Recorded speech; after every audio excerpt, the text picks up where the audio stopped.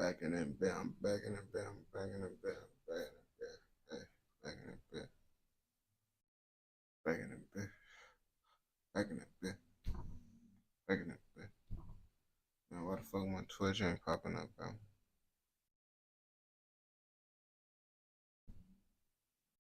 Alright, there we go. There we go. Testing, testing, testing. Alright, chat. My chat is not on. I don't know why the fuck it do this shit every time. Alright, every time I got a motherfucker turn this bitch back on, bro. What the fuck? That shit be goofy.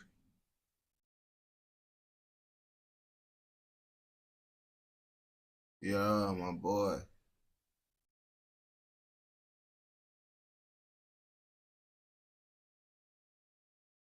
What's the word? Damn. What's the word?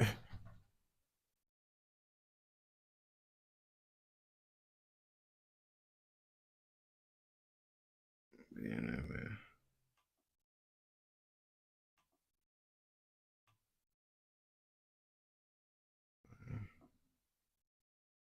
Oh yeah.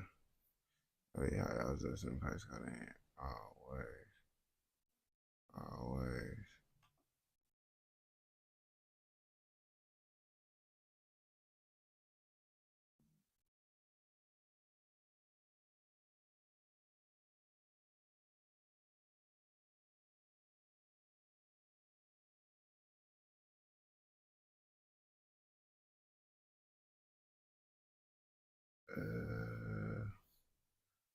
I'm right down there. See what's to him.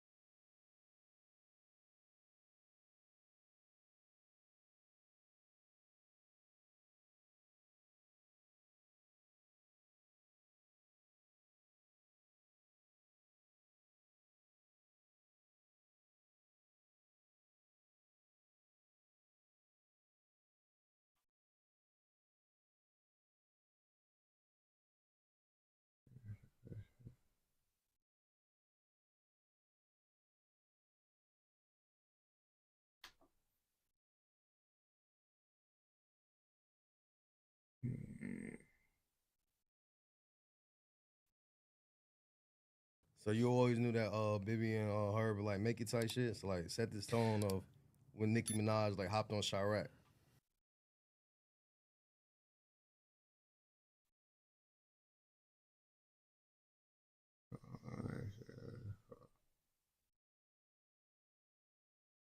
Oh, damn, that shit sound everything.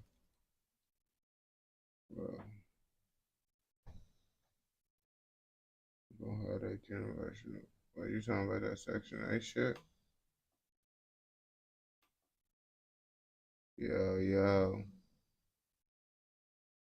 You talking about that Section 8 shit that he trying to get rid of? Some shit?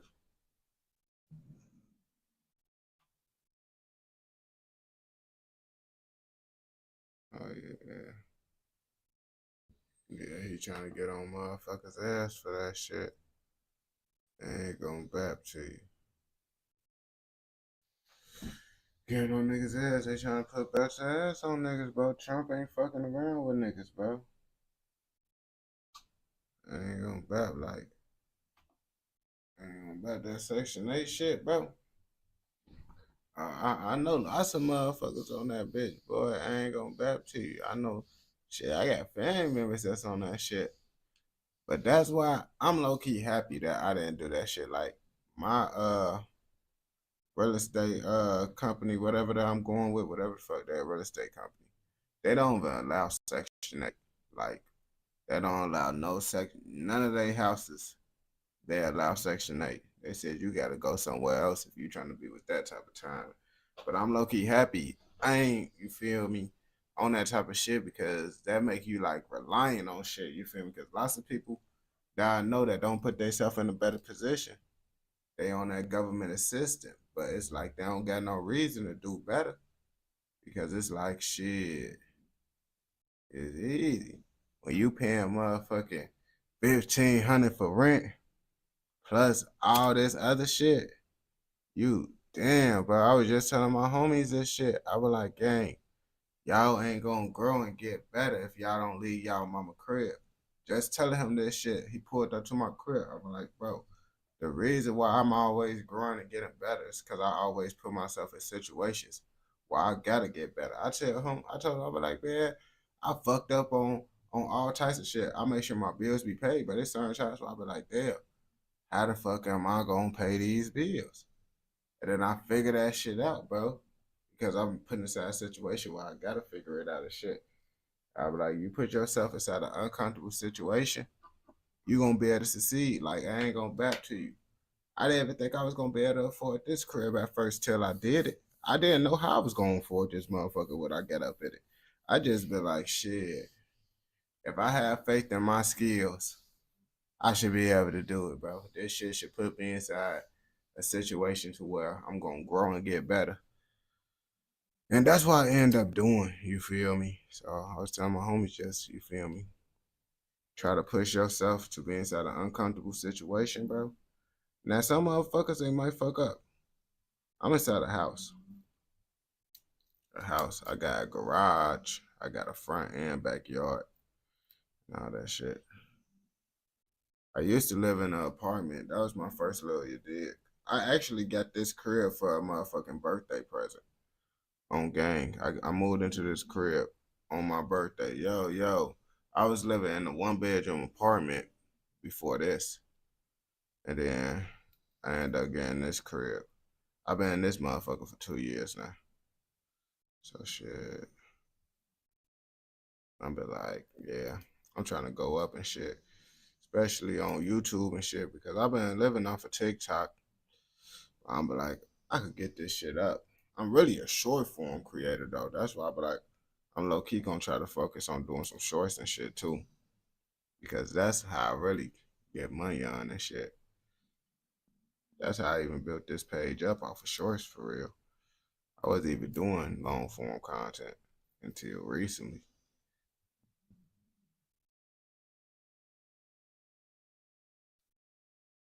No, that Section 8 shit, bro. That shit gonna make the world. Him getting rid of that shit, niggas gonna be tweaking more. But at the same time, shit, they shouldn't be relying on no motherfucking government, boy, in games. Because, you know, shit like this could happen.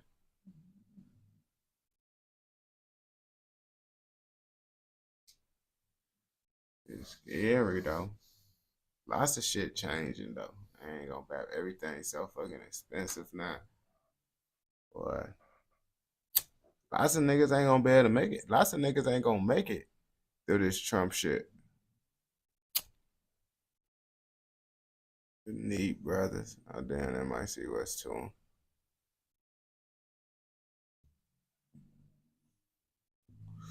Lots of niggas ain't gonna survive through this Trump shit, though. On game, bro. Now I'm finna bap to you. How them motherfuckers, bro. Shit. Honestly, bro, I don't want to listen to that shit. And they be copyrighting motherfuckers.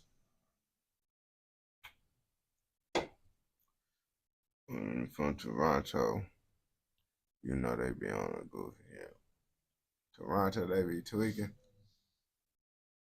You can't get no good man. On game, I ain't gonna bap to you everything. So, bro, I be spending money, bro. I ain't gonna bap to you, bro. The world is expensive, bro. Like I'm really realizing that. Like when since TikTok got banned and came back, I'm really realizing how expensive the world is now. Because at first I thought shit was a game. I'm not gonna bap to you, bro. I thought I should have been on YouTube. I should have been grinding, but I thought shit was a game, bro. I got too comfortable with that TikTok money, and then now I'm here on game. Now I'm just fucking here. React to. Then they're gonna see what's to it. And then they're gonna see what's to it. I'm finna react to a video about this Tay 600 snitching because this shit popped up on my shit. Well, it popped up on my For You. And I typed this shit up because what? Tay 600 be making me laugh. Folks ass be popping up on my For You page like 10 times a day.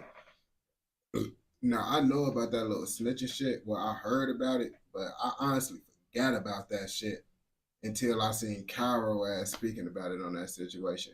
And the reason why I'm motherfucking finna react to this interview shit is because I'm damn near gonna how I make short form content is, I don't know if I see y'all. I don't really do it for the UK shit and all that shit because I do this shit for the content that I like how I built up on. But I watch interviews and all that shit, right?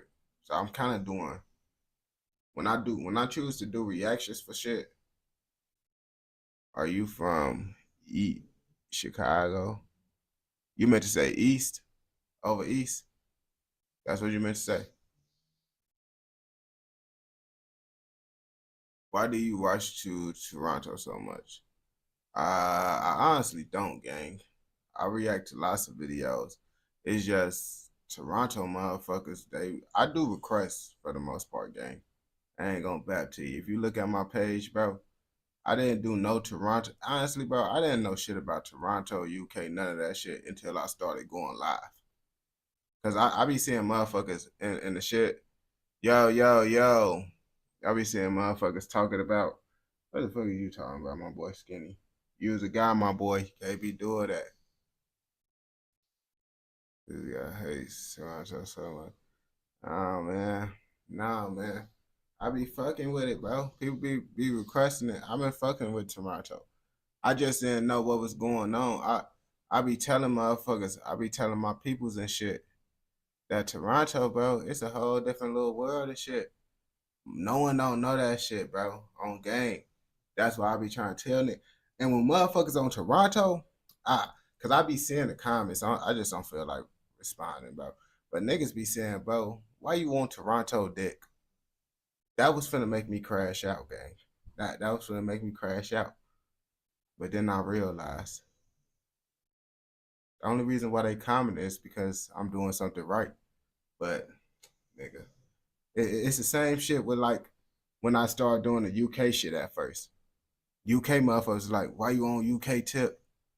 Nigga, I didn't know UK, Toronto had shit going on until people from the UK and Toronto told me. That's how I found out about UK and Toronto.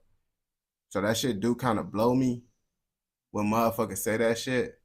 Like, nigga, I wasn't watching no Toronto. I just found out about Toronto and UK shit 2 months ago when I started the reactions. Before that, I didn't even watch it, bro. I ain't gonna cap to you. These videos didn't even pop up on my feed, bro. Like, I promise you, like, that's why I be trying to tell. That's why I get so mad when the nigga try to copyright strike me. Cause it's like, bro, us American motherfuckers don't watch that UK, Ireland shit. No, Americans don't watch that shit, bro. You feel me? Like, we'll watch it, but we ain't going out our way to watch that shit. That's why when I put this shit on my page, people will watch that shit because I'm an American motherfucker and it's like, damn. But no one ain't finna type up, oh, Toronto or UK gangs. That's why I get blue as hell when y'all be saying that shit because no one go out the way to type y'all niggas up. But I fucks with y'all. But we got to keep it real that no one knows shit about Toronto. No one knows shit about like, and then the rappers that we do know about, they all look goofy as hell to us. Like top 5 and all them, bro. All this shit. I just found out that y'all got some shit going on. But up until me watching these reactions, we thought y'all, well, they still think that shit because they don't know what's going on. You feel me? But us, outside of me finding out, boy, motherfuckers think Canada motherfuckers goofy as hell. UK motherfuckers goofy as, and it's merch, bro. So when motherfuckers be thinking I'm on a tip, boy, I be like, hey, gang, stop the bat, boy, because I just found out that y'all wasn't goofies like 2 months ago. Literally, I just found out y'all wasn't goofies 2 months ago. So for y'all to be acting like niggas on y'all tip, but niggas thought y'all was goofies my whole entire life. My whole entire life, I thought UK, Canada was goofy. Till y'all start showing me these videos. I ain't gonna say the shit start popping up because if it wasn't for y'all, I wouldn't have never known about this shit on game. Let's start there. So I just be wanting motherfuckers to remember that shit. But it's all love. I fucks with y'all niggas though. But don't say motherfuckers on y'all tip on game. Cause then that make me start talking shit. Yeah, y'all don't want me to start talking shit, bro.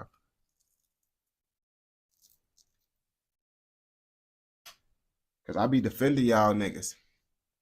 I be defending y'all niggas on gang. I be defending y'all Toronto Cali niggas to my homies and shit.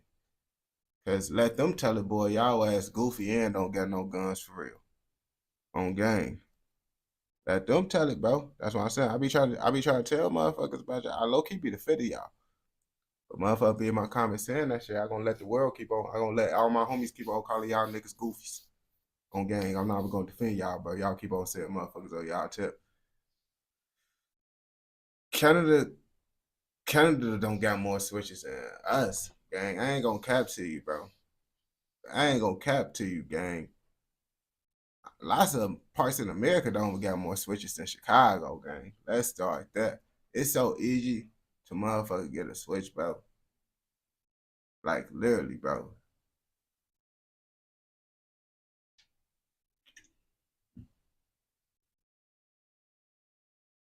Like I ain't gonna bap like motherfucking my first pipe. One of my first pipes I actually own, cause you know niggas be sharing guns and shit. And I was one of those niggas that shared the gun. But when I finally got my own pipe, you feel me? It was a little revolver. The reason why I got a revolver and shit, and you feel me? This before I was able to legally get a gun. So you know, you could only get what you could get at the time, you feel me? And you can't just go to any and everybody when you buy pipes off the streets. That's how you get your ass robbed. You gonna get your ass robbed going to any and everybody, you feel me? But my peoples, they trying to give a motherfucker a switch, but it was a ghost. It was a ghost with a switchy. Boy, y'all ass tweaking. Y'all, I'm not playing with my life. Cause motherfuckers used to talk about me because I used to have a little revolver and shit.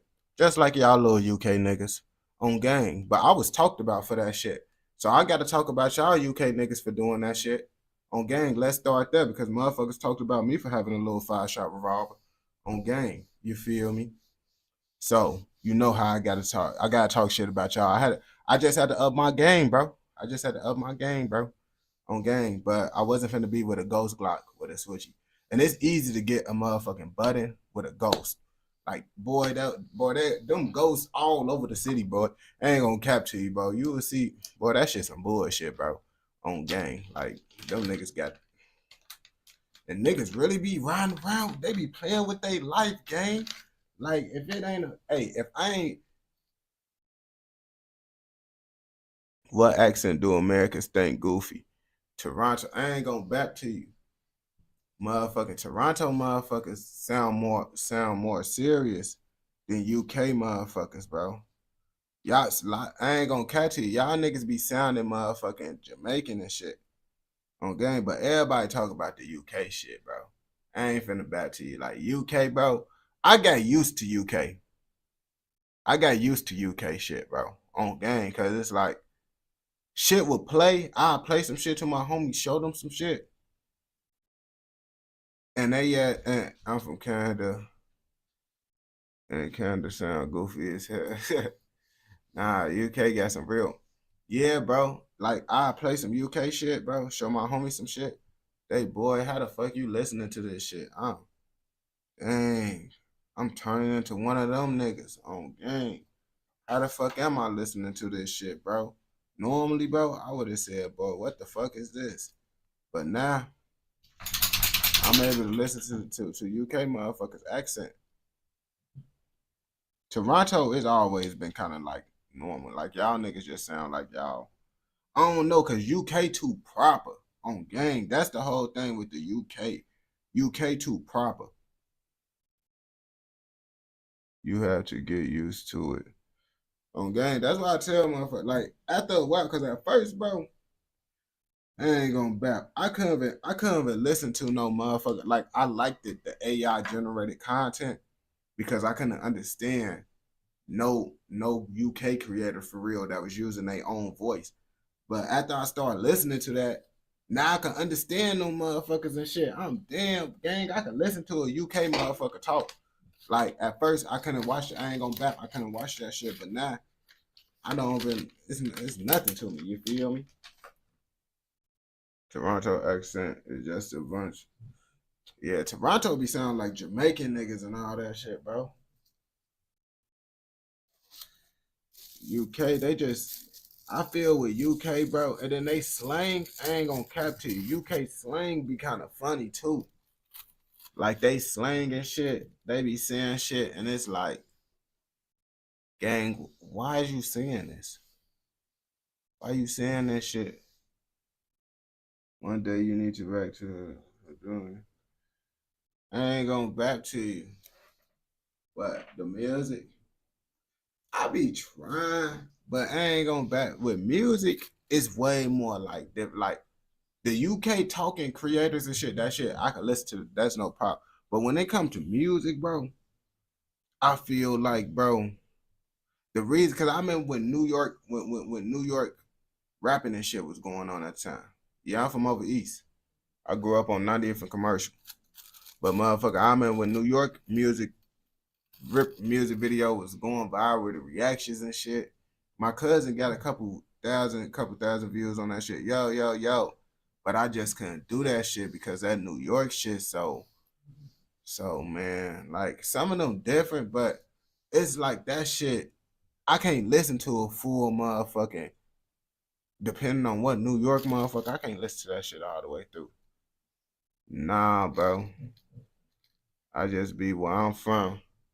On gang. Far over east by the lake, 90th and Commercial, 76 and South Shore. Motherfucking over there on Buffalo and shit. Like I always live far over east by the lake.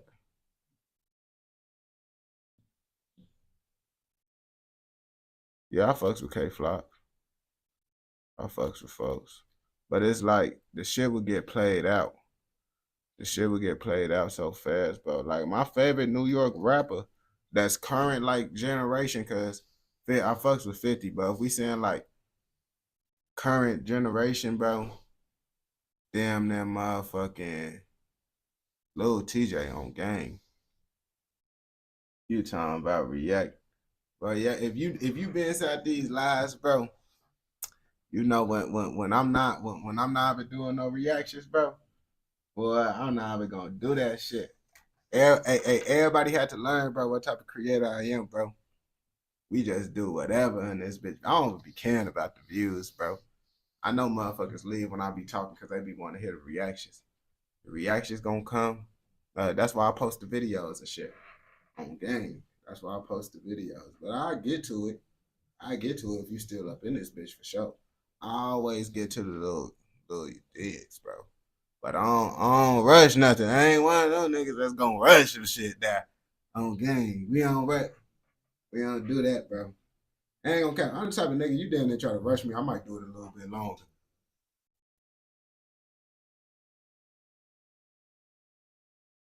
All right, the motherfucking real. But I got you. I'm damn near got you on shit because it's some reactions I had to do anyway. Because motherfuckers told me to do some shit. I didn't do it. That's why I got everything I need to get done. Because normally when I'm on a rush, I just kind of come in and start reactions off the rip. But I don't really got shit to do right now. So I got free time. Free time to talk, nigga, on game. Yeah. Look at you talking, and what? I went to the gas station and bought me motherfucking what? 2 energy drinks. So you already know what the fuck that mean. Two in it, you already know what the fuck that mean, bro. On game. Florida, bro, Florida is way better in every way. Rappers better, gun laws better, bitches better, vacation time is better. Like it ain't no comparison, bro. And I've been to both. I've been to both New York and Florida. I've been to New York one time. I went to Florida like five. I can't stop going to Florida on game. Florida is amazing. That's one of my favorite places. If they made the Zaza legal, I'd really be out there. Uh, would you ever go to? I ain't gonna bap to you. The only reason why I wouldn't want to go to UK or Canada is because I can't bring my gun. And it's like I always had this fear of like I don't want a motherfucking down vacation. Like that's the whole thing. I just don't be wanting a down vacation. And it's like I know I'm not the type of nigga that's gonna let someone play with me, bro. So since I know I'm that type of nigga, bro, I gotta have my gun, bro. So I just try to avoid places where I can't have my gun, bro. That's why I don't go to New York, bro. Cause it's like, bro, I'm not finna get stabbed. I'm not trying to get stabbed out there, bro. Like I'm gonna blow someone. If I can't blow you down, I'm not trying to be around. I'm not gonna back to you. I'm gang. It's not. It's don't. I ain't gonna cap. It don't even be dangerous for real. When I be going on vacation, bro, I went to Texas, bro. On game, went to Texas, bro. It was cool. I know Texas get wild and shit in certain areas, but it's like you see, I like to drive around the cities and shit. I like to drive around the city and shit, bro. And I just end up places. Try stream. I did that shit so many times, bro. I remember I used to do live streams off of LSD for hours. No one was in this bitch but a bot, bro. I promise you, bro. Like I came a long way with 17 people up in this bitch, bro. That shit crazy. I remember I was just talking like this with motherfucking one bot. Uh, they would leave you alone. Yeah, man, they leave you alone everywhere. I be just trying to ride around through the hoods and shit. I just be going anywhere, bro. That be the whole thing. I know niggas be tweaking, bro. And it's like, bro, at least if I die, bro, I want to be able to at least pop someone, bro. Cause I know a gun ain't gonna be able to save you for everything, but I at least want to be able to get some shots out, bro, if I go. So it's like that's my whole thing. I always told myself, bro. After that situation where I told y'all the story time, or when I got robbed, when I went with my cousin, when he was doing serves and shit, they put the pipe up to my head. I'll be like, oh yeah, bro, I'm not being without a gun no more, bro. I'm not finna be in no situation like that no more. Ain't no nigga finna put no gun up to my head and don't get blew down. No, not one of those. I said I would never be in no situation like that again where a motherfucker got the power to take my life and I can't take their life. On game. Not one of those, bro.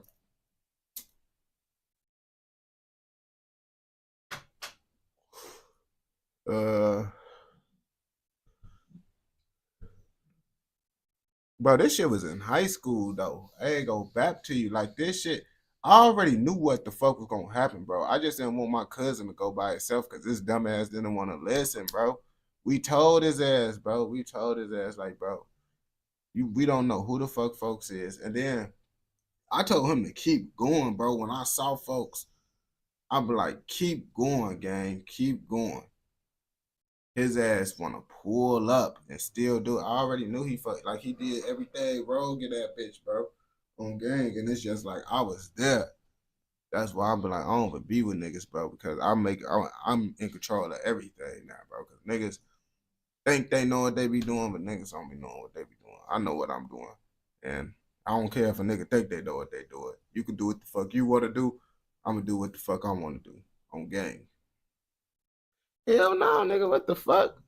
Boy, what the fuck? That was my cousin that motherfucker got poked on gang, and he ain't finna do shit either, bro. What the fuck? It was just a motherfucking ounce. It was an ounce, bro, on gang. But we never seen the nigga again. The nigga, I don't even know if folks was even around from there. Like, I literally never seen him again. And like, yeah, yeah.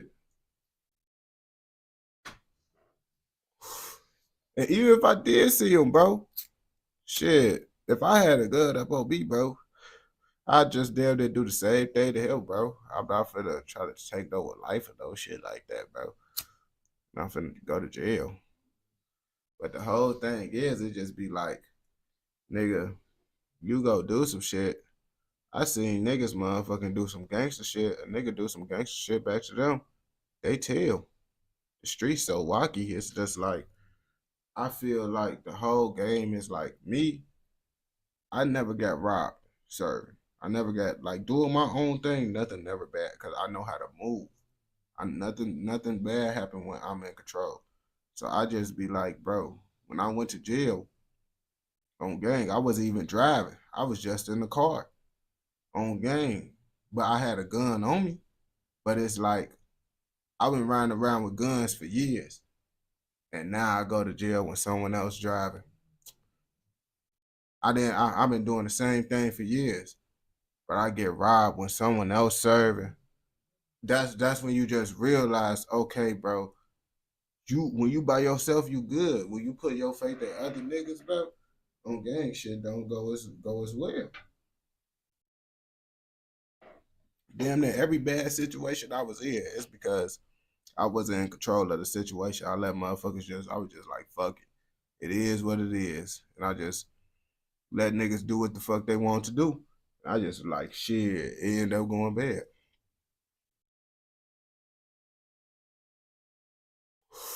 I feel that's like prison if anything. I was like in Cook County Jail and I was in there for 2 days before I bonded out. I got a $10,000 D-bond. But I got locked up during COVID, so we was in motherfucking quarantine. We had a quarantine before we went to the main shit, and I bonded out 2 days later. So I left before we was done quarantine. So I was inside the same division as everyone that was motherfucking locked up, that got locked up and shit, because they go pick up everybody from the different jails and shit, from the police stations, pick everybody up, and everybody who got picked up on the motherfucking jail bus. They put all us inside the division and shit. And then we just had a quarantine. Like I didn't have no cellmate or none of that shit. We all had our individual cells and shit. They had us separated. But we was together and shit for like processing and all that shit. I would like literally everybody who got locked up for that weekend, we was all together. Yo, yo. Good morning, my boy. I ain't gonna cap. Going to jail with people, bro. Shit, that shit do be kind of funny. I ain't gonna back to you. Like that shit, it wasn't even fun, but it was funny just being in there with niggas, bro. Because them niggas was doing dumb shit. It's like, bro, that shit funny as hell. And it's like, you can't do shit else in that bitch, so you might as well laugh at some shit. And them niggas just be like, bro, it was just funny as hell up in that bitch. But then shit got serious when they put us inside the division. That's why I'm like, oh shit, damn. This shit don't feel the same like how it was when we was going through processing. Everybody was laughing, joking around and shit. Now niggas mad and shit. I'm surprised that's Jamaicans. But Chicago got lots of immigrants on gang. It's Haitians out here, all types of shit, bro. There's lots of immigrants in Chicago. My landlord over on Buffalo, full on Haitian. Full on Haitian, folks. He had the whole accent and all. Okay.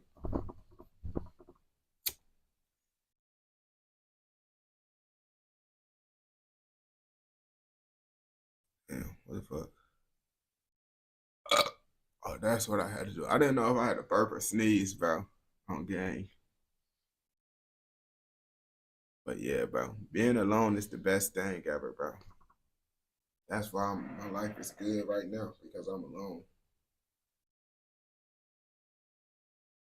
But sometimes, yo. But sometimes I do be the problem.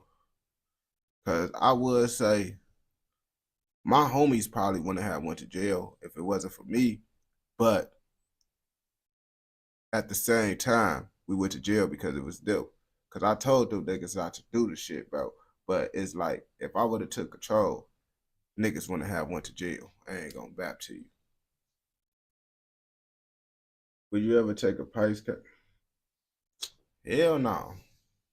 Hell no. But I got some real niggas that like did the shit like for me on game.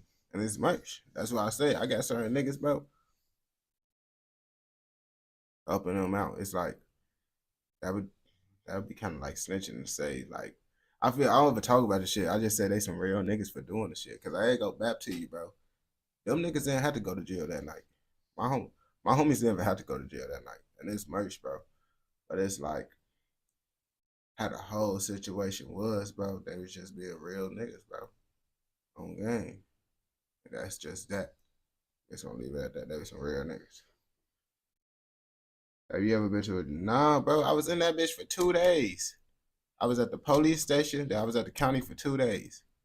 They literally on my paperwork it say 2 days credited when I beat my case. They said the time I ain't gonna cap low key. I got motherfucking blue as hell. When I looked at the thing, the judge thing, it said sentence 2 days. I'm boy, what the fuck? Nigga, I gotta do 2 days up in this bitch for y'all day. Nah, bro, that's just the time that you did already. They counted those days. It's just time served. I'm like, I bet. Like, why the fuck you even have to add that shit? Y'all got a nigga thinking they finna sit a nigga in that bitch like for 2 days. I'm like, boy, that shit's stupid. Do you know any Chirac rappers? Do I know any shot? I mean, I know rappers, but I don't know like no big rappers on game. Like I said, it was someone that he from Lil School hood and shit. That's a hood that y'all never know. Y'all wouldn't know the rapper, but I used to live over there. I lived on Buffalo, and School and them hood is up on Burley and shit. So I used to be outside with motherfuckers and shit, and they actually go cool with the motherfucking rap and shit. And then Lil Josh, Lil Josh, that's another rapper and shit. Like Lil Josh used to send me unreleased music, all types of shit. I still got some unreleased Lil Josh songs that niggas never heard before on game.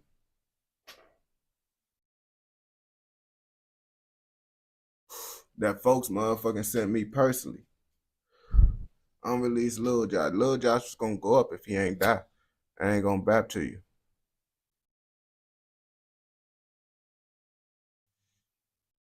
Y'all know about Lil Josh, don't y'all?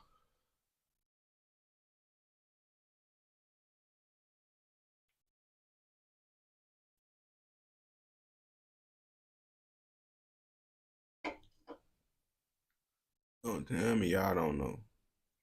Damn, y'all don't know about Lil Josh, bro. Oh, you know about Lil Josh, you see? On game. Lil Josh was cool. Yeah, folks says he was cool people.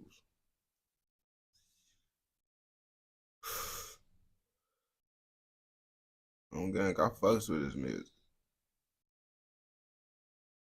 And I didn't and I didn't even get cool with Lil Josh till he got out of jail. Like I was fucking with his music before like you feel me, he even knew me type shit. But when he got out of jail, folks seen like, cause I never seen him motherfucker before he went to jail, but he was from over there. But I'm cool with motherfuckers that he know. Like I'm real close with motherfuckers over there. So he seen that I was cool with motherfuckers that he know. And he seen that I was doing my thing on social media and shit. Folks ass motherfucker just locked in, show love just cause you feel me, we know mutual motherfuckers and shit because he from over east as well, you feel me? Yeah, folks used to be showing me music and all.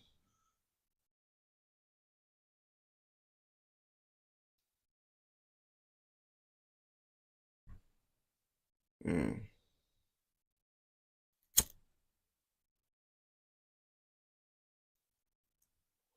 Bro, not that Lil Josh. I don't think that was he was talking about that Lil Josh.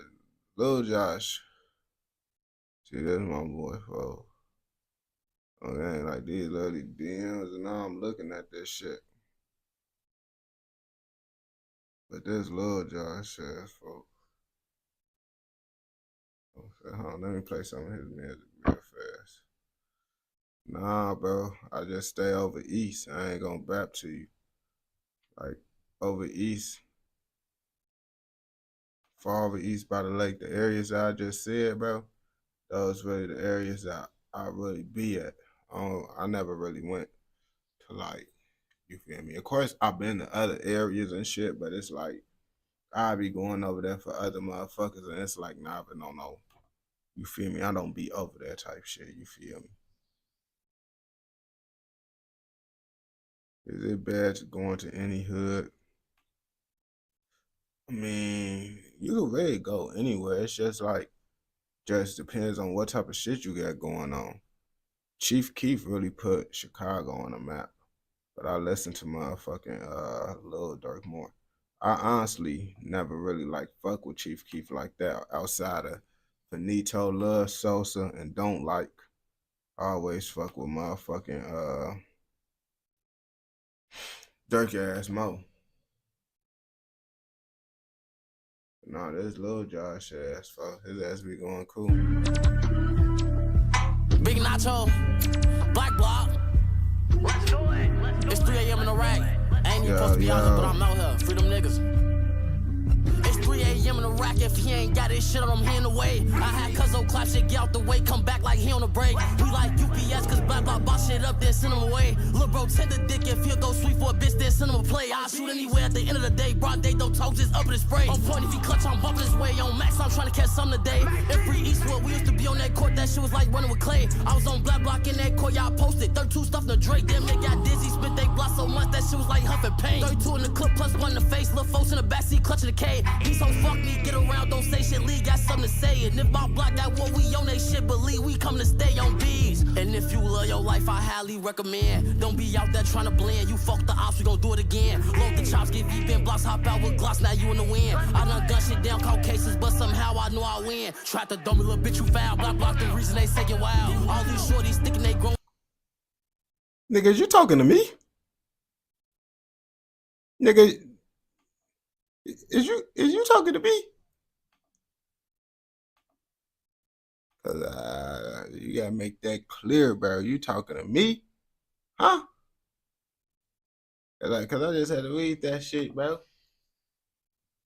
That was meant for me.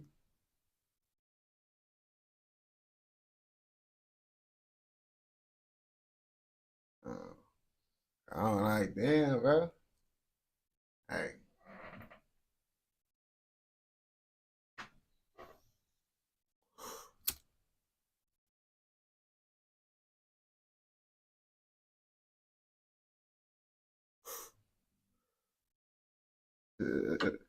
He said, I ain't know, cause motherfuckers be in this bitch.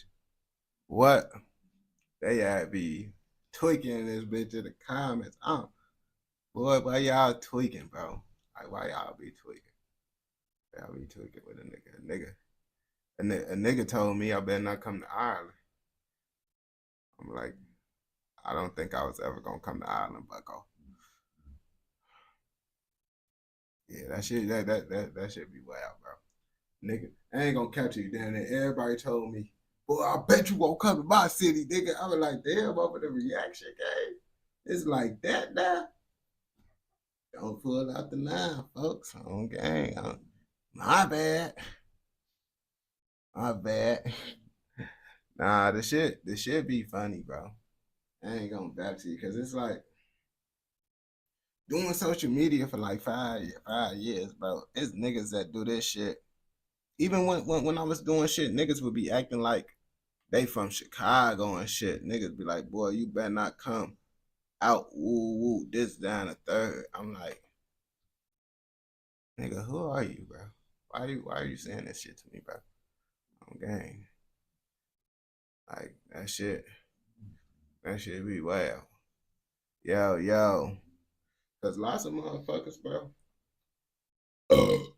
really be cool with the shit, bro. On game. Like UK Drill Plug sent me some shit of the gang members and shit. They was reacting to my motherfucking video. They thought that shit was funny. I'm like, damn, the gang members watching this shit, bro. I didn't know the gang members was watching my shit in the UK, bro. I ain't gonna cap. I'm like, bro, some of the gangs ain't gonna like me. Cause I be saying, depending on what happened in the video, if the ops put a belt to ass, we gotta say the ops put a belt to ass. So I ain't gonna cap to you. If the ops put a belt to ass, bro, you might not like me in your videos. I ain't gonna back to you. But it still don't mean y'all don't be putting in work. But sometimes everybody, man, you know how I be, bro.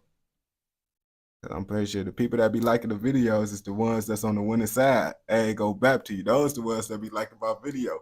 The other motherfuckers be like, man, we catch this nigga, bro. We go, Did you get any DMs for angry rappers?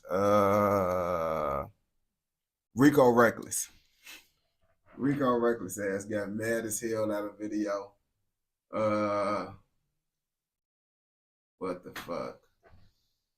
Outside of Rico Reckless, no. Some motherfuckers told me,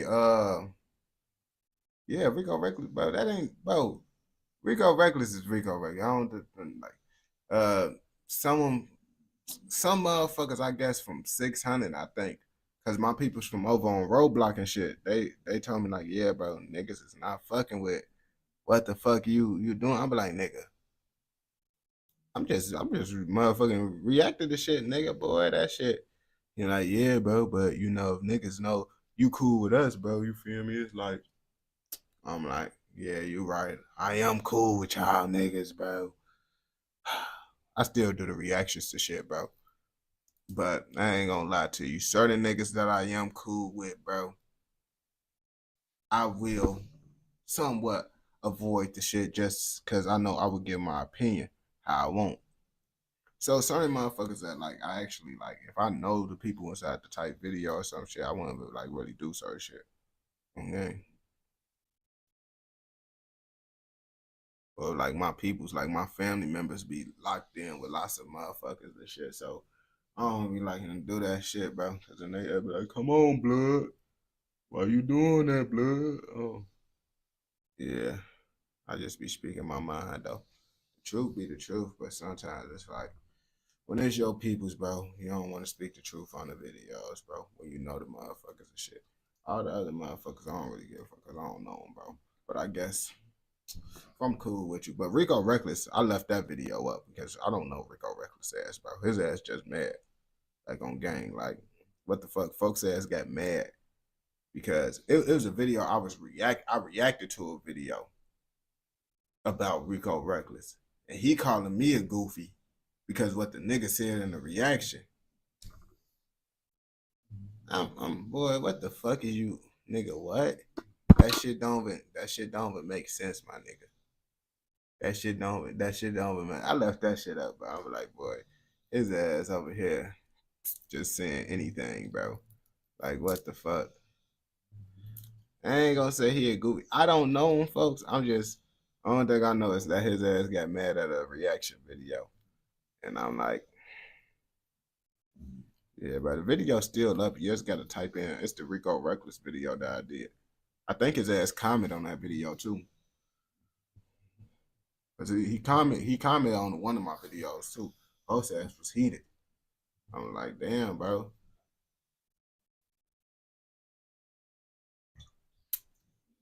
I don't get into that Chicago politics shit for real. But who get into what, bro?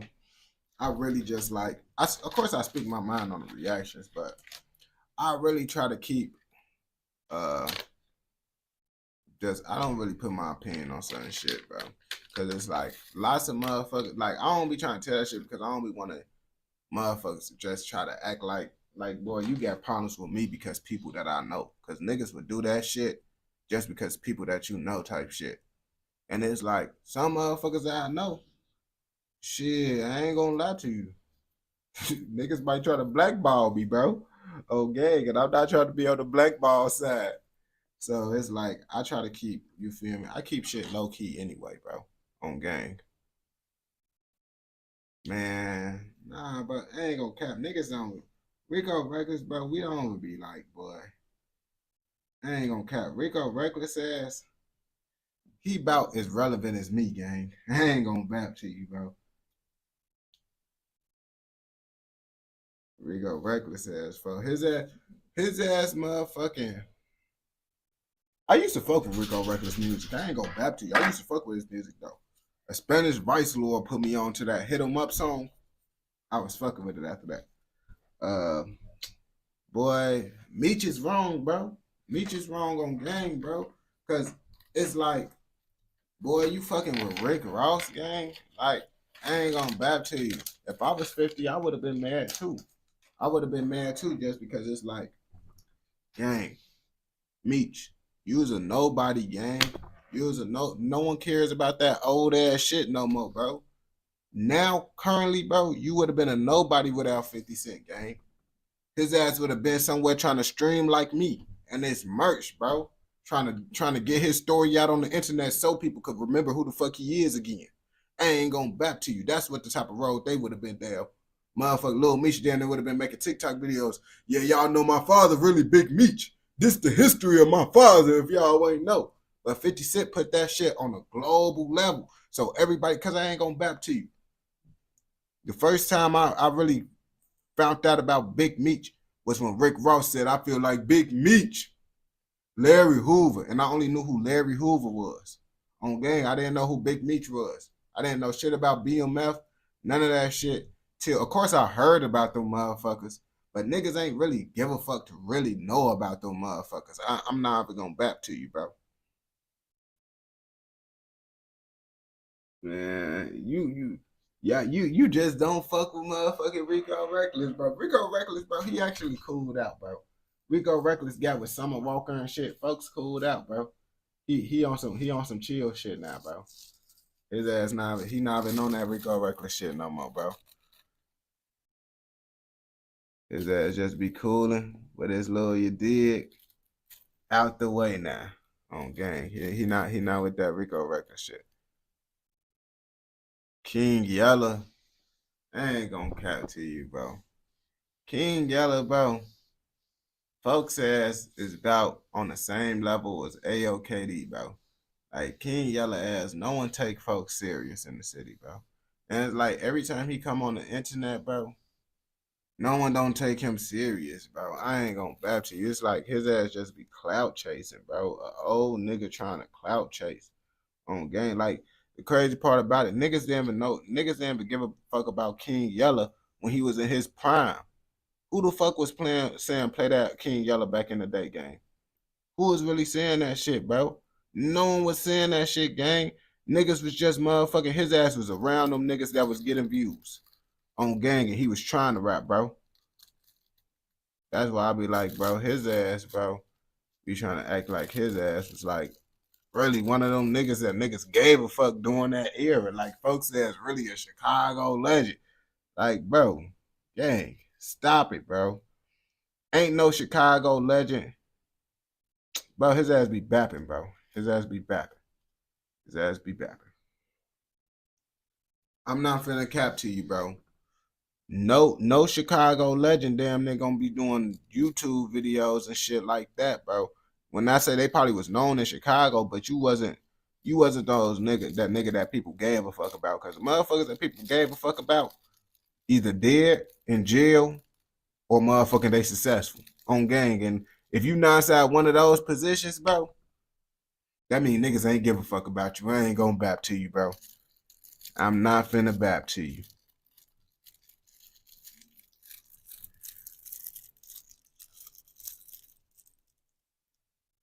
Man, I don't even know where the fuck King Yella from for real, bro. Like, bro, King Yella ass, bro.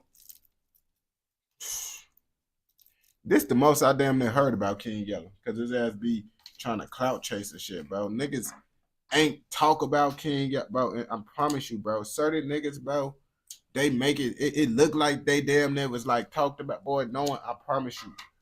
Ain't no one in Chicago gonna say they ever talked about King Yella, listen to his music, none of that shit. Of course, he got views back then because Chicago is just like King Yella is like one of those niggas from New York and shit. When New York was motherfucking busting, lots of niggas who was rapping just was getting views just because that state and city was busting at the time. So you just gonna get views just because it's busting. That's King Yella was one of them motherfuckers. I ain't gonna bap to you. His ass was getting views because he was one of those niggas that was just trying to make music while Chicago was at its prime. So, of course, you're going to get views, bro. Everybody trying to find a new Chicago rapper and shit, bro. All that shit, bro. And the thing is, King Yella, he had a little bit more chance because back then, King Yella just so ass because his ass can't evolve. Like he wasn't he niggas ain't listen to him, but he damn near still the same nigga, bro. It's just his ass can't evolve, bro. And it's like, you cook now.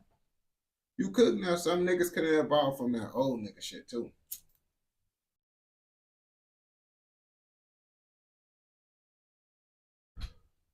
Hell no.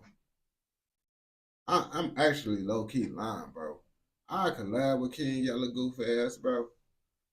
Gang, bro, to put his ass in the skit or some shit, bro. His ass be so funny. It be funny when his ass be thinking they get scared of him, bro.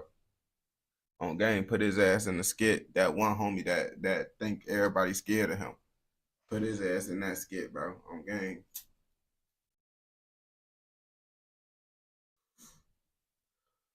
Bro, his ass could play that. I just tell him, play yourself. Play yourself. That shit gonna be a hit. I don't know why we can.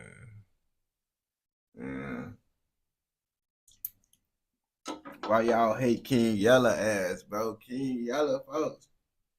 King Yella, I know why y'all don't like King Yella, bro, because I ain't gonna back to you, bro. I got high as hell one night off the mushrooms, bro. I laughed at King Yella music for like 3 hours straight, bro. Swear to God, bro. Just laughing at his big goof ass, bro. Just straight up, bro. This shit had me rolling, bro. And then you read the comments of King Yella shit. Bro, they be cooking his ass, bro. That shit was the funniest shit ever. Just and then read the comments while listening to the shit, bro. That shit, bro, just looking at that nigga, bro, just make a nigga laugh, bro. I ain't gonna back to you. Like, that shit had me rolling, bro. I'm not gonna back to you, bro. King Yella one funny ass nigga to listen to because he think that he's serious as hell. It be funny when niggas be serious as hell. And it's like, nigga, come on, bro. It be funny because his ass be serious, bro. On game, his ass be...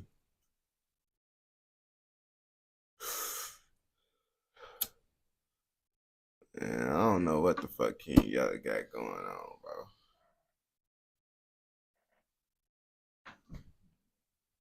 Tay 600 been popping up all over my For You page and shit. And then a Cairo video popped up. The Cairo video was Cairo saying Tay 600 is a snitch.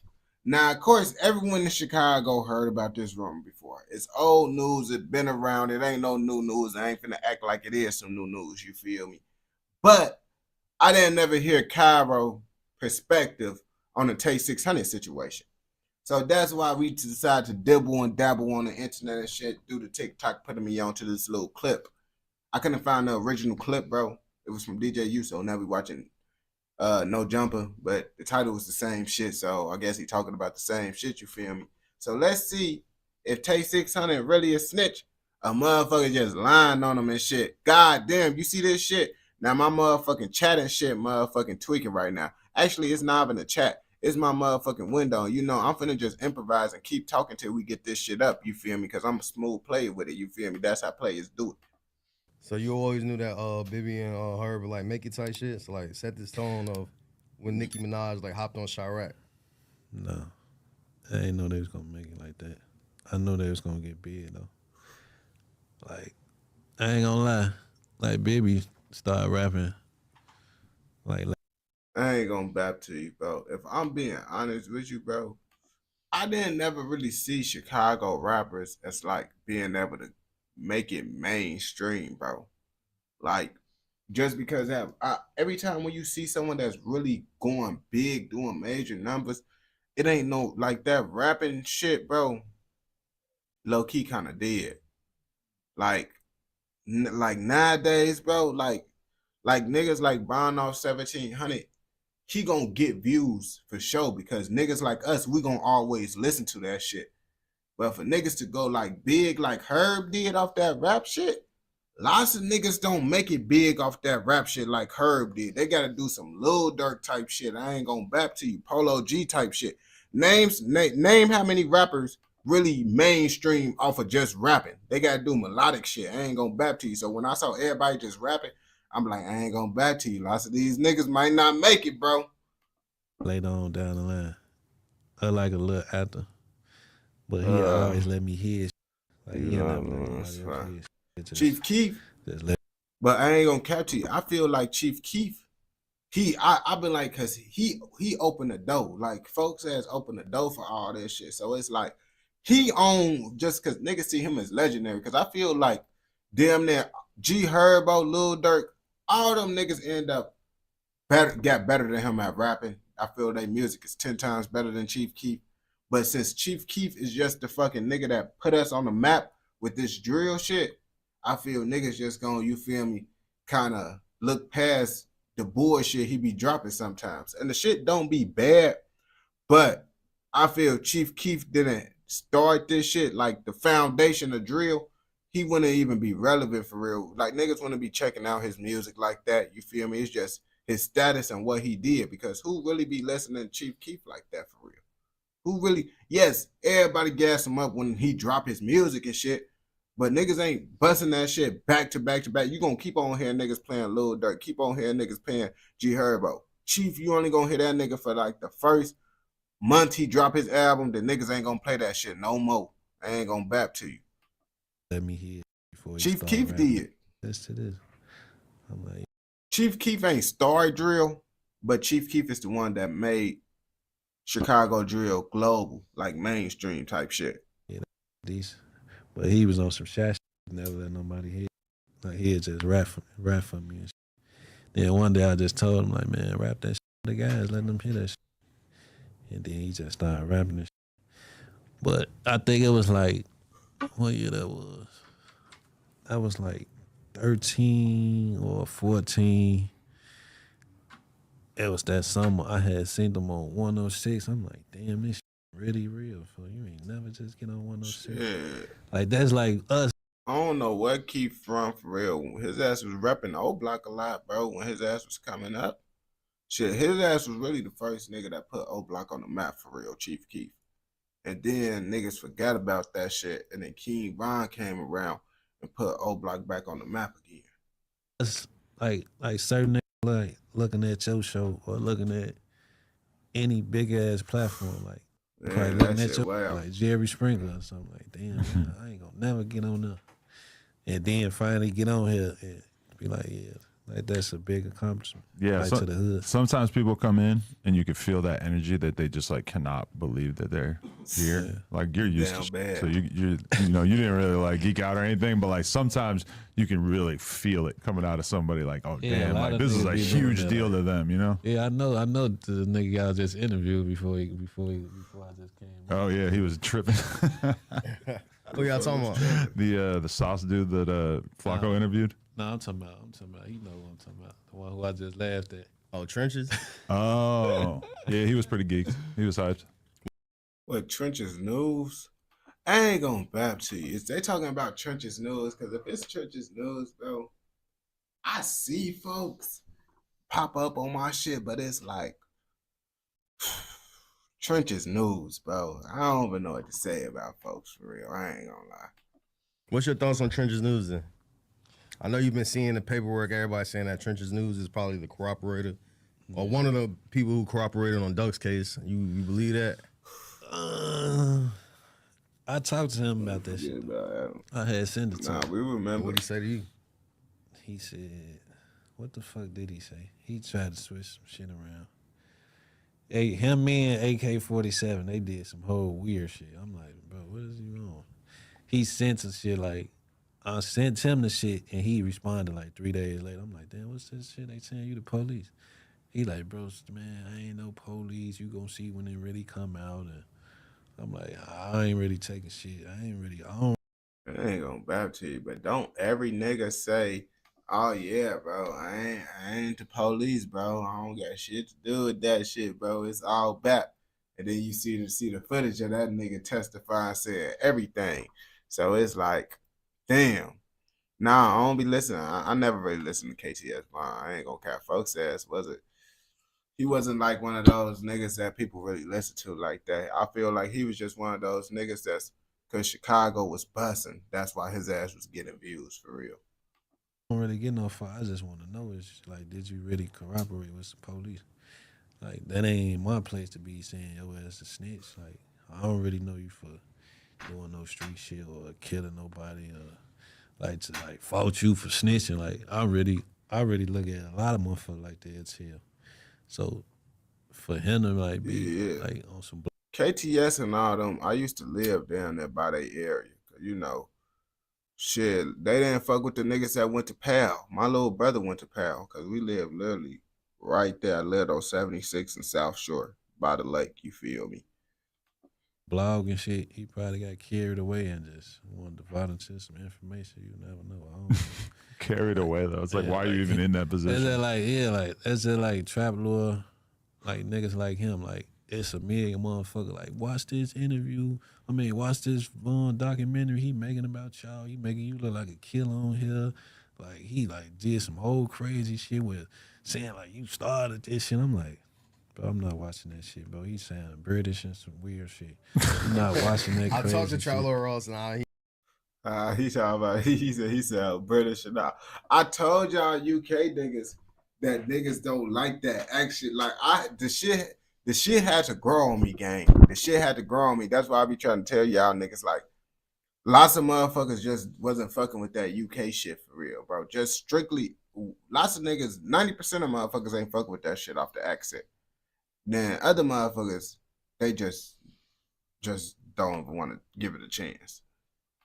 he definitely had questions for you too. So you never seen the documentary? Yeah. I probably watched like 5 minutes of that shit. Then I was getting a tattoo. My tattoo man, like, you ain't seen this shit? I'm like, bro, he really tripping on it. I'm like, bro, I'm not watching that shit, bro. That shit too long. It ain't even irritating. That shit sound crazy that he was talking. Hey, go back to you, bro. Trap Lou Raw, he went viral with that shit. Like, folks says, when that shit dropped, bro, they was acting like this shit was a real documentary. I swear to God, gang. I thought that shit was a real documentary, how motherfuckers was talking about it. I looked that shit up, boy. I see it's some British motherfucker that made that shit, bro. I'm like, gang, why is y'all gassing this shit up like this shit real? This another YouTube video. Like, what the? This is y'all acting like this is not the only YouTube video and shit, bro. This shit came, bro. Everybody was talking about that shit. I swear to God, I thought that shit was a real documentary before I actually did my research on it myself, bro. Because everybody on the book, you seen that King Von documentary? Yeah, they trying to say he is serial. Damn, what documentary? It's a fucking YouTube video. Like, man, these niggas had me blue as hell. You don't like the accent? Hell no, bro. I'm like, fuck, where is he from? Like, why is you even saying our name? Like, He then started it's that like, shit. like he one of them people that'd be like, for why is you saying shit that's making us look like killers? Like, even if niggas is killers, why? Who the fuck is you to like make a whole story about somebody? Like, why the fuck would you speak on this? Then, like, I done DM like pages like it'd be random ass pages like hits, Chicago hits, or some weird shit like Chicago that. Scene 88. Like, He do that shit on the back. Chicago Scene 88. Okay. I be reacting to that shit. And the thing is, bro, them niggas that do that shit, bro, that shit do be kind of wild, bro. Like, when I do rapper videos, bro, I literally just watch their videos, bro. And then like, that's literally my key to like doing shorts. So I watch, but I kind of turn this shit into reactions. That's why I try to react to shit, turn 2 to 1. But I react to the shit, take notes on it, and then summarize that shit because these YouTubers make long ass videos about some shit you can literally turn into a 3-minute video, 2-minute video. And that's what I literally be doing and shit. But I tell niggas I don't really go on my way to do shit. And if I can make a video, bro, on game, that shit on the news. Shit, once that shit hit the news, gang, boy, I don't get no fucks, gang. This shit, motherfucking pay bills around here, bro. shit like that, I'd be like, fuck, why is y'all on here just making shit up? Who the fuck, like, if this shit was so accurate, why the fuck we ain't locked up for this shit? Like, why? Oh yeah, now shit like that, bro. That shit do be crazy. Like, I'm not even going out here making videos about no shit like that, bro. Like, nigga, if I'm doing a video, these niggas said this shit in the interview. Then once I find out what these niggas said in the interview, I go react to a video about the shit. see what the fuck they saying. If everything lined up to the interview and the motherfucking nigga on YouTube, I make a video on it. Or if it's like a news article, then that just make it easy. It's confirmed right there. I just say, well, this is what the news article said. You got a problem with it, bro? Talk to the motherfucking news article, nigga. I'm the newsman in this bitch pussy. Why is you just trying to make money off our name?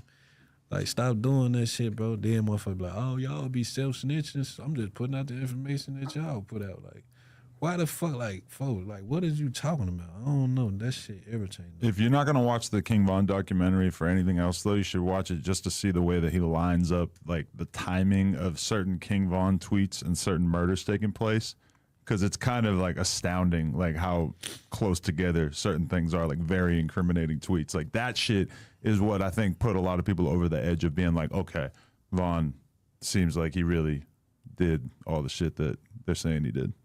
Yeah. I mean, like, I ain't gonna bap to you, bro. I could say this shit, bro. I don't give two fucks what the fuck Cairo talking about in this bitch. I ain't gonna bap to you.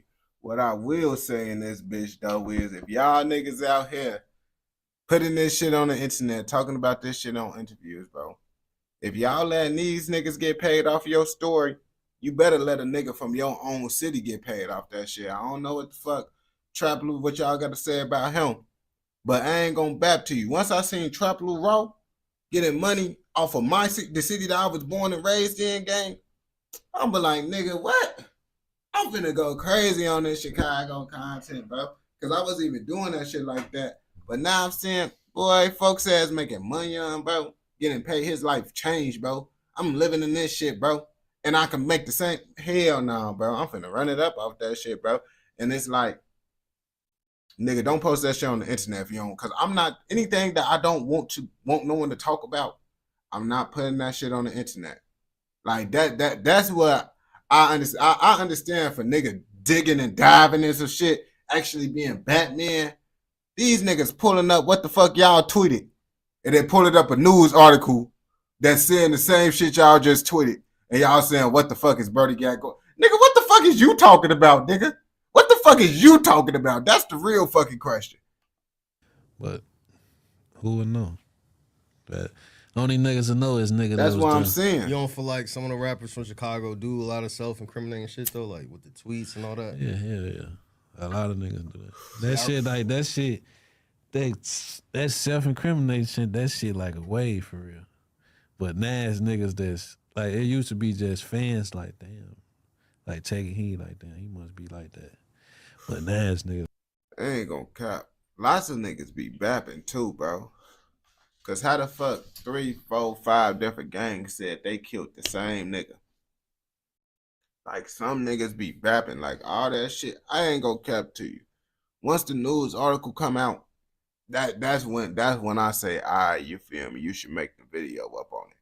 I don't go off for no tweets and shit when I make my shit. Like every video I did, bro, Gucci Mane, Tay Savage, King Von, all these shits is news articles, bro. I just turned the boring ass news article into motherfucking content, bro. Now that's what I do. Some motherfuckers, bro, they digging and diving. I never went through no old tweets trying to figure. I'm not doing all. I'm not doing. That's why I just let these niggas do that shit, and I turn that shit into short form because I'm not doing that shit. I ain't gonna back to you. Like making documentaries about that shit, like that shit going way out. I got the Yeah, it was one thing when it was But Ack making G 5-minute Herbo, Lil videos. Durk, It's different Polo when it's a G. 3-hour documentary. Yeah, it's like let the police do their job, bro. King Von. Like, if this shit's so accurate, why the fuck they ain't came lock this man up for this shit? Like, Well, they would have like yeah, if he was like, still yeah, alive, like, probably, right? Why the fuck you like? You want to press? It's like you trying to help them. Like, yeah, look, these buddies I'm talking about. This shit lining up. I want you to, like, you want now y'all doing the police job. Now it's like, and the police probably just sitting in their office just watching documentary. Like, But one thing about But I ain't gonna bap to you, bro. You gotta like what niggas also gotta realize too. And I don't even really watch Trap Lil Raw, but I will react to his shit because it's good reaction content. But from what I see, Trap Lil Raw only talk about people that died or in jail. For the most part, and when you talk about the people that's in jail, they in jail for the shit that he's talking about, bro, already. He don't really like bring no shit like, oh shit, that's astounding where the police like, nigga, you think the police that slow, gang? Where the police ain't know them fucking tweets and shit, gang, from years ago. Come on now, you gotta be real with yourself now, bro. Like he made a Bloodhound Lil Jeff video, folks. He made that video once he died. King Von, he made that once he died.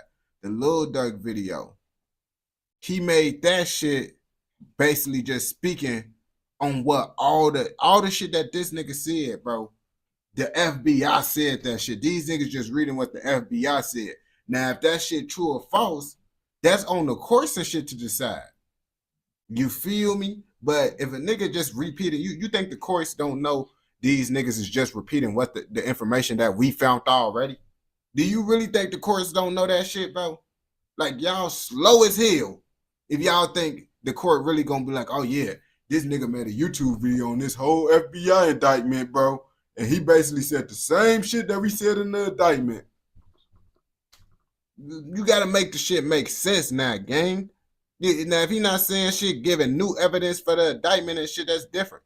But if the nigga would have said some astounding shit, niggas would have been using the Trap Lil Raw clips and shit. The nigga ain't say no astounding shit for real. That's why niggas ain't saying anything about Trap Lil Raw videos for real. Because all the shit he's saying, that's FBI shit. 1090 Jake literally make a whole video. His videos are just him reading the court documents and shit.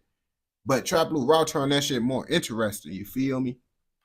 About Trap Lil Ross is that before Von died, basically somebody, and he didn't really get specific about who it was, but they were messaging him and threatening him and making it clear that they were going to take his whole YouTube channel down if he didn't delete certain parts of his Von video that was out before he passed.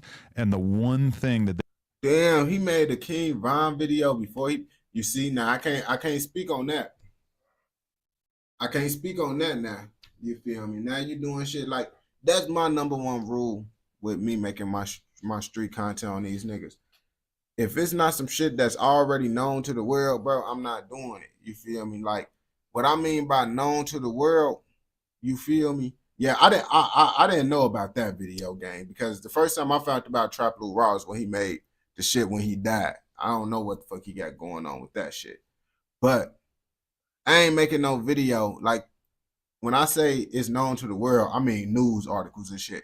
Now, if y'all ain't see the news article, that's on y'all fucking ass. But that's when I know I'm gonna make a video. But any information that's not known to the public, I tell niggas, you ain't gonna find no new information on my page. You just gonna see me put that shit together in a cold ass way. But it ain't gonna be no new information. You just don't know about it. they were like demanding that he delete from the video was the shit about KI. Like they didn't care about every other thing that. Oh damn! I ain't never find out to that shit. But that was the one thing they were trying to avoid, and that is the one thing that the Chicago PD basically says that they would have already indicted him for if he was still around. They said they would have indicted him for that, or that they would have charged him with her murder. Yeah. Yeah, I doubt it. You don't buy that? No, that's the thing though. Like they was gonna try to indict him for that murder. They was gonna try to indict him. If he was alive right now, Von probably would be in jail. He would have beat it though. Like, where the fuck? They probably don't got enough evidence for that shit for real. I ain't gonna bap to you because, like, if they was gonna get that nigga, bro, they would have been got that nigga, bro. On game, like, I feel like if they would have got him, they would have been got him. But I do understand where niggas coming from too, because it's like, King Von ain't never get indicted for that shit, and y'all saying he killed KI and all that shit, bro. Like, when he dead, that's cool, bro. On gang. If you tripping about someone speaking on the dead motherfucker, you just a goofy, bro. What you think they gonna indict him from what out his grave? But you doing some shit like that, knowing that the nigga still alive, knowing he never been indicted for the shit, that shit is wacky as hell in my opinion, bro. In my opinion, even though y'all could say the niggas post the shit on the internet, all that shit, bro. But it's like, now it do kind of look like you doing a police job instead of being a news reporter type shit. You feel me? it's like on some shit like that. Like a news reporter is reporting on shit that's nigga that someone else said. Now you digging the dive and finding new shit. It's like, hey nigga, bro, hey, you the police now? You the police now? On gang, that's how it's kind of will look, bro. If you not talking about shit, cause every nigga that says to share my video, I treat their ass. I be like, nigga, look up the court documents, goofy. What the fuck? You can read that shit yourself, but obviously you prefer me to make it into content instead of reading the shit. That's why you don't know about the shit. I don't know. Not saying that he wouldn't have, but I'm saying the police was. I don't really know, man. They probably would have put that shit on a RICO or something to make it look good. But if they would have charged him with that shit singly, that shit wouldn't have stuck. But I don't know. That's just like with K.I. They said they be saucing her up, making her look like she an assassin and shit. Oh yeah, I be saying that shit about K.I. Mike Muller. My cousin watch him. That's the first time I found out about him. But nah, bro, I don't really know him like that. I found out he was from Chicago because my cousin, he be like, yeah, bro, I be watching this nigga. He be doing reactions and shit. He be like, he from Chicago. And then this shit was literally like 4 months ago, 5 months ago. I ain't never heard about it. Everybody who even talk about her, like, man, who the fuck she killed? Like, what the fuck she do? Like, You don't buy it about her? Maybe you haven't watched enough documentaries. Like, you gotta. Talking about, I ain't gonna cap to you. I watch them documentaries and I still just be like, nigga, y'all just saying shit. Like, you can't just believe everything you hear on the internet, bro. That's another reason why you just shouldn't be motherfucking making videos off of he shay, she shay shit. You feel me?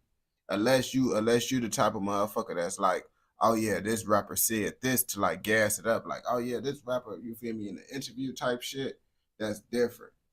But it's like, nigga, you gotta say, oh yeah, well, this rapper said this shit. You can't really act like it's factual. And that be the whole thing with these motherfuckers. They be acting like this shit is facts, set in stone. It's like, nigga, you don't know if this shit's set in stone, nigga. You going off some tweets. Nigga, I could go and make a tweet right now. Did I do the shit? Probably not. But y'all probably, but I tweeted the shit like I did. Like, y'all gotta actually know that niggas be bapping a lot.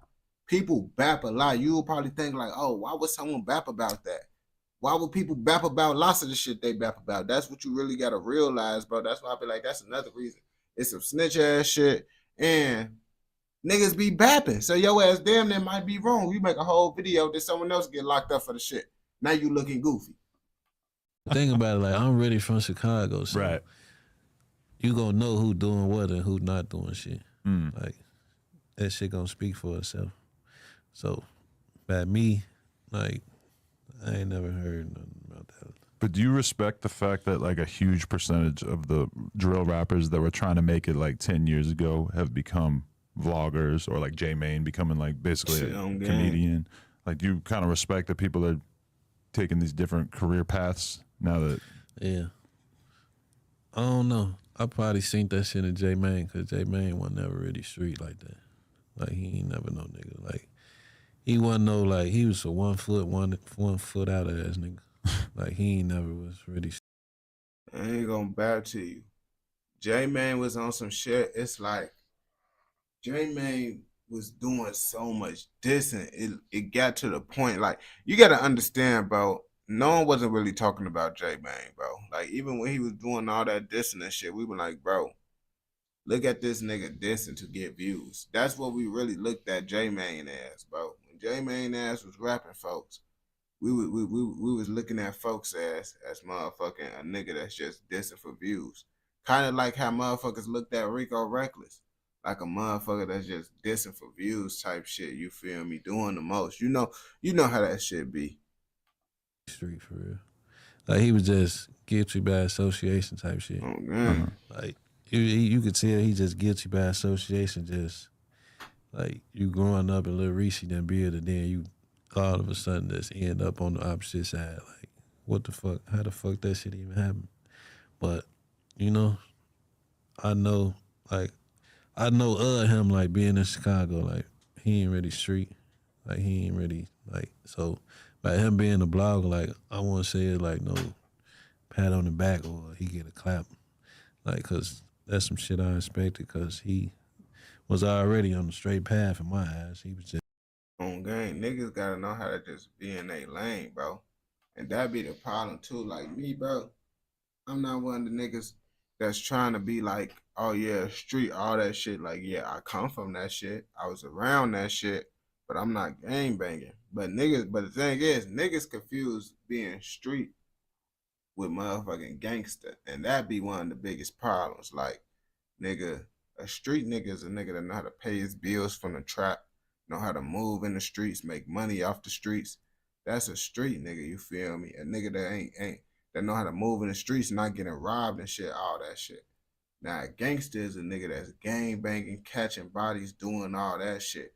Niggas confuse the streets with being gangster, and that be the problem. Like, and I understand why people confuse it, because most of the time, street niggas are gangsters, but no, because most of the time gangsters are street niggas, but street niggas ain't gangsters all the time.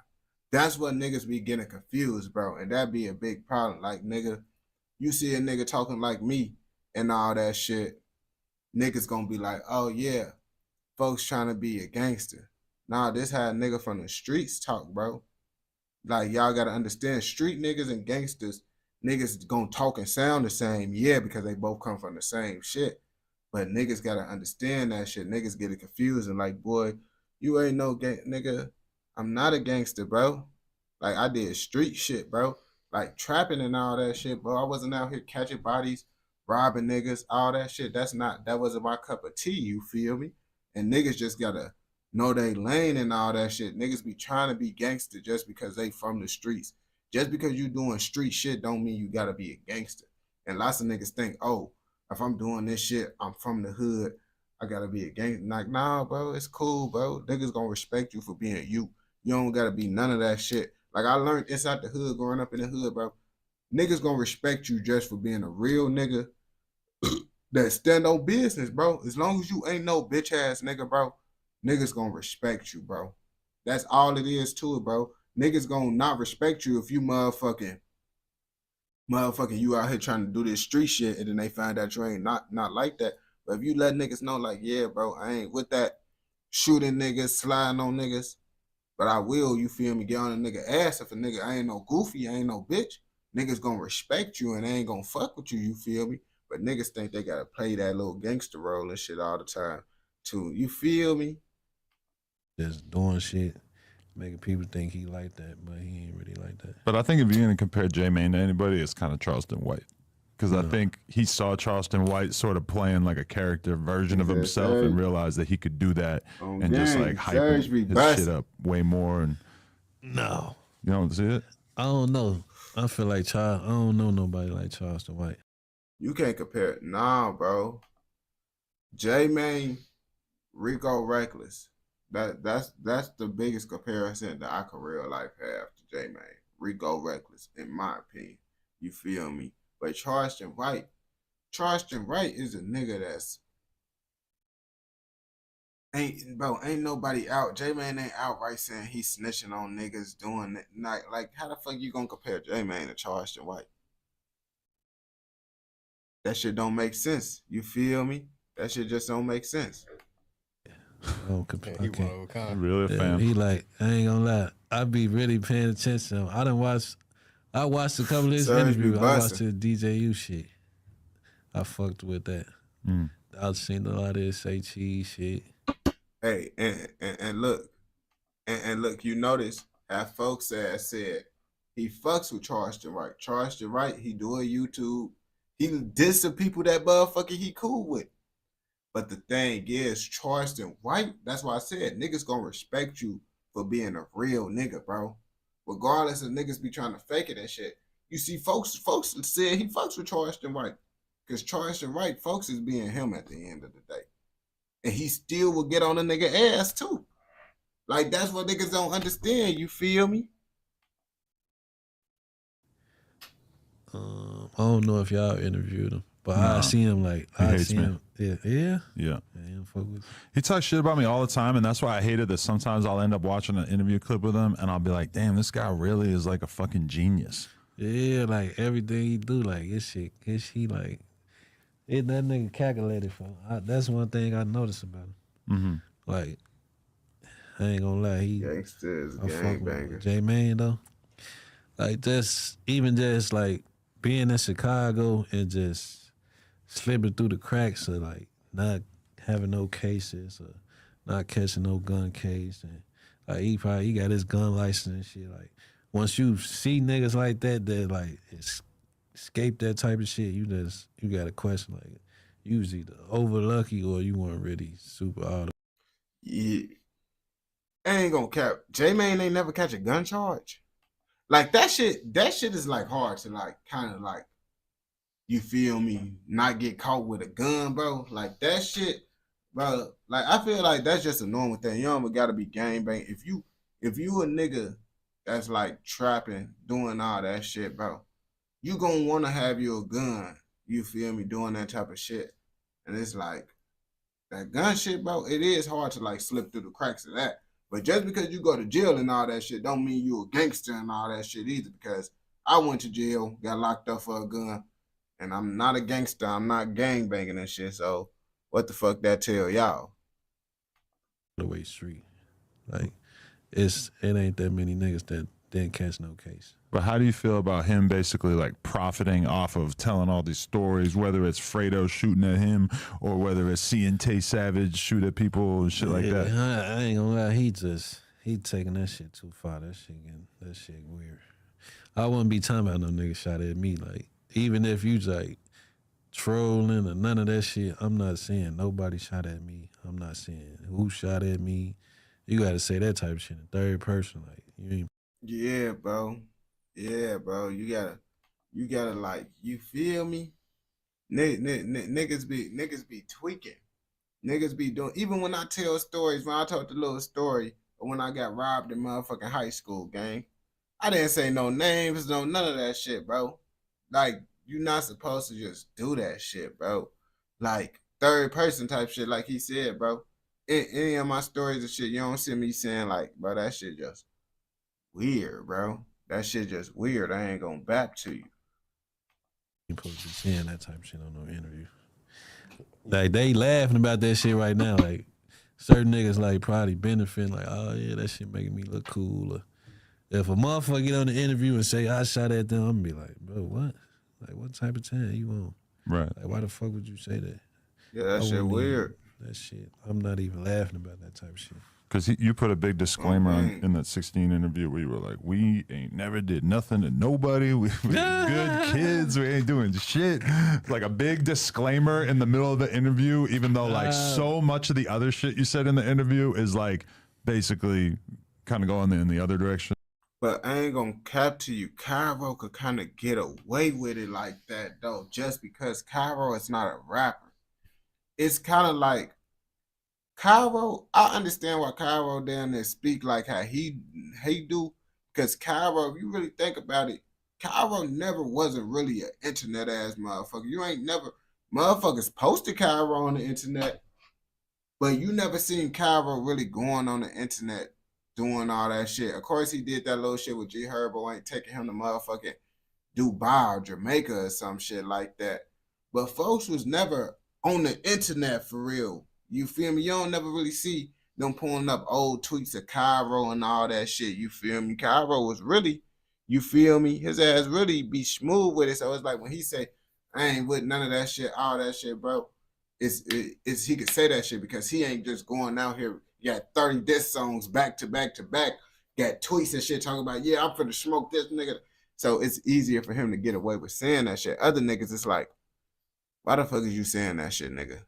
Like, there's no point of you saying that shit, my nigga. Niggas just gonna think you being sarcastic, my nigga. He said God be doing it. God just bought a switch. And God takes these people's lives, yeah. God do. So what was your relationship like with Mad Max? Lil Chris. That was my boy, man. He one of the ones that they talk about all the time. I know you seen documentaries and all that shit about him. Or seen his name come up. Yeah, but I ain't gotta watch no documentary because I already know him. I don't really be watching this shit. I ain't never seen nobody make no documentary about him though. I probably seen the Chicago scene, but he another nigga with that narrating ass voice. I can't watch that shit, bro. That shit irritating. I can't watch that Chicago motherfucking scene shit, bro. I ain't gonna bap to you. And it's like, it do be like shit that motherfuckers could get views off of, but it's like that voice gang, I can't, like, I ain't gonna capture you. I got over the UK voice. But motherfucking Cairo, he no real gangster, he a real street dude. Man, I don't know what Cairo got going on, but it's like at the end of the day, for Cairo smooth as hell. I fucks with Cairo ass, bro.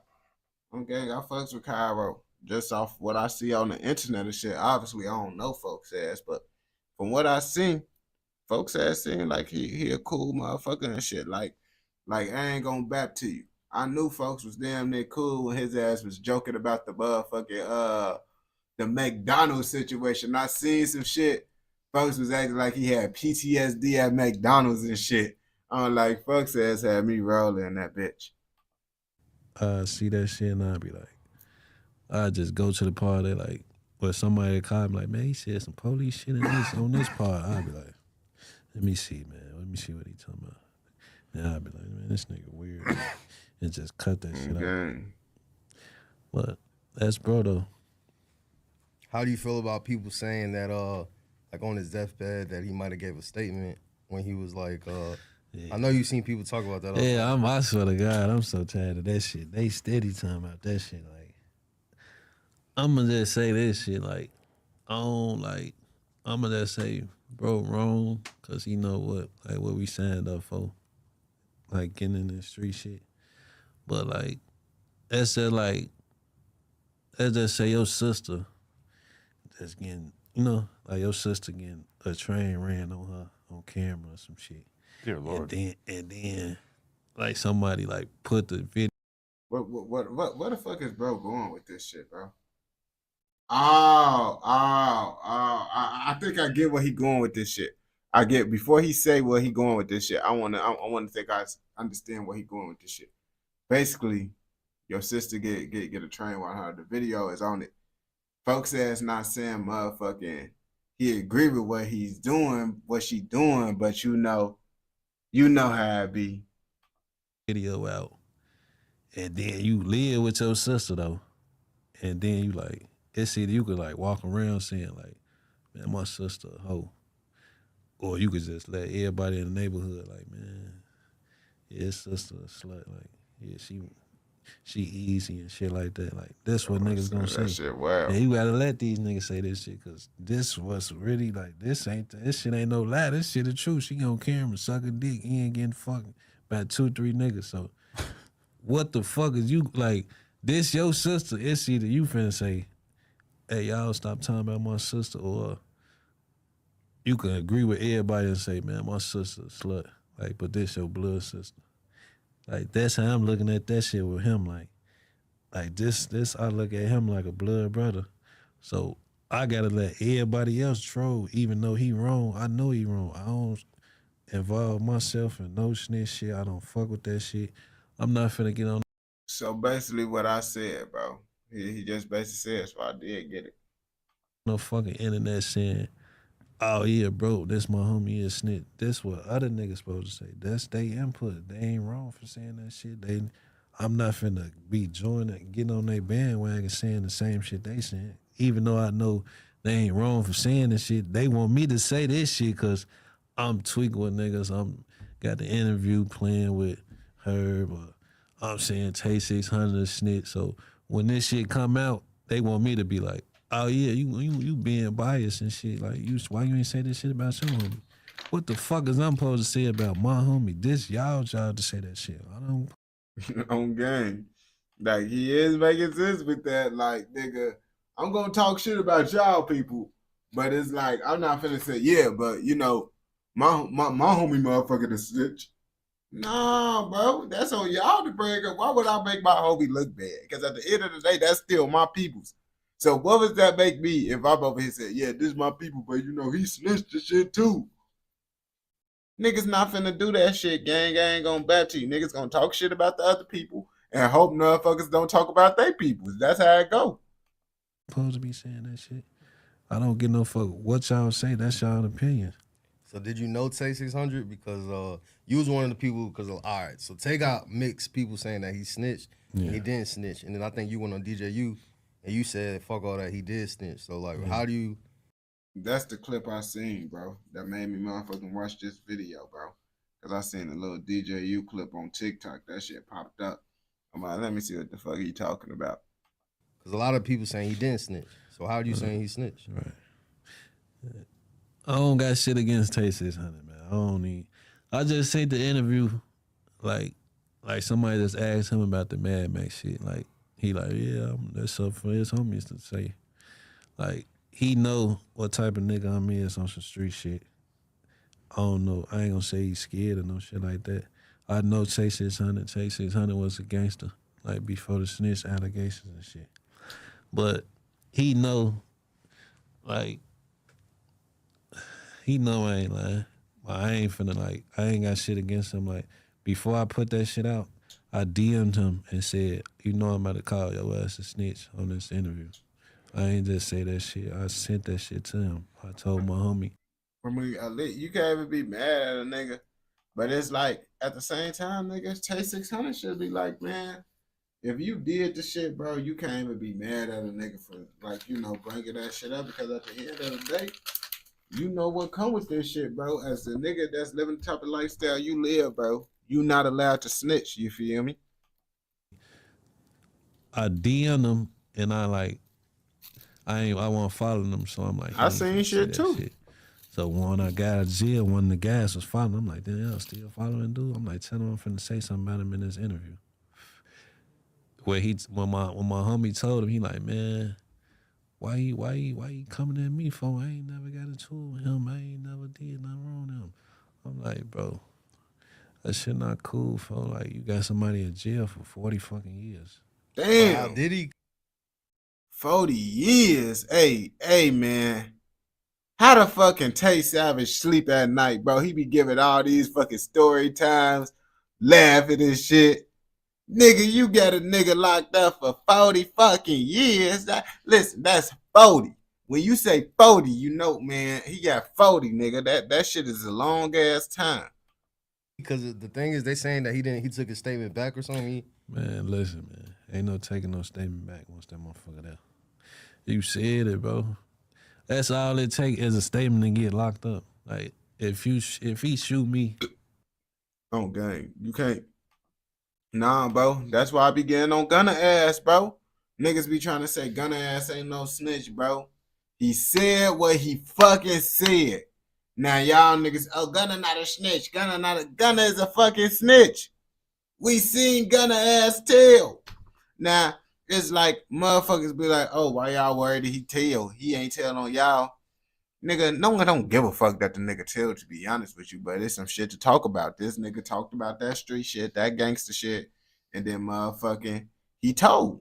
So now we talking about it, and now everybody want to be like, why grown men worried about another grown man telling if you ain't, shut your bitch ass up, nigga. How about that, nigga? What the fuck? Tell this nigga to don't be a rapper if he don't want motherfuckers to talk about him for being a snitch. Even if he ain't fucking shoot me, I could call the police right now and say, man, Adam 22 robbed me. And they gonna believe me. That's all they need. That's a statement. That shit strong. Oh, all man. that taking shit back. By the time you took it back, somebody in jail already. What the fuck you mean? He took it back. It's already, the damage been done already. That shit gonna take a minute for you to get out of jail now, unless you got some bond money. So somebody did actually go to jail behind what he did? Yeah. But he ain't the only one, like, did some weird shit. It was bitches and shit that, like, made false statements and shit. And this was for the Rondo number 9 and the C-Day case, right? Yeah. Did you have a relationship with Rondo or C-Day? Nah, I fuck with C-Day. I ain't never was really close to Rondo, though. What about anybody from 600? Like, y'all was friends? Or? Yeah, I fuck with D-Rose. I fuck with Booker. I fucked with Jess Blunt. You said his music was trash, he told. Man, I ain't gonna catch. Tay 600 got some decent little songs. He got a couple little decent little, you digs. niggas just don't listen to him. Cause he had some, not a lot. Go to. I fucked with C-Day, LA. And shit. E-Day. Fucked with E-Day. Oh, Gunna ass. And a couple more. I don't listen to Gunna. Was these like relationships y'all had like when the rap shit was going, or this is grammar Yeah, school yeah. shit? No, that was just like after we like linked in and shit. I started fucking with him off that. I need everybody to check out NoJumper.com. We have Man, now y'all know. Now y'all motherfucking know. Is Tay 600 a snitch? It seems like everybody's saying he is. I'm gonna leave that up to y'all, the motherfucking judge. I ain't gonna, you feel me? But if you watch this shit all the way through, I know your ass fucking with another motherfucking video. So go ahead and go watch another motherfucking video. And don't forget, like, comment, subscribe, and what? Turn on post notifications, nigga. So you never miss out on any content like this. Go! Let's go. Hold on.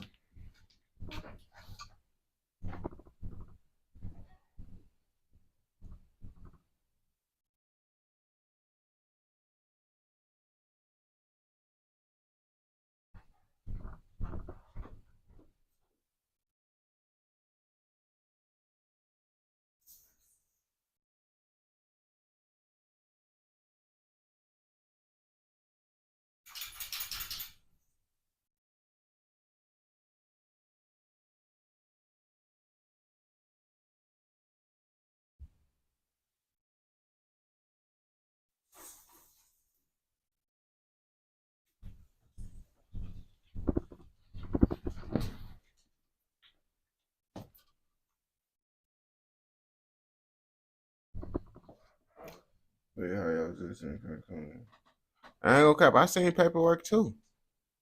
My nigga. I seen that shit. I seen that shit when that shit came out, nigga. But you know how that shit be.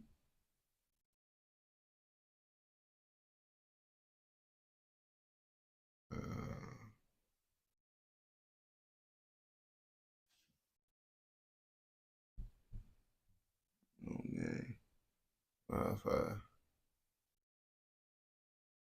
So what is it?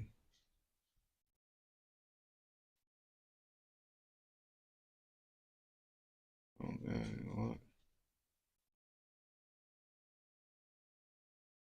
This much. Okay. Someone commented. Her ass talking about I do your dress. She actually look kind of cute.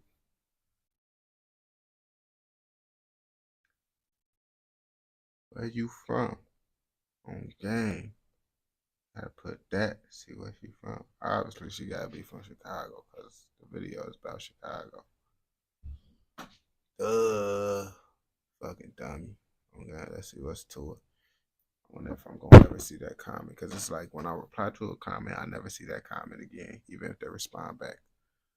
But you know how that should be.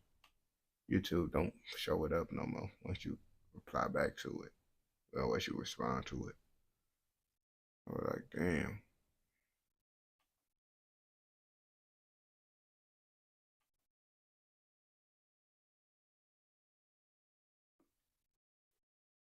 Yeah, hold on. What the fuck? Let me see.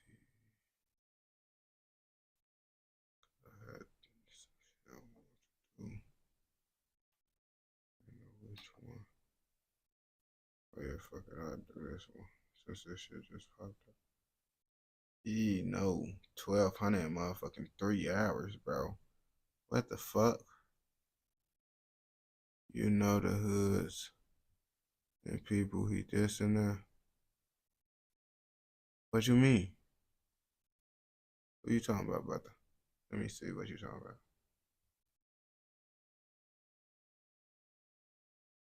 You know the hoods and people he dissing there. What the fuck are you talking about, my nigga? What are you talking about?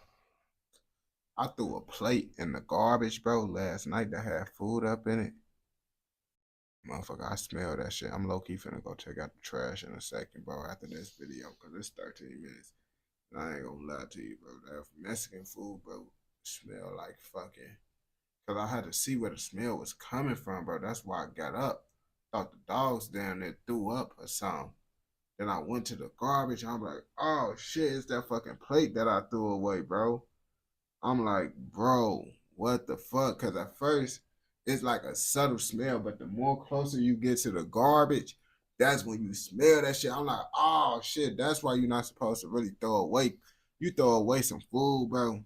Some food, you gotta throw that bitch out, bro. On game. You throw away some shit that you don't, boy, that shit gonna have your career sound like doo-doo garbage, bro. And I took out the trash, bro, but it's like that plate up in there. So now I just gotta dump that shit, bro, on game. Cause it's like, I damn it didn't want to smoke, bro. I'm like, boy, what the fuck is that smell, bro? I ain't gonna back to you. Like, I'm really damn near don't even know if I can make it through this video without taking it out. It's only gonna take 3 seconds, but it's like, I think I already got this video up, bro. But that shit, I want to put on my shoes.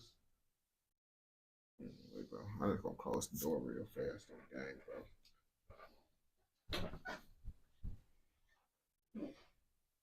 The dog's gonna be like, boy, you leaving and sit here with this shit, bro. I can't do it. I'm gonna do it after this video, bro. I couldn't do that shit with the door open, though. I ain't gonna bap to you, bro. That food, bro. It was some Mexican food too, bro. That Mexican food, bro. It was some motherfucking. It was a fucking steak fajita with all types of shit. Like it was steak, onions. It was all types of shit up on that motherfucker with salsa, sour cream. Dump that bitch up in there. It might be that sour cream going bad, mixing on that shit, bro. It smelled like some sour cream, some bad sour cream too. Like, I don't know, it smelled like fucking, man. So I just threw that plate away, motherfucking last night. That shit starting to smell already, bro. On game. Yeah, I'm saying, that shit wild as hell, bro. Having to do that shit, bro. But you see, the problem is, bro, I be eating fast food, bro. And when I eat fast food, bro, that shit don't really smell when I throw that shit in the garbage, bro. On gang, I throw that shit, bro. I don't even know I did that shit. Like, if I throw away some McDonald's, bro, that shit don't be smelling for real, bro. I throw away some real food, bro. That shit got the whole crib stinking. Like, bro, what the fuck? You can't throw away no real food, my nigga. You gotta throw away that McDonald's and all that shit, bro. You throw away McDonald's, you don't got to worry about your career smelling like doo-doo garbage the next day. Real food, that shit go rotting fast as hell, bro. Throw that shit away, bro. You cooked. That's what I'm saying. That shit go bad fast as hell. It's that fake shit, bro. Man, that McDonald's, that's the good part about it. I be throwing away shit. That shit don't never smell. Real food, that shit went bad fast.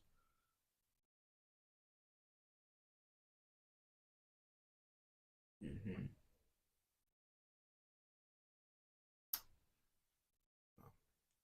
Bros before hoes. Bros before hoes. I know you heard that shit a lot. But lots of motherfuckers don't say bros before hoes. And honestly, I might say hoes before bros, depending on the situation now. I ain't gonna lie to you, you feel me? But they said one relationship broke up the Migos. Now, I'm pretty sure that one relationship is Cardi B and Offset, but I don't know if that's true or not. The reason why I assumed that shit is, you guessed it, bro. It's Cardi B and Offset right fucking here, bro. That's how I made this motherfucking analytical analysis about this video being about Offset and Cardi B relationship. Now, do I know anything more about this situation? Hell no. Do y'all know about this situation? Y'all probably might not either. So that's why we finna motherfucking figure this shit out together and see what the fuck going on in this bitch. To downright suing the record label that had been their home for a full decade. There's plenty of evidence to back up the fact that this legendary trio was doomed from the start, and the problems began to occur way before the tragic passing of Takeoff. In fact, one could make the argument that it all started way back in 2017, when Offset began his relationship with none other than Cardi B. Hi, I'm Luesta. I create weekly video documentaries of things I'm into. Today we're gonna unpack all the events that led to the downfall of the Migos, and at the end of the video, I want you guys to tell me who's at fault for this disaster. Alright. There was a time when Migos seemed unbreakable, and some people were actually baffled by how well Sweetie they and stuck Taylor? together for such a long time without Sweetie any and tension Quavo? between them. How do y'all make sure y'all stay together as a team? Because usually this is around the time when we start seeing teams start dispersing a little bit, breaking up and beefing and bickering. It's real family right here. Blood. Boy, blood be getting into it more than family, bro. What the fuck you talking about, man? But I ain't gonna count to you. Most groups don't last, bro. Most groups don't last. That shit, it always be a little situation where the shit, cause like Quavo and Takeoff, they still was together. But I think Quavo and Takeoff, they really related to each other. I don't think motherfucking Offset actually related to them niggas by blood. I don't know. Correct me if I'm wrong though. I mean, we've been through everything. We have seen countless amounts of musical groups and duos split apart over the years, whether it was NWA, Destiny's Child, Blink-182, and so many more. These breakups are often fueled by someone in the group feeling like they weren't getting paid enough for the efforts they were putting in, as was the case for someone like Ice Cube and NWA. And it wouldn't be crazy to think that this may have been the case for the Migos, especially after Offset began dating Cardi B in 2017. Now, you would think that money would not be an issue for the Three Musketeers around this time. In 2017, the Migos were riding high, as they had just dropped their explosive song Bad and Bougie to promote their album Bougie. Culture, which till this day is referred to as their best project. However, as we'll see later in this video, some of the lyrics from this exact song came back to bite the Migos, playing a partial role in their downfall. Nonetheless, the Migos went on to capitalize off the momentum from this first album conspiracy by theory. dropping the second installment to the Culture series with Culture 2, and it performed even better. Songs like Motorsport, I ain't gonna bap to you. I never really listened to the Migos, so I listened to that Bad and Bougie, hoodie, but I ain't really listened to the Migos like that. Honestly, it's because I don't really like that style of music, though. I ain't gonna lie to you. Walk It, Talk It, and Stir Fry were such big hits that the Migos actually tied with the Beatles for having the most tracks on the Billboard Hot 100 chart at the same time. Sure, Damn. some people were complaining that Culture 2 is a little too long, and saying that it was remarkably less impactful than the first one, but it still sold more first week. I mean, let's be real. Can we honestly be real with ourselves now? The reason why the motherfucking shit damn near did better the first time is because that's the first album, bro. That's why it's gonna make more of an impact. The first always gonna make more of the impact than the second, unless the first wasn't that good. Then you feel me? They also went on to tour with Drake that same year, which sold so well that they had to extend the dates, and it reportedly grossed around $80 million in total. So you might be wondering, if Migos were making this much money, how could they possibly have experienced issues over finances? And what role does Cardi B play in all of Future been this? around Well, for a it's time to minute. take a deeper look and unravel the layers of this intriguing story. You know what's interesting? Let's just think about this. When they break that bag down at the end of a fucking show and they go home, Offset sitting there counting his money, or he looking over his funds or what he get paid for that shit, and his wife who's solo, she ain't got no group. She ain't sharing none of that bread with two more motherfuckers that perform with her. That shit look different. Now, this is an interesting point by Young Jock, explaining how Offset appeared to be weighing his options, wondering how much more he could earn as a solo artist upon dating Cardi B. And there's some sufficient evidence to back up his statements, starting with the fact that Offset was the first one out of Quavo and Takeoff to explore dropping solo projects. I ain't gonna bap to you, bro. If that's the reason why, because he seen Cardi B get all that money on, that's really some bogus ass shit. You can't switch up on your people when you started with them. Like, the reason why y'all big is because y'all went up together. And I don't even think Offset was on the song, motherfucking, that they went up off of. Because you remember that little meme? They be like, I wouldn't love up Bad and Bougie. I wouldn't love up Bad and Bougie. And we didn't even know he was on Bad and Bougie.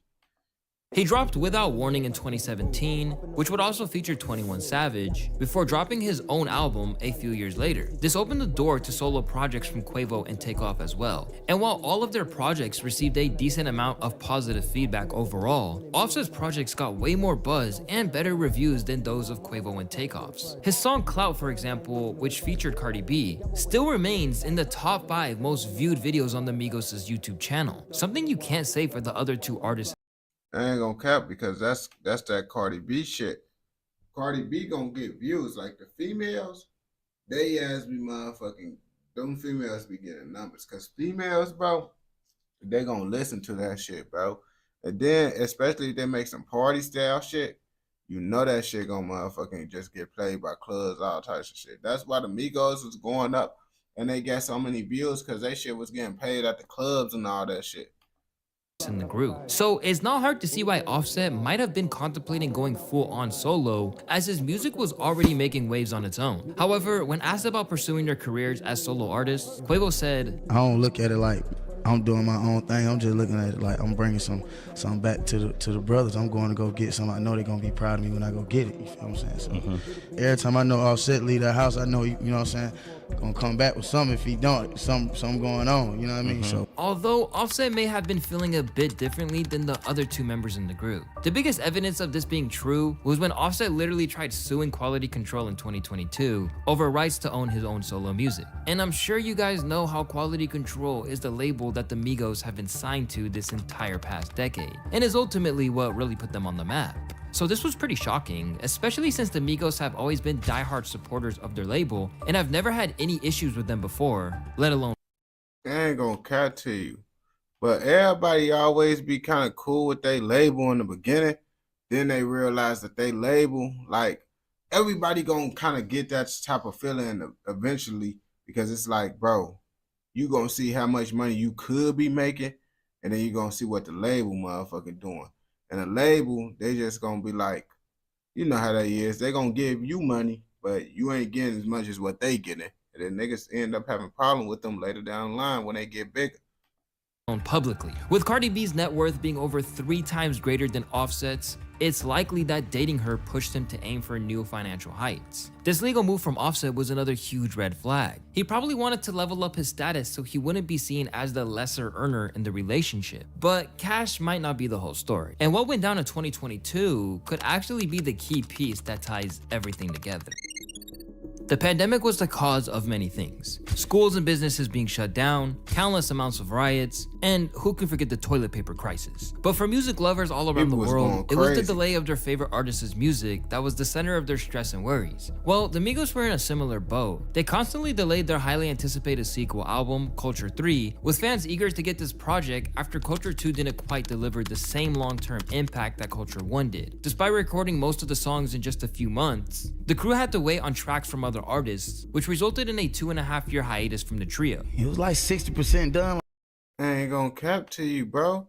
If niggas fucking around with the shit, nigga, what you need to do the shit yourself. Just drop it. Be like, all right, fuck it. Y'all could just, we just do those solo little features or whatever. Can't you just add songs later? Just be like, all right, this gonna be the deluxe. Niggas trying to make excuses and shit. If they really wanted to drop it, they could have.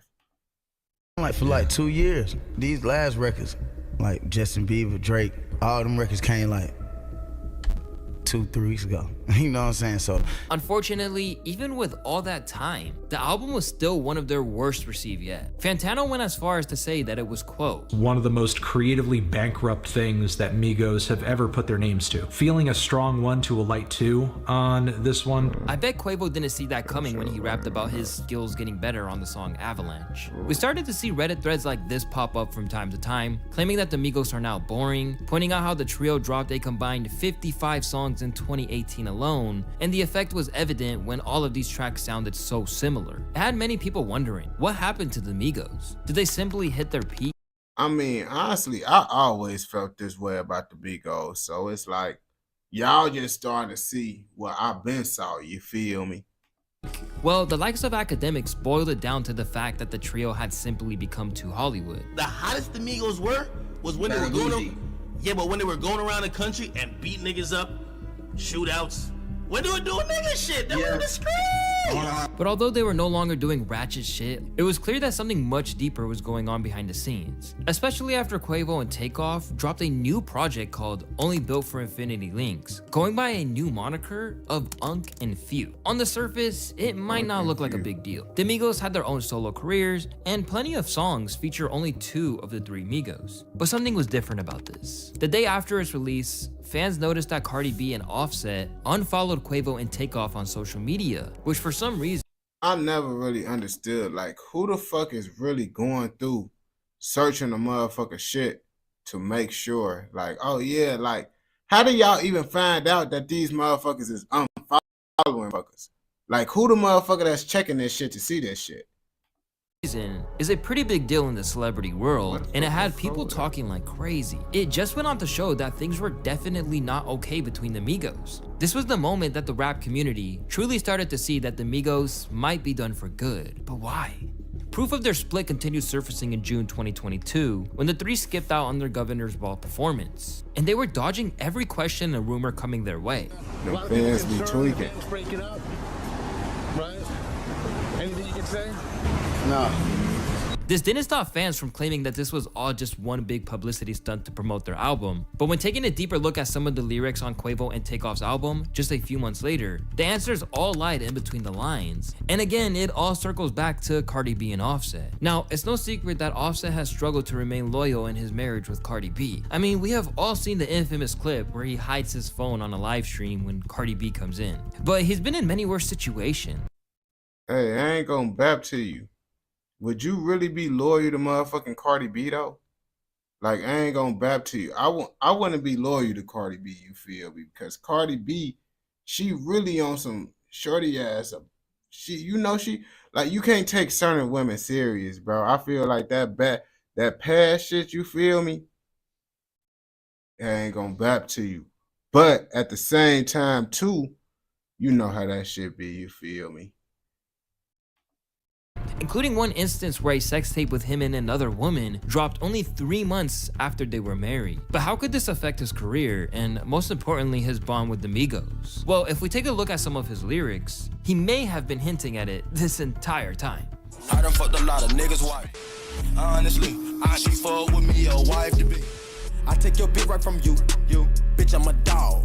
Alright, now to be fair, most rappers talk about taking other men's women, but it's usually in a playful or exaggerated tone. However, lyrics like these apparently manifested into the lives of the Migos, coming between them to irreversibly break their bond. And it was Quavo who was at the short end of the stick. That's because back in 2018, Quavo entered a new relationship with the rapper/singer, Saweetie. The two were happily together for a couple of years, and it looked like they were on track to be hip-hop's next power couple. But flash forward to 2021, and they were suddenly splitting up, which nobody saw coming. It only made sense that something seriously wrong went down. It wasn't long after that only Built for Infinity news was announced, and knowing what may have gone down behind the scenes, this title gained a whole new meaning. Once the project dropped, fans took particular notice with a bar on the track Messy, where Quavo didn't hold back from telling the truth. I said, Carisha, please, cause she too messy. Please. Bitch, fuck my dog behind my back, but I ain't stressing. Not at all. In this song segment, Quavo seems to be throwing hidden jabs at his ex-girlfriend Saweetie and Offset. As we mentioned, they split in early 2021 amid rumors that someone was being unfaithful. Quavo mentions Carisha Please, referring to the podcast hosted by Young Miami, which is one half of the City Girls, who brought out Saweetie to appear on one of their episodes, where she talked about how heartbroken she was over breaking up with Quavo. I thought we was gonna spend, the rest of our lives together.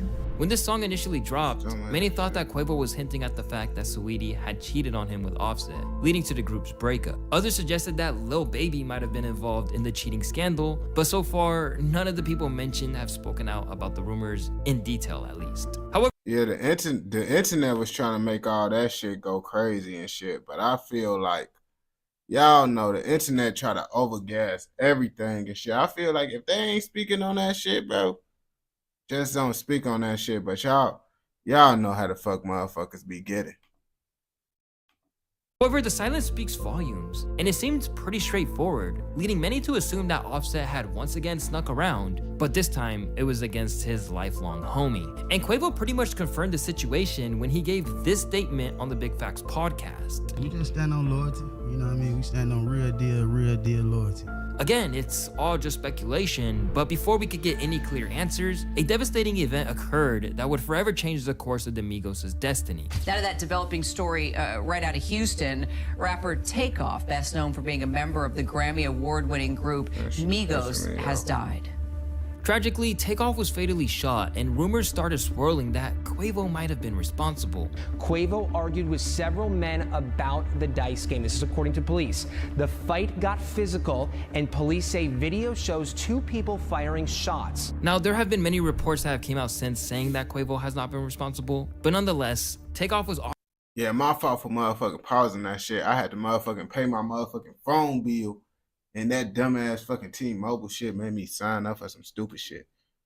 Often referred to as the quietest and kindest guy in the rap community. He lost his life over a dice game and a fight that wasn't even his own. It was a shock and a shame to see his life taken so soon, and in the middle of the Migos' ongoing drama, it just didn't feel right at all. In the wake of this heartbreaking event, Quavo and Offset reunited temporarily, but their relationship couldn't fully mend. Even after their mutual loss of Takeoff, the two have still yet to let down their guards and make up. While they may have reunited for the BET Awards performance, a much different situation went down at the Grammys after they allegedly got into it backstage and a fistfight broke out, with Cardi B swooping in to break up the altercation. Cardi B be bugging up. Quavo ended up performing in honor of Takeoff by himself that night. Now, almost a year later since Takeoff has passed, it doesn't look like Quavo and Offset are making up anytime soon. I ain't gonna count to you. Takeoff was like the chill one. He was the chill one, bro. All them other ones, they always in like media and shit, bro. Takeoff was chill as hell. They were even both spotted courtside at a Hawks game last season, but didn't even have the courtesy to sit anywhere near each other. Quavo also recently threw shade at Offset for getting a tattoo of Takeoff on his back, claiming that Takeoff is not supposed to be on you, but rather supposed to be in you. It's a bittersweet contrast to Takeoff's final words in an interview that aired months before he died. You know what I'm saying? We pray it's the only time to tell, but you know, we always family now. Ain't nothing gonna change, so. To make matters worse, Offset randomly came out claiming that he's not even related to Quavo or Takeoff, which... That's how you know motherfuckers, that's how you know shit is over with now. But motherfuckers be like, oh yeah, gang, I'm not even related to them motherfuckers for real, bro. On gang, we not blood related. When a nigga get to doing all that shit, you know it's over with, bro. You know motherfuckers not fucking with motherfuckers no more. Just because, you feel me? Nigga, we ain't related, you know how motherfuckers be. Which absolutely shut down this ongoing rumor that they were all family. Pretty crazy. In the meantime, Quavo just dropped his tribute album for Takeoff and is working with Kamala Harris to try to prevent gun violence. Offset has an album on the way and has been on a massive press run lately. He said, will the egos continue to get in the way of the relationship, or will they finally come together through this period of hurt and hardship? I mean, I ain't gonna cap to you, man. Them niggas gotta come together and get cool, bro. Y'all gotta do that shit for Takeoff, gang. If y'all niggas don't come together and be cool, bro, y'all ain't fuck with Takeoff. And then Curl might be like, man, Takeoff ain't gonna fuck with them. I mean, he gonna say, Quavo might be like, man, Takeoff ain't fuck with him when he was alive, nigga. Y'all gotta come together, bro. Y'all gotta come together, put this shit together, man. On game, man, because y'all can't be beefing with each other. Just come together, put all that bullshit aside, bro. It don't matter if someone fucks your bitch. You ain't with the bitch no more, bro. Now, if you fuck your bitch again, bro, then I'll bug up, bro. But if you watch this shit all the way through, I know your ass fucking with another motherfucking video, so go ahead and go watch another motherfucking video. And don't forget, like, comment, subscribe, and what? Turn on post notifications, nigga, so you never, ever miss out on any content like this. Go! Let's go! Dumbass T-Mobile, bro. T-Mobile ass just made me pay this fucking shit, bro. I fucking hate T-Mobile ass, bro. They didn't even send me an alert this time about my motherfucking bill, bro. Like, I didn't even know my bill was motherfucking due. I just looked, because I'm watching, I got 2 Wi-Fi boxes. I looked my chat, the shit froze. Damn, bro. Why my shit freezing? Didn't say my shit down. I connect to my other Wi-Fi to see what the fuck going on. They say, oh yeah, my account suspended. Pay $200 right now to get your shit on. Yo, what's the word? I'm like, bro, $200, bro? I paid it, but it's like, I'm finna fucking cry. I guess I gotta fucking do promos. Don't want to do promos, but I'm finna have to do some fucking promos of some of these videos, bro. Damn, I'm broke as shit. Just took out $200 fucking bro. Is there a Virgin Media there?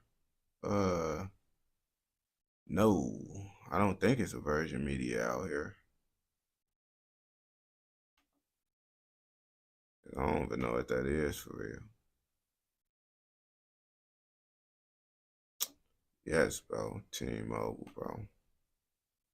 T-Mobile be motherfucking waxing, bro. But also, I got Wi-Fi. I got some Wi-Fi through T-Mobile, too.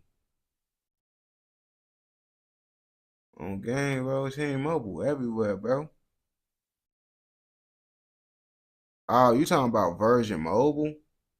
I thought he said media.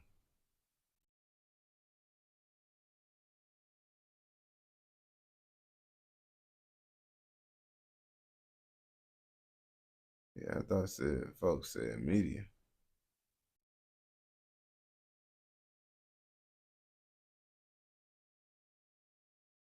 Oh, nah. Nah, I don't got that. I actually got Frontier for my Wi-Fi. I got fiber Frontier. Well, fiber you could get damn near depending on what. It's not just for Frontier. But you know, I got that shit because my internet speed right now, I got 1,000 upload, 1,000 download. But my other Wi-Fi, I got a second Wi-Fi box. How much do you spend on the Zai?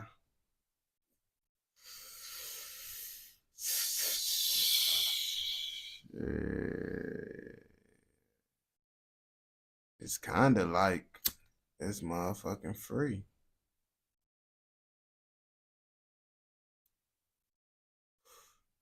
I don't make on gang. Yeah, I had to make sure because I got a second Wi-Fi box, and my second Wi-Fi box able to get everything I need done. But for me to make sure y'all get a motherfucking good experience, you feel me? I wouldn't say I buy like weekly. I get like monthly. Would you grow? In Illinois, it's actually legal to grow a certain amount.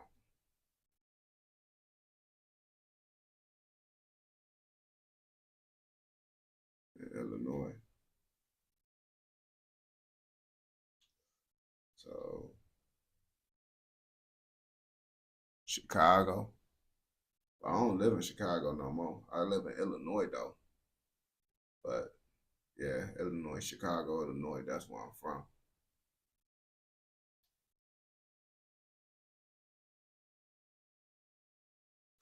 That's the one good part about Illinois. Weed is legal out here.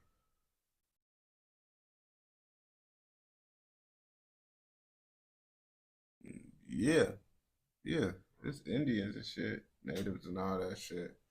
I haven't really seen them like that. But yeah, it is. On game. It is for sure. For sure, so. Like there's lots of like native shit out here. Like historical shit, all types of shit, brother. All types of shit. Nah. I'm finna go crazy with these motherfucking reactions, bro. That bill just gave me newfound motivation. See, that's why I tell my homies, bro. When you got bullshit coming your way, it gonna make you work hard. Would like to go to a nice place in America. Go to motherfucking Florida. Florida be nice, but it depends on what you want. Like if you want everything, like my go-to spot be like Vegas, bro. Vegas, guns is legal, weed is legal, hella bitches out there. You feel me? Like that's the best thing. What you mean the Toronto be it?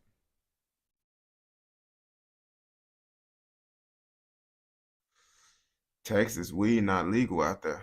Weed not legal in Texas. Boy, your ass is gonna go to jail. Your ass gonna go to jail if motherfucking Texas trying to smoke. Even though niggas do it. I was smoking when I was in Texas and shit. It's not hard, of course, but I prefer to be in states where I don't gotta break the law. On game. Yeah, I prefer to go to a state where I can bring my gun than a state that I can't bring my gun. Like, if I had to choose between a state I can't smoke but bring my gun, I'm going with the state that I can't smoke and bring my gun. I don't really know. Like, you could really get down there, lots of shit out there, but it's constitutional carry, so I could carry all my guns out there. Certain states got certain rules, though. You feel me? You been to Colorado? Hell no. I only been to New York, California, Florida, Minnesota, and Nevada. And of course, oh yeah, and Georgia. I've been to Georgia. And I drove through like Tennessee. I stopped in Tennessee for a little bit. I've been to Kentucky and shit. Shit like that. Florida. I don't know if I said Florida. Is there a lot of gunshots? I don't go to like Chicago to get my stuff, bro. Cause Chicago, they kind of like, they got an AR ban and they be tripping. So I don't really be like doing that stuff. Like, they trip more with the ARs in the city. Yeah, I heard Colorado be cool as hell. My grandma got some people that live out there.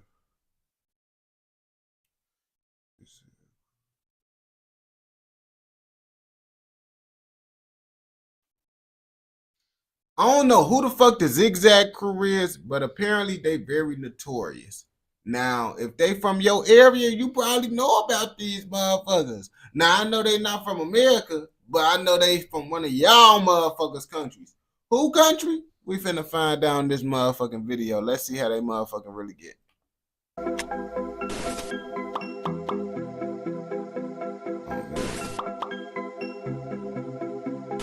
Yes, sir.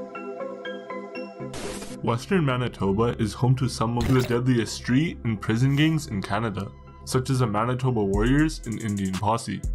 However, today we'll be taking a look at the Zigzag Crew. Even though it's not as large as the others, its close ties with the Hells Angels make it a formidable group on the streets.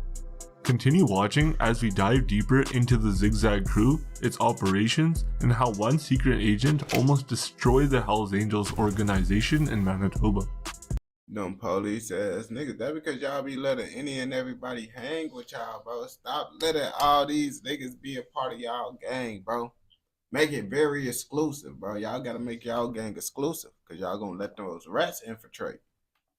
Like other Manitoba gangs, the Zigzag Crew has its base of operations in Winnipeg, Manitoba, the country's merger capital. What the fuck? Even though I never heard about this shit in Canada. I only heard about Vancouver and motherfucking Toronto. So what the fuck is Manitoba? And why the fuck y'all Canadian motherfuckers don't tell me about this spot? Is y'all scared of these motherfuckers out here? That's why y'all don't want me to know about them? Why everybody telling me about all these other spots, bro, but y'all ain't telling me about the murder capital? Or they just ain't like that and they over gassing it, bro? Cause how it sounded, bro, Manitoba is the spot that they get wowed at the most. It doesn't claim to be a race-based group. Most of its 60 plus members are people of Caucasian or Aboriginal descent. Of course, Aboriginal street gangs have a reputation for being unruly and prone to public acts of violence. However, the Zigzag Crew is different. Unless it's a drug operation, you'll rarely see them causing havoc on the streets. A lot of this probably has to do with its relationship with the Hells Angels. See, the Zigzag Crew is more than just a Hells Angels ally. It's actually a puppet club of the Hells Angels Manitoba chapter, according to police. Native American. Even though they identify themselves as independent entities from the Outlaw Biker Club, Police reports have shown that the gang is an underling to the more powerful group. Back in 2009, an interesting photo surfaced showing two Hells Angels cozily holding shoulders with a full patch Zigzag member. Oh yeah, these niggas gang banging, bro. So this how the Caucasian motherfuckers be gang banging. They get they leather jackets and shit. They be like, yeah, we finna put our gang up on this shit. This basically the equivalent to wearing blue bandanas, red bandanas. So y'all always do the same dumb shit, bro. Just letting everybody know what the fuck you is, so it's easy for them to fuck with you. Because they know the nigga that's walking around with the motherfucking gangbanging jacket is 9 times out of 10, you guessed it, motherfucking gangbanging. So y'all making it harder on y'allself. But it's like, nigga, I want to rep my shit. Everybody need to know that I'm with the shit and this my shit. The ordinary eye might only see 3 buddies getting along. However, criminal and gang experts alike agreed that the photo intended to communicate to the streets that the Zigzag crew was officially under the Hells Angels' protection. Puppet clubs are unique entities that larger criminal groups set up to do their dirty work, and the Hells Angels Outlaw Biker Club has a reputation for establishing a few of those all over the country. The business model is quite simple. After infiltrating a new city or town, the Hells Angels select a particular local gang that suits their taste. Then they supply it with resources such as drugs and arms, and task them with taking control of the local drug trade. To help them gain traction in the underworld circle, the Hells Angels will even show support for the group. That way, other low and mid-level gangs will keep off. So basically, what these niggas doing is they just go to the hood, tell these niggas, hey, we gonna supply y'all with that shit, you serve that shit. And then motherfucking they serve that shit. They getting money. They getting money because they gonna keep on reeing up with them. It's a win-win, bro. Honestly, that shit kind of smart. I ain't gonna lie to you. As expected, the Hells Angels don't establish public clubs for charity. All of the club's members must pay monthly revenue to the local Hells Angels chapter. However, if they get caught by the police, the Hells Angels will cut ties with the group and deny any involvement. They'll say, it wasn't us, it was them. On gang, they like, boy. So basically, these niggas is just using these niggas to motherfucking do their work. And then when shit get real, they're gonna be like, oh yeah, we don't got no connection with these niggas, bro. Is that snitching? If a nigga say, oh no, that ain't shit to do with me, that's all them, knowing these niggas is the ones that supplied them, is that snitching or nah? I gotta ask the Canadian motherfuckers. Other than the Zigzag crew, other popular Hells Angels puppet clubs include the Redlined, Handsome Bastards, Los Diablos, Dirty Few. Handsome Bastards and Dirty Few. Now that shit, those 2 names right there, bro. Whoever the fuck came up with that shit, bro, they bogus as hell for sure. Gatekeepers and the Savages. There are reportedly over 20 Hells Angels underling clubs all over the country. Back to the Zigzag crew. It's safe to say there are more bikers than Aboriginal gangsters. They cherish their Harley Davidsons and always wear their leather biker jackets. At the back, you'll see the fiery ZZC symbol followed by their home base. That Dragon Ball Z shit. They don't really have any gangster hand signs. That shit look like a Dragon Ball Z motherfucking logo. And they don't gotta have a gangster hand sign, bro. Why would they need a gangster hand sign? They hand sign is literally their motherfucking jacket. When they put that jacket on, bro, that's like them throwing up a hand sign 24/7.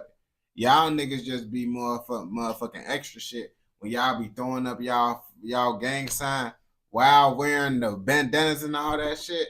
When you got your bandana, it's like you throwing up your shit 24/7. But at the same time, I understand why niggas throw up their shit because it's so many different Crips, so many different Bloods, so many different all this other shit, you feel me? So it's like, if I'm wearing a blue bandana, they don't know what type of, you feel me, who I am and shit. But really, they jacket is really a hand sign in a way. For signals, and neither do they chant scary slogans. Unlike other local gangs that are commonly disorganized, the Zigzag crew has a well-defined structure with an easily identifiable leader. Like the Hells Angels, They have a chapter base with the president that heads criminal sittings referred to as church meetings. All official members are males, with the women only playing support roles. At the bottom of the Zigzag hierarchy, we have associates, then official friends, hang-arounds, prospects, and finally full patch members. As you might have guessed, they don't jump in on a recruit as part of the induction process. Jumping in is reportedly a ritual popular among Western Aboriginal gangs. It involves the wannabe member walking in a dark alley in the middle of the night. Members of the gang will then purposefully jump and beat the individual to a pulp. If the wannabe survives, he'll have proven that he can Yeah, bro. Like, that shit always just been so stupid to me. I ain't gonna back to you. Why the fuck would I let some niggas whoop my ass to prove, like, nigga, what the fuck, bro? I'm not doing that shit.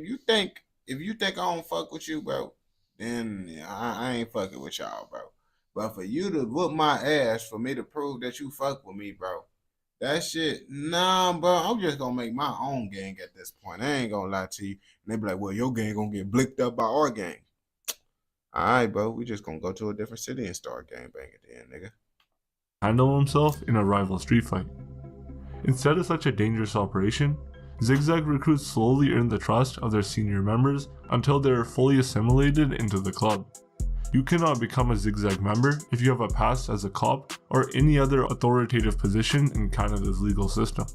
Even though Zigzag full patch bikers are separate from Hells Angels, I mean, let's be real, bro. Did y'all just say informant end up sneaking into that shit? Y'all gotta understand, bro. How the fuck y'all niggas finna know if they the police, bro? They had a background. Of course, y'all could try to do some research and see. But do you think a nigga that's trying to gangbang really gonna let you know that they a police? That they was a former police? They then gonna make sure all that information is off the internet and none of that shit can ever be found again before they even decide to join the gang. They ain't gonna bap to you. Members, it's possible to transition into the parent club. However, it rarely automatically happens. They often have to join the Hells Angels as a prospect until they earn their full patch status. According to authorities, the city of Winnipeg is a drug haven that often has criminal organizations fighting over the market. In the events that Zigzag members take part in street fights and shootouts, it's almost always against rival members of the Manitoba Warriors or Rock Machine. Other Rock than the two main Machine. Bro, why do all these niggas sound like motherfucking WWE wrestlers? And if they don't sound like a WWE wrestler, they sound like a motherfucking WWE group or a WWE special move. Like, come on, bro. The Rock Machine, motherfucking Manitoba, Zigzag Crew. What the fuck? Like, this shit sound like some motherfucking WWE groups. rivals, the ZZC will sometimes exchange fists with the Central Gang and Loyalty Honor Silence. As far as alliances are concerned, it's reportedly a case of my friends or your friends. Tweaking. The Winnipeg Puppet Club will get along with any gang that cooperates with the Hells Angels. When in prison, Zigzag inmates can choose to either tag along with the friendly Native Syndicate or Redline Club. Through the early 2000s, Winnipeg police were fed up with the local Hells Angels chapter. Yeah, the handsome Many officers bastards, would that tell you shit they were wild. nothing but trouble for the community. The bikers had a chokehold on the local drug trade, and even though the police busted them several times, they kept coming back. Their survival had a lot to do with the Zigzag Support Club. It continuously supplied the parent club with members to maintain the minimum number of people needed to hold meetings or make decisions during. So these niggas be like, okay, so really the only reason why niggas be going up and ranking for real is because niggas end up getting killed or they go to jail. These niggas really acting like they a part of Demon Slayer or some shit, bro. Then they some anime ass gangbangers that's doing wrestling, bro. What the fuck? This what this shit sound like? An anime WWE motherfucking show. Cause I ain't gonna bap to you, bro. These niggas moving this shit like, come on, gang. Like, I don't know what the fuck these niggas got going on, bro. This how the WWE niggas come out with the intro, bro. Stone Cold Steve Austin looking ass niggas, bro. During club meetings to sustain the chapter. By 2008, niggas. they were seen as cocky and public stunts were becoming common. We're talking about drive-by shootings and public harassment. In June that year, a father of 3 was brutally assassinated outside a Pembina Highway hotel. Witnesses testified that that's the hotel. Just by these curtains. If this the actual hotel, bro, by them curtains, bro, I could tell, bro. That shit is actually, bro, this shit can't be a hotel. This shit is a motel, bro. This is a fucking motel if this the real thing, bro. Like, y'all gotta know the difference. Motels is the ones that's guaranteed to them. They have bed bugs, women doing shit they're not supposed to, selling their cat, motherfucking selling, trapping, gang baiting, shooting, roaches. You could tell by the curtains, all that shit is going on, bro. They got gang banging roaches up in that bitch, bro. You don't want to be in that bitch. The roaches is gang banging with the bed bugs, bro. You could tell by the curtains. Like, why every curtain is different? And this supposed to be a motel. Mold on gang, all types of shit. Nasty ass swimming pool, bro. No filter in that bitch. the victim was relaxing on the patio at around 2 a.m. when a car zoomed by and he was shot several times. Police investigate. That's because niggas want to be in this bitch, motherfucking chilling in a motel, bro. Why the fuck is you chilling on the patio at a motel, nigga? You shouldn't even want to be seen at that shit. If that was the actual shit, bro, I would not be at the motel, bro, standing on the patio, bro. Cause I don't want no one to see me, bro. My ops ride past and be like, bro, look at this dirty ass nigga, bro, at the motel and shit. On gay. Folks said dirty as hell in this bitch.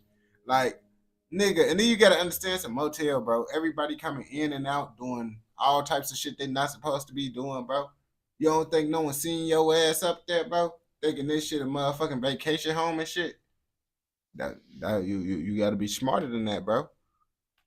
Investigations revealed that the victim was probably not the intended target. Who was and this why I don't chill at no motherfucking motel. You see? You see, nigga? You wasn't even the intended target. But you want to chill at a motel. That's what he fucked up at, bro. Like, nigga, that chilling at a motel, bro, those some shits that you motherfucking go in and out. You in and out, bro. That ain't no shit you, oh yeah, let me kick back, chill, smoke a blunt up. No, bro. No, bro. The only time you get a motel is if you finna do some shit you not supposed to be doing, bro. I ain't going back. That's the only time you supposed to be chilling up in a motel. Now, if you in this bitch trying to actually have a nice time, bro, your ass better stay where the fuck you at, bro. I ain't gonna bap to you. Was among the many innocent civilians caught up in the war between Zigzag crew members and their drug rivals. It had to stop, and the police knew they needed to act fast. In November 2008, as if by chance, the authorities stumbled upon an individual who was willing to cooperate. Michael was a longtime Zigzag crew member since 2000. However, it was a year earlier that he had become a full patch member. On top of the added privilege of attending all meetings, he was also the club's secretary-treasurer, and he knew more about the organization than the average biker. They named this nigga the Secretary of Treasury, bro. Now these niggas want to be motherfucking WWE gang-banging superstars that get into politics, bro. What the fuck is going on in Canada, bro? Like, this shit is getting too wild for me. These niggas, so the only time I heard about the secretary of this is for the government, nigga. So now y'all, bro, what the fuck? Gang-banging superstars that's in the politics. Gang-banging WWE superstars that's in the politics. And that's why they motherfucking named the secretary of like, cause bro, y'all gotta be into politics, gang. But y'all looking like WWE wrestlers, so it's like the shit just not adding up to me. Like, if these niggas would have had on a suit and tie and shit, bro, I'd be like, oh yeah, I see why y'all niggas moving like politicians and shit. But y'all niggas look like y'all came straight out of WWE match, bro. Stone Cold, y'all part of Stone Cold Steve Austin group on gang. Y'all his little minions and shit. That's what the fuck y'all look like right now, gang. One thing led to another, until finally, he signed a deal worth $450,000 with the local Winnipeg police. Damn, bro. He's selling this shit like he a part of a record label. Merchant these snitches getting motherfucking record label money for motherfucking talent. What? What? Hold up, bro. Do we gotta change our profession in this bitch? Nah, I'm just fucking around with y'all, bro. I ain't being a professional snitch, bro. That shit is pretty diabolical to do, bro. Like, nigga, you telling them motherfuckers for 400, like nigga, that come with your life damn near too. I ain't gonna bap to you. So it's like it's like you can't be no professional snitch. He became the famous Agent 22 that almost brought the Manitoba Hells Angels to the news. Agent 22's job was quite straightforward. For the following months, he was going to go about his criminal activities as usual, but he'd have to wear a recording device in all club meetings. Additionally, he was also to report to the police any criminal operations that endangered civilians. He did a thorough job. Within a year, Agent... Whoa, a nigga said he did a thorough job. when a nigga said he did a thorough job, that means he's good at snitching. Folks ass told every detail, like, yeah, they having a meeting at this time, bro. On gang, this nigga motherfucking don't do bad shit when he taking his kids out to church on Sunday. But then the next day, that's when he gangbang. His ass going into details with everything. I already know. That's why he said a thorough motherfucking thing. Agent 22 wired 37 official Hells Angels meetings and leaked crucial information about the organization. Thanks to his double agent skills, the police knew about other drugs and arms traffickers, including the bikers' plans to take over Surrey, British Columbia. Then they getting on He was also the one that took the viral video of famous Amos cooking crack cocaine. The police also learned that their 2 previous Hells Angels busts were a success. According to Agent 22, damn, bro. It's all about the mind games too with a nigga. Never let a nigga think you down bad, bro. That's what they did. And then his ass got these niggas like, yeah, bro. Just to let y'all niggas know, when y'all did that raid on us, we act like we ain't give a fuck and that shit ain't fuck with us. That shit really fucked us up bad, gang. Oh yeah, that shit really did. You didn't even have to tell them that shit, nigga. You just made them you just want to tell extra shit, bro. Why the fuck you tell them that Ray actually fucked them up? You just making them niggas feel good about themselves now. 2006 and 2007 operations had seriously depleted their ranks. With many of their full-patch members behind bars, the Manitoba chapter was even forced to redefine their prospects' responsibilities. Prospects no longer engaged in crime. Instead, they lived decent lives and were responsible for what they referred to as bitch work. This included mowing the lawn at the clubhouse or doing grocery shopping. By December 2000, you said bitch work. Oh shit, bro. Got these a nigga snitched on y'all ass and now y'all doing bitch work. What the fuck is going on, bro? I ain't gonna bap to you, nigga. That shit wild as hell, bro. Nigga, just get a job at this point, nigga. Niggas want to do everything but get a motherfucking job, bro. Like, just get a job, nigga. Damn. Talk about, yeah, we finna cut grass in front of the trap house and shit. Bring groceries to the trap house. If y'all don't get y'all goof ass on. 2009, the police had gathered all the information they needed to take down both the Manitoba Hells Angels and their favorite support club, the Zigzag Crew. The operation was dubbed Project Divide. Everything went as planned, and with Agent 22 on their side, the bikers didn't know what hit them. Within a few days, the police single-handedly arrested over 34 Hells Angels and Zigzag Crew members. The Winnipeg police were always one step ahead and successfully wrapped up the biggest Hells Angels bust of its kind in... Yeah, we know why they was one step ahead. They had a very thorough informant on their side, helping them out in every way possible. Manitoba. Project Divide even managed to bring in Sebastian Wolf, a high-ranking Hells Angels, the same man that gave Agent 22 his rank in the organization.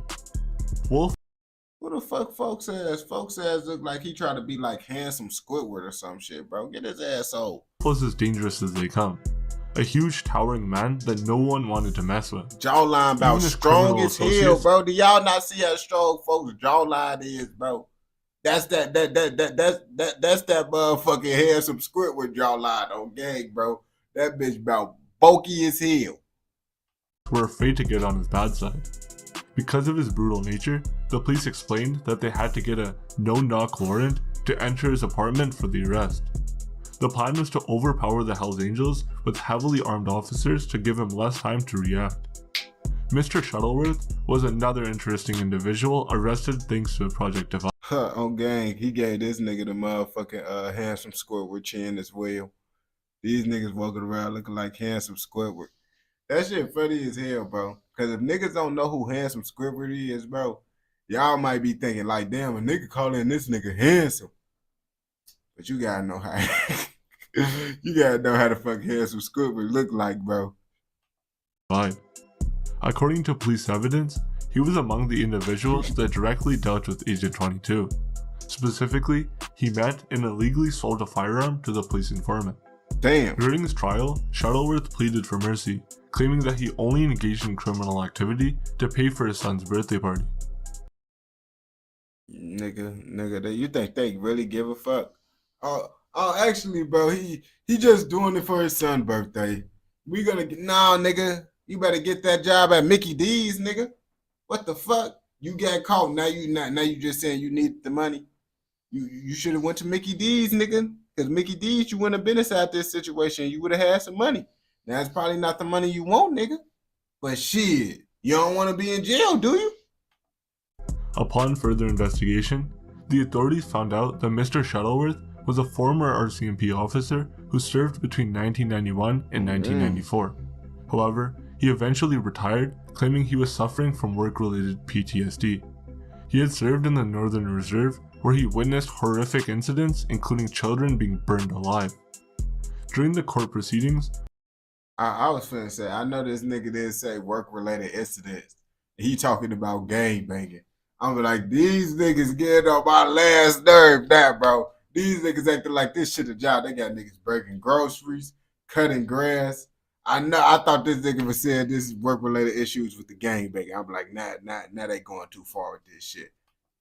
Shuttleworth maintained that because of his poor mental state and other physical injuries, he was unable to lock down a meaningful job. Not only was he a single man with joint custody of his 8-year-old son, but he was also the foster parent of 2 troubled teens. To him, the Zigzag Crew offered a haven where he would enjoy the camaraderie and earn some extra money on the side. He claimed to enjoy watching UFC fights with the boys. Nigga. So you just want extra money on the side, so you decide to join a gang? Out of all the motherfucking things you could have done, you decide like, oh shit, I'm down bad on my nigga. Like, come on, bro. Now I would have said trap, but then out there, them niggas be getting on niggas' asses for trapping and shit.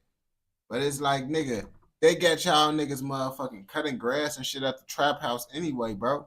You might as well go flip them burgers on gang. Like, what the fuck? You better do motherfucking Instacart or some shit. Y'all niggas bringing groceries to the trap. Now, I don't know specifically if he was that guy, but that's what they got y'all niggas doing, bro. Do DoorDash or some shit. The spaghetti nights and football games. However, all that was now over, since the club would kick him out after discovering his past as a police officer. Damn. Unfortunately for Shuttleworth, the jury wasn't convinced.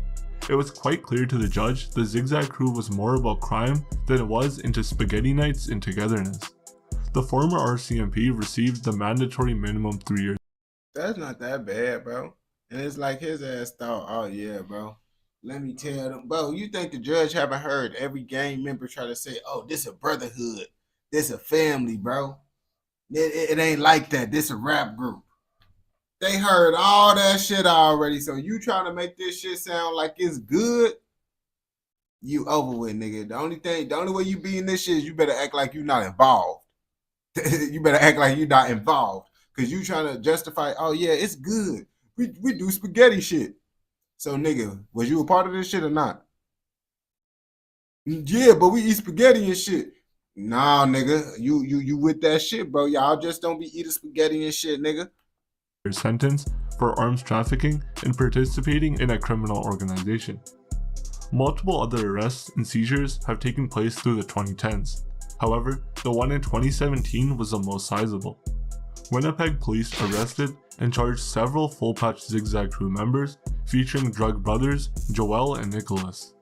With them, they also confiscated $150,000 in cash, 7 pounds of marijuana, 2.5 kilograms of cocaine, ammunition, and 3.2 grams of fentanyl powder.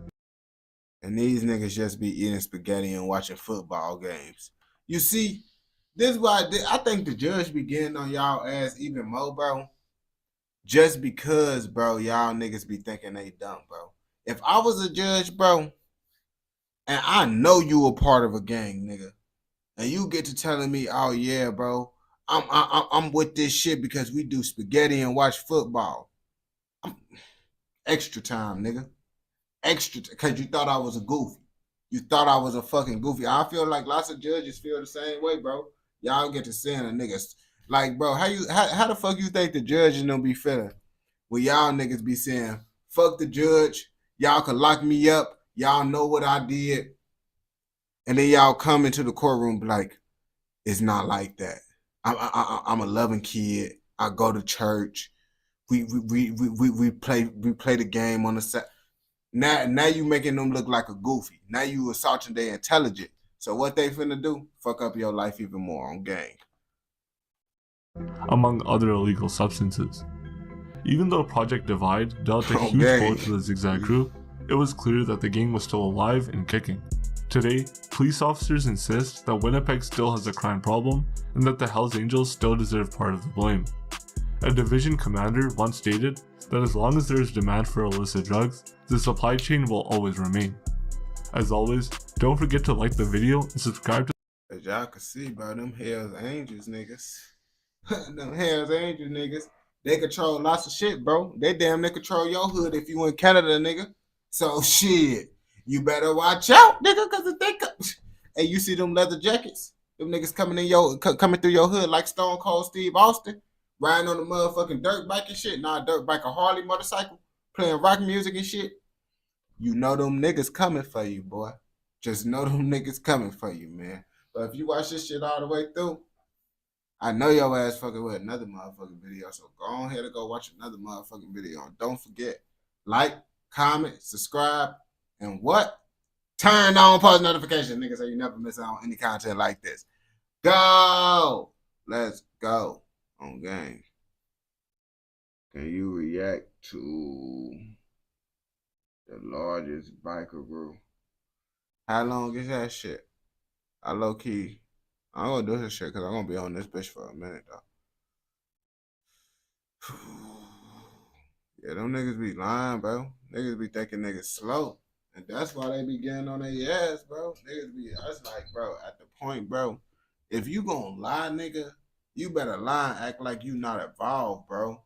Like, you can't lie and try to lie and act like that's some good shit, nigga. Because you lost, nigga. You better lie and say you not involved, nigga. But you trying to make it sound like this some good shit, nigga. I will give your ass extra time too, nigga. I'd rather you lie and act like you not with the shit than you motherfucking lie and act like it's some good shit.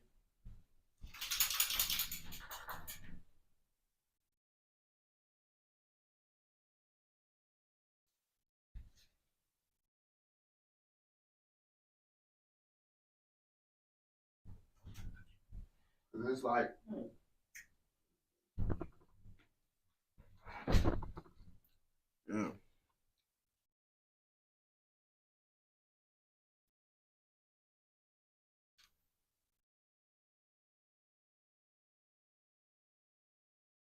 You trying to let them niggas out in like 30 minutes.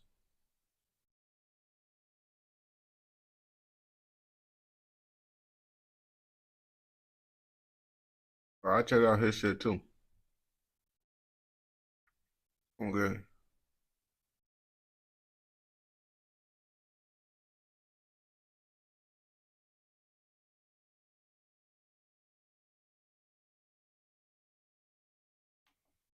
I don't do that shit. I didn't. I'll do it after this one. Y'all do y'all requests. Like 2 of them bitches. Then I'm gonna go back to doing some other shit. This one that we finna do, I believe this a UK nigga, bro. Cause from Rochester. Where the fuck is Rochester? Rochester is in motherfucking UK, right? They said this nigga stabbed Drug dealer stabs a man to death and then put him in acid. Well, put him in an acid bath and takes the celebration video in Rochester.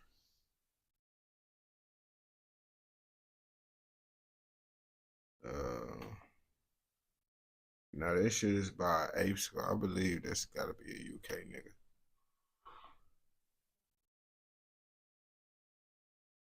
Yeah, that's why I clicked this shit. But gotta be a UK nigga because it's from Ape Poncho.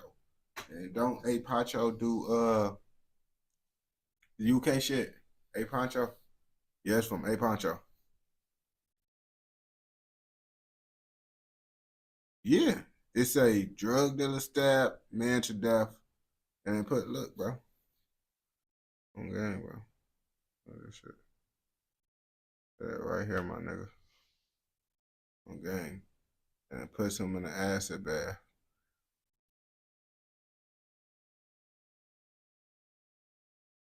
That's what I was saying. You said folks look crazy. Gang. Them motherfuckers tweaking in Rochester. Now, I don't know where the fuck Rochester at, but I'm assuming it's some UK shit. And what the motherfucker did is diabolical and it's stupid. It's the most stupid diabolical shit I ever heard. You feel me? A motherfucking drug dealer stabbed a man to death. And they gave him an acid bath. Now, what the fuck is an acid bath? I don't really know what the fuck an acid bath is, but I'm pretty sure I know what an acid bath is. But if it's what I think it is, it's something that's very diabolical on some Jeffrey Dahmer ass shit. Because y'all know Jeffrey Dahmer used to use acid and all that shit. You feel me? And then the crazy part about all the shit, he celebrated the shit after he did this shit. Made a celebration video, actually, according to this motherfucking title. That shit sound crazy. So come on, if that shit sound interesting to you, let's see this shit together. You see folks look crazy. Look at this shit right now. You're going to be like, if this the motherfucker that did the shit, I believe he did it. You don't even got to watch the video. The video is done. I know folks did it, but we're going to watch this shit. Kent Police, what's the emergency? There's basically a bunch of guys broke into my house. A bunch of guys doing what, sorry? Broke into my house. Oh, right, okay. How long ago did this happen? Yeah, I could tell this from the UK. How long ago did this happen? On gang. I just hit that UK voice. How long ago did this happen? On gang. I'm UK now. On gang. I just did that shit. Just a minute ago. This nigga. Okay, bear with me. I won't be a moment. He did it. That's what I'm saying. What's your postcode, please? They said he stabbed a nigga and then gave a nigga an acid bath. And the full address? Okay, what's your name, please? George Knights. Right, bear with me then, George. I'm just going to get this sent over for attendance. Okay, I won't be a moment. Okay. Man, what the fuck going on, bro? We just stared at this motherfucking nigga looking at us. How many people were there? I don't know. This nigga just looking Yo, at us. what's going on, people? It's your boy Ape Huncho back at you again with another video. And so for this next one, we've got to head over to Rochester where we're looking into a case that's heavily influenced. Hey, in my defense, bro, I didn't know what the... Hey, didn't I ask y'all niggas where the fuck Rochester at in the motherfucking video before? I didn't know where the fuck this shit was at. Stop this bappery, bro. Damn, bro. Y'all tell me to react to UK shit, and now since UK content popping up, and I click on the shit because I want to know about a nigga that got stabbed and put in an acid bath. Now I'm always reacting to UK. Maybe he had a good title, nigga. Maybe the title just motherfucking interesting. Hey, you fucking thought of that? Damn. By the TV show Breaking Bad. If for whatever reason you've never seen Breaking Bad before, it follows the story of Walter White and Jesse Pinkman, who go on to become meth dealers in order to make money for Walter's family after being diagnosed with terminal lung cancer. In episode 2 of season 1, titled Cats in the Bag, we see that the pair have gone on to murder a rival drug dealer by the name of Crazy 8. Oh, Justin. Oh, this the goofy Justin, bro. What the fuck? What up, my goof troop? What the fuck you want? And you not from Chicago, nigga. No one don't say BAP because motherfucking Bloods. Yo ass just not from Chicago, nigga. Niggas just say BAP. Yo ass be bapping. What the fuck? We don't do that dumbass shit. Change letters and shit for our shit. We don't do that shit. Oh, motherfucker, we don't. I feel like even if it was Bloods and shit out here, we wouldn't do that dumbass shit. Oh, since it's Cap, we gonna say BAP. What the fuck? We not doing that shit because of that, bro. We not saying that shit because of Blood. We don't do that dumbass shit, gang. We be talking about them niggas that do that stupid ass shit, bro. It's just because BAP is better than Cap on gang. Like he said, BAP is better than Cap. It's just what motherfuckers be saying. And quick thinking leads them to disposing the body in a hydrofluoric acid bath, and the rest is history. But let's just remember that this is a TV show. Since then, there's been more than a handful of incidents in the news where people have gone on to replicate this, but to no surprise, it hasn't worked. Here on the channel, we even looked into the case of Stefano Britt. So this nigga really, I ain't gonna cap, niggas be so stupid, bro. They think motherfucking that TV show shit gonna work. When I was younger, I used to believe all types of shit, bro. I used to believe all types of shit on the internet, bro. What was some dumbass shit I believed, bro, in the movies? I forget. I'm gonna let y'all know when I remember, bro. I thought I believed all types of stupid ass shit, bro. Britzy, who had killed a Metropolitan police officer, chopped him up, ate him, and tried to give him an acid bath. But out of the majority of cases I've looked over that have been Breaking Bad inspired, if you want to put it that way, I'd say today's story is probably the closest thing to a Breaking Bad storyline. Justin, shut the fuck up while we react. In late 2019, then 18-year-old George You're not allowed to talk met a while local we drug react. dealer by the name of Stephen Chapman, more known by his nickname Ginge, to purchase drugs off him. In the weeks and months that followed that initial meeting, the pair would continue to meet up for drug deals in various places, such as Maidstone. Now this is a crazy ass combo to motherfucking look at right now, bro. Cause it's like, for us to really like, if you show me this shit, I wouldn't like just show this shit, no context. I would not think this got anything to do with drug dealing, someone getting stabbed and put in an acid bath, bro. It's like, this like just some weirdos. Like, I'm like, bro, bodybuilder and the fucking, like, what the fuck is going on, bro? Folks ass probably take steroids or some shit. Chatham or Rochester. According to George, in these following months, he had become a dealer for Stephen. In these meetings that they had with each other, George would go on to say that Stephen would brag about the connections that he had with dangerous people and would also brag about specific crimes that he had committed. But oh yeah, so that means folks damn near goofy, bro. Why did you just over here bragging to a nigga about that? I don't know who is who. But whether it's the plug bragging to the nigga that he's serving to or the nigga that's buying off of him bragging to the plug, that shit just goofy. I ain't gonna bap to you. Why the fuck are you bragging to this nigga about this shit?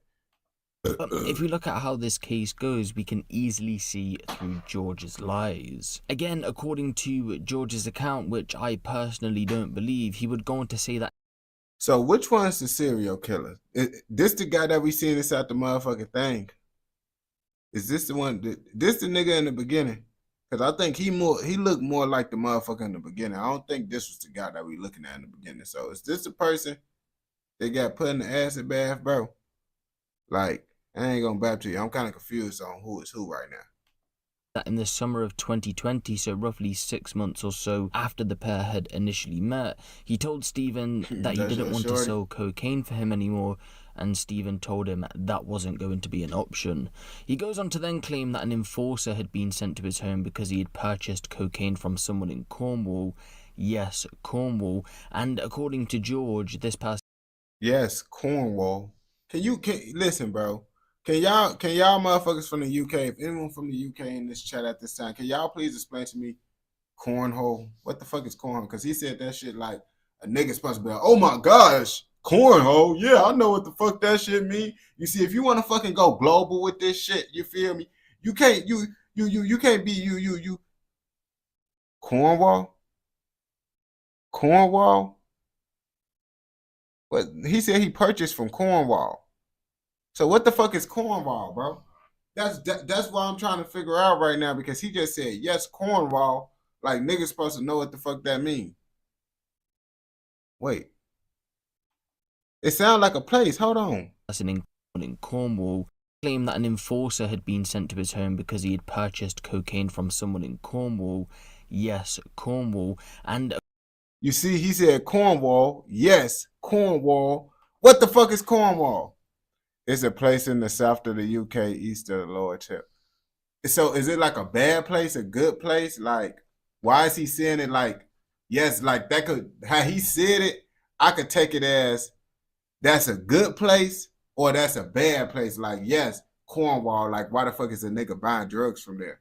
Or yes, Cornwall, like it's a dangerous area. Why the fuck is you buying drugs from there? So that's what I'm trying to figure out. Like, what the fuck is Cornwall? You feel me? according to George, this person in Cornwall was connected with Stephen, so because of this, an enforcer had been sent to his home. When this enforcer arrives at George's home, it's now apparently put to him that he should start to think about selling crack cocaine and heroin, stepping away from the powdered cocaine trade. Going off George's account, nothing comes from this situation for a while, but around 2 weeks before the date where this specific story takes place, it's been said that this enforcer had came around once again after George tried to buy more cocaine from Stephen, and this time he was punched in the stomach after he tried to explain that he wanted to trade stocks instead of being involved in the drugs trade. It was then this enforcer tried to strangle George, but George goes on to say that he shouted at him.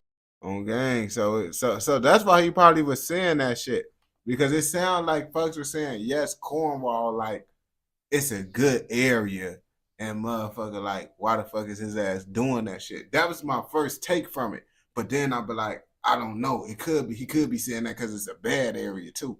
Because his ass ain't let us know what the fuck it was. He just thinking motherfucking like, oh yeah, niggas gonna know. You gotta that's some like if you know type shit, bro. And we don't know about that shit. You feel me? And then this enforcer. Yeah, Justin ass be tweaking. Yeah, I know, such a believable story. What should be noted though is that George was in fact an actual drug dealer who even had a pill press machine, which was found at his father's home. Of course, he lived with his father as well. For a period of time, he claims he had attempted but failed to synthesize Adderall before ordering powder on the dark web, which he then pressed into tablets with his pill press in order to sell them. He would also later go on to repeat his story about saving up money.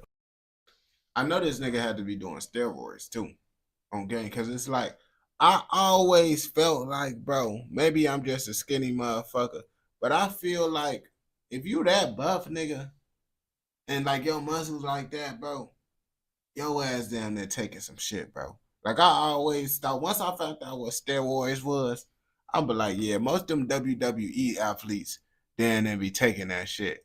I ain't gonna bap to you, bro. And then you would see an athlete, bro. Some athletes, bro, they athletic as hell, but they body is not buff like this for real, bro. I ain't gonna cap to you, bro. Like Aaron Donalds, he buff, but he don't look like super motherfucking tone, bro. You see them WWE, he got a WWE body. Let's be real, bro. Them WWE niggas, bro. I be like, bro, them niggas gotta be taking roids, because I never seen a regular nigga that look like this, gang. Let's start there. I never seen a buff ass nigga before that looked like this a day in my life, bro. I never seen that shit. So obviously, I think niggas just be taking roids when they be looking like this, bro. From the drugs to start trading in stocks, and in fact he had around £25,000 in cash saved, which would go on to be seized by police, but we'll get into that a little bit later. It's also believed he sold steroids and various narcotics. What did I tell y'all niggas? What he said he sold them. So if he sold steroids, what that mean? If he sold, most people sell the shit because they use the shit. Let's be real now. And I knew this shit because I told you I don't see people like this in real life, nigga. And when I do hear about someone that motherfucking do that shit, bro, they be looking like that. They be looking like folks ass. So that's why last time I just assume motherfuckers be doing that shit, because when I do see someone like that, come to find out, they ass be doing that shit. Like The Rock, bro. We know what The Rock be doing. Like, let's be real. Including amphetamine. So now you see the first break. You could naturally get like that, but I feel like it's just like, alright, bro. That's why I use Aaron Donald, for example. A nigga that's naturally supposed to be like that is gonna be built like Aaron Donald's type shit, bro. Like, how you see how them athletes be built? Lots of athletes, bro, if they, like, they muscle is built on motherfucking how they body is built type shit, bro. That, like, when you use steroids, this equivalent to, like, how this shit look to me is like, you feel me, when you look at a bitch and you be like, damn, her BBL is off. Like, that shit just don't look like it's supposed to be that big. Folks don't look like he's supposed to be that buff. And you know how when you look at athletes and shit, you be like, they body built for like however they muscle is type shit. Like, everybody not out here like Aaron Donald and shit, bro. But motherfucking, they got muscle up on them. And his ass look like he the type of motherfucker that motherfucking just look like, I don't know, his body don't look like he built to be have that type of weight up on him on game. Like, that's like, I feel like folks is like supposed to have like a boxer type build to it. Yeah, Justin ass, his ass be tweaking. You said he looked natural to me. Folks, his ass look motherfucking like, cause you see how them buff ass niggas be, bro. When you see them bodybuilders, bro, them niggas motherfucking, they whole body, like them calves be looking, bro, you could tell look like his calves not even that big for real, bro. It looked like folks just got that. Like that, bro, on game. And I do know niggas that just work on their upper body do be built like that, but they be, you could tell, like, you feel me? It's hard to explain, bro. When I see niggas that work out, bro, they motherfucking be, they look like they muscle. That's how they body. Cause some niggas muscles, I feel like, can't reach a certain limit unless you're using enhancements. Breaking Bad reference, of course, because he's a drug dealer. But fast forward in the timeline a little to where this story takes place, and on the 23rd of October 2020, Steven would send his pregnant partner, Rebecca Leda. Like, that's what I'm saying. That's why I use, like, Aaron Donald and shit, for example, when I said it, because Aaron Donald, he a buff-ass nigga, but he don't look like he do roids, because it kind of look like, and he probably could. I don't know. But folks look like he's supposed to be buff type shit.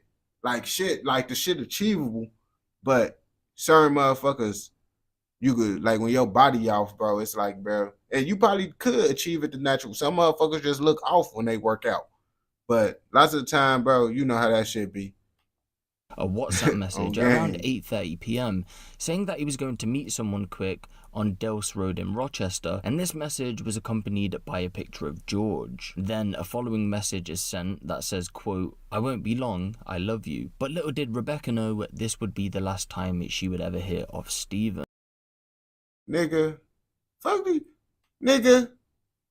I don't know why you think, bro. You know, every time when someone, you know why I started making my videos much longer, bro, on game? Because I seen someone comment, stop pausing it. I'll be like, okay, I need to pause this shit more. I need to pause this shit more on game. Just like that, bro. I ain't gonna bap to you, Justin, bro. You know, I really just paused it, bro, to just kind of make you blue, because it's a fucking reaction, nigga. The link to the original video is inside the comments, bro, because I don't give a fuck about views. You can go watch the nigga if you want, you feel me? But, like, that's why I leave the link inside the description. Hey, guess what? Guess what? Say please. Say please, nigga. Nah, the only reason I ain't gonna do that because other motherfuckers up in this bitch, bro. But you say some more goofy shit, you know what's gonna happen. You know what's gonna happen. At around 8:50 p.m, various messages and calls were made to Steven, but to no surprise, he never answered. So what happened in those 20 minutes at this drugs meeting, which has now seen Steven not go on to answer any calls or any messages? Well, we'll never truly know what happened, but what we can say for certain is that once arriving at the address, George would at some point grab his dad's Royal Marine Commando knife, which had been placed with his dad's beret on the top of the drawers, and plunges it with force into the right side of Steven's head, just above and behind the ear, going on to... Nah, Serge, a real nigga, boy. You a goofy, boy. Now since you talked about my boy Serge, you know what's finna happen to you now, bro. You can't talk about one of the OGs, bro. 30-minute timeout, bro. You can't talk about the OGs.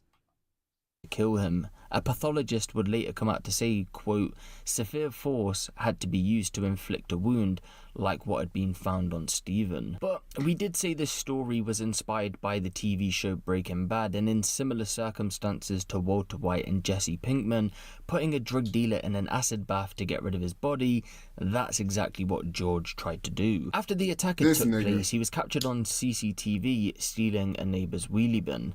He fills the wheelie bin up with 12 bottles of drain cleaner, which had a 91% sulfuric acid content, and then throws Steven in it head first in the hopes that over the following days, Steven would slowly turn into nothing. But the savagery... And the crazy part about all this shit too, bro, my dumb ass actually would think that shit would actually work, bro. That's why I'm happy I watched this video so I could know, bro. Because my stupid ass be like, shit, acid should be able to do it, right? Hell no, bro. They gonna be like, oh, we got another goofy in this motherfucker thinking he could get away with some shit. It didn't stop there, because without a care in the world, George would head over to a party where he took drugs, had a good time, and went on to brag about this murder at this party. He even went back home to video Steven's lifeless body in this acid bath just to show people. In a video that hasn't been put out by the media, he's even quoted as saying, "I'll play this to all my new friends in jail," in reference to that video of Steven floating dead in an acid bath. So this nigga really like he wasn't on no posting this shit on the internet like how the rappers and shit do. I don't think the rappers will motherfucking do no shit like that anyway, post some shit that slow. But nigga, that's like some shit like bragging about some shit like that, motherfuckers gonna look at you like you kind of crazy, bro. Like motherfuckers will probably gonna look at you crazy if you say, yeah, I just caught a body, I just slid on the ops. But you show a motherfucker like, yeah, bro, I just put this body inside an acid bath. Hey, nigga, nah, bro, you gotta stay the fuck away from me doing shit like that. But as the minutes turned into hours, Steven's partner Rebecca, who was expecting him to be back within 20 minutes or so, was now panicked and had started to call family, friends and locals to try and help locate Steven. Eventually, Rebecca had managed to get hold of George, and a call was made between the pair. Here it was reported that George said he didn't know where he was, and that if Rebecca had managed to get hold of him, then let George know because he wanted to speak to him. Damn, George is one of those type of niggas that's gonna... He the type of nigga that steal your phone and then help you find the shit. That's what type of nigga folks ass is, bro. Knowing he did that diabolical shit, he gonna be like, oh no, let me know if you hear anything from him on gang. Then his ass get to doing the evil laugh and shit, bro.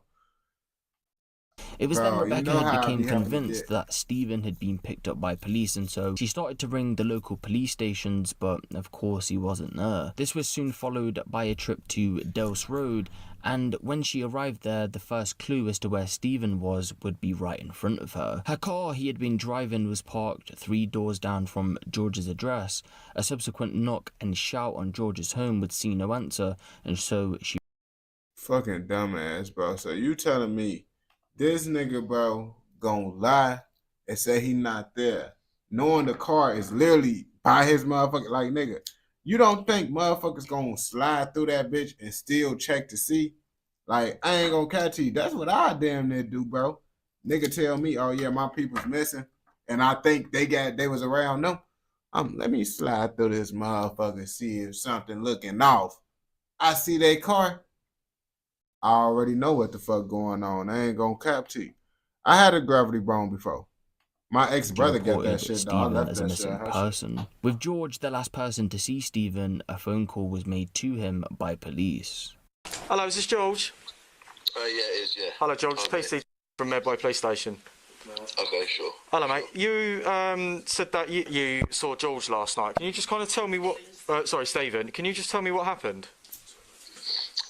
Yeah, so I literally just saw him to pick up something from him. And I basically only saw him for a second. He got out of his car, and then... It sounds like your ass is trying to make up a story as you go. You know how you could tell when a nigga making up a story as they go? He one of them motherfuckers that's making a motherfucking story as they go. I came over to just behind the kebab place, and then basically I got it off him and went back to mine. Right, it was okay. it was basically some like Viagra stuff. Okay. What's sorry, mate. We just need to grab a couple of details because obviously we're trying to figure out who was the last person to see him. Stuff. What's your last name? To be honest, like I don't really want to get involved in this. If it... You see, nigga just asked for your last name, and that I don't want to. I don't want to get involved. Nah, nigga, we already know your ass just sounds suspicious as hell, bro. You could have just gave her the last name, bro, and they wouldn't even be as suspicious unless you got some shit on your record. Then I understand why you ain't trying to give your name. It's like, unfortunately, George, someone's gone missing. We can't locate them. You're one of the last person to see him. You are kind of involved. When it comes to missing people, it's not kind of like, it's not like with normal investigations where we can say, yeah, it's fine if you don't want to provide. This is someone's life who could potentially be at stake here. Right, and it's like, do he not understand how goofy that is, bro? To motherfucking, they used the last known person with him, and you say you don't want to be involved. Any logical motherfucker gonna think, oh yeah, this nigga got something to do with it for sure, because anyone who really care about the person and don't got nothing involved, they're gonna be like, yeah, this is my name. Let me know if you find them, this, down, the third, because it's a missing person case. You feel me? It's not like we acting like it's a murder. We acting like it's a missing person case as of right now. You feel me? So it's like, nigga, a person that actually, you feel me, you the last person seen them, you already acting off. You're supposed to be like, oh yeah, here go my name, here go my information. Contact me if you find them, if you see anything. If I see something, I'll let y'all know. He not on that type of timing. Like, he just seems suspicious as hell. I ain't gonna bat to you. Okay. Yeah, no, of course. Like, I know. So we're not saying anything's.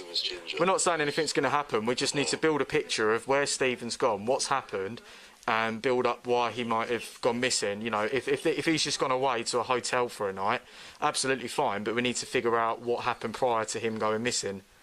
Yeah, I mean, I literally left like, you know, I was there for a very short period of time, and. This about his ass. His ass should have just said he don't want to talk if this the case. Cause nigga, you saying I don't want to be involved in like trying to come up with lies, bro. You making this shit even worse, my nigga. Just be like, I don't want to talk, nigga. Just let me know if y'all hear anything, and I'll let y'all know if I hear anything. Just leave it at that. I left and I was at a party. But we need to get a couple of details from you first, mate, because we need to put it up on the log. We're not saying anything's going to happen to you, and quite frankly, I don't really care about what package you was picking up or receiving at that point. I'm more concerned about Stephen's life at the minute. Oh no, yeah, of course. Like, I mean, I want to know what's happened, but it's all just a bit weird. Yeah, that's why we're trying to figure out what's happened. So what's your last name, mate?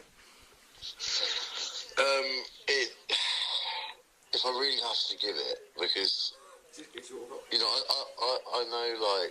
Bro, he sound too stressed out over this call, bro. They finna lock his ass up. Wherever he's gone, do you know what I mean? No, and we're not. No one's saying that you've been involved, but everyone we've spoken to, we have to get their details because we've got to build a picture up of who the last people he's spoken to. We've got to understand what led up to him going missing. We're not accusing you of anything at all. As I said, I don't really care about that at the minute. I just want you to know, like, obviously, like, he could have easily gone and just seen someone else. Yeah, we know that, but obviously, as we said, George, I don't know, like... As I'm trying to say, mate, we need to. What we need to do is we need to build up a picture of what's happened. You're one of the last people to speak to. We might have some more questions later on. We're not saying you're in trouble. We just need your details. No, I understand that. I'm just like making sure. Nah, I think they call him. Yeah, no. I'm not associated something that's like him going missing. Because someone said he was the last person. I don't want to be associated with like a bad way because I would never do that to him, obviously. 2 days after Stephen would go missing, family and friends, after knocking on George's door for the last time, would break into the property because they were concerned, and this forced George to flee the... I mean, shit. I mean, honestly, that's what you gotta do. You gotta do what you gotta do because these niggas called the police, let the police know, like, yo, My people was missing. This, down the third. They was last seen with George. I think George got something. You feel me? George might know where my people's at. Y'all ain't doing nothing checking George's crib. So now we gotta check George's crib. We gotta slide to George's crib now, motherfucker, break up in that bitch, bro. Because obviously y'all don't give a fuck about my missing peoples. I care. And I don't give a fuck if y'all don't care. If I gotta break the law, this shit, so be it. The property where he reported a burglary to police. He Can reported police a with burglary. emergency? There's basically a bunch of guys that just broke into my house. A bunch of guys doing what, sorry? Broke into my house. Oh, right, okay. How long ago did this happen? Just a minute ago, I literally legged it. Right, okay, bear with me. Wait a moment. Nice. What's your postcode, please? ME1 2DG. And the full address? That's this what I was literally telling y'all about when I was saying, bro, niggas will be trying to do all this diabolical ass shit. You do some diabolical bad shit. You do some diabolical shit to them. They ass get to calling the police. They call the police on your ass. But they gonna do some diabolical shit to you though. That shit be wild. That's right. Okay, what's your name, please? George Knights. On game. Oh, bear with me then, George. I'm just going to get this sent He over. trying to act like he the okay, victim. won't be a moment. Okay. How many people were there? I don't know, a bunch of them. A bunch of them. Right, okay, won't be a moment. Don't tell me he got the body at his crib. Right now. Oh my God, this nigga slow. Did they force their way into the house? Hello? Do you know who these people are at all? I don't know who they are, no. You don't? No, but there was a guy that came around the other day that was probably one of his boys. That is probably what, so I'm struggling to hear you now because you're in the car. That is probably one of his boys? Yeah, we got into an argument. This motherfucker. This is old videos, I really can't bro. hear you at the His moment, ass so I'm just on added the the motherfucking hands-free. body cam. The body though. Very aggressive. Knock these motherfuckers out this video. If we're gonna do them repressed. Right, okay, so what did you do? Just left the house as soon as they broke in? What's that, sorry? His ass got gone. He was scared. Yeah, well, I was upstairs asleep and I heard bang. Yeah. And then I looked Folks' out the ass was window scared as hell. trying to break into the back door, so I just put my clothes on and legged out the front door. When police arrived at the address, it was then the grim discovery was made of Stephen's body severely corroded away. I didn't think this nigga was gonna be that slow. I didn't think he was gonna be that slow. Cause I'd be like, maybe since he called the police, he put the body in a different location, you feel me? Cause I'd be like, it ain't no way possible a motherfucker gonna call the police for a robbery knowing they got a body inside their crib. But this nigga was that slow, so that's why I'm happy I didn't say, oh yeah, I know he ain't that slow. Because as y'all can see, folks says that slow to do that shit. I don't know. Why would he do that? Way, sitting in the wheelie bin in the conservatory, which had to eventually be removed by the fire brigade. A further search of the property showed that substantial quantities of Class A and Class B narcotics were found, along with that £25,000. George would initially be arrested. Bro, so this nigga is the goofy of the year, bro. Goofy of the year. This nigga had a body in his crib. He had all types of substances inside his crib that he not supposed to have. And he called the police because someone broke into his crib. Yeah, this nigga is slow. He left, he left the drugs because he was scared when they broke into his crib. They said this nigga ran as soon as they broke into his crib. On suspicion of drugs offences, but was later rearrested and charged with murder. George would go on to plead not guilty to the charges brought against him, and some key things to point out from the trial would be that it did seem as if George was completely obsessed with Breaking Bad.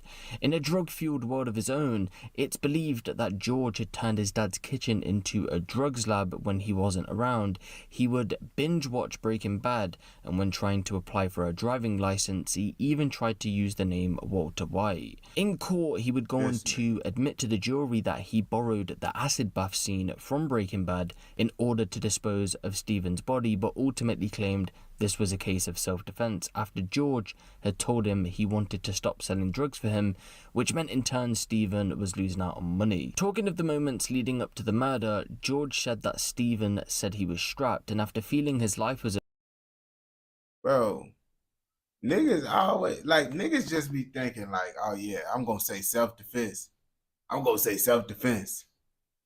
Nigga, you had a body sitting in your bathtub with acid. That ain't no self-defense case. you can't claim self-defense when you put someone's body in acid and leave that shit there for days. For days. They called you and asked you, did you know about this missing person? And you said no, knowing that he was in your tub.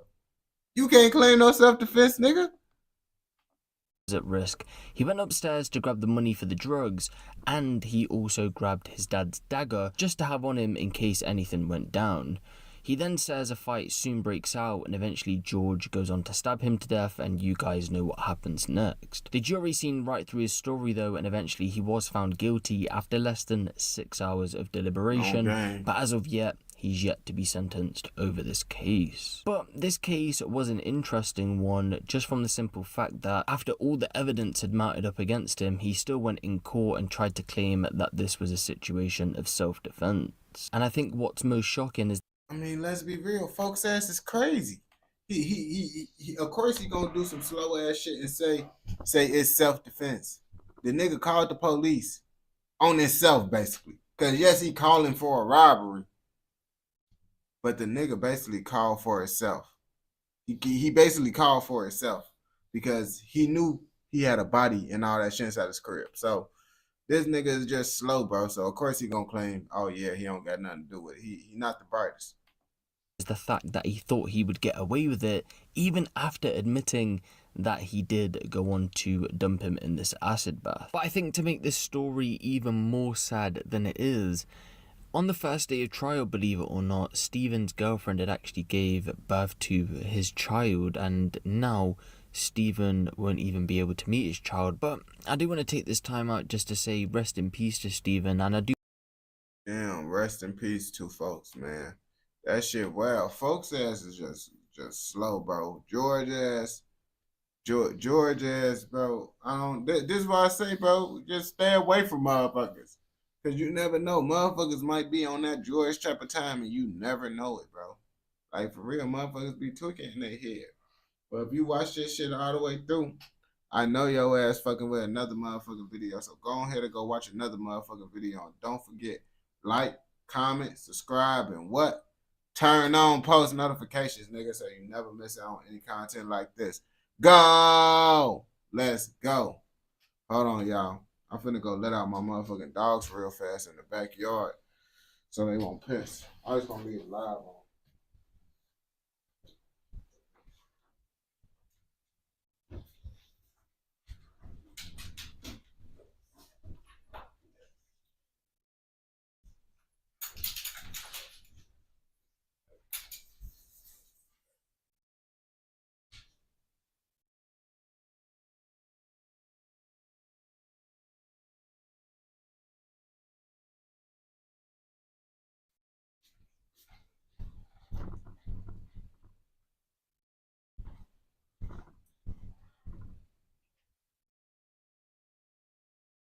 Yeah. I can't show guns on live.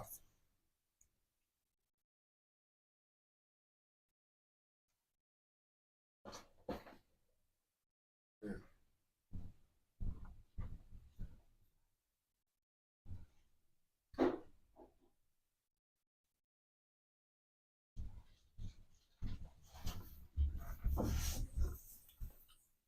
Motherfucking remote. Motherfucking put this shit up. I want to change the color.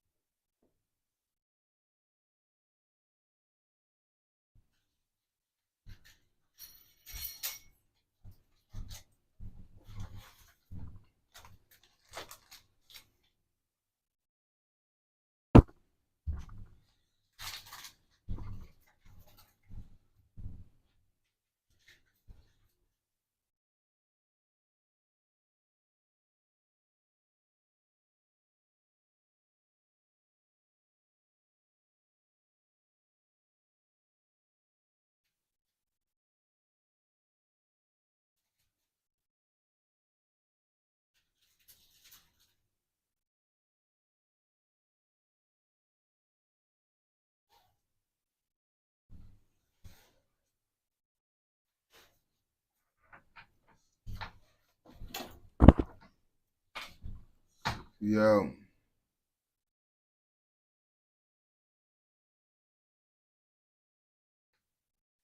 Hell yeah, bro. It was cold as hell. They didn't even want to be outside for real. But they used it fast as hell. That's why I low-key like it when it's cold. Because I don't got to worry about their ass trying to be outside all day.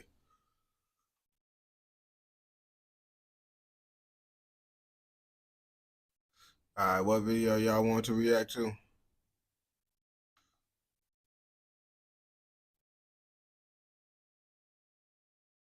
You said it's been cloudy for a week. My boy. Good night, my boy. Sleep well in this bitch.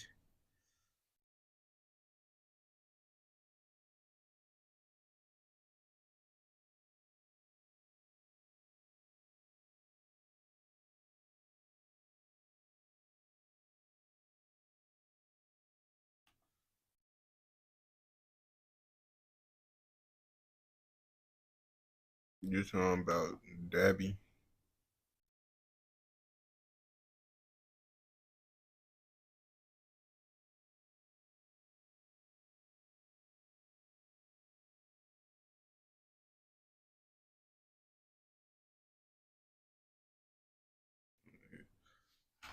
Yeah, I seen that shit on game. I just be waiting like a day to react to that shit when they first drop it. Let that stuff go up.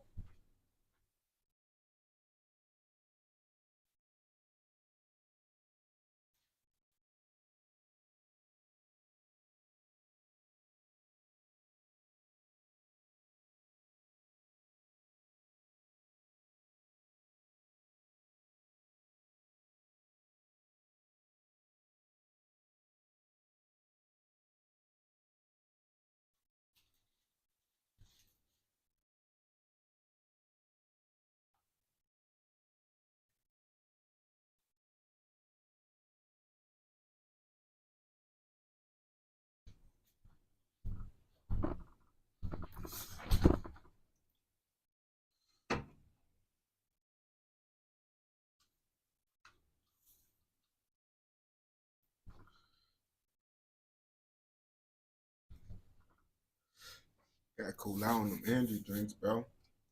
Gonna be on my second one. Wait, let's see how many can I drink of these bitches. We gonna follow the rules.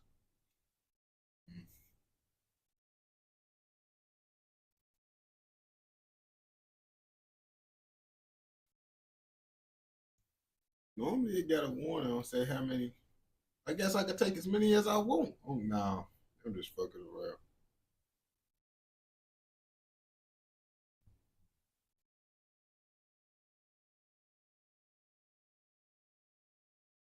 You see, this shit don't say exceed, don't exceed, no.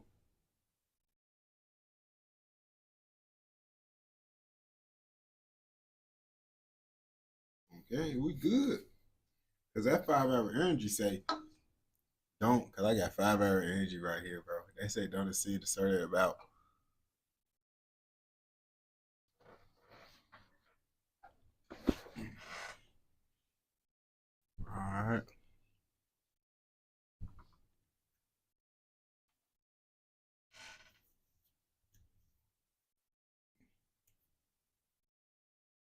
So what? Debbie is a street motherfucker. Let me see.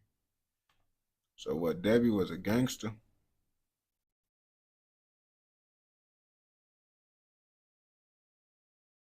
It's 3:04 a.m.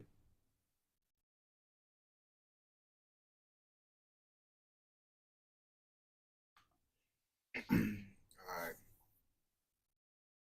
Something happened to Debbie in Toronto. Now, I don't know what happened to her, but it said the life and death of her. I asked the chat that motherfucking, is she a gang member? They said no, I would see. I don't know what the fuck that mean. So we gonna motherfucking see together. So come on, let's see what the fuck going on in Toronto and what the fuck happened to Debbie. You guys say I don't have bands, eh? Like, oh, what is it then? It's Debbie's! Haha, Deb's in the cut. Let me find out, Deb's outside. Drake's a fucking peon, bro. Drake knows I run the city over here. I thought you just told me that what the fuck? You just told me Debbie ain't with the shit. You lied to me, nigga. Cause when I just see this shit, it looked like Debbie with the shit. It looked like Debbie might be a little bit off a little bit in the head. But what the fuck? What the fuck is going on right now, gang? Don't pull up to my crib on game day talking about you're gonna sauce her and shit. Like, you cursed my whole jumper today. Like, I swear to bro, Debbie know Drake. Drake know Debbie? What the fuck going on? Who the fuck is Debbie? Debbie is fucking up my head right now. You just showed me a clip of Debbie ass motherfucking gangbanging screaming some shit. And now Debbie ass getting talked about by Drake? What the fuck? I don't know. Y'all, Canada, you never know what to expect in these videos.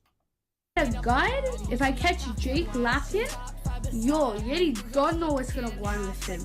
Like, you know, like, I'm murder that kid. Are you dumb? I'ma catch a homie. Bro, so Debbie is beefing with Drake. Debbie is, and I ain't gonna care. Debbie look a little bit, you know, not the, I don't know what to say. I can't say the word. I don't know. But this say music in the back.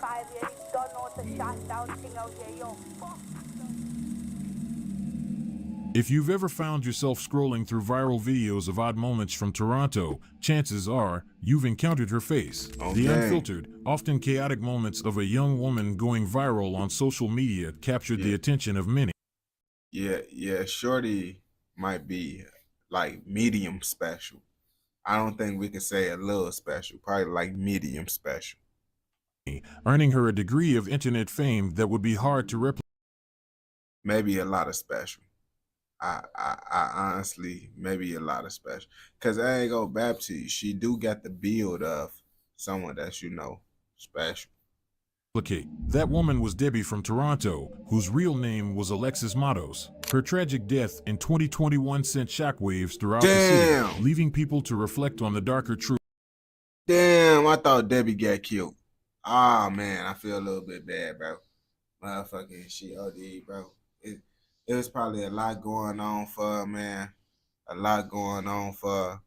And she couldn't handle all the stress, though, of being a famous motherfucker in Toronto. Truths hidden behind her viral persona. Debbie's life story is a cautionary tale about the perils of seeking fame in the age of social media, the ethics of viral content creation, and the exploitation of vulnerable individuals for entertainment. Debbie's rise to prominence wasn't the typical route. What the fuck? Okay. You see, this what I mean, bro. She damn near trying to find herself.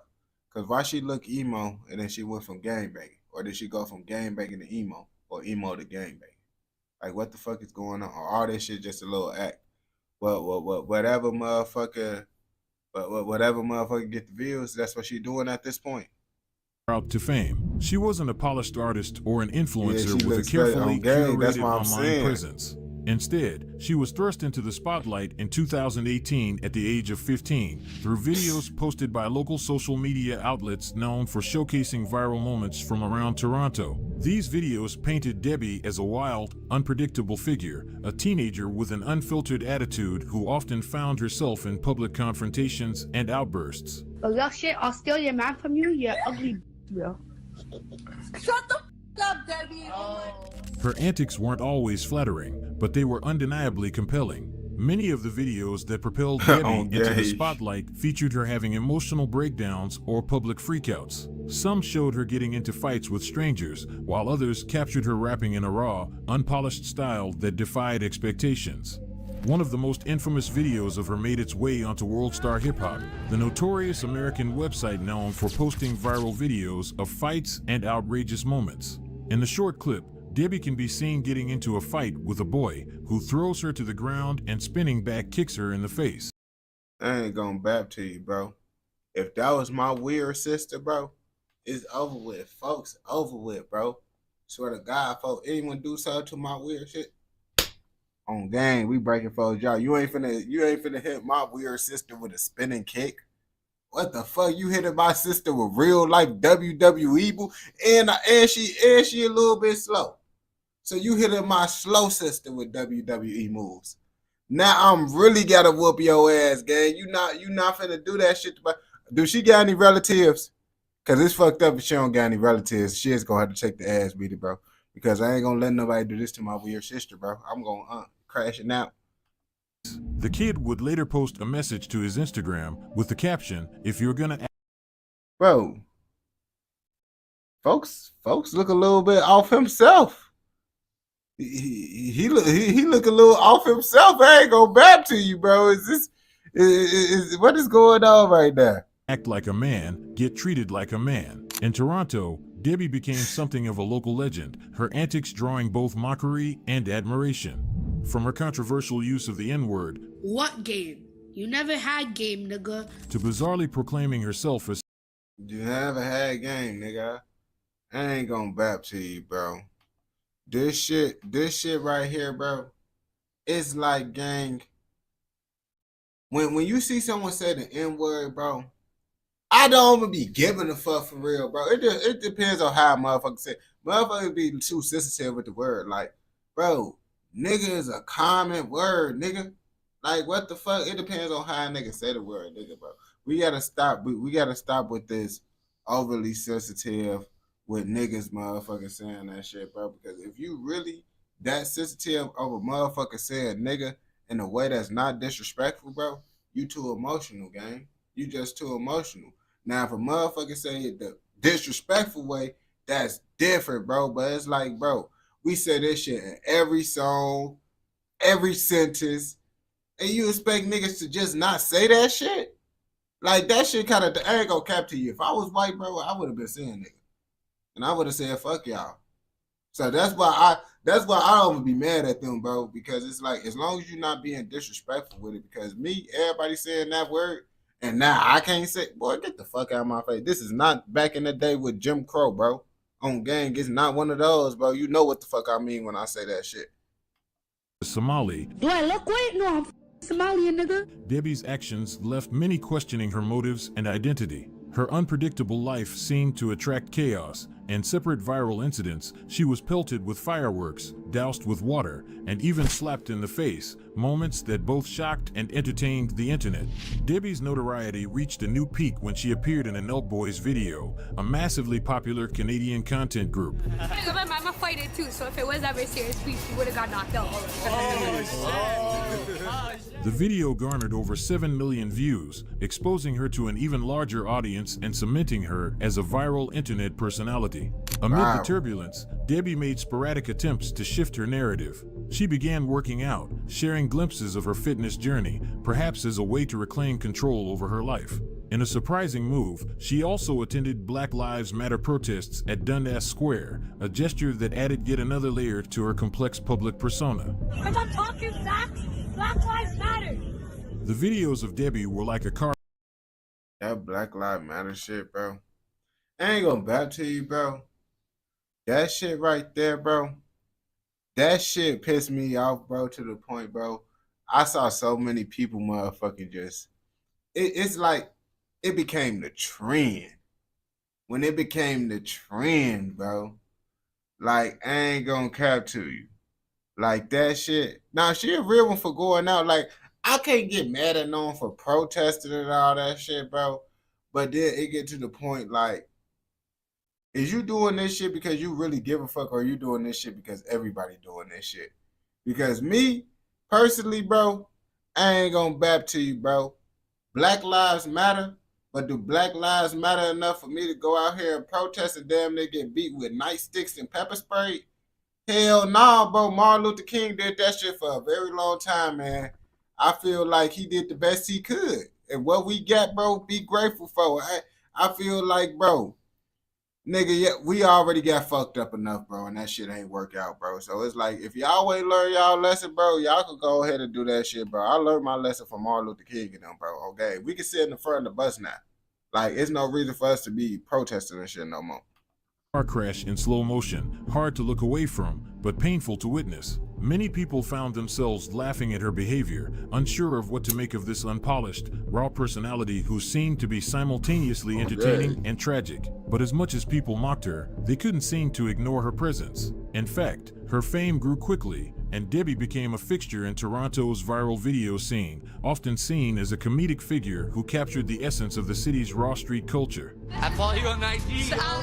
You're a gangster chick. I already know what time it is. Her online persona quickly gained a cult following. Fans, who referred to themselves as the Debbie Gang, flocked to her social media pages, eagerly consuming every piece of content she posted. Debbie, with her brash attitude and unfiltered commentary, seemed to embrace this attention, turning her viral status into a music career. She began releasing diss tracks, calling out other artists, including rapper Lil TJ, who once had a highly publicized altercation with Toronto rapper Top 5. Okay. Are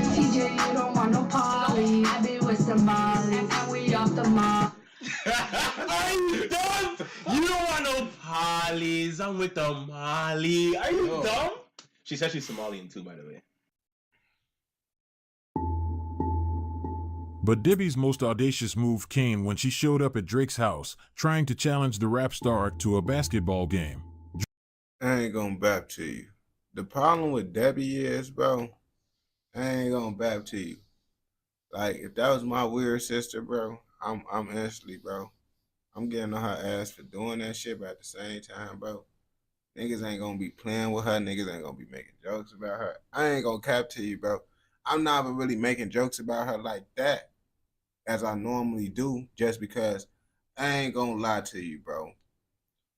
When I was in school, I always like to make fun of the people that people thought was like the cool kids or the popular kids. Those are people I really like to fuck with. Like, the real life slow people, bro, I didn't really like to do that shit for real. I ain't really like to, you know, fuck with the real life slow people. Like I ain't really like to do that shit. Or the real life, you feel me? Because, you know, those some motherfuckers that really be going through shit, you feel me? Nah, the motherfucker that think he a gangbanger on the block and shit, bro, and he a dude, bro, and you could tell he not slow. Like, he's not, like, you could tell, like, she's, you feel me? Like, you could kind of tell, like, just off the look at her, motherfuckers kind of knew that she was a little bit off. And I feel like those type of motherfuckers, like, come on, bro, like, you know, like, doing spinning drop kicks on the slow mother, like, why is y'all doing that shit? Like I ain't gonna back to you, like, that shit is funny. Like, if you just tell a motherfucker, like, yeah, I just spin a drop kick to a slow motherfucker that was tweaking. That shit sound funny, but at the same time, boy, you bogus as hell for doing that shit, bro. Like me, that ain't gonna bap to you, bro. I feel like she needs some guidance, go. Like, she needs someone that actually real life care about her, bro. Cause on gang, bro. That's why she out here tweaking and shit. Drake responded with a humorous Instagram video, acknowledging Debbie's antics, but brushing off her challenge.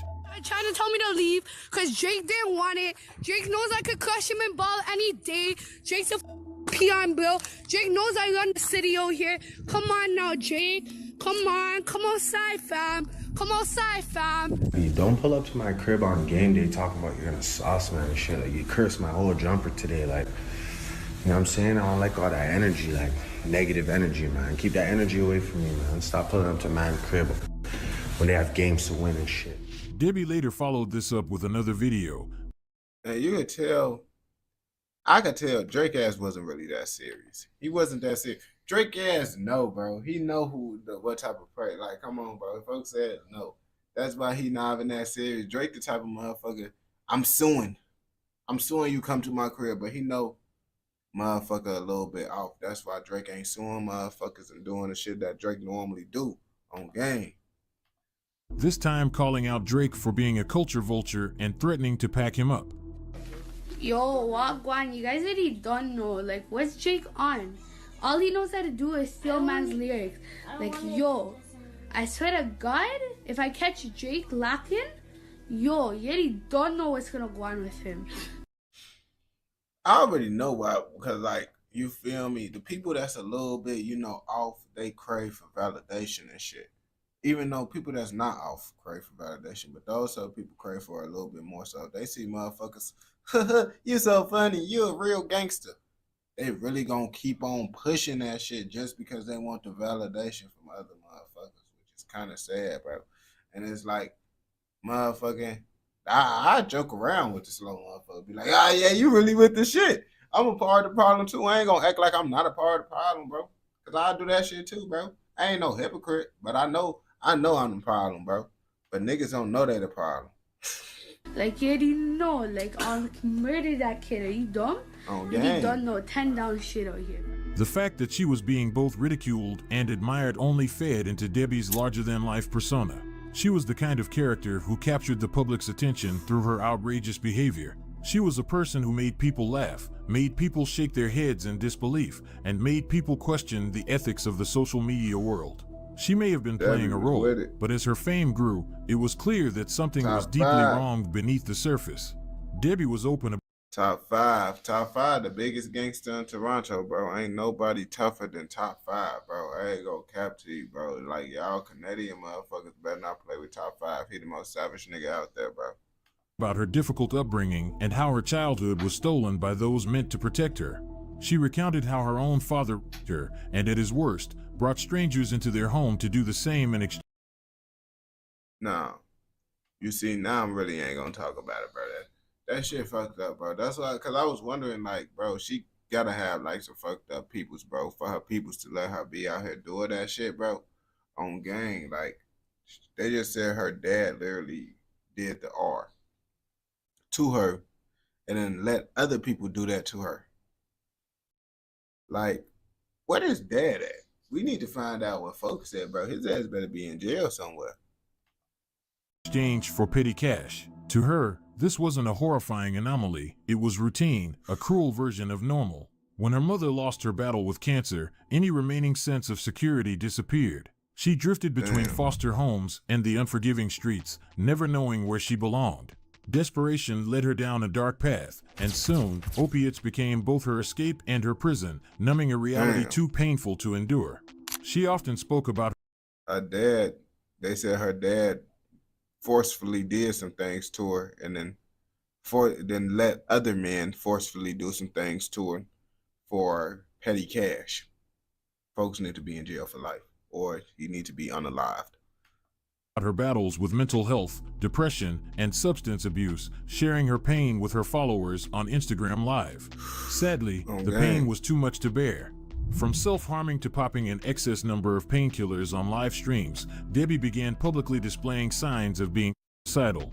It was a cry for help, but the most tragic part about this situation is how the public reacted.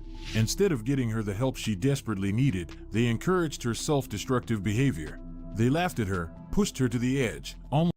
You see, nah, I don't be doing that shit, bro. Like when I say motherfucker, I tell motherfuckers, hey, bro, don't take that shit. Like I'm really against that pill shit, all that shit, to the point when I was serving, bro, I will only serve the smoke, bro. Just because it's like, you gotta understand, bro, that shit really fuck up the community, bro. Like I didn't want to be that nigga that fucked up motherfucking shit. And it's like, if you really want to make money on, you want to get addictive substance. You want to have that dirty, them pills, because that's going to keep people coming back, you feel me? Like, just serving Zod, bro, it's really like, it ain't like how it was when it used to be, you feel me? So it's like, if you really want to maintain this shit, bro, you really making it hard on yourself not serving that shit. But I feel like that's fucking up the community. That's why when I was doing that shit, almost as if it was like a game I to always them. said I wasn't doing that shit. As Debbie's fame grew, so did the criticism of how she was being treated by the very platforms that helped her rise. While outlets like 6Buzz or ScarBuzz provided a space for Debbie to express herself, many feel they also perpetuated a cycle of exploitation. Critics have pointed out that media platforms often prioritize the pursuit of clicks and views over the well-being of the individuals they showcase. In the case of Debbie, her vulnerability became the content that fueled her online fame. Despite the harsh realities of her life, many fans still viewed her as a figure of entertainment, laughing at her antics without recognizing the complex person behind the videos. I want mafia shit. Mafia shit. Social media expert Dr. Evie Saras pointed out the ethical responsibility that lies with media outlets in these situations. The media knows what content will get clicks and comments. That's all that matters, not the content itself, but the response. That is exploitation. Dr. Saras first. I mean, no. Listen, now if the person out there going to go make the video, so say, look for example, me for example. I'm making a video on this because someone else made that video. And the reason why I clicked on this shit, bro, well, someone requested this shit, but someone didn't request this shit. I clicked on it because I thought it was going to be interesting and it's going to get views and clicks. So does that mean I'm exploiting a motherfucker that I don't know because I'm reposting a video about that person doing dumb shit? No, it do not. You feel me? Y'all gotta watch y'all words, nigga, before you hurt my feelings. Further noted that Debbie's situation was a cautionary tale about how media platforms profit from personal pain and trauma. In many ways, Debbie's story reflects the disturbing trend of social media platforms exploiting the vulnerability of individuals for the sake of entertainment. Okay, now I don't like it when people do it to special people, but I do like when people when people get beat up or you feel me. I do be liking depending on certain shit that do be fucked up and everybody like to see that shit, bro. But when motherfuckers a little bit, you feel me, off, I don't like to see that shit, you feel me. But if you're a regular individual and you're not a kid, you're a full adult, bro. If you get smacked by a car and you don't die and you're not paralyzed, I'm gonna laugh and I'm gonna say that shit is funny as hell. And if you did pass away, I'm most likely gonna laugh. But once I find out that you passed away, I'm gonna be like, damn, and probably rewatch that shit again. But I ain't gonna laugh the next time unless the shit was just super funny as hell. Cause it's bro, if I die a funny ass way and that shit get recorded, bro, I'm not gonna get mad at y'all for laughing at me, bro, because the shit gonna be funny, you feel me? Videos of Debbie were often shared without any consideration for her mental health or personal struggles. Instead of offering support, fans and followers turned her pain into entertainment, viewing her breakdowns as spectacle rather than signs of deeper issues. While she continued to receive attention and gain followers, Debbie was... You could already tell she had some shit going on with her just because a sign that women got something going on with them is when they go through all these different stages. If she start getting a whole bunch of different piercings and shit, keep changing her hairstyle, cutting her hair off, that's a sign something that they mentally fucked up. They got something going on. Off the rip, when I seen her went from emo to gangster, I already knew something was off, you feel me? She had some personal things going on. Left alone to grapple with her demons. Debbie's rise to fame and the way she was treated online reflects a larger issue in today's media landscape. Social media fame, often achieved through the sharing of raw, unpolished moments, can come with both incredible attention and intense scrutiny. In Debbie's case, the very platforms that gave her visibility also exposed her to ridicule and ultimately contributed to her spiral into deeper struggles with addiction. Yo, I don't understand how rappers... Debbie. Hey, you goof. Debbie. Yo, what's foolish? I'm a goof, Debbie. That's foolish. What? You Debbie, you asked me where foolish is? Yo. The Wi-Fi sucks. She asked me. Who is Foolish? I'm assuming that Foolish is what? One of his homies? That's why she asked where Foolish was in a disrespectful way. I don't know who Foolish is. Where foolish is? He's in heaven. Inshallah, he's the best. You're in the alleyway. Oh damn, that's his brother. Debbie, you are going to hell. Yeah, wallahi, Debbie's death is gonna be a drug overdose. Remember I told you that. A drug overdose?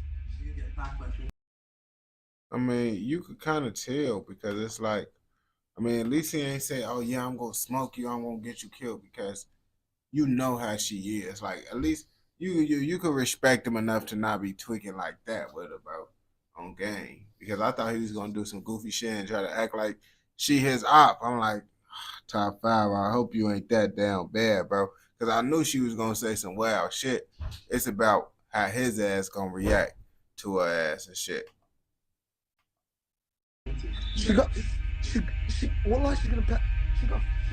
Debbie's very public downward spiral drew grim predictions from those around her. Toronto rapper Top 5, a figure well-versed in the city's street culture, publicly predicted that she would die from a drug overdose, a statement that reflected the harsh reality of her struggles. Unfortunately, he was right. On November 2nd, 2021, Debbie would pass away from a fentanyl overdose at a Toronto homeless shelter. She was only 18. News of Debbie's death hit the Toronto community hard. Many fans, who had once found humor in her antics, were left shocked and devastated by her passing. Just 6 days before her untimely death, a chance encounter with Toronto influencer Sayf Shawaf became Debbie's final on-camera appearance, a heartbreaking moment that now feels almost like fate. In the video, the visibly intoxicated teenager opened up about her life, one scarred by homelessness, addiction, and the haunting trauma of sexual abuse. It was a cry for help, Shawaf said. That day, Shawaf had been outside the Eaton Center, offering $100 to anyone who could make him cry. Among the crowd, he spotted Debbie, a face he recognized immediately, unaware that this fleeting moment. $100 to make him cry. Basically, folks says know that shit. So you want someone to tell a fucking sad ass story so you can get a whole bunch of views? You know sad stories gonna get the views, bro.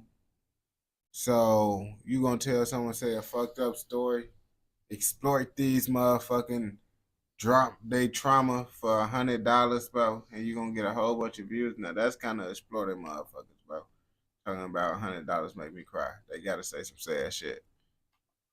Moment would become part of her tragic final chapter. Honestly, I think it was God's plan for her to share her story and her truth before she passed, Shawaf told the Toronto Sun, reflecting on the raw and emotional exchange. Bro, I've been in and out of group homes my whole fucking life. I'm at a point where I'm just fucking tired of everything, you know what I mean? I've never had nobody there for me. They just fucking kicked me out on the streets. People know you online and... Yeah, but they might know me, but you think they really fuck with me? And now I get told the fucking of my life almost every fucking single day. What about family? Like family, brothers, sisters? Mom died because of cancer, and my dad raped me as a fucking kid, you know what I mean? My family never cared. My dad would let random guys come in the crib and fucking touch me. He didn't give a fuck, huh? Yeah, that's why I'm so fucked up mentally. Yo, guys, can you keep it moving, please? Like, fuck.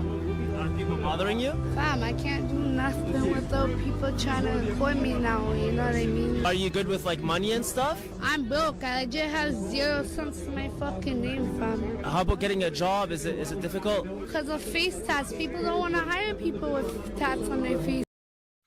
It's not because the face tattoos. It's because how you act. I ain't gonna bab to you because I've seen lots of motherfuckers with hella tattoos that got jobs, face tattoos, all types of shit. Damn, they scare me when they open up the drive-through door. Like, oh shit, damn, bro, hey, you supposed to be a part of the Sinaloa cartel or some shit. What you doing working this motherfucker? posts and shit, you know? A lot of people are gonna see this video. What do you want to tell people? What do you want to share so that you can start going on the right path and kind of find your way? What do you want to tell people? Because I know you get a lot of hate online, and maybe that's what's causing all this. I'm a kind-hearted person, and I hate people that just judge people off of what they see off of social media, you know? Okay, well, I really, really hope that you figure out what's going on, and I hope that you... I ain't gonna cap to you. People gonna judge people off of what they do on social media, bro. I ain't gonna cap to you. That's just how it is, bro. I ain't gonna bap to you, bro. It's like that shit kind of be blowing me when motherfuckers say that shit, because it's like, you know, those YouTubers, those TikTokers and shit, they ass be acting like females, but then they get mad when motherfuckers say like, oh yeah, they with that freaky shit, that zesty shit. But it's like, nigga, bro, we gonna judge you off what you do on internet, bro. Yo ass in this bitch, motherfucker, doing that shit, motherfucker gonna judge you. But damn, $70, and folks says they're gonna damn cry.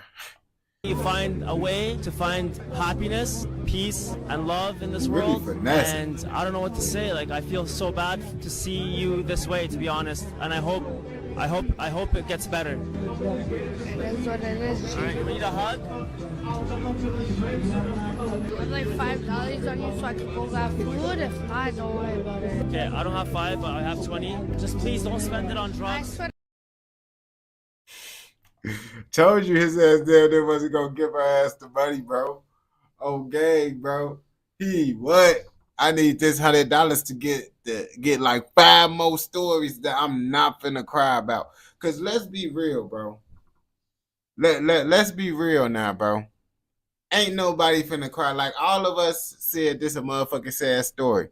But who the fuck finna cry about this shit? I feel sad, but damn, cry? It takes a lot to make a motherfucker cry. And he motherfucking know that shit. He know that shit, so he know he just finna give everybody motherfucking fucked up stories. They exposing their sadness to the world for them to not get shit. he told that ass, hey, you want to get a hug? You want a hug? I would have beat the fuck out of bro. Oh, gay, bro. I would have crashed out. Just spend it on food, okay? A GoFundMe campaign was quickly launched to raise funds for her funeral, with thousands of dollars pouring in from those who wanted. Wait. Hold up. Something not adding up to me already. If no one ain't give a fuck about her, she was homeless. She was on the street. She said she ain't had nobody that give a fuck about her. Who the fuck is getting this GoFundMe money?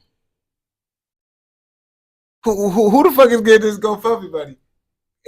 Because I hope it's not the people that she said did her wrong. Because they asked not for to give her a good funeral. If they do give a funeral, the only reason they is gonna give a funeral is just because the internet gonna criticize them. So who the fuck getting this GoFundMe money? I ain't gonna bap to you because she was homeless. She was at a homeless shelter when she passed away, right? So who the fuck the homeless shelter doing this shit? It better be the homeless shelter, bro. Wanted to give her a proper send-off. However, the GoFundMe campaign was soon embroiled in controversy. Organizers discovered that the city of Toronto would cover the funeral costs for those without sufficient funds, and donations were refunded. The tragedy sparked an outpouring of support from both fans and former friends, with people reflecting on her life and the role that social media had played in it. A memorial tattoo, commissioned by her close friend Matthew Ward Jackson, was one of the more poignant tributes to the young woman. The tattoo, a black and gray realism portrait of Debbie, captured her essence as she had presented herself online, reminding everyone of the person behind the viral videos. The tattoo was more than just a tribute, it was a symbol of Debbie's legacy. For Jackson, who had known her personally, the piece represented the impact Debbie had on his life and the lives of others. She was a very special and unique person, Jackson said. She still has a lot of pages in her book to be told. The memorial served as a reminder that Debbie was more than just the viral figure people saw on their screens. She was a person who had dreams, struggles, and a story that deserved to be heard. Yeah, that's true, because I guess they do post a lot of, repost a lot of people's things. Especially with the content that I give them and stuff. Yeah. Like, they make bare money off of me. Yeah, you could tell that she got some shit going on, bro. this what was solidified when we seen this. I'm like, oh yeah, she got some shit going on. Yeah. what I mean? No, that's true. You're on there, like, if you're scrolling through, you're on there, like. They used to post me almost like every week. Yeah, you're on there, like, you're on there. Fans and friends alike continued to mourn her death, but they also used the occasion to reflect on how her life had been portrayed online. Many fans took to social media to express their sorrow and frustration, calling out the media outlets that had played a role in Debbie's exploitation. Toronto news outlets got blood on their hands, so much blood, one person wrote.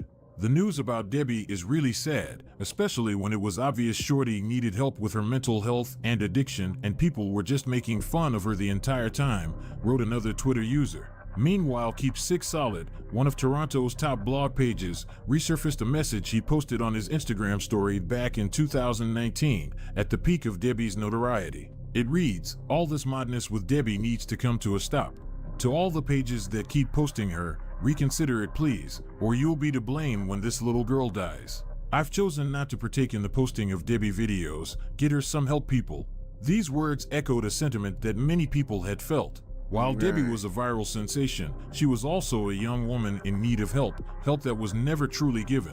Known for frequently featuring Debbie in viral videos that many viewed as exploitative, critics accused Six Buzz of perpetuating her struggles with addiction, homelessness, and mental health issues for entertainment. In the wake of her passing, multiple petitions emerged calling for the shutdown of the page, with thousands signing to demand accountability for what many perceived as a toxic culture that thrives on mocking I ain't gonna catch you.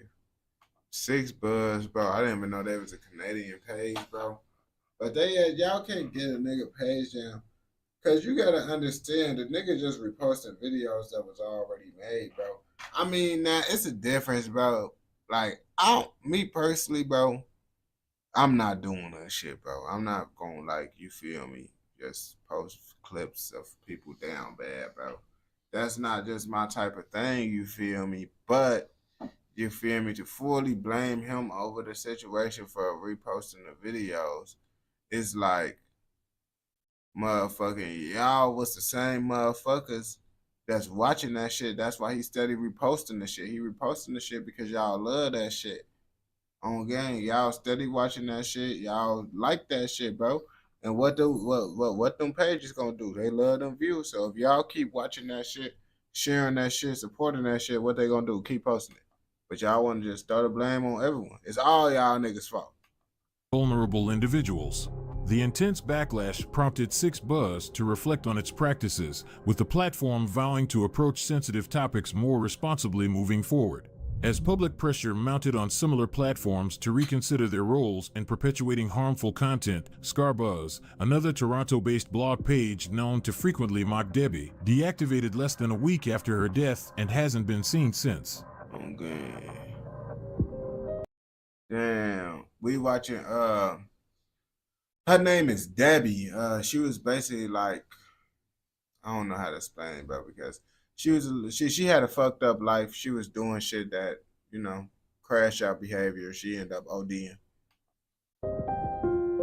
Debbie's death, while heartbreaking, has sparked important discussions about the intersection of social media, mental health, and addiction. It serves as a cautionary tale about the dangers of seeking fame at any cost and the responsibility we all have in how we engage with content online. As fans continue to mourn her loss, many hope that Debbie's story will encourage a shift in how we approach viral fame. It's a reminder that behind every viral video is a person with real struggles, real emotions, and a life that is far more complex than the 15-second clip we see online. Dr. Saras summed it up poignantly in her statement to Yahoo Canada. We have to remind ourselves, and in turn remind media platforms, that we don't owe anyone access to all of us. We can keep something for ourselves. Boundaries are good. Though Debbie may be gone, her story is far from over. It's a story that continues to resonate with those who knew her and those who watched her from afar. Perhaps in her memory, we can all take a moment to reflect on the kind of content. Yeah, it was fucked up. Her dad did fucked up shit to her and all, bro. On gang, that whole little story, that shit was fucked up. The little Debbie situation and shit, she ain't really had nobody there fuck with her and shit, you feel me? Motherfuckers just like, I mean, when you do shit like that, you gonna get more views, bro. if I went outside tweaking, I'd get more views. Some people need that validation. Some niggas don't give a fuck, bro. I ain't gonna bap to you. But with her situation, you know, when you a little bit special, you kind of crave that validation a little bit more, you feel me? But if you watch this shit all the way through, I know your ass fucking with another motherfucking video, so go ahead and go watch another motherfucking video, nigga. And don't forget to like, comment, subscribe, and what? Turn on post notifications so you never miss out on any content like this. Go! Let's go! Fuck is y'all talking about? What's the other video y'all want me to react to? It was a shorter one that y'all said like 10 minutes or some shit. It was like a 10-minute video.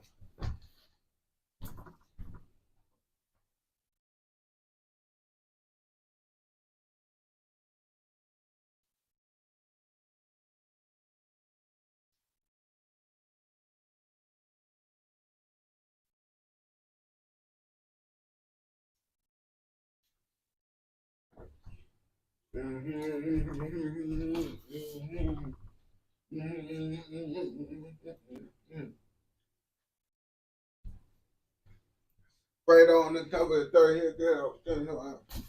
That's y'all saying to that. Man, that's a girl, number 9, Rachel. That's no limit, that's 10 mine. My man, tell me I'm always in the trap. She talk all way.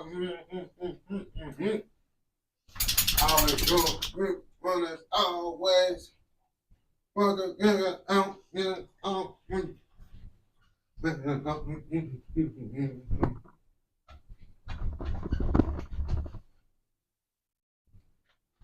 I gotta go get these motherfuckers full tomorrow. What up, boy? I'm gonna pick you up. Oh, yeah, heavy dude.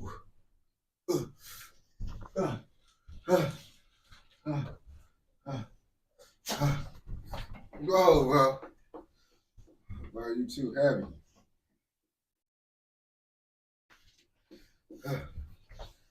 Too heavy, bro. Yo, that's too heavy.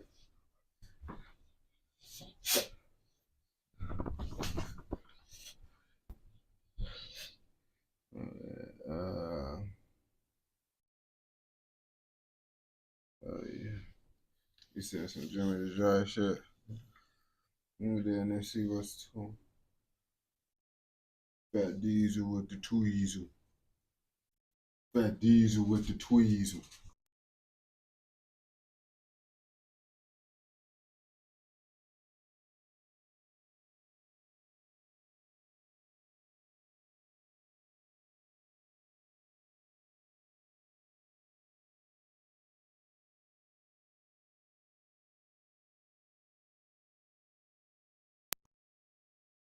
Fat Diesel with the tweezel.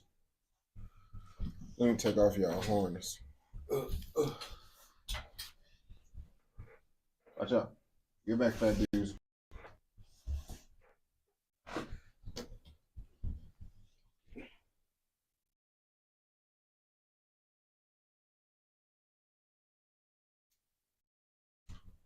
Look, come here.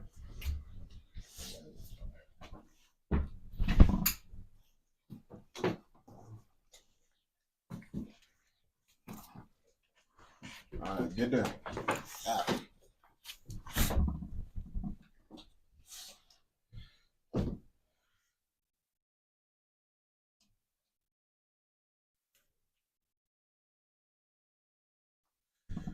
I be how y'all just in post coming ways.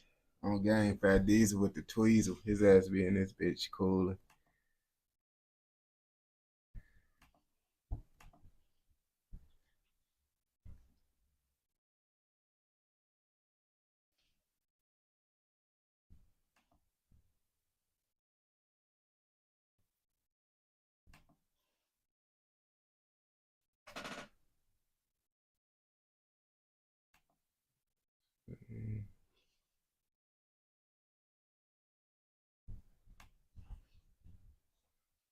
Yeah.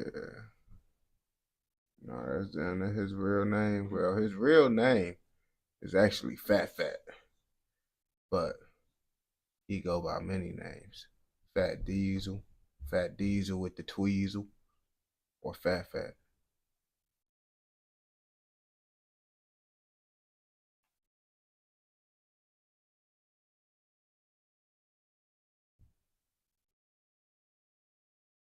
He go by many names in these streets.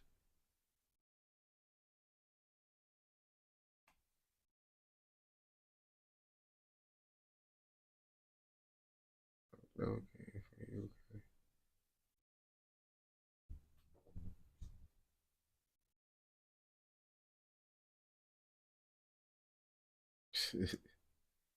On game.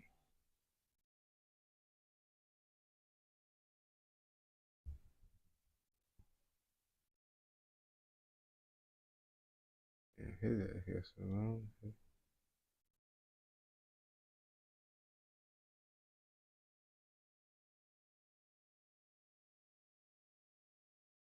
Alright, that's Chucky shit. He's not showing what the fuck.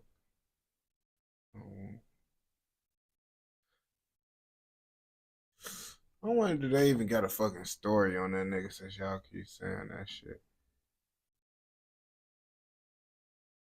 Bro, they been saying that shit, bro, for a minute, bro.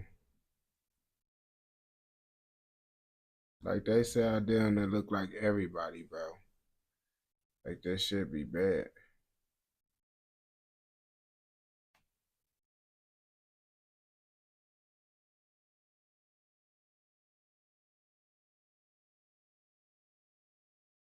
Literally, I had to make a whole video about this shit, bro. How bad it was. Because it was on every platform. Like, shit, bro.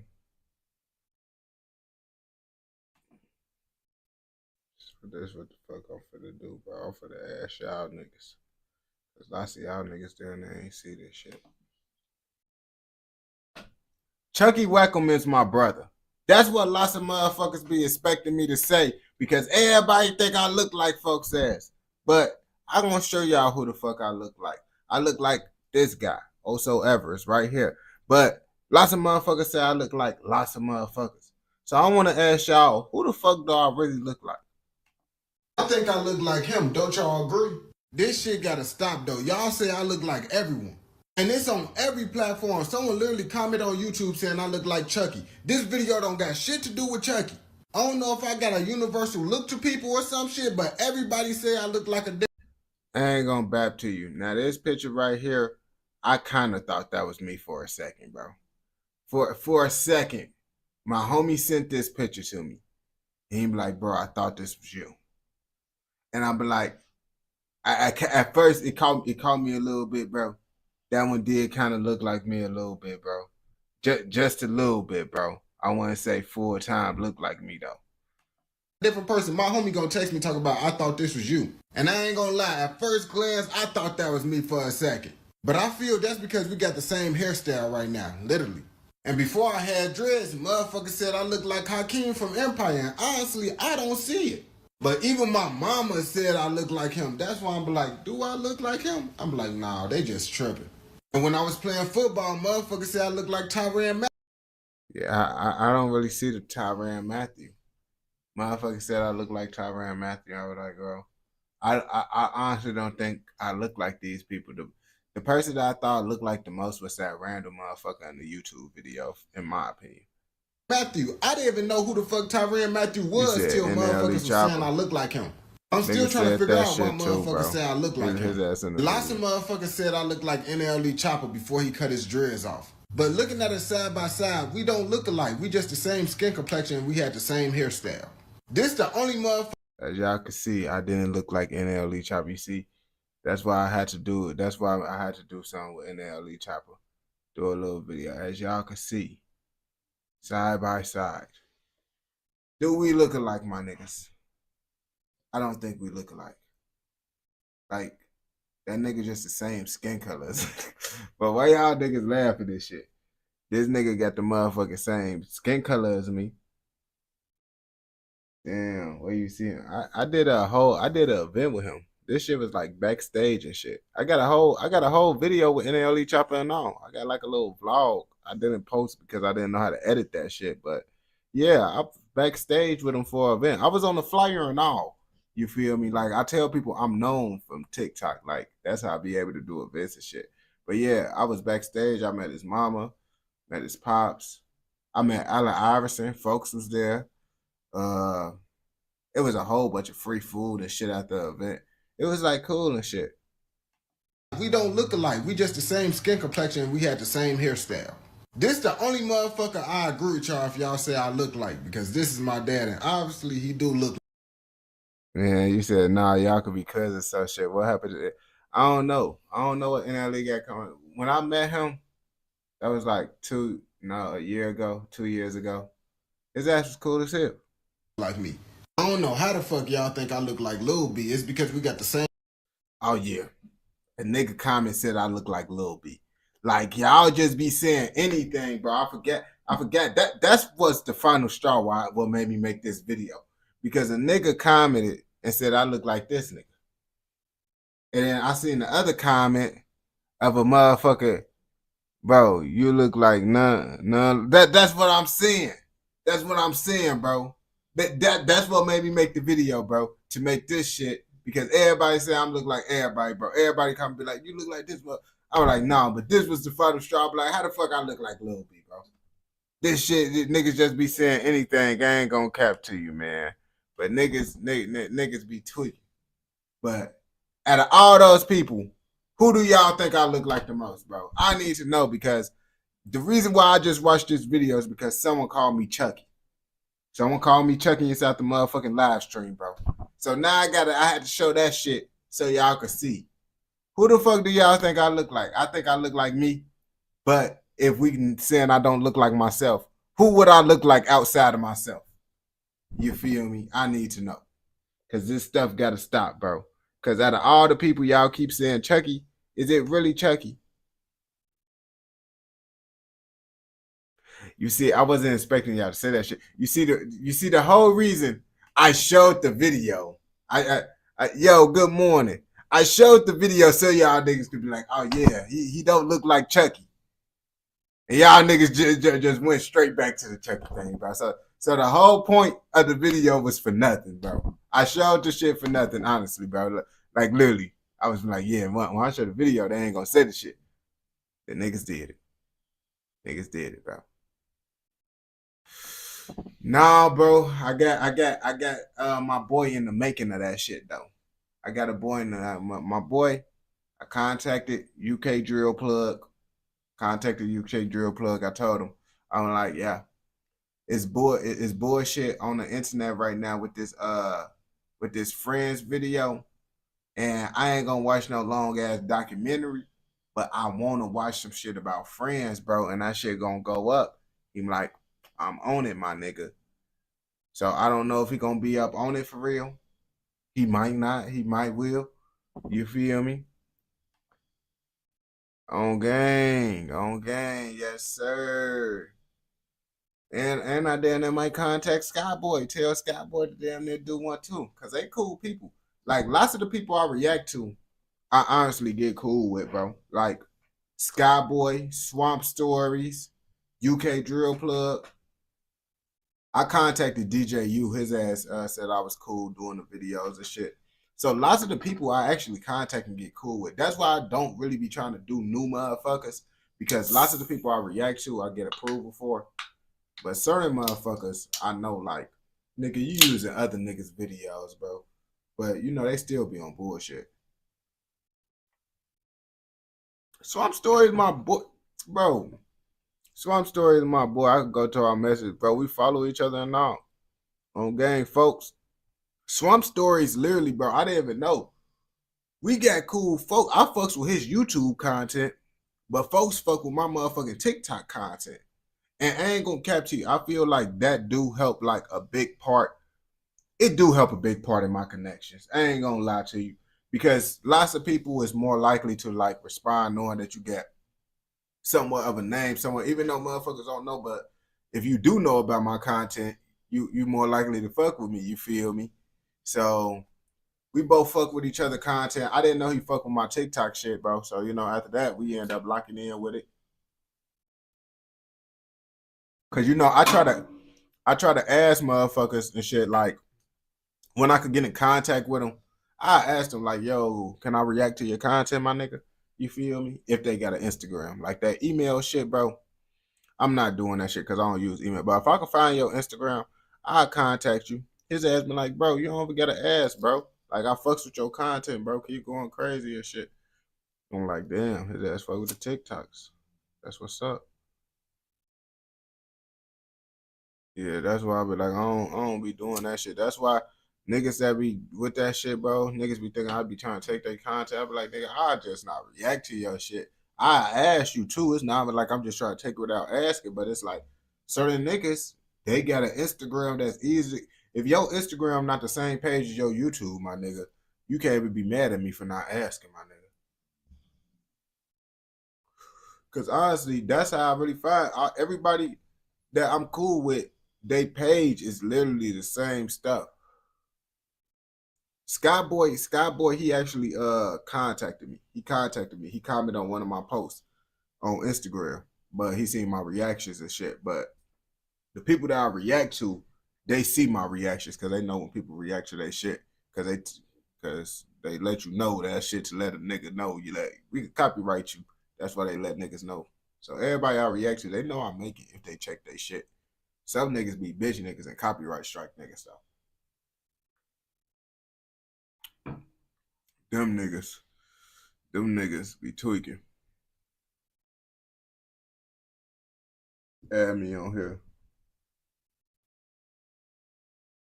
What do you mean, add you on here? What do that even mean? I don't even think you talking about on the live, bro. You can't add people on YouTube live. Not that I know of, bro. I ain't gonna cap to you. This shit, I can show y'all this little setup shit. Cause this what the fuck y'all niggas be looking at. Yeah, I did the Swamp Story, bro. Was you in this bitch, Gambino? I don't think you was in it. But look at the setup, bro. If y'all ever want to do it, bro, it's just like this, bro. On gang, bro. This a little StreamYard. You see, this phone is Bluetooth, bro. I don't got no cords. Like, everything is Bluetooth. A Bluetooth mic, Bluetooth camera. It ain't no cords in this shit. Just got my wireless charger. And this, literally, what the fuck we be looking at when we be doing it, man. This why I don't never put it on full stream. I don't put it on full screen because I be having to monitor all this shit. So when I'm watching the videos, I just click it like this out the way and put it in theater mode so I can see the comments on the side of shit because I don't got the little second screen and shit yet. So I can be able to see the comments. I don't never put it on full screen and all that shit. But yeah, and I'm using a motherfucking iPhone, bro. Like, this shit is a fucking old iPhone, bro. My camera, that's why, and it's connected through Wi-Fi. This shit. But I upgraded my Wi-Fi and shit. And the laptop, I got a pretty, it was expensive for me because I tried to get some cheap shit. But this cheap for the techno streamer guys, like, I'm like, damn, if this cheap, I'm not trying to get the expensive shit on gang. But this not really cheap. It's like mid-range. And it's crazy, $1,000 is mid-range. Like, when the fuck $1,000 become mid-range? Like, that's when I knew, bro, if I gotta get rich off of this shit to go up. I'm not spending no more than the motherfucking thousands.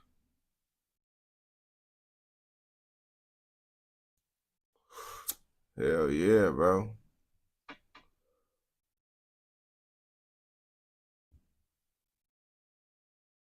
You talking about Asian boys versus everyone.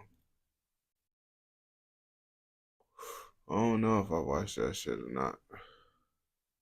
Cause I know I watched. The only reason why I don't be reacting to Swamp Story shit is because I reacted, like, Swamp Stories was one of the first, like, people I started reacting to because my cousin put me on to him.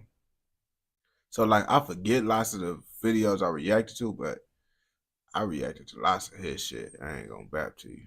Damn near all his shit. But that's why I'm finna start. I actually got one of Swamp Story videos, the Brick Baby one. Since I watched all his shit, I'm finna bro, I ain't gonna cap to you. I started doing reactions like 2 years ago, bro. And it's just when I did the reactions, bro, the quality just wasn't as good as this, bro. And that's the whole thing. Like people, I really just started now with like the actual white equipment to do it the right way. But I was doing the same type of grinded method with some bullshit ass equipment, bro. And I was doing the reactions and shit. So lots of good videos I'm just waiting to forget about. And I'm gonna react to them again because the Asian Assassin video, the Asian boys, I actually reacted to that Asian boy video. But the thing is, bro, after a while, like, I'm gonna forget about that shit.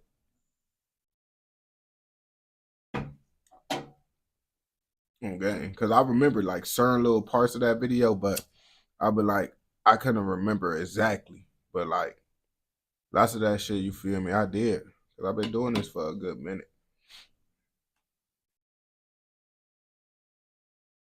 But yeah, I just been ready to forget the shit because I want to redo lots of shit anyway. Well, react to it, but I can't react to nothing when I know it, bro. But lots of his videos, I just end up forgetting about. Well, forgetting what happened. Like this one video I'm going to react to again was a good one. It was the Atlanta one where niggas was stealing shit, doing all that shit. But I still remember that one. So I'm waiting till, you feel me, you get out my fucking head. And then I'm gonna react to it, bro, in the better quality. Cause I was doing this shit in like 720p with the motherfucking webcam, with the camera that came up on the motherfucking laptop, and the laptop was motherfucking $3. I don't know if the niggas was GD. They was from they was from the Burbs, Decatur. The reason why I watched that shit, bro, is because when I went to Atlanta, I got an Airbnb in Decatur. And I didn't know that shit was going on where I was at, because you see me on gang, I come to certain areas, bro. If it look nice to me, I just assume it's the Bears, bro. I ain't gonna lie to you because shit, that's what the fuck I be doing. But I went to hood ass Airbnbs before. Like when I went to Minnesota, bro, I ended up changing the Airbnb because I got into it with the Airbnb host. But folks ass was in the hood, bro. I was so blue he did that shit, bro. But I kind of figured he was gonna do that shit because I got on his ass. But folks ass motherfucking didn't give us the code to get in that bitch. I didn't even know Minnesota had hoods. I swear to God, I didn't know Minnesota had hoods, bro. I come, bro. I'm driving through this bitch, bro. See niggas outside walking. Okay, when I see a group of niggas outside walking, that's never a good sign. Then I get closer to the Airbnb, bro. I see a station with a little like store, like, you know, with the little market, with the gas station. It's niggas standing in front of that bitch as well. But they got a dog. They got a motherfucking pit bull standing in front of the store. Oh yeah, I'm already knowing we did this shit not finna. We inside an area that's not good to vacation in. So now, motherfucking, we go to the Airbnb, bro. We finally make it to the Airbnb. The Airbnb is literally behind the fucking bus stop. And you know, being by a bus stop is never good. But it's also a store across the street. And niggas in front of that store as well. Niggas is literally got a lawn chairs in front of the store. I'm like, okay, bro. This shit right here, bro, is more wild. Vacation in Minnesota, that is kind of crazy, bro. But I got my reasoning behind it, bro. So basically, bro, I said I wanted to go to a Midwestern state, bro. That's like close. It was like kind of like I wanted to take a trip with the guys, but you know, we don't got money on like that. Well, not enough to be able to do all that shit. And I'm taking my car because niggas didn't have enough money to put on for the rental car and shit. So since we taking my car, I'm not driving nowhere that's gonna put a whole bunch of miles on my car, because even though it's a new car, I already slapped 70,000 miles on that bitch. I just got that shit last year because I took like 3 trips to Atlanta, went to Minnesota, went to Michigan, hella time. I just be going everywhere in that bitch, bro. But I'm at 70,000 miles. I'm gonna trade that bitch in like, no, I'm at 60,000 miles. I'm at 60,000 miles. I'm not 70,000 miles. Because I'm gonna trade that bitch in at like 80,000 miles. I'm gonna take like 2 more trips out that bitch before I trade it in. But Minnesota low-key kind of close. And I've been like, I'm gonna take a trip, but I'm gonna take all the other states I take trips in, it's hot all year round.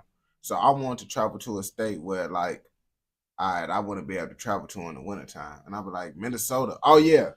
The main reason why we went to Minnesota is because the Mall of America out there. That's really the main reason why we went to Minnesota, bro. Because we didn't know what state. Appreciate it, my boy. Appreciate it. We didn't know what state we was gonna go to at first that was close.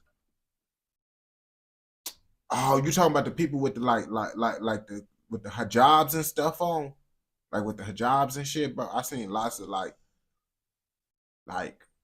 thick ass Muslims. If you asking what that is, if you saying like Somali Muslims, like I'm like, damn, like I wonder what you finna do, shorty, under that hijab or some shit, bro. What the fuck that shit called, bro? On game. Yeah, they ass was looking like top 5 and shit. They ass was out there. But Minnesota is very like segregated, bro. That shit segregated like a motherfucker, bro. Like, it's not segregated to like where, oh yeah, you can't be in certain areas, but it's like black people got they like areas. Like you see, when I go to areas that I went to in Illinois, it still feel like, all right, it's just a good area, bro. I still don't. It's black people still around. We went to 2 Airbnbs because we got into it with the black motherfucker. The only reason why we choose, I told him, the only reason why I choose your broke ass, dirty ass Airbnb is because you said we could smoke in that bitch. Folks ass thought we was a goofy. His ass gonna say, oh yeah, the only way you can smoke in this bitch is if motherfucker you buy off of me. And he gonna tell us this shit literally 30 minutes before we gotta check in. So I'm bugging up with folks ass. Boy, we ain't doing shit, boy. What the fuck? And we coming up in this bitch because we paid for it. Folks ass stop responding and then put the thing up in there. I reported folks ass and asked for a motherfucking refund, bro. On game. I treated Airbnb, told them, boy, I need my, because they wasn't trying to give me my refund. I'm like, boy, you better give me that shit, boy. What the fuck? On gang. So it took them a little minute because they said maybe he just not responding because he doing something. So I said, all right, y'all got to compensate me for this time because I was supposed to be in my Airbnb. Folks ass was on bullshit, bro. Airbnb said they gonna report his page. They suspended his account, bro, for doing that dumbass shit. Cause it's like, nigga, you can't be playing. I told them, boy, I felt like I was finna die standing outside, boy. I'm like, boy, why the fuck he even got this bitch on air, bro? I promise you, if y'all come to that shit, bro, you would not want to step out the car, bro. Like niggas was in the comments saying they didn't want to step out the car, bro, because I'm getting out, bro, gang. Niggas just staring at you, bro. Like, niggas just staring at you, bro. Like, that's the type of shit, bro. But when you was at that type of environment, bro, you got to keep your head up, look niggas in their eyes, because you be walking with your head down like they damn near gonna rob your goof ass on gang. So you got to, you feel me, looking at niggas. I had my cousin with me because it was 4 of us. My cousin and my 2 homies. We had, all of us, not all of us have. I had my pipe on me. And my other homie had his pipe on him. So I told him to wait inside the car with his pipe. And then I took my pipe and we went over to the Airbnb and shit, bro. Boy, niggas just staring and shit at us, bro. Staring and shit at us, bro.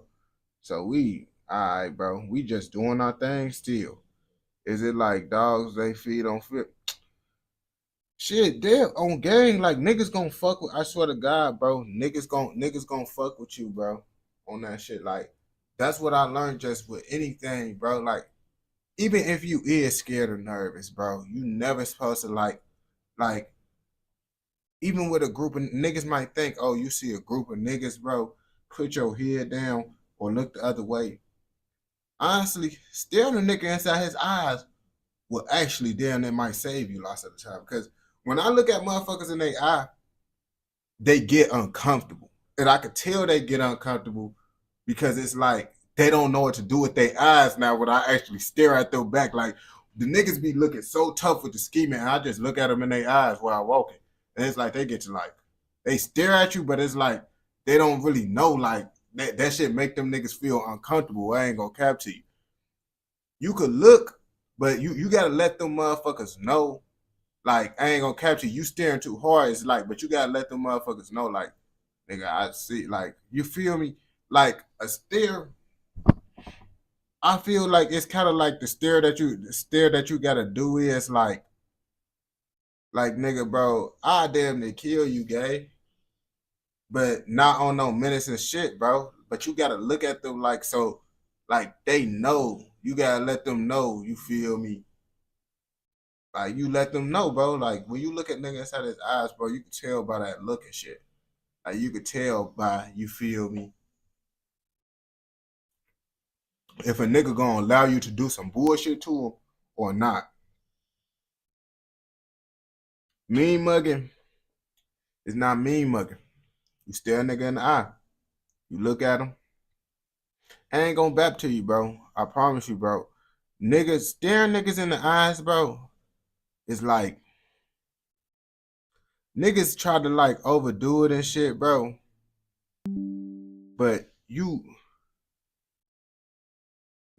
alone on scene. Okay, let me do it. Yeah, you gotta look at them and let them know, bro. Like you're not staring at a nigga hard, but you let them know. Look at him, you feel me? Like a nigga gonna get to like, you feel me, moving his eyes or whatever, then you just go on about your thing. Cause it's like, when you do that shit, bro, a nigga gonna think twice about doing the shit, bro, because you got confidence. Niggas is scared of confidence. Silence confidence, though.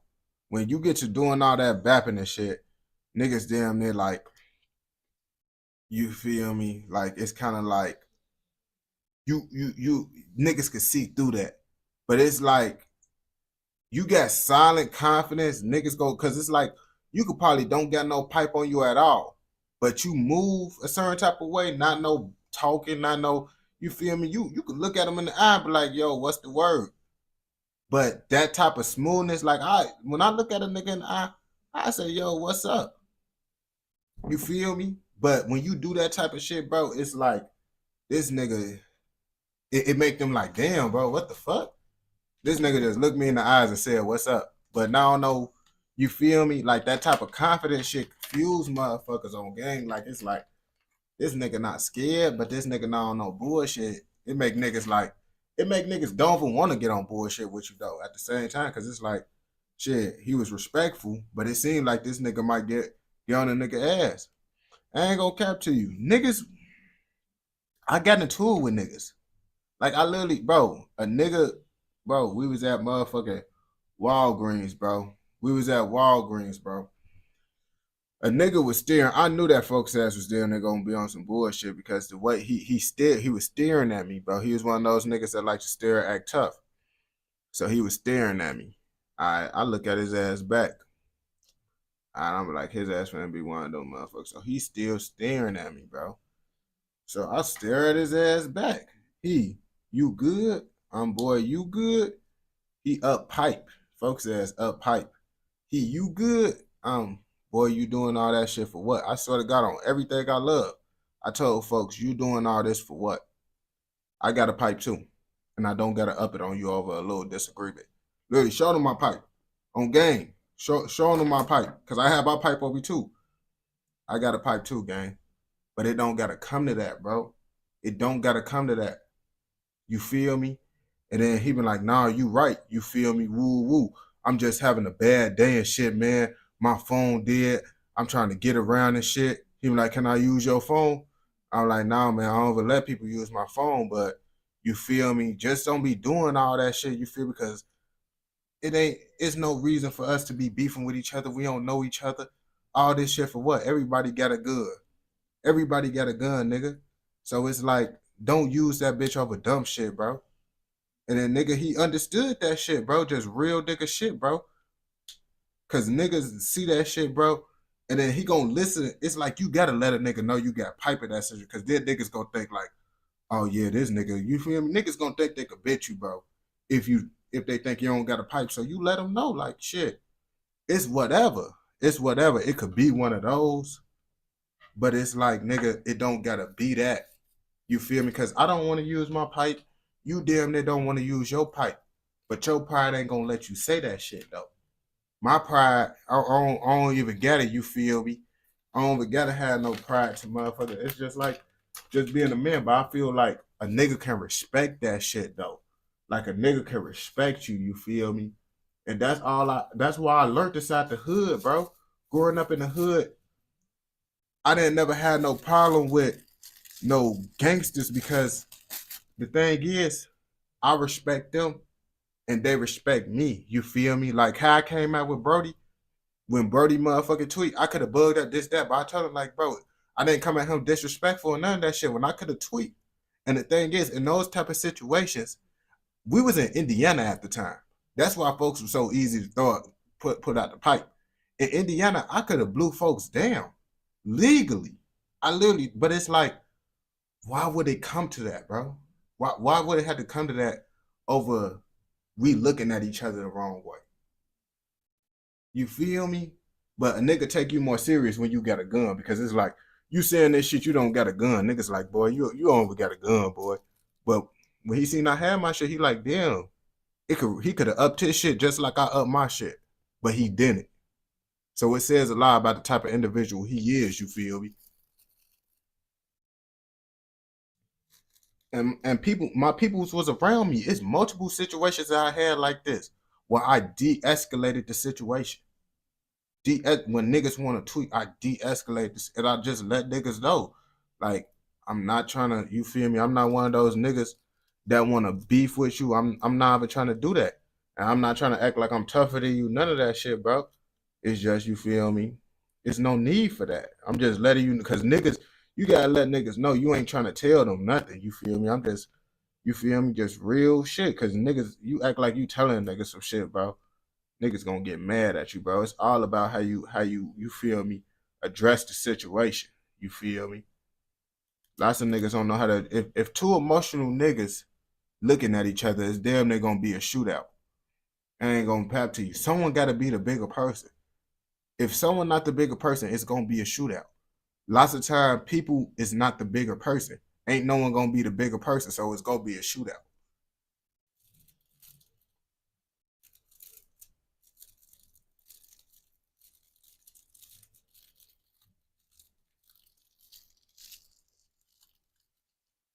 Just be situation and shit, but I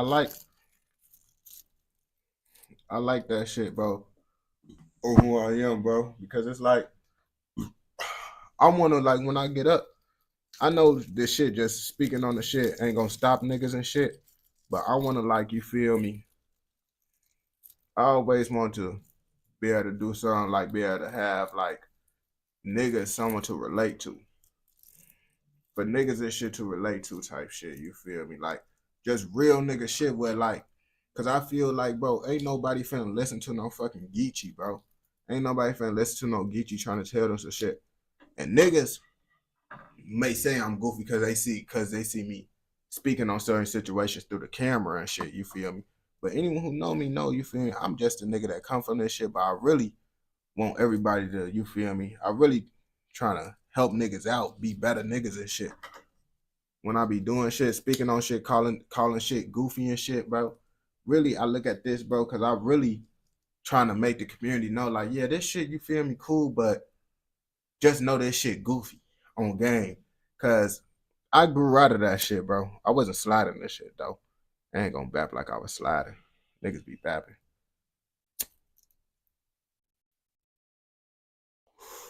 Damn. But I was motherfucking did my fair share of shit, and I come from the hood, so I be trying to show niggas like, boy, it's another route, bro. On gang, it's another route, bro. You don't even gotta be no fucking Geechee. You don't gotta be no Geechee. You don't gotta be no corny ass YouTuber, bro. You could be a nigga that smoke, chill with the guys, bro. You see, you could be a street nigga, bro. You don't gotta do none of that shit, bro. And it don't mean you a bitch and none of that shit. That's really my main message with this shit. To let niggas know, like, you feel me? On gang, just you can have fun, do what the fuck you want in this bitch. But don't gotta do that motherfucking whatever the fuck. Cause I feel lots of niggas don't do content because there ain't enough niggas like me and DJ Ghost and shit out here. It ain't enough niggas like us doing this shit. So they see YouTubers and shit doing all this corny ass shit all the time. Ain't no nigga from the streets gonna look at this as an outlook. Cause they see niggas shaking their hips and shit doing corny perks. They see more niggas doing this shit, they're gonna be like, oh yeah, let me, like, kids, you feel me? If you don't give kids like something to look up to, they ass gonna be tweaking out, bro. And you gotta be cool with it though. You can't be a corny nigga, bro. You gotta be someone that motherfuckers from the trenches could appeal to.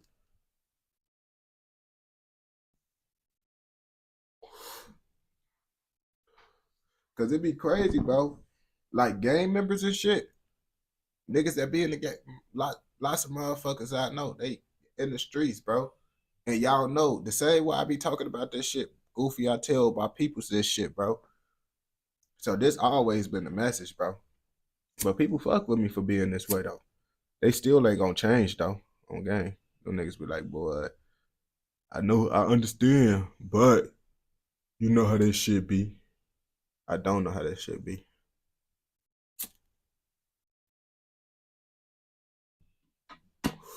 Okay, I be this bitch tweaking, bro. I really sometimes be a dickhead, bro. I be telling the truth to my peoples, bro.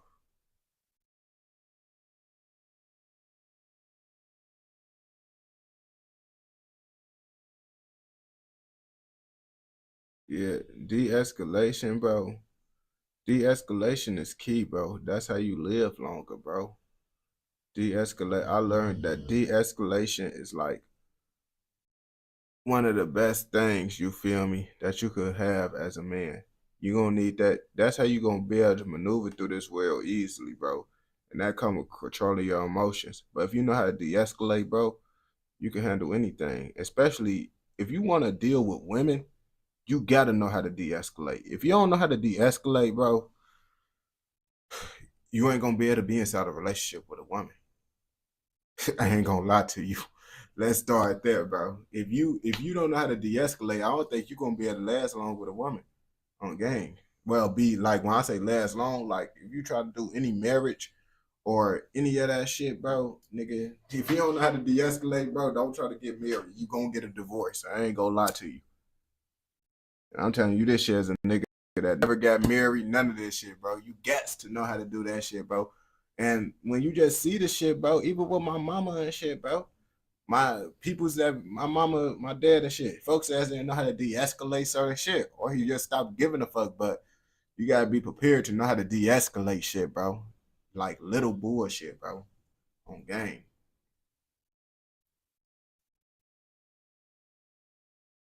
On game, you gotta do, because if you scream, bro, women, bro, you can't do that type of shit with them, bro, because they ass just gonna crash out even more. You try to do that shit, they gonna crash out even more, bro, and you ain't gonna get your point across, bro. And sometimes women do make you want to scream and crash out, but it's like, that show how much skill. I feel like that shit just show how much skill you get. Like, show how much skill you got, bro. If you able to, like, you feel me, no matter how mad you get, bro, be able to, like, you feel me, control yourself, bro. That's like actually a skill that I feel lots of motherfuckers need to have.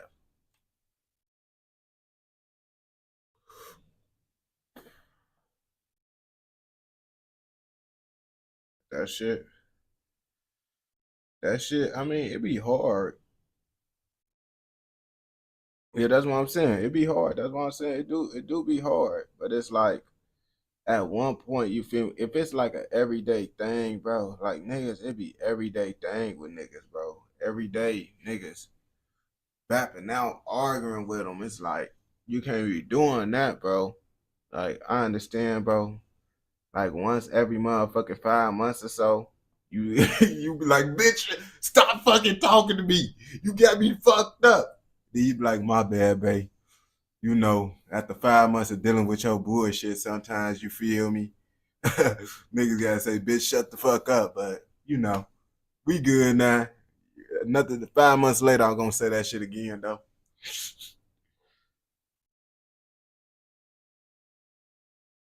Cause sometimes they ass just keep talking, bro, and you gotta tell they ass to shut the fuck up, bro. Like you guys, like they ass gonna keep going. You bitch, shut the fuck up, shorty. Yo ass still talking about you. I said it is like what will blow me is they already won. You let them win. They still going. It's like shorty, I let you win. You want me to keep going. You want a nigga to keep tweaking so you can get entertainment and shit. Nah, we just talking about how females be wanting niggas to have females. You gotta know how to de-escalate shit to motherfucking, well, really with life and everything, but really with these women.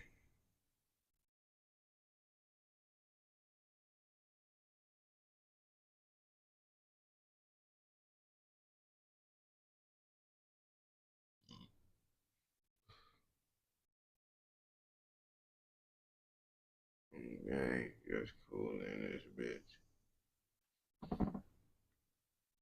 Drinking 2 energy drinks actually work, bro. 2 energy drinks.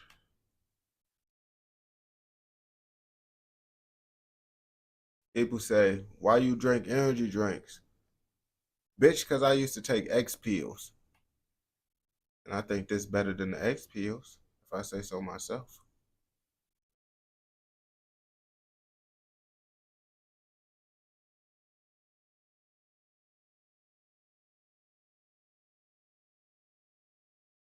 Who the fuck this nigga? But I don't drink energy drinks all the time, bro. I drink these bitches when I really want to stay up, bro.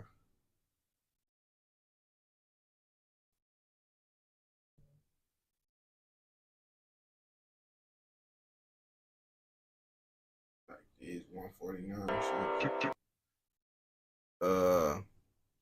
Yeah, this shit's the youngest, London youngest hitman. There's some shit that I was supposed to react to. It was like a little 5-minute video. I got up by Kid Nerd. Bro, y'all got these in Canada and the UK? On gang, this shit.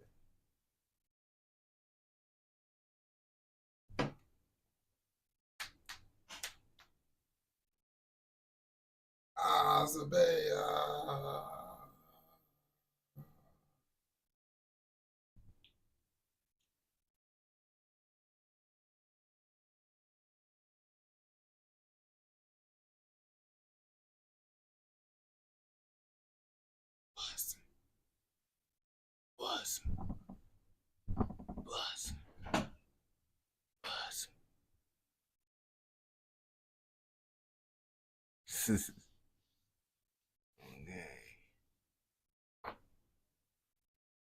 All right.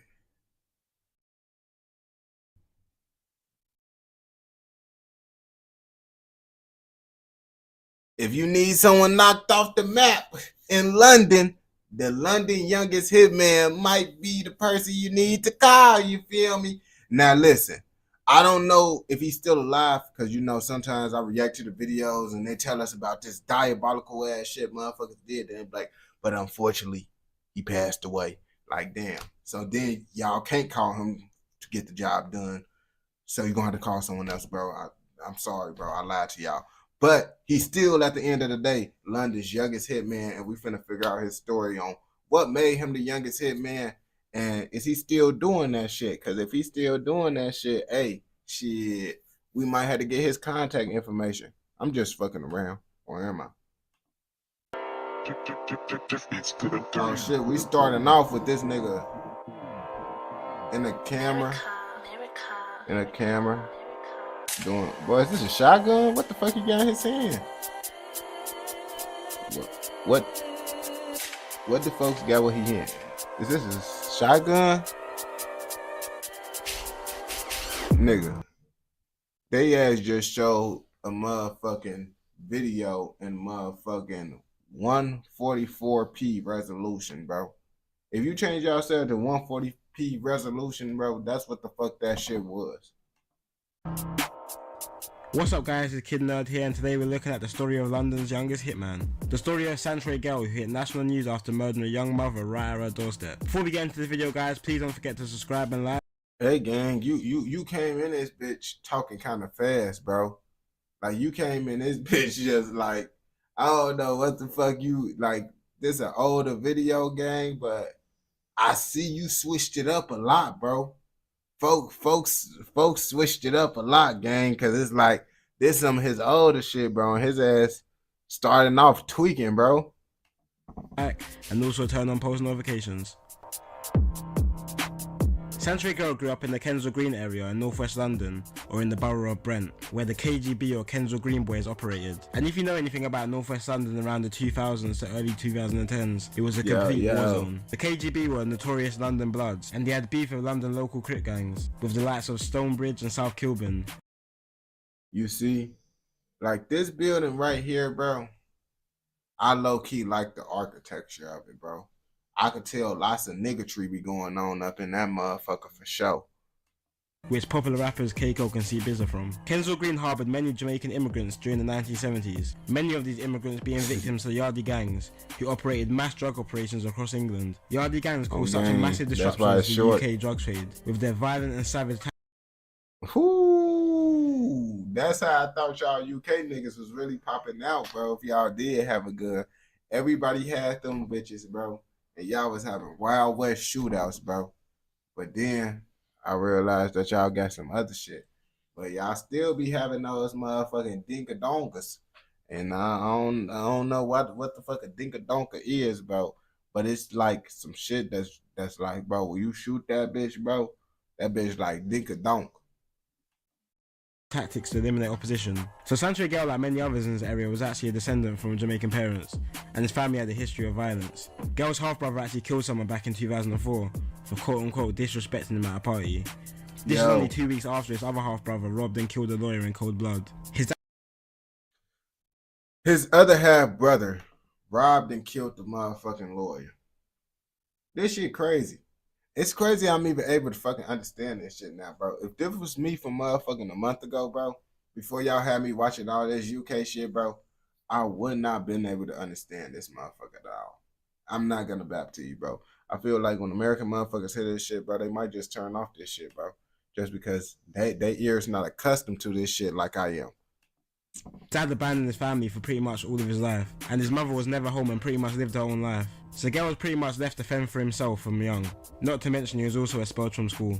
Growing up in poverty and having no adult guidance, Gell was a perfect target for local gangs, and was introduced to the KGB gang from young. So if you're not from London, or this is kind of universal actually, so if you're from any type of estate or projects they call it in America, just imagine being born with next to nothing, with no real goals in life, and constantly seeing what they will call olders in the area with flashy cars and nice jewelry. It makes sense why a lot of young people like Gell were groomed into joining these gangs. I ain't gonna bap to you. Like, I understand more, like, back in the day, why them niggas was doing all that street shit. Because it was like, niggas ain't really have that many options to do all the shit we got. Like, I ain't gonna bap to you, bro. If content creation ain't come out and I didn't have a dream of trying to be a content creator and shit, I probably would be doing some wild shit too, bro. But, you know, while I was coming up and shit, content creation was kind of always a thing. Once I got of age of being able to want to do shit, content creation was kind of always around. So it's like, I'm like, damn, you don't need no money, you just need Wi-Fi, and you could get rich. So that was down there like my whole goal as a kid and shit. So I wasn't really like focused on like, you feel me? Like, of course I was doing shit because I ain't had the equipment and shit, but that was like my main motherfucking goal and shit. I ain't gonna bap to you. And unfortunately, that is what Girl done. One of these elders was a man called Isaac Billy, What I grow up which is watching someone on Girl looked up YouTube. to.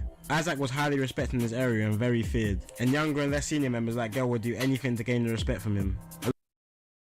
I watched motherfucking like when I was young, I watched shit like shit. I ain't gonna dumb shit really.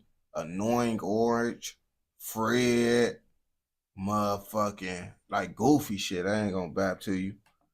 Alongside the drug trade, the KGB gang also executed contract killings around the country, which younger people in the gang would normally be pressured to do to prove their worth. One of these contracts was to take out a young mother in the East London borough of Hackney. The young mother was in her mother's flat when she got a knock on the door. Waiting for her was a hooded man with a sawn-off shotgun. She opened the door and was instantly shot in the chest. The woman's name was Gallison Sebastian. Damn, hold up, fo. He shot. She looking a little bit good. Why he had to take her away? On game, bro. Don't take away the baddies, bro. What are you doing, bro? That could have been someone fine ass baby mama. Man, now I'm finna have to get on their ass, bro. Now I'm finna have to suit up and slide, bro. Because this shit is unacceptable. Bassi, and she had just returned from holiday in Turkey for her son's 9th birthday. The gunman was hooded and hid his face, which gave impressions of being a grown-up professional hitman, but it turned out to be 15-year-old Santre Gale. Santre Gale was accompanied by older member Isaac Billy, who waited in the cab by Bro, you see this nigga? I wouldn't trust this nigga around a pair of socks. I ain't gonna lie to you, bro. This nigga was still a dirty pair of socks at that, bro. Like, I would not trust this nigga at all, bro, on game. Like, he the type of motherfucker that steal the cereal out the box and leave the box on the top of the refrigerator as a decoy while he's stealing that bitch, bro. I would not trust him. Santre committed the murder. The victim's ex-boyfriend actually called for the hit due to custody battles with the child. But for ages and ages and ages, the case was cold, there was no leads, people were confused, it was all over the news, and no one had any idea who committed this. But that's something that we see so often now. Santre could not keep his mouth shut and began bragging about the hit to all of his friends and fellow gang members, which is what I like to call self-snitching, which is what we see in a lot of these. A nigga shoot a mama? Niggas get to bragging about that shit, bro? Or is he talking about some other shit, bro? Because I ain't gonna bap. Sometimes I be confused about the shit because it's like, lots of the videos I be watching, I be knowing who the fuck we talking about, so I be knowing when they be saying the shit, but it's like, I be getting confused. If you don't rename the person every time, like, yeah, this guy right here, and say his name, he just say, yeah, he was like this, and he did that. I forget who the fuck he was. I ain't gonna bap to you, bro, so I don't be knowing what the fuck be going on. Drill videos where people go into these videos and say, I killed this person, or I shot this person, I stabbed this person. He's dead. Bumps got put in a pack. He's dead. Abs got put in a pack. He's dead. Stomps got put in a pack. He's dead. S1 got put in a pack. Well, but let's be real, bro. That's not really incriminating. That's not really self-incriminating. He said, dude got put in a pack. Dude got put in a pack. He not getting to specifics on who put him in the pack, how he got into a pack. None of that shit, bro. You said he's dead. Is you saying a lyric to the song? Or you saying the guy actually died, the one who said everybody got put into a pack? Because if you said he died, I mean, I wouldn't be surprised. I mean, he just said he put lots of people in a pack. Zero should be in a pack. How's he alive when I'm fucking? Which, you know, this has been used against a lot of people in the court of law. One person that he told was yeah, that's why I was kind of figuring, because I heard the lyric, he be like, he dead. I'm like, okay, but you feel me? If he would have said he actually died, I would have been like, I understand, buddy. The nigga just said, like, hella niggas just died, so, like, I'm pretty sure lots of motherfuckers want to get him. 19-year-old Ryan Hatunga, who then told authorities and ended up testifying against him at court. Santre and Isaac were both sentenced to life for the murder, with a minimum term of 20 to 22 years to serve. But they took a bad bitch, bro. They took a bad bitch, bro. I'm crashing out now, bro, on game. The worst part of the story, in my opinion, is he done the murder for £200, literally 200 British pounds, which, if you're in America, is, I don't know, $240 maybe. And if you think that's ridiculous, after the murder, he bought a gold Dolce & Gabbana beanie with the £200, which I think it cost like exactly the £200 or just over the £200. So he literally murdered this young mother that he's never. I told you, folks tweaking. She was a mother of like a 9-year-old or some shit, bro. She opened up the door, folks blew her ass down with a shotgun. Damn, you blowing bad bitches down? Like, what the fuck? How the fuck you blowing bad bitches down, bro? And I'm not saying just because you don't look good, you deserve to get blown down and pretty girls get special privileges and shit. But damn, bro, like, let's be real. And you said, how the fuck is Drilla still alive? Man, what?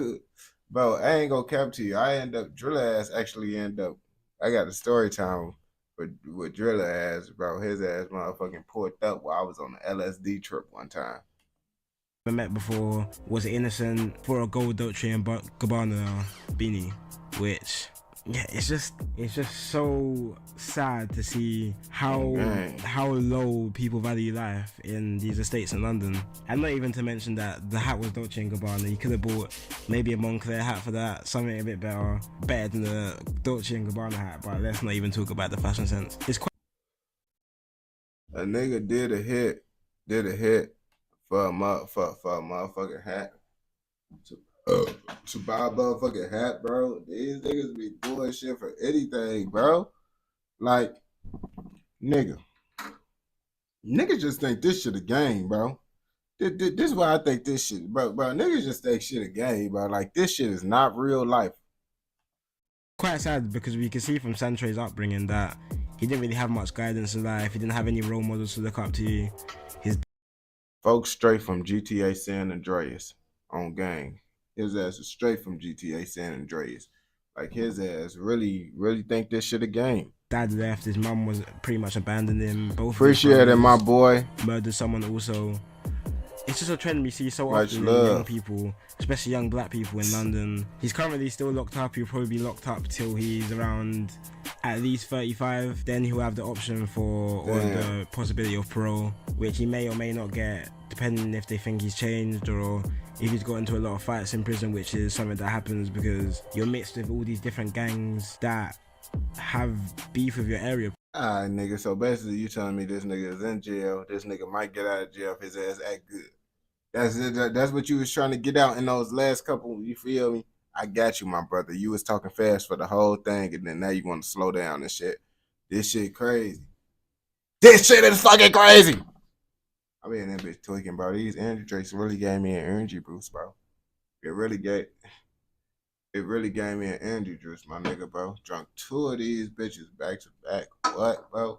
My heart, do. Fuck is you talking about, bro? If you watch this shit all the way through, I know your ass fucking with another motherfucking video. So go ahead and go watch another motherfucking video. Don't forget, like, comment, subscribe, and what? Turn on post notifications, nigga, so you never miss out on any content like this. Go! Let's go! Okay, I'm about, man, I'm finna hit the Diddy Bop. I'm finna hit the Diddy Bop in this bitch right now, bro. Diddy Bop. Then I don't even know how the fuck the Diddy Bop go, bro. On game, like, how the fuck did the Diddy Bop go again, bro? On game. Diddy Bop. Not the Diddy Bop, bro. I ain't gonna care to you, bro. Was it that a dance, bro? Was it that a dance, bro? If the Diddy Bop it, oh, no, that ain't no dance. Bro, is it a such thing as the Diddy Bop, bro? Am I tweaking right now? Or is it Diddy Bop a thing, bro? Or am I tweaking? Ah, yeah, so Diddy, let me see, bro. Let me Google this shit, bro. The Diddy Bop.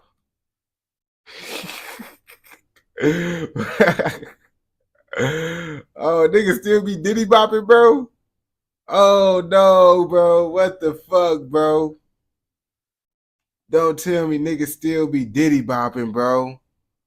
Oh, my God, bro. Hold on. They got the whole little song. I forgot how this shit go. How this shit go?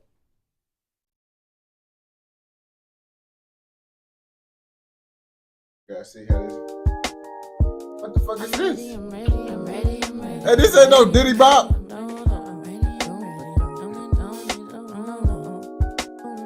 This Diddy Bop. It sound like Mississippi, sippy cup, baby turn baby up. Hey, what the fuck is this shit, bro? Rogue Diddy Bop.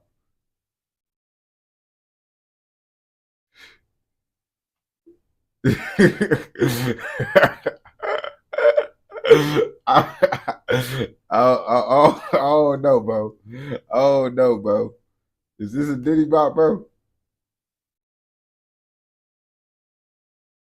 Trying to figure out what. I don't know if the Diddy Bop even the thing, bro. Cause I'm trying to figure out, bro. But I ain't finding no Diddy Bop activities going on right now, bro.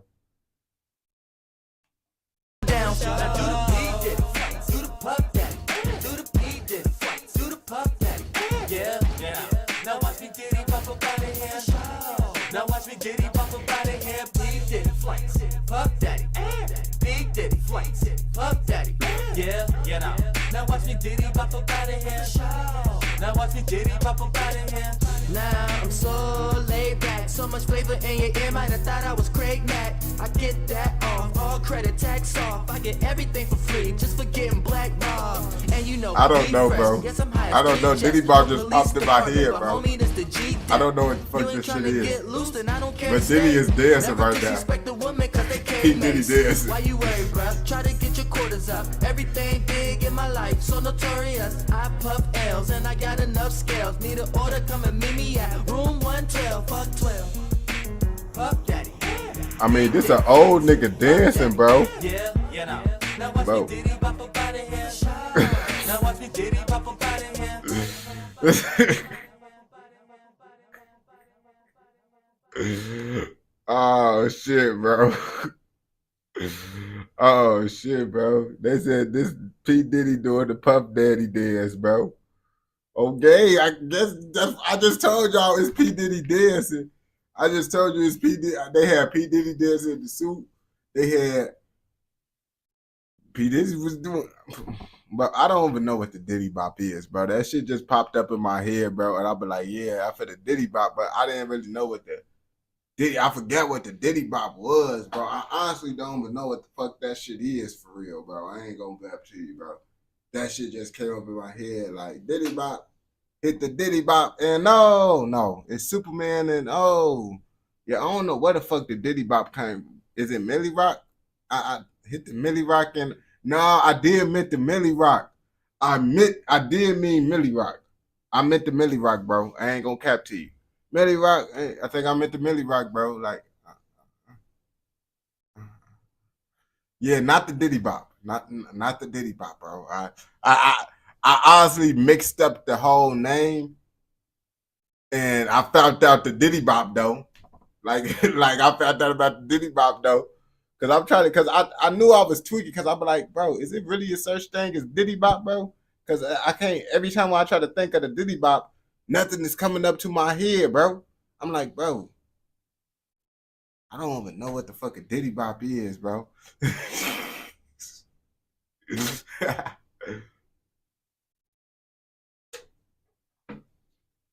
Damn, bro.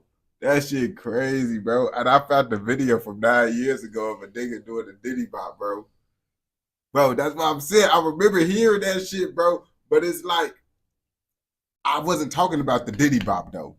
I wasn't talking about the Diddy, because I'm like, the Millie Rock, because I'm like, I'm trying to think of some shit to make it. I'm like, bro, I'm trying to say the Diddy Bop, but ain't nothing coming to what the fuck. I don't know what you see. I guess I'm not tweaking, bro. The Diddy Bop from somewhere, bro. I don't know who the fuck doing the Diddy Bop. That shit crazy as hell. Niggas out here doing Diddy Bops. I hope no one up in this bitch doing the Diddy Bop and shit. Go out here, man, hit the Diddy Bop on motherfuckers. Gang.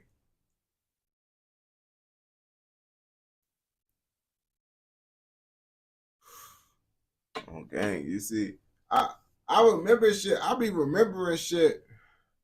Cause like I said, bro, I be trying to tell y'all, bro, when you been born in the early 2000s, bro, lots of the 90s shits be on this like tail end out, bro. Like it's be kind of coming. It was kind of coming to the end, bro. But we be motherfucking kind of knowing some of that shit, bro.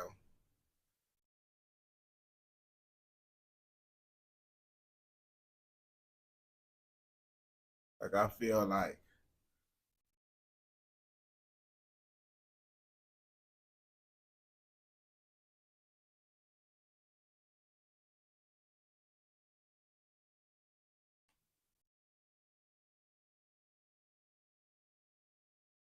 hit that Diddy Bob. That Diddy Bob.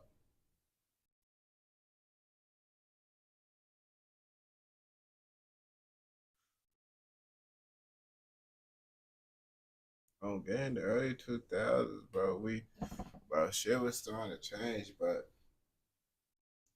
I remember I seen lots of the old shit, because every time I see motherfuckers be like, bro, only 90 babies gonna know this shit. I be like, bro, I know all this fucking shit, bro. What the fuck you mean only 90s babies gonna know this shit, bro? Now niggas lying and shit, bro. Now niggas lying talking about only. I be like, bro, I remember all this shit as a fucking kid, my nigga. Niggas be trying to, niggas be acting like they was born inside the early 90s and shit, bro. I was like, nigga, y'all be acting like, niggas be trying to act like they old as hell in this bitch. Like, yeah, nigga, y'all don't know. Get the fuck, you want to act like you the only one that experienced that shit, my nigga. You wish you was the only one that experienced that shit, nigga. Okay, bro. I comment on someone post, bro. Some motherfucker go get mad. He be like, oh, y'all didn't see everything though. Nah, niggas ain't. Nigga, you just said if you wasn't born and said you wasn't. He said only 90s babies gonna remember this shit. And then when I said, motherfucker, I remember all this shit, he gonna say I don't know everything. But nigga, why did you add that shit then? That I wasn't gonna know. But niggas be bapping, bro. Niggas be bapping, acting like we just some young. Like when we was born, bro, it was just technology and shit. Like we damn near was born in the future type shit to these. That's how they be acting, bro. Like, yeah, y'all niggas born in the future, gang. We was born with Rosa Parks, nigga. Okay, that's how these niggas be acting, bro.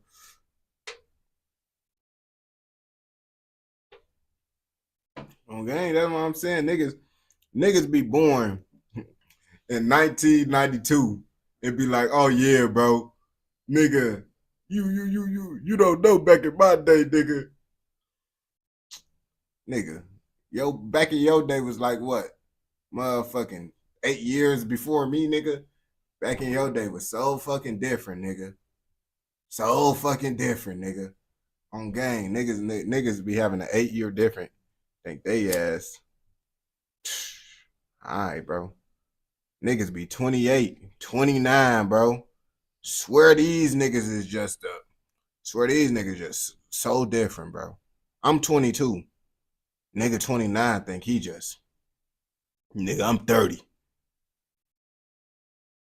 Finna be 30 this year, nigga. Alright, bro. If you think about it, bro, we really kind of experienced that kid shit for about the same amount of time on gang, and we experienced the adult shit for the same amount. Cause really, when you became adult, that's when y'all adult world was damn near. We got some of y'all world as a kid, and then our adult world was that. But basically, y'all shit was the same shit, bro. Y'all niggas acting like shit, like y'all wasn't inside the great change, nigga. All y'all niggas that was born inside the late 90s, bro, y'all niggas know how to use technology. Appreciate it, my boy. Much love. Y'all niggas know how to use technology. Y'all niggas know how to do everything that we fucking do. I ain't gonna catch you. Most famous people right now inside they motherfucking 30s. So for niggas to act like they inside a whole different world, but these niggas know how to be famous as hell, that shit be crazy as me.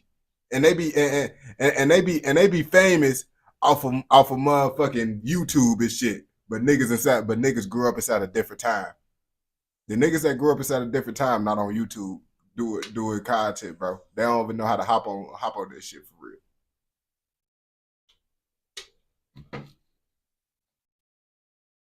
On game. lots of motherfuckers, bro. If you wasn't really, bro, if you was born inside the late 90s, bro, you can't even act like you really grew up that far back, bro. On game. You really didn't experience your adult life in the 90s. If you really think about it, niggas born inside you didn't experience your adult life in the 90s, nigga. You was a fucking kid, bro. Experienced life, and then when you became an adult, bro, that shit was over with. The 90s was gone on game.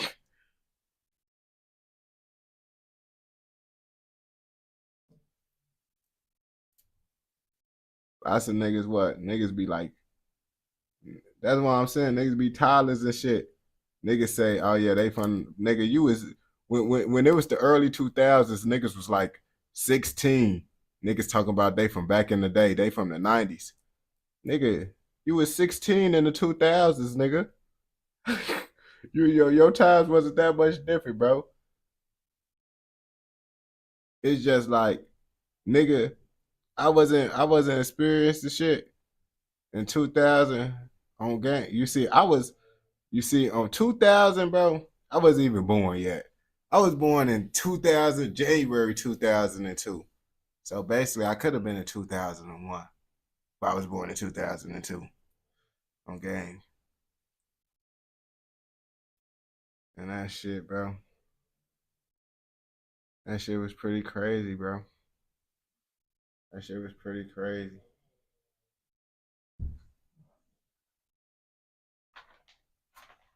I kind of wish I grew up in the late 90s so I could experience the times a little bit more.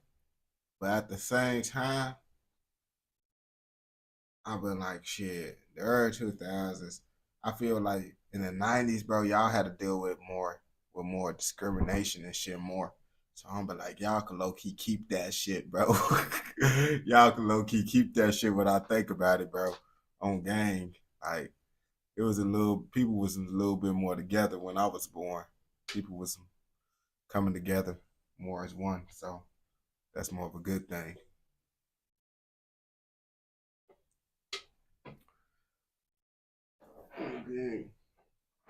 Cause I know the 90s and all that shit was cool. That shit was cool, especially y'all niggas. Y'all niggas born in the late 90s, bro. Niggas wasn't experienced shit. No segregation for real, bro. They know about discrimination a little bit.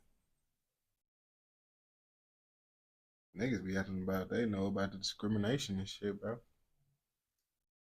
Nigga, I ain't gonna bap to you, bro. You 5 years older than me. Damn, if they 5 years older than you and he 20, that mean I'm motherfucking 3 years older than you, bro. Wait. No, he 23. I'm 2 years. I don't know. I'm 22. Wait, no the fuck, I'm not 22. I just turned 23. Wait, am I 23? Or am I 22? Hold on, I gotta Google this shit, bro. Because I honestly don't know, bro.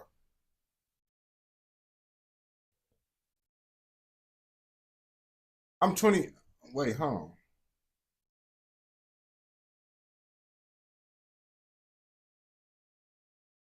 Fuck, I'm 23. What the fuck, bro? Oh my God, just turned 23 fucking in January, bro. I turned 23 in January. Damn it. Fuck. Damn, bro. Damn. I ain't gonna catch you. I literally thought I was 20. This shit always happens as soon as you turn. Like, I know when your birthday just turned, when you just turn your age and shit, bro. And then you think motherfucking like, you forget that you just turned that age, bro. So it's like, I'm 23.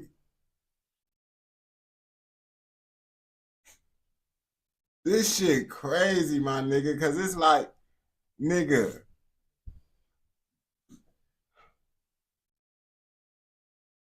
I was just 21, bro. Like nigga, I was just motherfucking 21 though. Like, this the crazy part. Like, nigga, I be like, bro, I couldn't wait till I was 21, bro. And then 21 it took so long for me to be 21. And now everything just going so fucking fast. But when I wanted to be 21, that shit took long as hell, bro. It felt like it took forever for me to become 21. And now I'm 23 out of nowhere.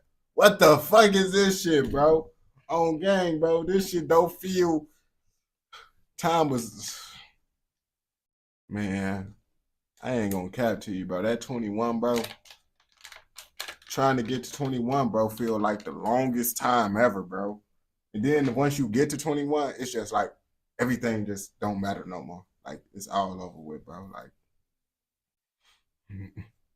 then they make you want to cry, bro. Yeah, you damn. After 21, things change, bro. Birthdays don't matter no more. Damn near that's the last birthday you give a fuck about, your 21st birthday. Then after that, it's just like, ain't nothing else special no more. Don't shit change no more after your birthdays, bro. Like after 21, ain't shit special about your birthday no more, bro. Okay, like what? Nigga, you gonna have to renew your license. You gonna have to renew your license. That's some new shit. It ain't no, at 16 you was waiting to get your license. 18 you was waiting to be a legal adult. 21 you was waiting to be a real legal adult. And then what's after 21? What's after 21, my nigga? Ain't shit, bro. It ain't shit, bro. Like that's why my birthdays and shit don't matter no more, bro. Cause it's like I'm thinking about it, bro. And it's like, what else do we really gotta do after 21, bro? Nigga. Nigga, the only thing that's special now is like when we turn like a decade. What's a decade? 10 years? A decade is 10 years, bro. I think a decade, 10 years, right? I think every decade, nigga, that shit's special. Every 10 years, you made 30, bro. That's what I'm saying, bro. It's like, bro, it was special when you was younger. You feel me? You got your little 13th birthday. You got your 16th birthday, your 18th birthday, your 21 birthday. And now nothing ain't special till you hit 30, then 40, then 60. It's just like, yeah, you living still, nigga. You 60 now, nigga. It ain't no special privileges until you get 65. And then you could be a senior fucking citizen.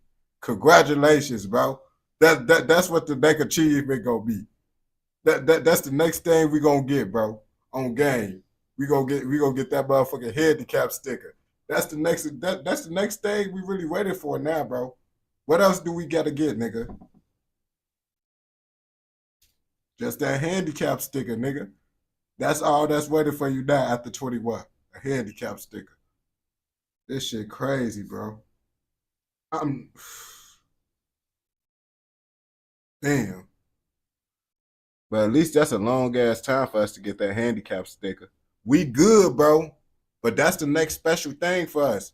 When we tell the old folks, people like, yeah, I got my handicap sticker. I got my retirement funds. I'm 65, nigga. I'm 65. Like, yeah, I just got my handicap shit too. Like, that's what niggas gonna be waiting for. So we can say we handicapped now and get the benefits of being handicapped, bro. Like, this shit wild, bro. But until then, bro, we not getting no benefits, bro. We not getting no benefits, bro, until we turn 65. Like, ain't shit special no more, bro. It's over with, bro. Except for doing dumb shit like renewing the license and shit. On gang, I want to live forever, bro. And motherfuckers tell me, oh, you wouldn't want to live together. Bitch, how the fuck you gonna tell me I wouldn't want to live forever? This what the fuck that be pissing me off. Motherfuckers go tell me, oh yeah, nigga, you gonna see everyone else die. Nigga, I gotta watch everyone die already anyway, bro. What the fuck is you telling me? Nigga, I had to see my grandma motherfucking die.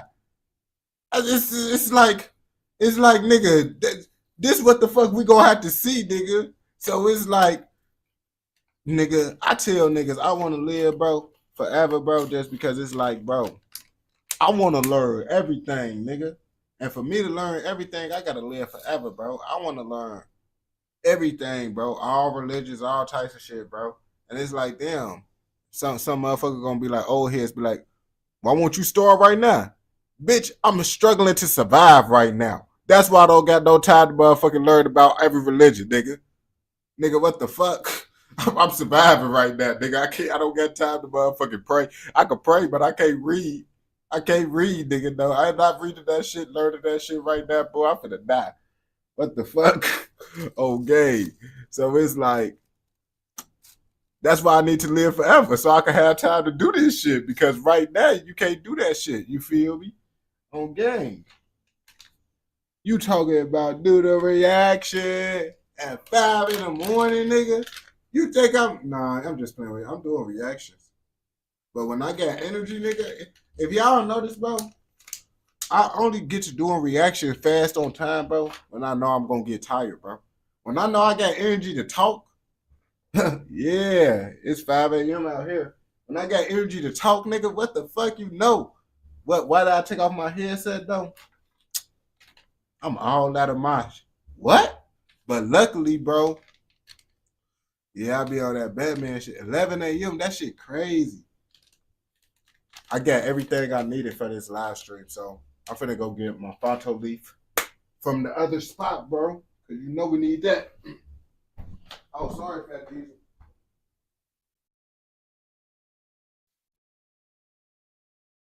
Bro, I be going through these motherfuckers like, bro, I go through these motherfuckers so much, bro.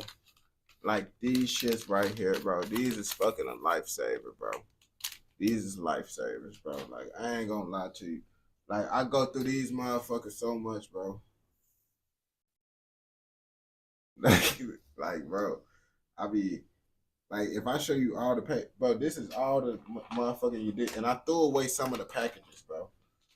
I wanted, but this all that we did for so far this month, bro. And all these is ounces, bro. All these is ounces, bro. On game. This the ounce that we smoking on some. I just started this strand today. The sour peaches. On gang. And actually that's why I'm also talking a little bit more too, because this is a more talkative strand. It's like a sativa as well. Because what we were smoking on before that was some MSG. On gang.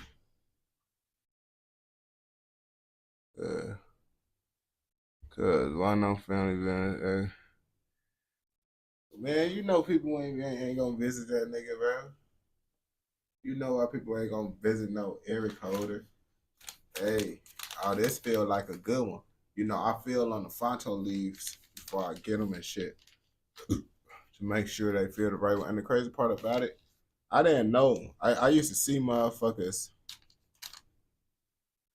feeling on the package and shit at first, and I didn't know what they was feeling for. But now I understand how to feel on a package to know what shit is what. Cause I just used to, when I was younger, I just used to get any pack, and I used to be like, boy, why the fuck your ass holding up the motherfucking line steady feeling on the package and shit? But now I understand, bro. I understand. Ooh, this bitch nice. I already know. Ooh, let's see how it's looking. Let's see how it's looking. Let's see how it's looking. Ooh. Ooh. Ooh. Ooh. Hallelujah. Hallelujah. Let's say that. Hallelujah. Hallelujah. Hallelujah. Let's say that. Hallelujah. Hallelujah. Okay.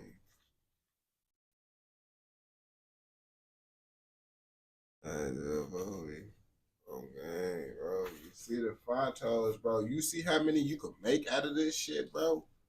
Look at, bro. Do you see how many blunts you could make out of this shit? Bro, this shit was $5, bro. This shit is $5, bro. And it's like, nigga, bro, this shit.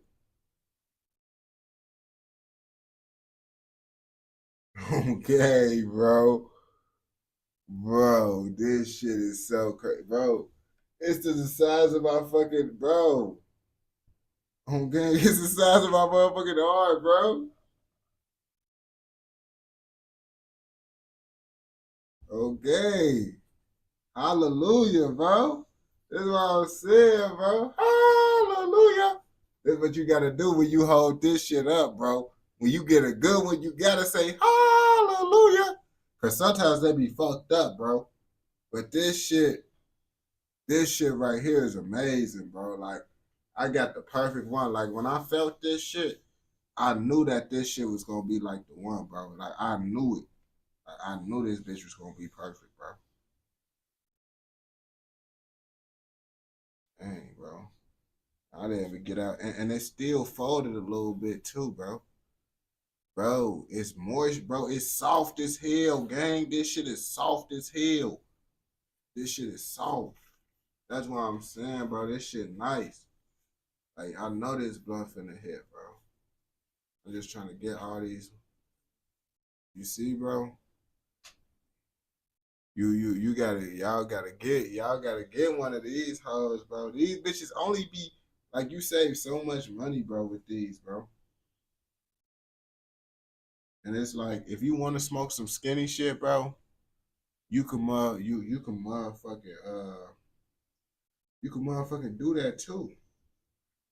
Like, damn, I'm still unfolding this bitch, bro. This shit is beautiful.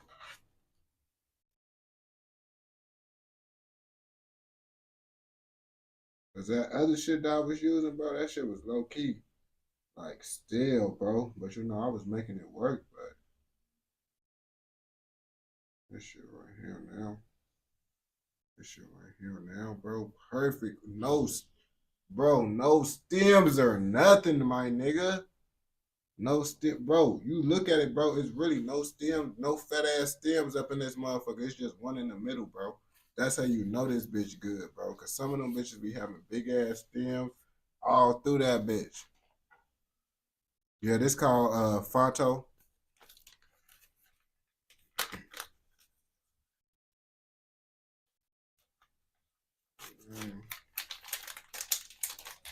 You easily able to motherfucking get hella shit.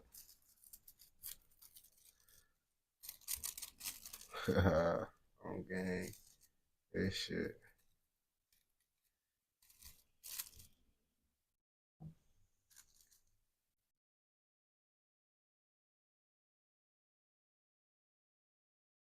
Oh.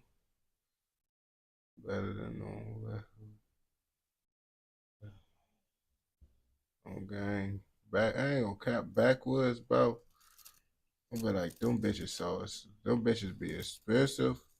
And it's like, it be expensive for them bitches to sometimes be like, you know, them bitches sometimes be fucked up, bro. Like with a Fonto, it's less likely for them bitches to be fucked up. And, bro, also, one thing I like about the Fonto now, bro, I don't gotta break down nothing. Like, I didn't know how much, you feel me, breaking down actually had to do till I stopped breaking shit down. And I used Fonto leaves and someone gave me a wood. And I was like, damn, bro, this shit low-key kind of hard to try to break this bitch down. Like, what the fuck? Like, I haven't broke that down in a good minute. So it's like, man, breaking down a blunt kind of a little bit hard for me now, bro. That shit fuck up my head, bro, after using Fontos for so long.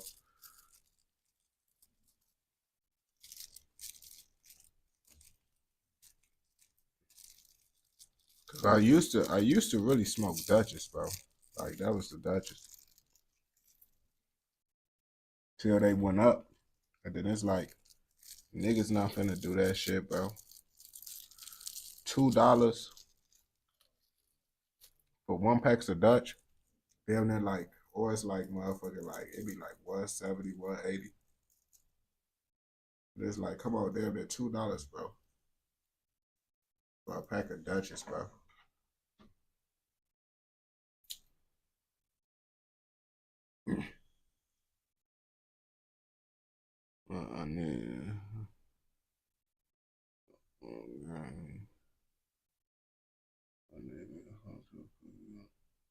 Yes, sir. Them Fontos be hitting. My cousin put me onto this shit, bro. Oh, his ass love Fontos. I'm like, oh yeah, this shit it. Because you like save so much money because you think about it, bro. If you gonna get you, what, 6 packs of Dutchess, 6 packs of Dutchess, or spend the same amount, same amount, this shit like $5. But out here, Dutchess be like $2. Be like $2 now. So it's like 2, 4, 6. So you gonna get motherfucking 3 packs of Dutchess for more than this Fonto on gang. 6 packs of Dantos, 6 packs of Dutchess for, and it's gonna cost more than this Fonto. 3 packs, and you're gonna have 6 Dutchess in total because it's 2 in a pack. This shit, you're gonna get way more than 6 out of this, and it's cheaper. So it's like you won with this on game.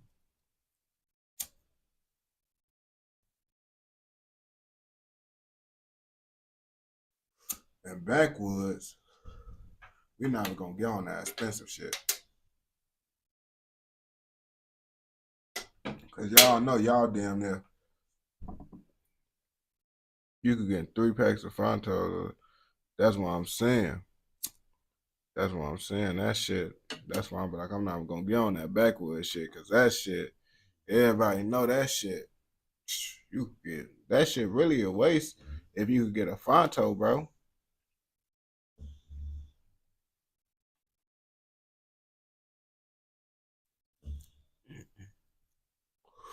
On gang. Then I see niggas smoke loose leaves.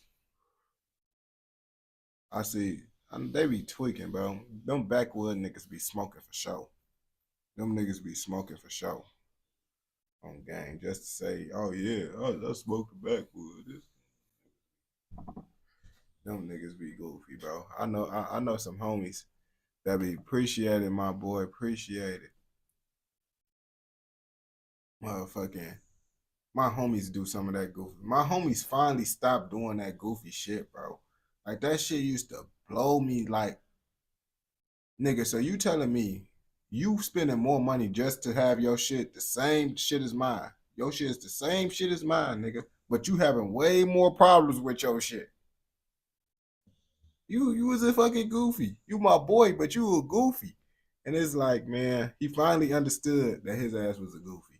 And stop getting that fucking backwood shit and be like, yeah, I could just give me a motherfucking Fonto or some game leaves. It's so many alternates. I ain't gonna lie to you. Yes, sir, bro. You know it's all love, bro. I ain't gonna bap to you, bro. Like I really like being on that shit. Like I tell people, bro, like I don't even be getting paid like on this bitch like that. Like my main living is still TikTok and shit. And it's like I get paid from the post, but I like being on live talking. That's why, like, you see, I'm just not doing reactions and shit. Motherfuckers that's just doing reactions, that's because they ain't able to just chop it up with niggas, bro. I like chopping it up with y'all ass, bro. That's the thing, bro. Like, I be making videos and shit all day. Even on TikTok, with that TikTok shit, but I just be like chopping it up with y'all, bro. That's why I do it at these times and shit, so I got more freedom to be able to chop it up with y'all. Even though I know my body be tired, I be like, shit, I rather just chop it up with y'all and shit, bro. Okay, because it be fun, bro, just smoking and chilling and shit, because I really wanted the creator to, like, you feel me? I used to want motherfuckers to be live smoking, doing shit, but niggas wasn't on that type of timing yet, bro. And then the niggas that is on that type of timing, they not really live for real, bro. They not live motherfuckers for real. So it's like, damn, I guess I gotta do this shit myself, my nigga. On game. Cause DJ Ghost, he close to it, but DJ Ghost, he don't go live. So it's like, you feel me? It's a difference. He don't do the live reactions. You should find more shit to do content because the Chicago drill videos you be doing be lame. The Chicago drill videos, oh, you talking about the Tay Savage and all them? I see some motherfuckers get mad at that shit. You look at the views, it's not lame. That's what you gotta understand. You see, you gotta understand with TikTok, bro.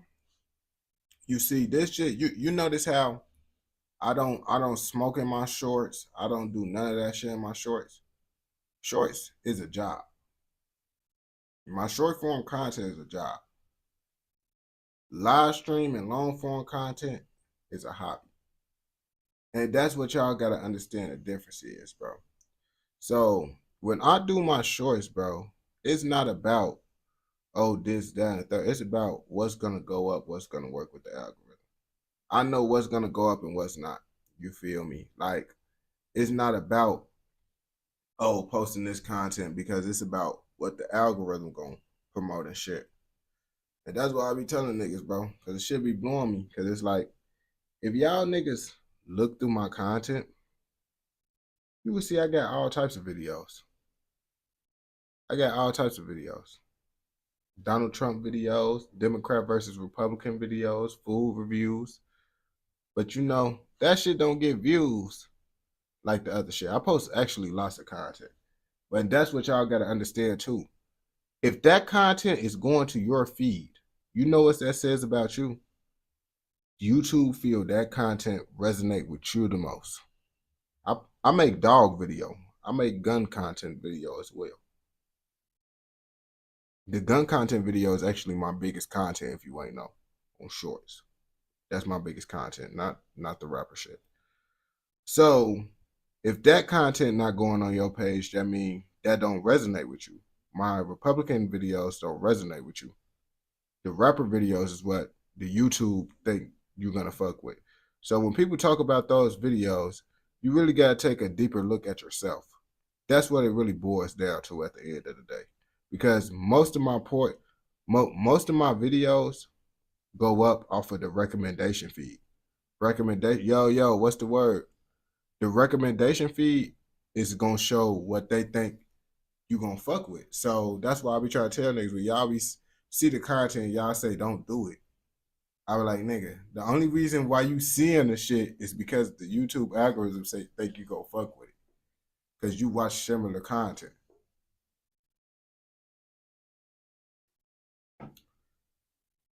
Now you just might not like that topic, but that motherfucking yes sir. You talking about that Chicago shit. But people gotta understand, I got a wide variety of supporters. It ain't just, you feel me? That's what people gotta understand, bro. I got people that only fuck with my dog content. I got people that only fuck with my gun content. I got people that only fuck with my Chicago content. Some people that only fuck with my Canada content. Some people, you feel me? So on, you feel me? So people got to understand, bro. Some videos might not be for your ass either. That's what niggas got to understand too. Some shit might not be for your ass, bro. On game, because some of y'all motherfuckers don't even know I make dog content.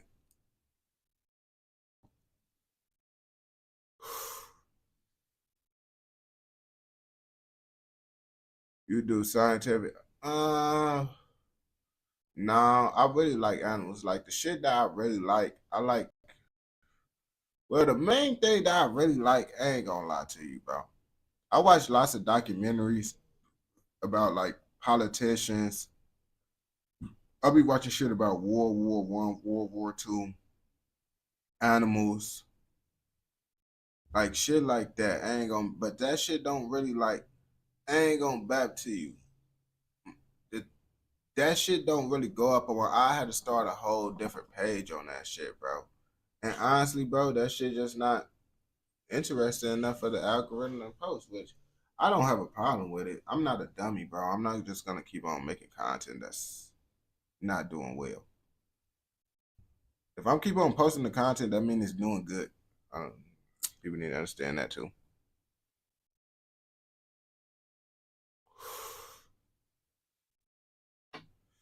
Oh man, so people don't be motherfucking fucking with that shit, bro.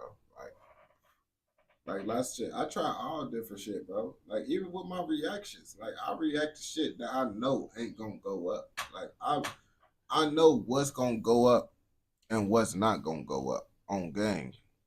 I just still do the shit, bro, just because it's like some shit I just want to react to and shit. Hell yeah, I ain't gonna cap. The algorithm just keep on pushing my shit, bro. You like, I don't even like the shit, bro.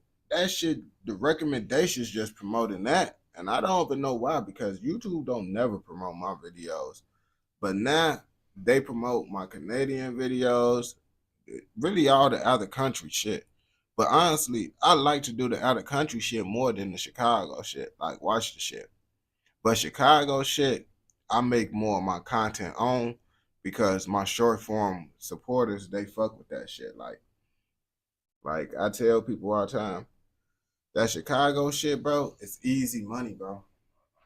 And I don't even do this shit a lot, but I started to do that shit again after the TikTok ban happened. I'll be like, bro, even if you don't feel like doing it or don't want to do it, bro, you got to look at this shit like a job, bro. Even though it's not a job, it's a job. So you got to do like shit that you don't want to do.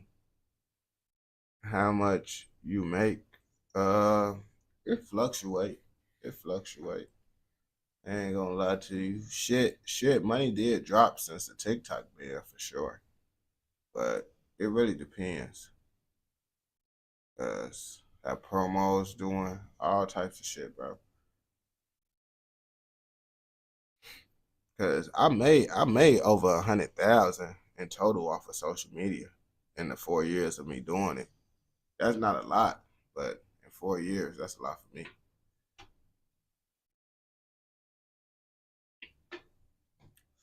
And shit. But it just really depends. It fluctuates. Some months I can make 8,000, some months I only make 4,000. And then it just depends. Some days, like the most I made in a day was like 1,200. That's the most I made in a day. Off of doing some shit. Off of doing promos and shit. Yeah, it's cool. It's cool. And it's honestly been cool. Like, that's why I haven't really been like focusing on YouTube, because TikTok and all that shit pay good. Like, I haven't really had no need to really do it, but I honestly like to do this. Like, this like the main thing. Like, I like going on live, so that gave me more of a reason to do it, because I've been was able to do reactions and shit. It's just I didn't really want to do it, but now since I be on live, I'm able to like do reactions and shit and make it more fun. I ain't gonna lie to you, because that's the y'all the reason why I'm consistent on this reaction shit, because y'all make it fun. Before y'all, when I was doing this shit, of course I was still doing it, but it's like, when I say not consistent, I was only posted like, I probably try to get like an hour live stream a day. Cause it was like, it wasn't no one up in that bitch. I still do an hour just talking to myself and shit. But you feel me? It was pretty boring when you're doing it by yourself.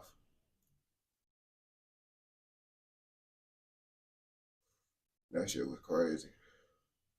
And I was doing it at like 3 at the time where people was up. People was just not coming in that bitch, bro. I was like, damn. This shit crazy. I ain't give up though. I just be like, fuck it. Nigga. I just wasn't on that bitch for as long. Then y'all started to come through this bitch on game. Like, literally, bro, when I first started doing live streams, bro, hey, it'd literally be like BET weekend this week. It'd be like the random motherfucker that come through and just talk shit, bro. And I low-key just treat his ass, bro. I ain't have no one else to talk to. So I treat their ass, bro. On game. I'm like, boy, why the fuck you even on live, bro? You don't got no views. I'm like, bro, fuck you.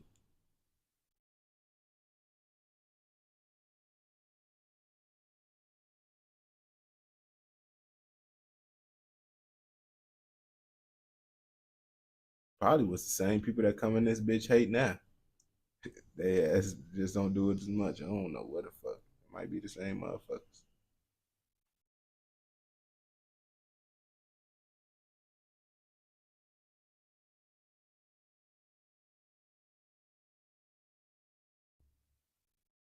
Yeah, that's me.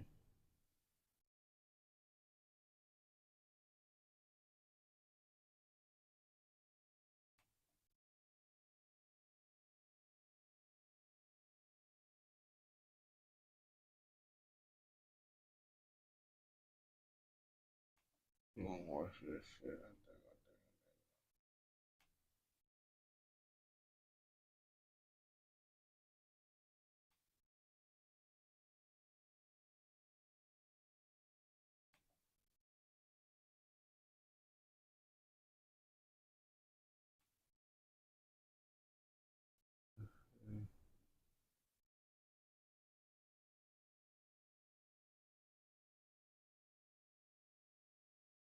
I'll be high. I was listening to Pice Codeine always.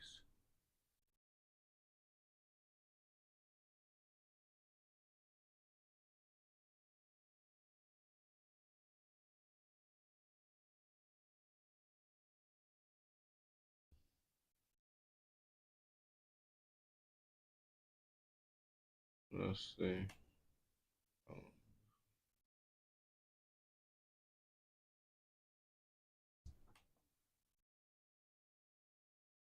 Let's see how folks come. Chicago's drill rappers often find themselves living in the This nigga trying to do this shit, bro. So this video right here, bro. This nigga better not try to do no bitch ass shit. I don't even like to react to these niggas, bro. That be having like 700 and shit. I'll be supporting them. I'll put the link in the thing, but sometimes them niggas just be goofy. Try to motherfucking strike a nigga and shit. But this video is about Chucky Wackham. It's the only video on Chucky Wackham, bro. I be like, man, no one don't got no video on him. So I'm like, if I could find a reaction on him, that shit might go up. I found one. Just one. That bitch got like 700 views. So we gonna know if we actually made some. And if the shit start getting views, we know that's artwork. That's artwork, chat. If this shit start getting, and we gonna see, bro, because this a little nigga, bro. We gonna let him know if his shit ass or not, bro. Do a Toronto video, real. I got y'all niggas, bro. And y'all got some other countries, nigga. Y'all got some other countries, nigga. I got you, though. We'll do that shit, bro, because I'm up. Wait, what other countries y'all niggas got in this bitch, bro? We trying to see what other countries y'all niggas got, bro. I know y'all know the other countries. I'm trying to hear about some new shit, bro. My people's making a Friends video. Cause I told them I can't react to no documentary. I don't be trusting that shit, boy.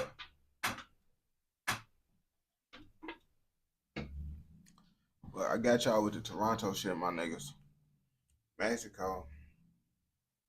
Man, Mexico, they be busting out there. But I'll be liking what really be interesting me, bro, is those places, bro. Like, what kind of interests me about Canada and UK, I didn't think no shit was going on out there. So it's like the shit be like, kind of like amazed me because I was like, damn, I didn't think that shit was going on. We already know how Puerto Rico, Mexico, Iran, we know they chopping niggas up and do, like, we know how they get, but how's motherfucking, you feel me? I don't know countries.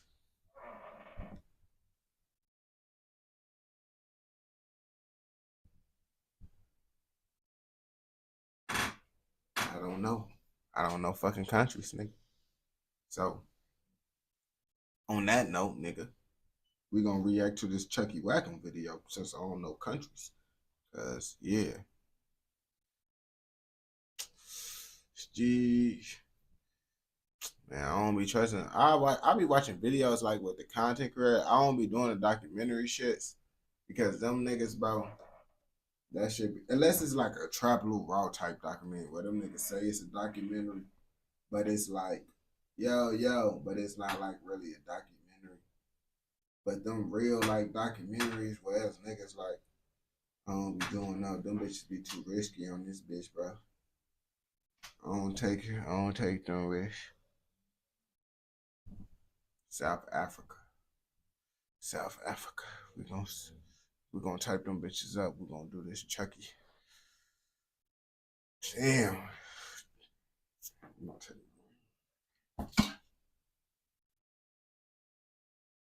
The energy drink made a nigga busting, bro. My heart beating. My heart beating through my clothes. Through my clothes.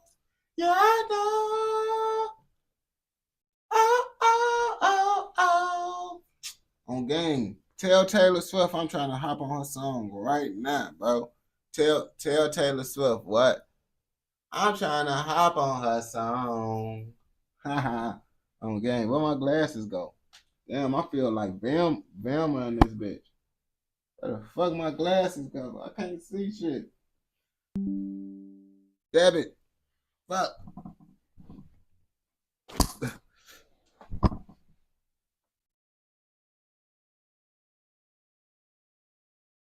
Damn. Alright, here they go.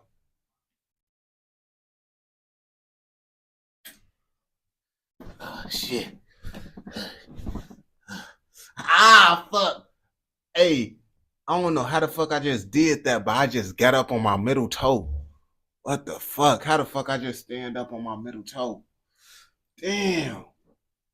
How the fuck I just stand up on only my middle toe? This shit hurt. Damn it. Damn it. Fuck. Damn it. This shit fucked up. I broke my middle toe doing this shit, bro. Trying to get my glasses, nigga. Oh, shit.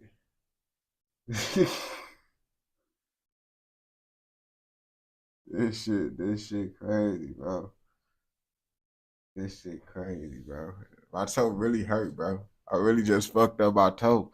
You standing up on one toe. I don't know how the fuck that shit happened, bro. That shit motherfucking just fucked it up, though. That shit was dumb, bro. I don't even know why the fuck that shit even happened, bro. All my other toes just stopped working, I guess. That shit's stupid. That's it. I think these energy drinks fucking up my body, bro. My toes not working right, bro. On game, my toe, I don't know, bro. My toe fuck, I feel the pain in that one toe. That pain in the one toe, bro. I feel it because when I got up, I felt that bitch being back. On game. I felt it. I was like, damn. And it's like I stood up on that one toe, and that one toe literally pushed up my body weight, bro. But once I really stood up all the way, bro, I felt the toe just, it couldn't handle no more, bro. And yeah, bro. Don't do that shit, bro. Don't try to stand up on one toe, niggas. Y'all stand up on one toe, bro. Your body weight will fuck up your toe, nigga. On game.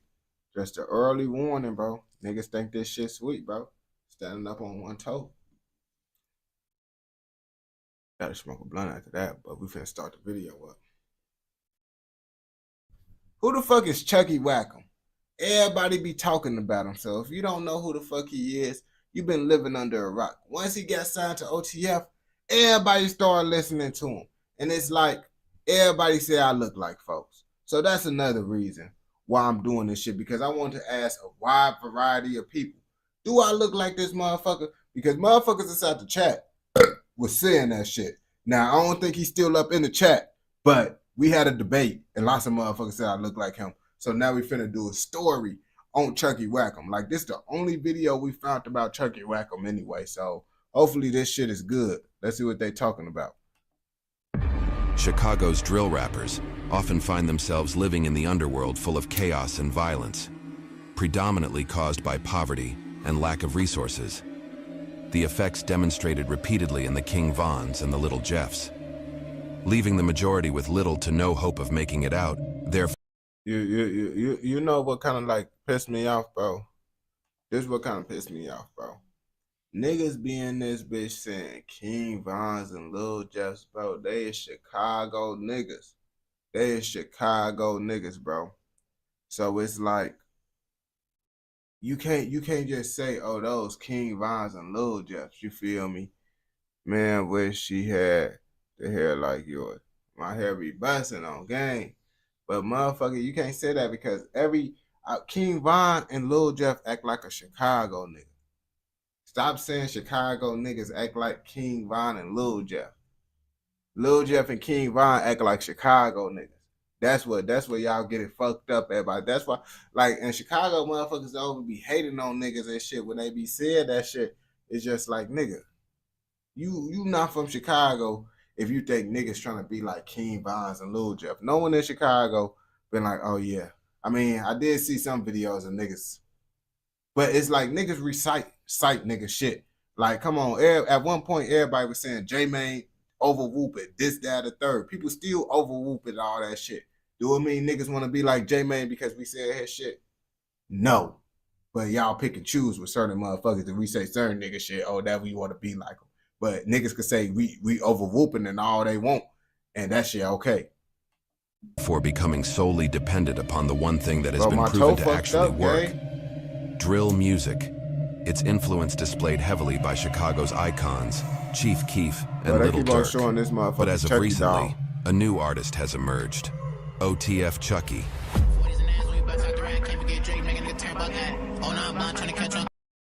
You see that shit right there? That shit, bro. I wasn't fucking with Chucky when he first came out. I couldn't get jiggy with that shit. And then once he got signed to OTF, and then I don't know if his quality got better, his rapping got, I don't know what the fuck happened. Because it's not no dick rider shit. I ain't just start fucking with him because he got signed to OTF. His music actually different than what the fuck it was. I ain't gonna bap to you. Alright, my boy. Okay, that's what I'm saying. This shit wow. And then it's like, folks, like when he first was coming up, bro, everybody was sharing this nigga shit. Like, if you was in Calumet City, motherfucking Calumet City and shit, Chicago, you gonna see it. Cause they said folks lived in Calumet City and shit too. That's why lots of Calumet City motherfuckers knew his ass. I ain't personally know folks' ass, but motherfuckers I know folks' ass. That's how I found out about him. That's cause they was reposting his music back to back.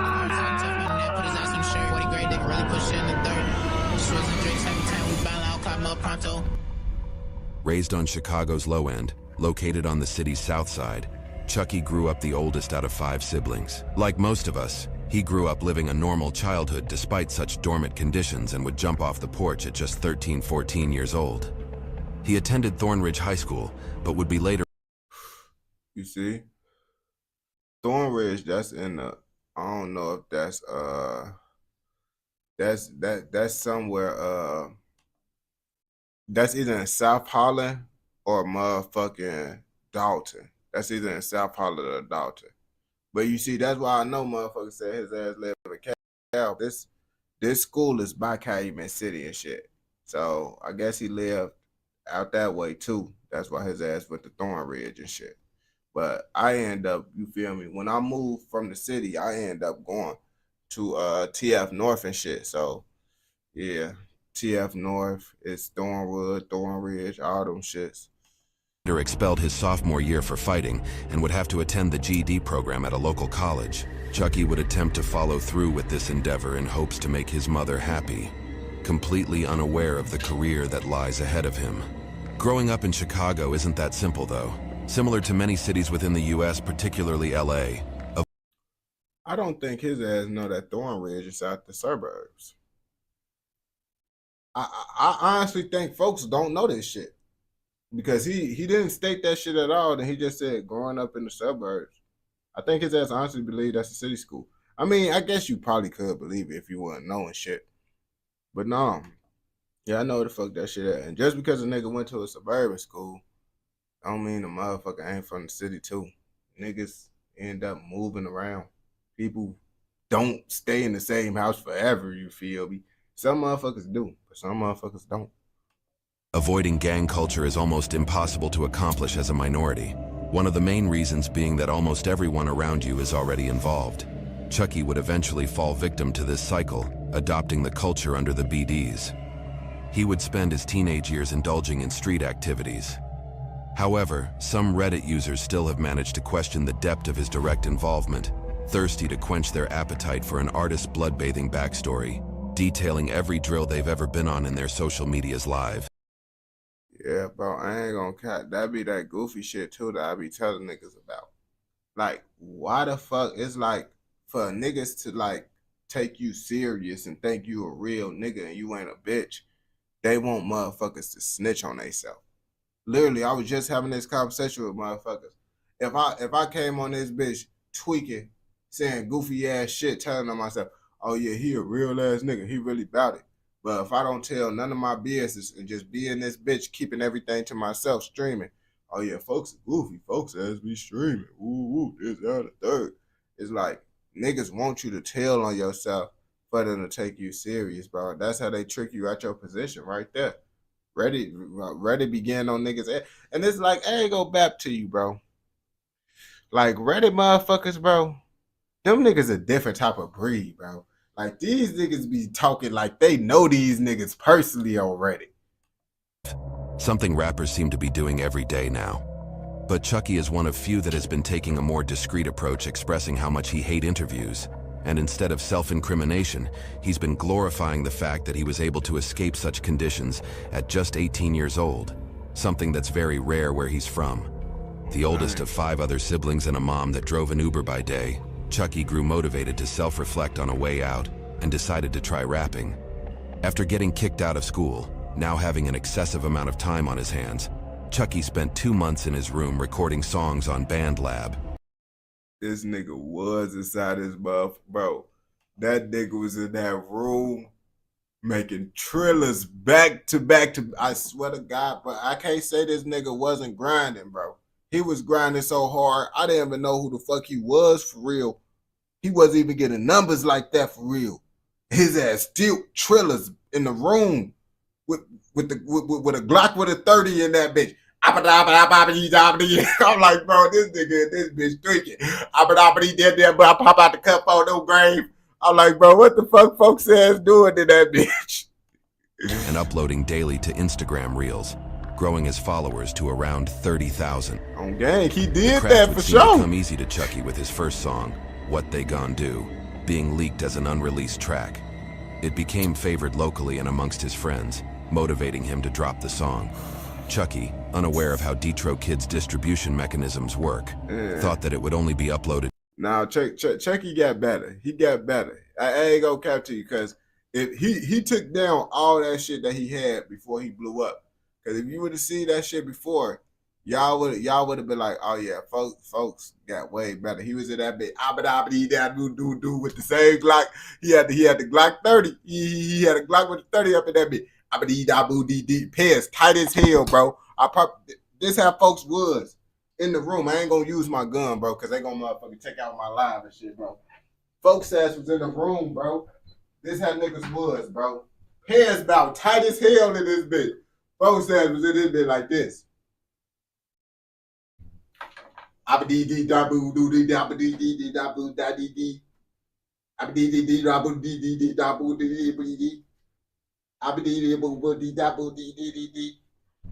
Oh no, I'm popping that cut boo. Boy, what the fuck is this shit? I swear to God, bro. I used to get so bad when motherfuckers turned that nigga old, bro. I used to get so blue. Like, I'm like, bro, I ain't gonna cap to you. I don't know if they say I'm a hating ass nigga, bro. But I used to be like, bro, that nigga not finna blow up, gang. I swear to God, bro. I can't act like I ain't finna act like I ain't say that shit. I used to be like, boy, that nigga that nigga is stuck in the hood. I used to be like, man, you can say I'm a hater, but at least I give him his props. Folks got better, bro. He ain't on that shit no more like he used to, and sometimes he do, but it's better. To YouTube. Surprisingly, he would check his streams and see that it was in fact uploaded to all platforms and was sitting at around 200,000 streams, gaining instant traction. One of my songs, What They Gonna Do, that bitch was floating around like an unreleased though. That bitch wasn't published. That bitch was floating around and unreleased. Motherfuckers used to send me videos, screen record my fucking story and send it to me like, boy, you should drop that. So I'm like, got fed up at one day and I'm downloaded this app called DistroKid because I heard you could put songs on Instagram. So I'm thinking that shit only gonna put on Instagram. So I paid for the shit and uploaded it, and motherfucker got to put it on Instagram. Whole time that shit dropped on every platform. I ain't even know that shit was out. I checked that shit at like 200. That shit at like $2 for them gray. I wish my shit went like that, bro. I dropped the song, bro, and that shit, motherfucker, anything with a thorn is suburbs.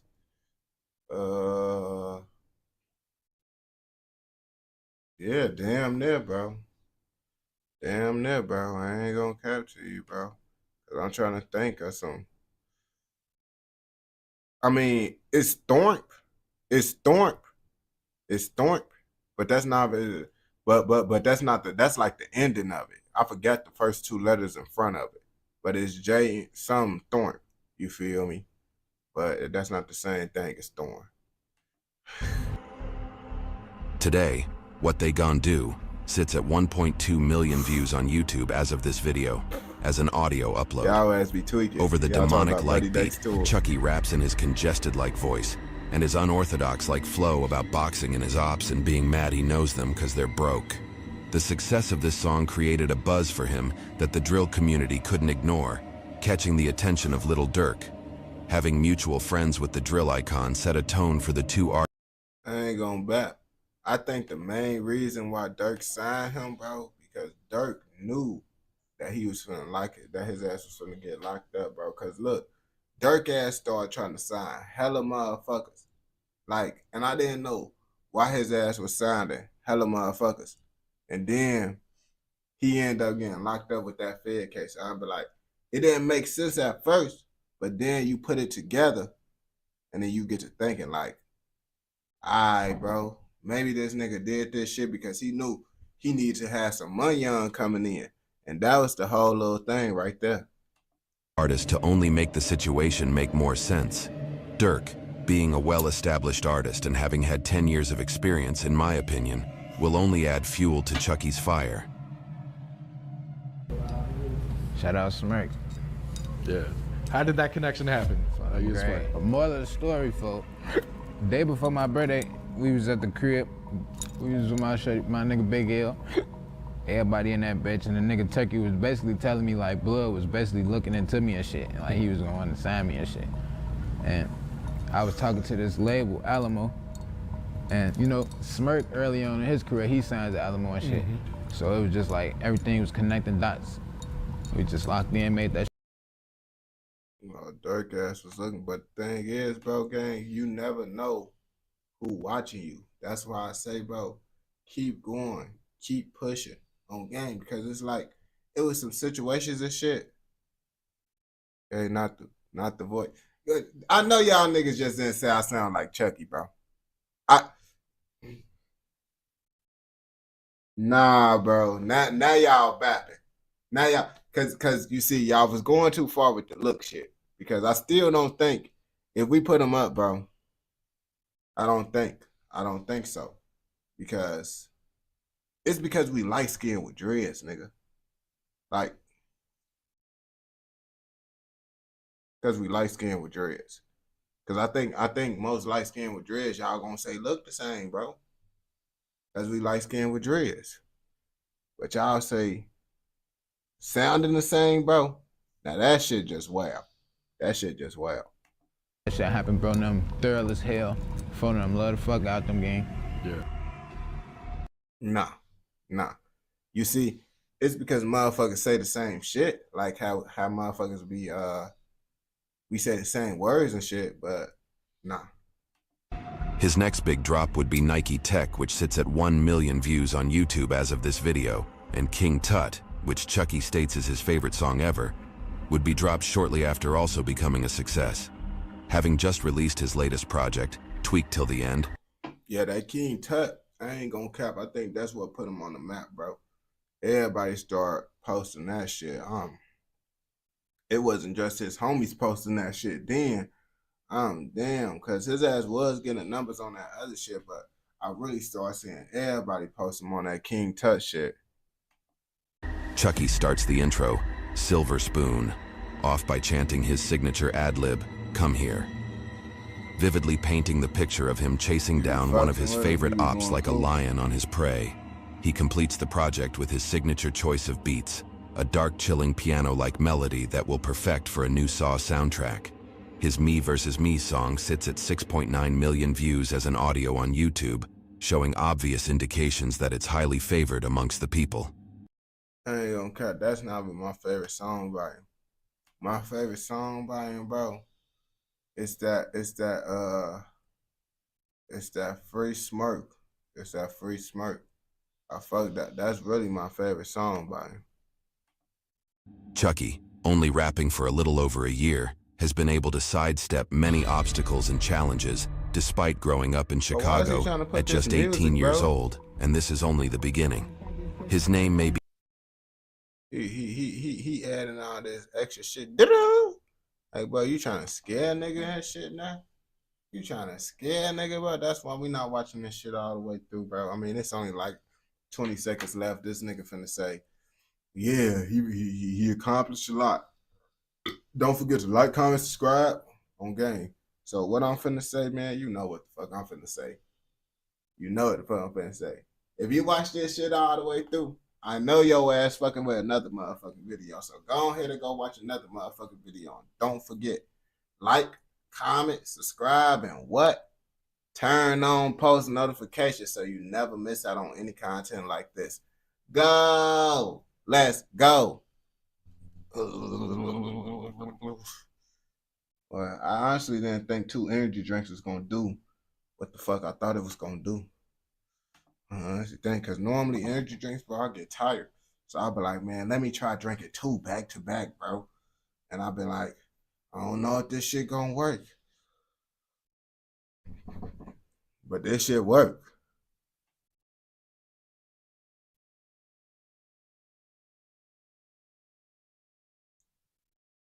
Thorncliffe and Thornton has PJ though.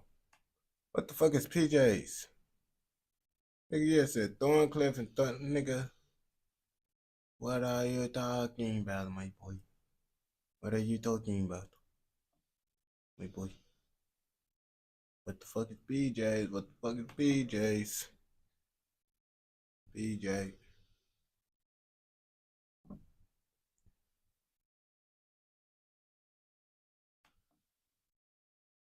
Bro, y'all got pajamas?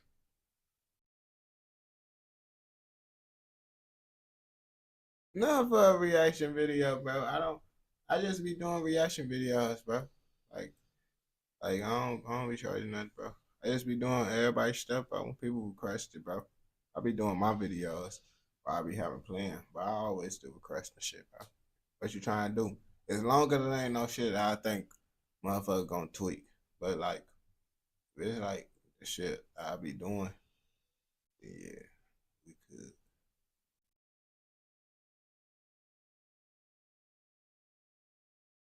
Yo, my boy. What's the word? S1. Sliding through that bitch. Bro, do y'all think Brick Baby is a snitch, bro?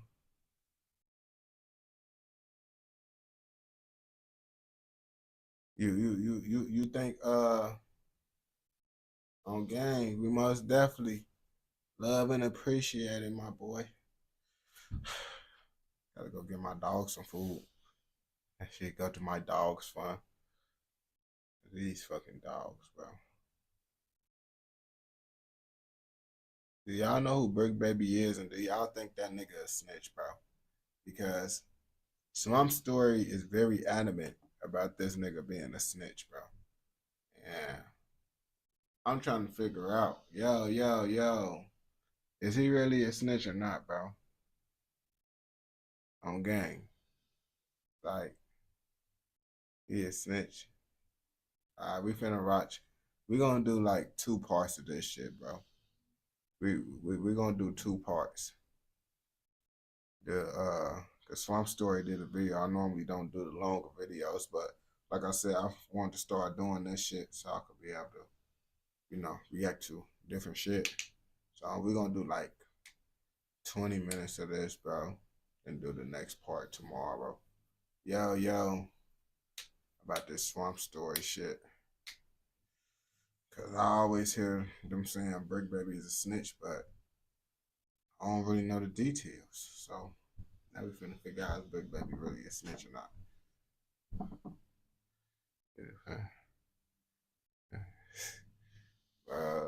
He's how I finish video. On game. That boy Brick Baby is snitching? I don't know. That's what the world is saying. So I wanted to do a little bit of dibbling and dabbling and shit. You feel me? Basically what I did is just typed in, did Brick Baby snitch? And then this video popped up right here about Brick Baby being an evil Crip. Dirk's evil Crip to be exact. Why is he Dirk's evil Crip? I don't fucking know. Maybe. I don't know. He do talk about Dirk a lot. I think he's a fan of OTF or some shit. But we gonna figure out for sure in this motherfucking video. So come on, motherfuckers, and let's see if Brick Baby really snitched or he a real nigga from the Crips. Hey, it's BET weekend this week. You know what I'm saying? All the steppers gonna be in the city, right? Look, cuz, telling you like this. When you see me, you better tuck tail and run, nigga. I ain't gonna lie to you. Brick Baby, Brick Baby, Brick Baby. My nigga.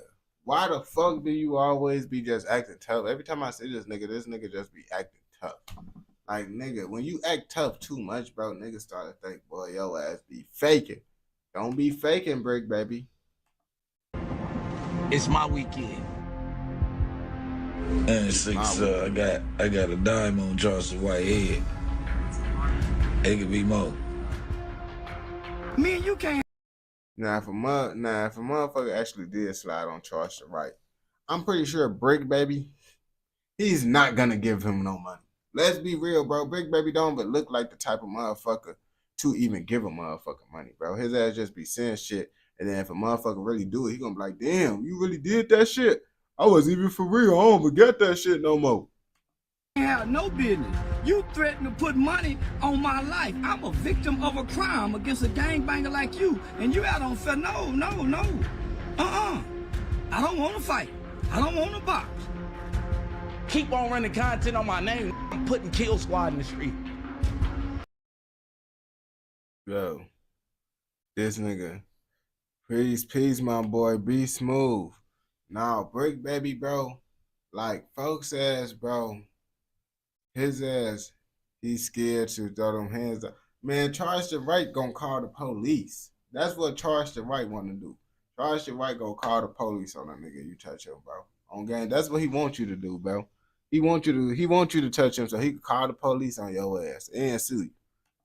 Oh yeah, Sly Favon, right? Yeah. They say you can't say that no more. Why? Oh yeah, because of no. Like, who died? You can't say that no more. Oh, because of FBG Cash? Or who?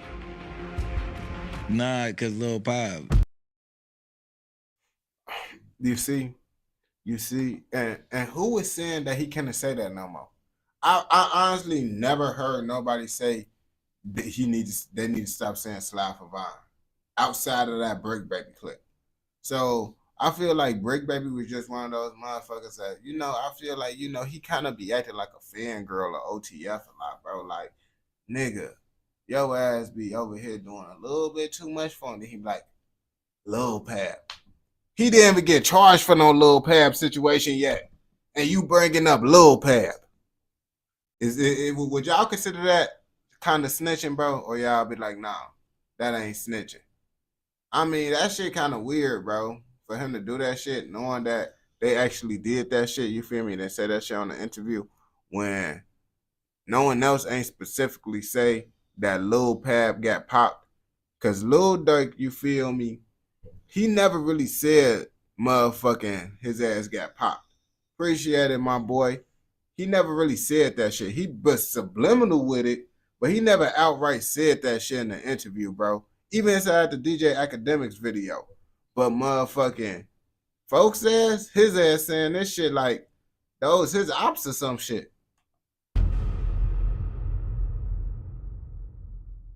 Welcome back to another episode boy, of Swamp Stories. For this one, we cover a man who the internet seems to take as a joke. Somebody who talks that talk but doesn't walk the walk. Damn, but as you his see in ass this off the video, rip. this man has a rap sheet longer than Jason Love, and on top of this, he's willing to do the...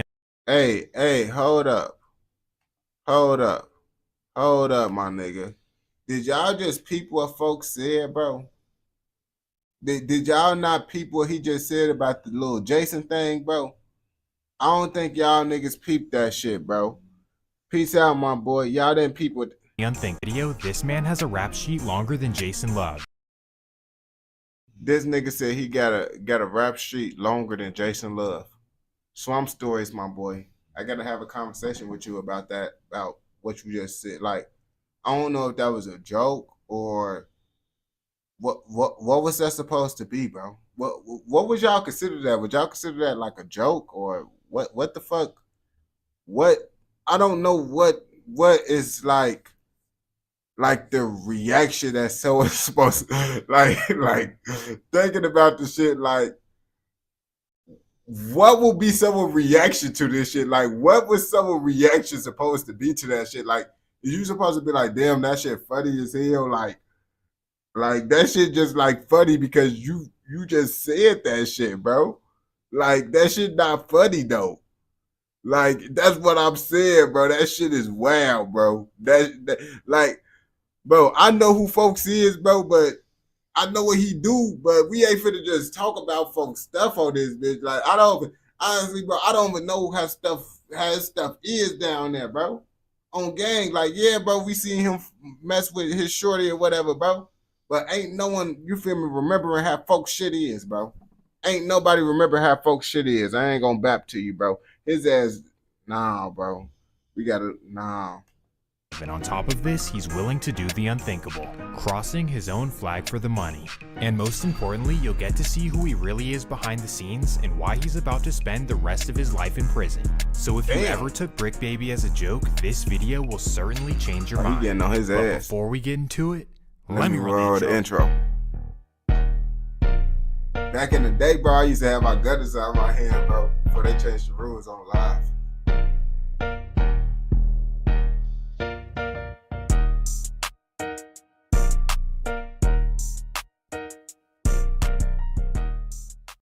The story begins on Bedford Avenue, located in the notorious Overhill section of I the don't rolling know. 60s. We gotta figure Here is out. where a boy named Zaire Mitchell was born to a notorious Los Angeles family. Not notorious on an official or legal level, but notorious in the sense that they were known as a serious hustling family. So given their potentially dangerous lifestyle, they smartly decided to let Zaire stay with his grandma whenever they were handling business. Basically, throughout his younger years, he was between his mom's house on Bedford and his grandma's house on Donview Place. I say that to say that his family always wanted to put him in good positions, and that included sending him to private school as well. So growing up, Zaire... Bro went to private... Bro, I know this is not the motherfucking school he went to. That bitch got 2 palm trees in front of that... Bro, when you got 2 palm trees in front of your school like this, nigga, and the grass is cut like this, nigga, this shit look like a millionaire mansion, nigga. I know this ain't the school he went to and his ass talk about he a Brick Baby. Nah, bro, his ass is a scholar, baby. What the fuck, bro? What the... This shit, this school, man. attended Price Christian Academy and was known as a straight-A Wait, student as well. hold up. So growing up, Zaire attended Price... Nah, nigga. You can't just go to that school to this school, nigga. This school got a motherfucking AC in the motherfucking window, nigga. Nah. Hey, Brody. I don't know what the fuck you got going on in this bitch, bro. But this shit confusing me right now, bro. Cause you showed the nice ass school, then you show a school with the AC in the window. I don't think the nigga had too much of a good life if he went to this shit with the school up in the window. with the AC in the window, bro. When the school got an AC in the window, bro, that's when you know it's not good, nigga. Like I don't know what he went to, bro. I hope this ain't the private school gang. Cause that bitch don't look like that bitch probably is a private school. That bitch got motherfucking 2 classrooms in that motherfucker. Christian Academy and was known as a straight-A student and standout basketball player. Now I do want to point out that this isn't modern day or something, as the school is definitely located in the hood, but the point is that his parents put him in a good position, and early on it was really paying off as Zaire. Okay. Now, shit, it makes sense why ACs was in windows and shit. That probably wasn't the actual school, but if the school was in the hood, bro, he probably had the AC in the window. I don't know what the fuck going on, bro. Had a bright that shit bogus. Ahead, but then his parents would meet some people that would change his family's trajectory. That look like Big Meech. While Zaire was in middle school, his parents would meet and build a relationship with Big Meech and Southwest T, the founders of the notorious BMF. Ooh-wee, this took their hustle to a whole new level. Basically, they started with helping BMF expand to the West Coast, but then they were actually invited to live with them in Detroit. This was a financial opportunity of a lifetime, and Zaire's parents would take up on it and flee to Detroit. Obviously, they would leave the kids back home to be raised by Granny, and this is when life would start to derail for Zaire. Once his parents left, he began to veer towards hanging out with his cousins in the hood, who happened to be notorious Rolling 60s members. And unfortunately, as soon as he was introduced to the lifestyle, he knew that he wanted to be a part of the streets. Damn. So his mama and them end up leaving to go trap. And then he end up getting watched by his grandma. And he be like, fuck, I'm finna be with my badass cousins. I mean, I understand, bro, because it's like your family. But at the same time, nigga, you see this shit and be like, yeah, I want to be a fucking Crip. Nigga, you didn't see no shit and be like, damn, none of these niggas don't got none of the cars that I want, bro. On gang, like I see these niggas, bro, they got cars that I want, but they don't got them Lambos and shit, nigga, boy. I'm trying to get that motion, nigga. But because he was only 11 to 12 years old, his cousins refused to put him onto the hood, and as a result, Zaire tried to create his own gangs. And we started some called Inglewood, California Crip. Me and my best friend, Infalote. Then, after giving up that idea, he decides to join something else. From there, I joined a clique called CIP, and it was completely irresistible players. Bro. So you telling me this nigga wanted to gangbang so bad that he just created a gang? That shit didn't work out. Yo, so he just went to just go join the nigga hood? Like, fuck it. Since my hood didn't work out, I'm gonna make another hood. My cousins ain't letting me join they hood. That mean your ass just shouldn't be gangbanging if you gotta go to all these different hoods. Like, nigga, once your gang ain't work out, bro, you shouldn't have went to another motherfucking hood, bro. And the police end up documenting this in the gang files as Crips in Progress, CIP. So they changed it from completely irresistible players to Crips in Progress because we was getting into so much shit in the area. So that was really my introduction. So now as a middle schooler, Zaire is roaming the West LA streets as an unofficial gang member. But then his friend's uncle would find out about this, and things would not be good for them. Well, not in the way you'd think. Instead of being upset that they're in the streets like any responsible adult should, he was just upset that they didn't join his gang. Uncle Mike, he found out we all was from this clique, and he came over there on gang. I ain't gonna belt trip you, bro. I would have been mad too. I would have been like, your ass is a fucking goofy, gang. So you telling me, because we told your ass you was too young to gangbang, nigga, your ass gonna join another nigga hood, bro, just to be a part of this shit so bad? Your ass a fucking goofy, bro. Since you want to do this shit so bad, you gonna be our shit. But it's like, nigga, that shit goofy as hell, gang. Tripping one day. Like, he was bullying. Like, this is a big bro, man. He came over there tripping on this one day. Like, I ain't having it. Like, I either go turn West Boulevard today or get over. So now Zaire is pressured with the ultimatum of joining the West Boulevard Crips. This was like a dream come true, except because he was told to do it, he now did not want to do it. Like, if I'm gonna join somewhere, I'm gonna do it because I want to, not because somebody else is telling me to do it. I ain't finna be from West Boulevard. because he tried to make me. You know, I was rebellious back then, so I started hanging with the Harlem 30s. So now after rejecting the West Boulevards, he starts hanging out with the notorious Harlem 30s. He runs with them. Bro, is this a different hood? Bro. So you telling me, bro, this nigga just changed to like hood? Bro, it's not starting off good, bro. Brick Baby going to all these different hoods. For a short time, but then his cousins come around and are like, you're either gonna join over there or join us with the 60s. Like my mom always had a house nearby Slauson, and all my cousins lived on Slauson, so I end up getting put on 60s like my 14th summer, but I always was affiliated. So Zaire officially gets put onto the 60s during his 8th grade summer. I got jumped by all old man. I squatted with one, he was like 19, and I squatted with like a 30-year-old and a... Damn. Yeah, I got knocked out. So now he's officially a Rolling 60s member right before starting out at his private high school. He's known as Zaire Mitchell at school, and on the block he's known as Wild Bill from the Overhills. But somehow amidst his gangbanging, he's able to maintain an above 3.0 average at school and to become the backup point guard. Now you might hear backup point guard and think that he was trash, but nah. You gotta know where he went to school. They were stacked. We'll get into all of that in a second, but the point is that while he's doing all this positive stuff, he's also living the life as a full-time gangbanger. When he wasn't at his Christian academy, he was knee-deep in very dangerous situations in the set. Specifically, his main expertise was robbing and extorting rappers who come to LA, and that takes us to 2004, June 29th, 2004. It's the weekend of the annual BET Awards in LA, and the Rolling 60s have nothing but extortion on their minds. In particular, on this day, Zaire and his boys have somebody they want to target. Yep, that's right, Jeezy the Snowman, and they desperately want that chain. Why him? Well, simply because he has the shiniest chain they've ever seen. We've never seen nothing like this. You gotta think, LA, like the real Gotti diamond jury, diamond in each. You see, this is why you can't have shit around niggas, bro. This is why you can't have shit nice around niggas, bro. You have some shit nice, niggas be like, man, I haven't seen that shit before. I want that shit, nigga.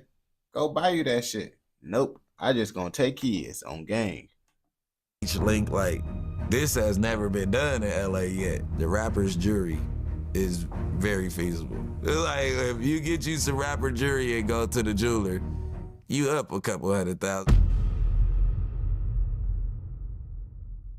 Unfortunately for them, they're unable to get a hand on Jeezy at the award show, so now they follow him to the club. It was so many of us, we pushed the security out the way and rushed the club. So now Zaire and his boys run in the club and absolutely take it over. In fact, Zaire jumps behind the bar, grabs 2 bottles, and then stands up and clashes them together. Simultaneously, his boys go over to the DJ booth and grab the mic.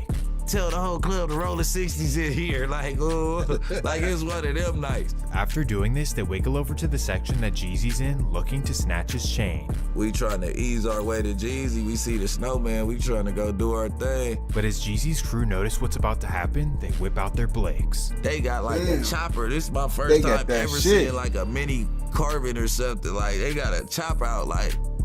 And we look back, and I just go to shake Jeezy and ooh, we had like, what up, man? Thankfully, the situation was stopped. You see how niggas get, bro? Niggas see that shit, and they say, bro, having a gun literally stop most crime, lots of crimes.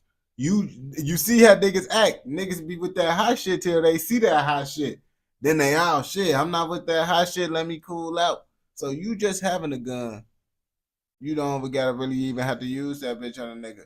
A nigga see that bitch and the motherfucking shit. You see, he didn't know that folks was there and gonna try to rob him. He was there for them. He probably just thought they was some niggas tweaking. But then he seen that chopper and then his mindset changed. But you don't even know. Having a gun, you probably prevented so many crimes and don't even know it. When I say crimes, like preventing someone trying to rob you, shoot you, all types of shit, just by you having a gun and them knowing. Before it even started. But I say all that to show that at just 16 years old, this is what Zaire was about. And because of his willingness to do anything for the 60s, he was increasing his rank. This is how he earned the name in the set of Shitty or Shitro and the ability to put on new members. Shitty or Shitro? I ain't gonna cap to you, bro. Both of your nicknames got something to do with Shitty or Shitro. Boy, Yo ass down there, shitty ass nigga, stanky ass nigga. Well, in the late summer of 2004, he would bring his first young member to be put on the set.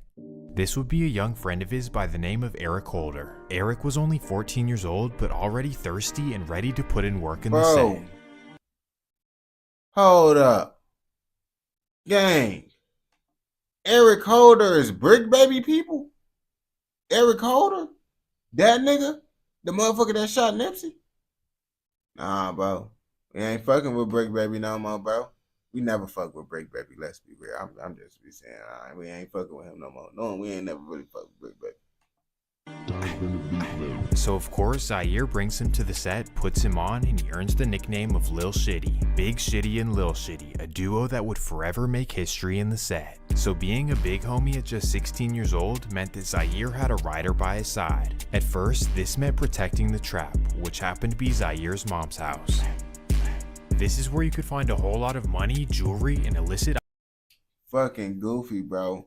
You let them niggas turn your mama house into the trap, nigga? What the fuck? There's no way in hell I'm turning my mama house into the trap, boy. What the fuck? I'm gonna find a abandoned little spot before I do some shit like that.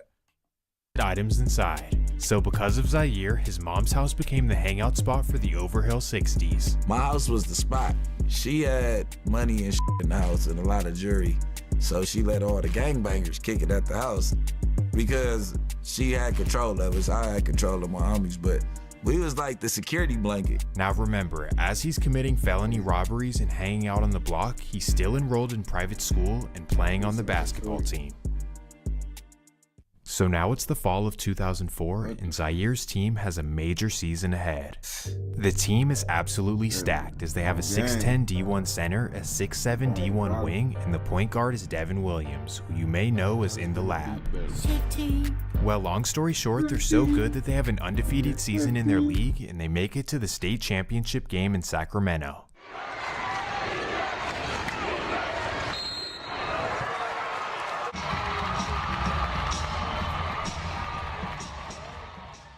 Yeah. Of course, they win the state championship, beating a Bay Area team like LA always does. So on paper, everything in Zaire's life is looking good. A good GPA, winning a state championship, and also getting noticed on the AAU circuit. In fact, he was playing so well that he skipped his senior year of high school to go play at a basketball prep school in Mississippi.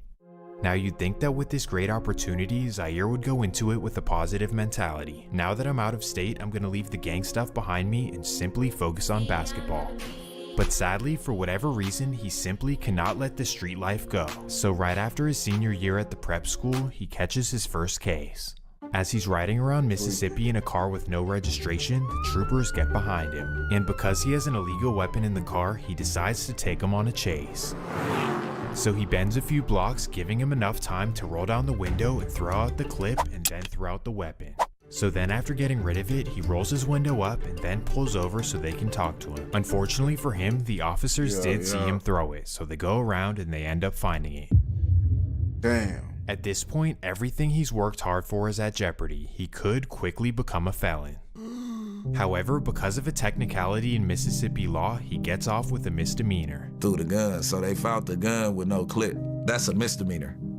Because it wasn't like... Well, while this is going on and he's sitting in a jail cell, he does receive some very good news. And while I'm there, I get an acceptance letter from Clark Atlanta University. So now he has the amazing opportunity to play on Clark Atlanta's basketball team and to go to school for free. Well, after presenting this to the court, the judge thankfully allows him to get out of jail just 2 days before orientation. What day do you start orientation? He let me out 2 days before orientation, so I couldn't do no gang banging or nothing.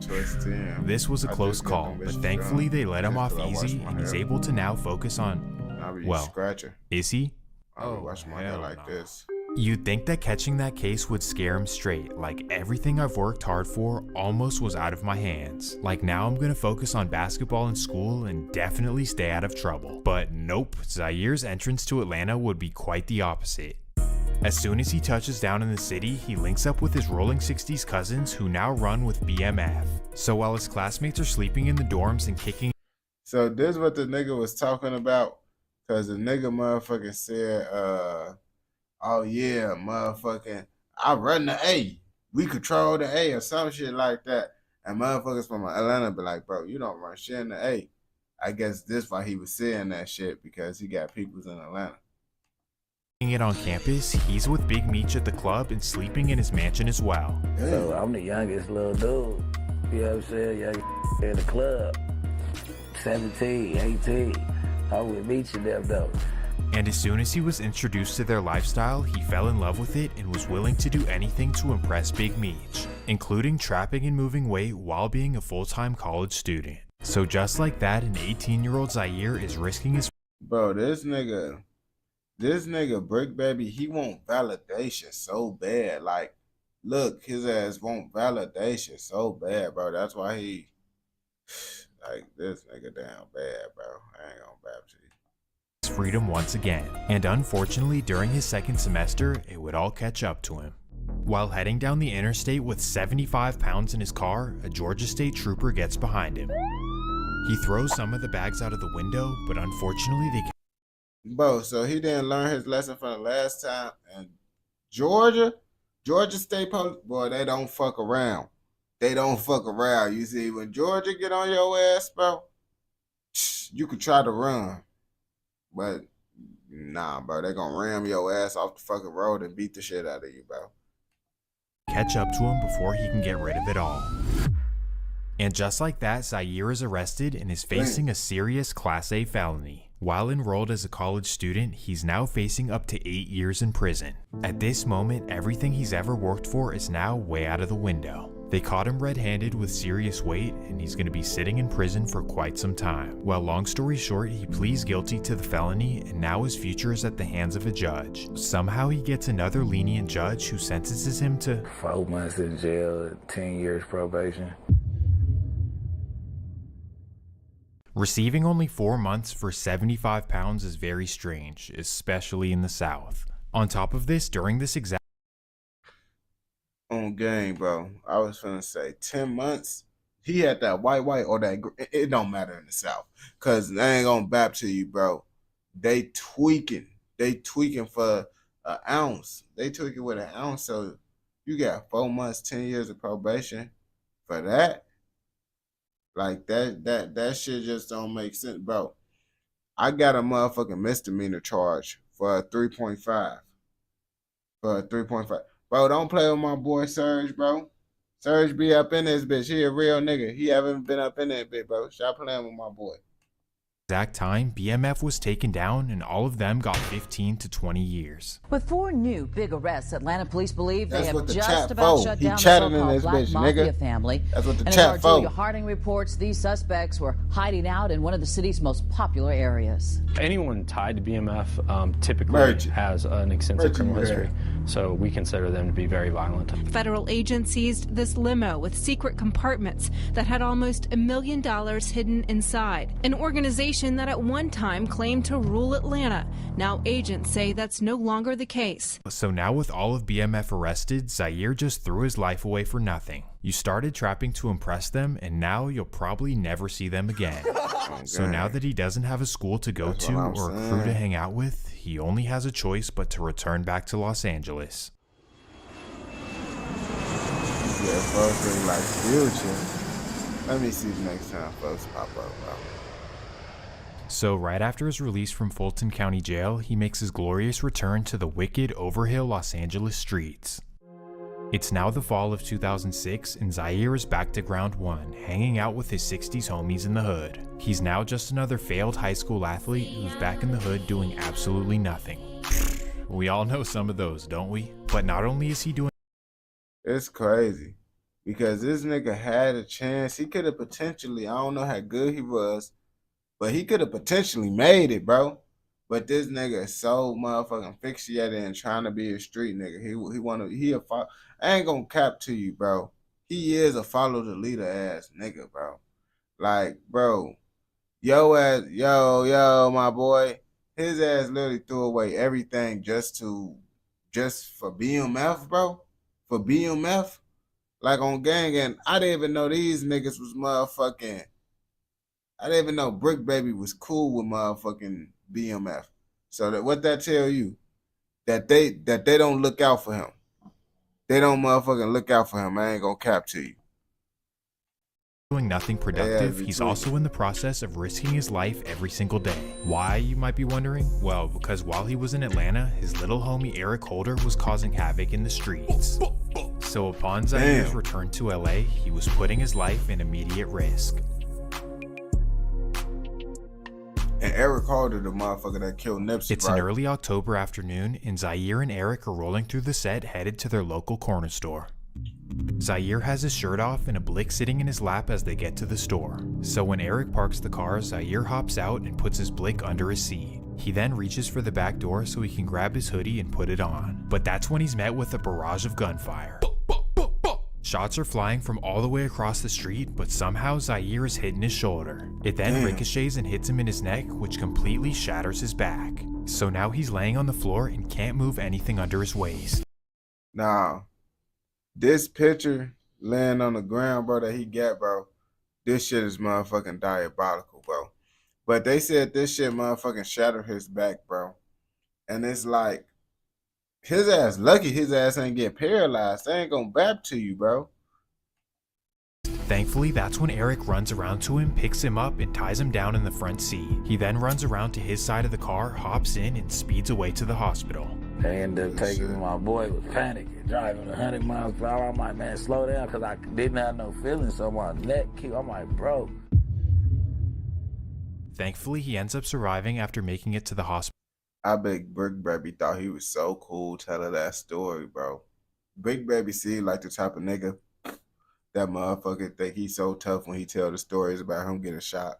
I know a nigga that's like that, bro. This nigga, bro, he swear that motherfucker just because he got popped or survived, he the toughest nigga ever.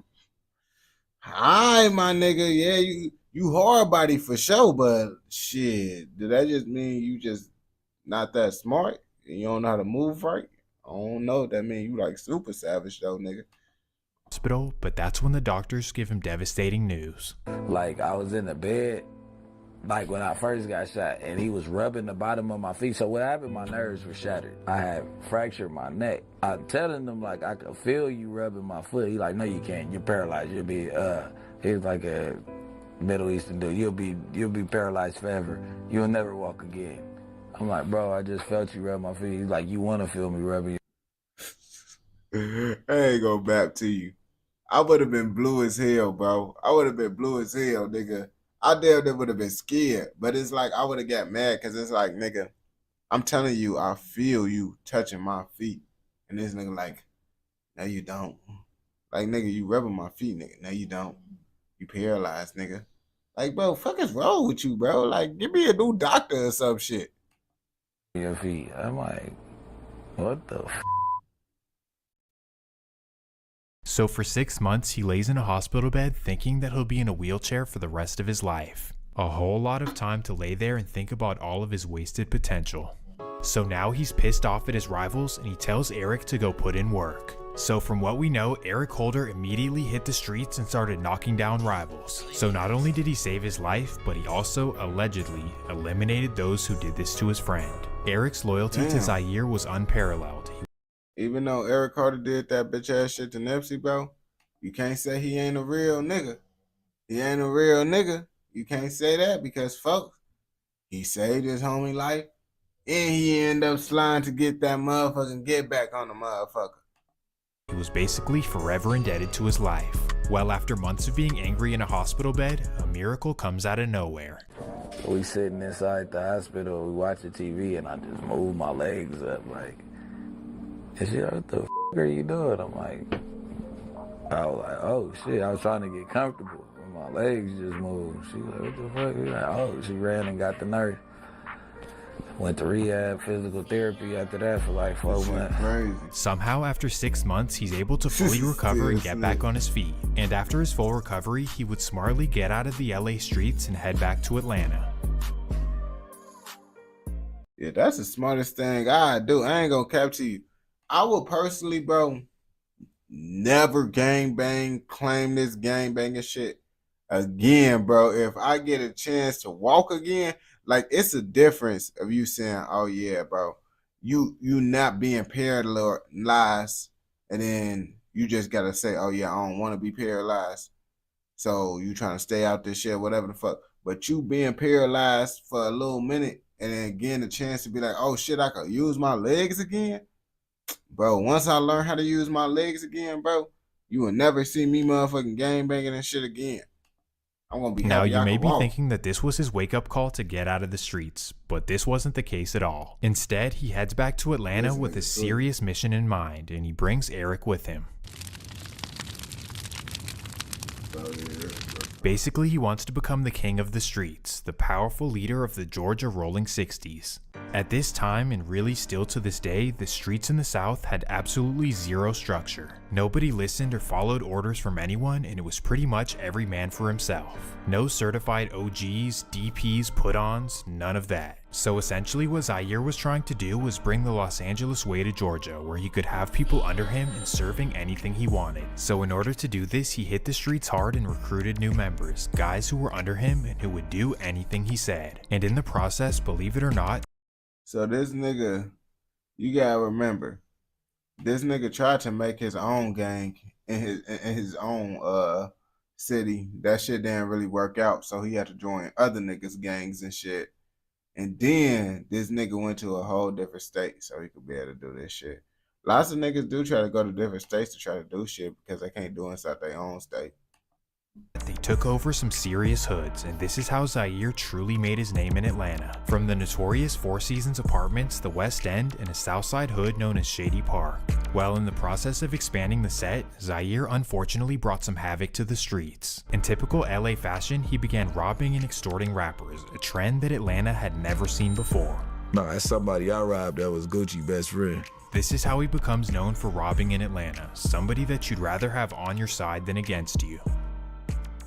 So he's basically extorting people for friendships, but on the flip side, he's also pretty intelligent. After befriending a local Rolling 60 by the name of Pee Wee Longway, he ends up running his bag up like never before. If you're unfamiliar, Pee Wee was a very well-known hustler in the streets of Atlanta, known for running up millions. And because of this, he had connections to the up-and-coming and major rappers in Atlanta. I met everybody through Pee Wee Longway. That's my brother. That's like my brother-in-law. As they were constantly in studios and surrounded by rappers, they decided to join together and to start a music label. This would be known as Money, Piles, and Ammo, also known as MPA. Okay, so you guys started rolling together and you guys start MPA together. We around it so much. Let's pay for some studio time, shoot a couple videos. Let's just see where this goes. Unfortunately, they had no idea how to properly run a business, but aside from that, Zaire had a special ear for talent. In fact, he discovered Young Thug in 2008 and actually started managing his career early on, without having him. Damn, you see?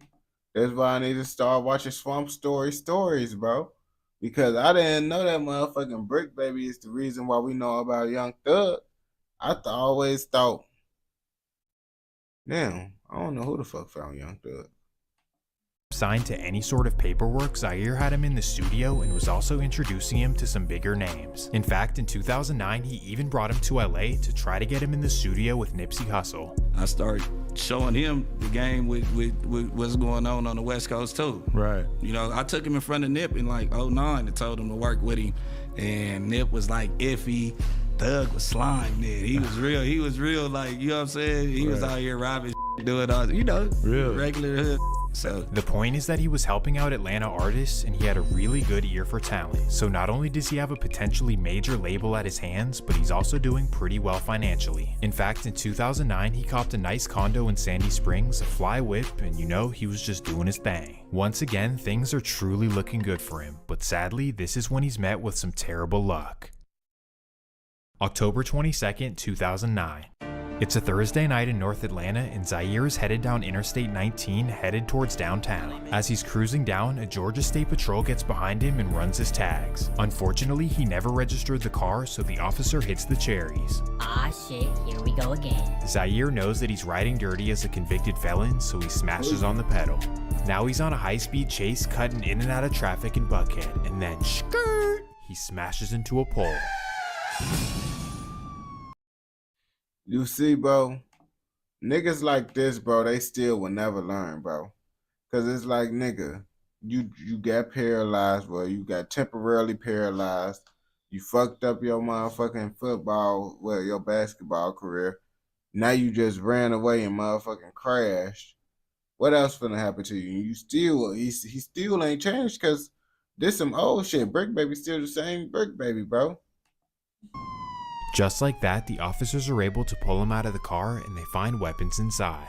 Damn. This time it's no joke as he's facing 4 separate felonies. So already being a convicted felon, he's looking at up to 12 years in prison. But somehow, once again, Zaire is able to completely avoid prison and only get a few months in jail. What?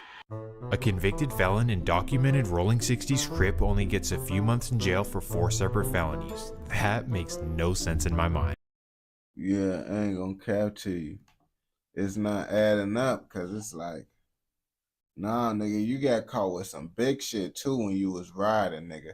And the only reason they let you go is because your college shit and all that shit.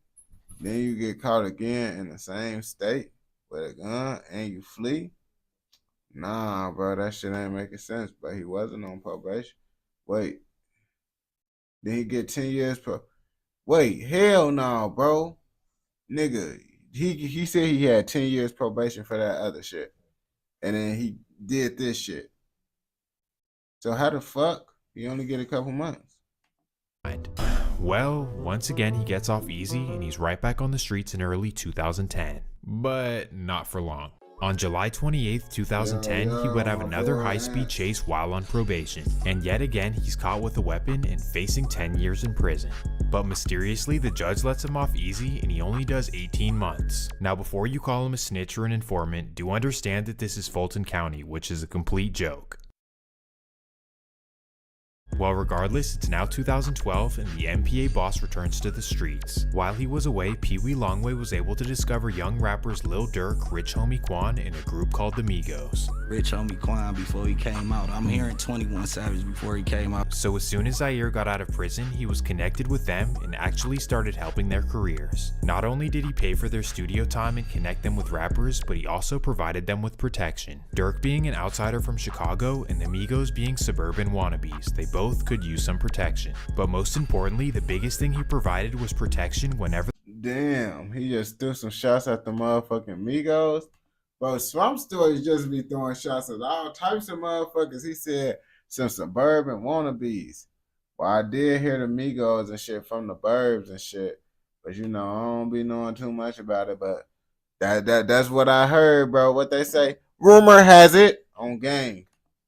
The rappers went to LA. In fact, he even brought Future to LA for the very first time. You know what I'm saying? I've been that person, like bringing them out here. Like I had Future, I turned LA on the Future. I was listening to Dirty Sprite 1. I brought them out here to do a song with Nip. Essentially, he was every rapper's connection whenever they'd go to LA. He was the first and only call. Remember this, because it will be very important. Well, as we know, everyone around him and Pee Wee was getting rich and famous during this period. And after a while, they got kind of tired of being the guys in the background, and they wanted to try rapping for themselves. So Zaire would become MPA Shitro or MPA Brick Baby, and Pee Wee was still Pee Wee Longway. Early on, things were looking bright for the duo as they had the help of Durk, Future, Young Thug, Gucci Mane, and more. Basically, because of everything they had done for— Bro, this nigga gotta do all types of research to do this shit because I didn't know any of this shit that Lil Durk got found by these niggas. For them, if they ever needed a feature, it was done right away. But then unfortunately, as things are going up for Brick Baby, he catches another felon in possession charge in Los Angeles.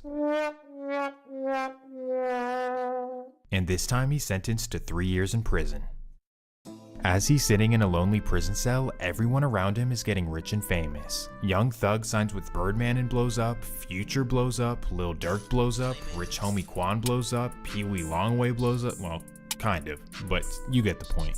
Oh, and don't forget that the Migos get a feature with Drake and they're out of here as well. So literally everyone who was with him in Atlanta completely blow up and get nationally famous. All while Zaire Brick Baby is sitting in a California prison with no fame or nothing. Damn, that would shatter any man's ego. Don't act like it wouldn't. But on the flip side, because they're all rich and famous now, he assumes that once he gets out, they'll definitely put him on. So 3 long years go by and Brick Baby is finally released. It's 2015 and Brick Baby is finally home expecting a warm welcome. But as soon as he touches down, a harsh reality kicks in. These guys are not your real friends. Aside from Thug, Pee Wee, and Dirk, his friends were not there to help him out and pretty much wanted nothing to do with him. You know, you told me earlier that you've been cut off. People cut you off or something of that sort. My industry friends that I thought was my friends now. Free YSL, Gunna, Slime. Y'all did, you know what I'm saying? You already know, we ain't even gotta talk long way. Are we speaking Dirk. like After everything he did for some of his friends in the industry, he really took it hard. It was broke, we could go through DMs, or when you was up and coming, we could do that. But I can understand why he fucked with Lil Durk so heavy. Now, I didn't know all this shit. But if Lil Durk was one of the only motherfuckers that was, well, some of the only motherfuckers that was fucking with him, I see why motherfuckers fuck with Lil Durk and shit. I just feel like they wanted to be around me when they was broke because they didn't have nothing. So now you a millionaire now, you don't want that type of pressure around. But you think I'm gonna turn that energy on you? You my boy, I love you. I wouldn't give a fuck if you had $1 or $1 billion. I'm gonna treat you the same way. Brick Baby was now a peon or an afterthought to many people he helped out, and this niggas talking about, I don't want to turn that. I ain't gonna turn that energy. I don't think no one think you gonna turn that energy on them. They just don't want to be around your ass, Brick Baby. truly hurt his ego. Now, instead of being the guy who helps out rappers and protects them, he reverts to being the guy who wants to rob them. Don't come to LA. Unless your name is Dirk, Thug, or Pee Wee, you better tuck your tail. So as the streets tell it, Brick Baby becomes the biggest chain collector in LA. Basically, he had his young Rolling 60s members doing serious homework in the streets. This included having them sit at the airport for rappers to come to town and then following their cars back to their hotel. Then they'd relay all of this information back to Brick and he'd do with it what he pleased. So basically, without them knowing, rappers were being tracked by Brick Baby the second they stepped foot in LA. Then he and the Rolling 60s would wait for the perfect opportunity to strike, and then they'd get up on him and give me everything you got. So just like that, he went from being known as the helpful guy in the industry to the boogeyman. You see, but I ain't gonna bap to you, man. The motherfucking LA motherfuckers, they got it kind of easy for that shit because lots of rappers and famous motherfuckers come out there with their jewelry and all that shit on. Lots of states, bro, they don't even got the opportunity to rob rappers because motherfuckers not even coming to their motherfucking states like that for real. And because of this reputation, he would be featured on YG's notorious song, Don't Come to LA. Don't come to LA, rob fools for their jewelry. Bro, LA is so corny, bro. But anyways, as the YG feature would help his recognition, he was still hurting financially. How I know this? Well, he was now 29 years old and still taking penitentiary chances. And that takes us to September 21st, 2017. It's an early Thursday afternoon on the west side of LA, and Brick and two Rolling 60s members are masking up for a lick. In particular, they aim to hit a high-end jewelry store in the wealthy Marina del Rey. So at 1 p.m., they arrive in front of the store in a gray Range Rover SUV. Then they quickly hop out of the car and run inside the store with bags. Once they're able to secure a few expensive items, they run out of the store and hop back in the Range Rover. Brick then quickly speeds away, not realizing that LAPD are already behind him. After bending a few blocks, he hears the sirens and knows they're in trouble. So he instantly punches the gas and busts a left down a residential road. This is when he finally realizes that it's a dead-end street. So now he has no choice but to stop the car and run inside a nearby apartment. While he barricades himself in the lobby, police completely surround the area. And from here, a 6-hour standoff begins. Brick Baby in the 60s versus LAPD. Bro, what's the point of having a standoff with 12? Like, I really just don't understand that shit because it's like, you're not gonna win. You're not gonna win, bro. You're gonna lose, bro. They really could just fuck you up if they want to. They're just trying to give it. They're just not trying to fuck you up. Let's be real. Finally, at 7:30 p.m., Brick Baby surrenders. Misunderstanding tonight, or was it justified? A local rapper arrested after a tense standoff with officers in Marina del Rey, but his family says police got the wrong guy.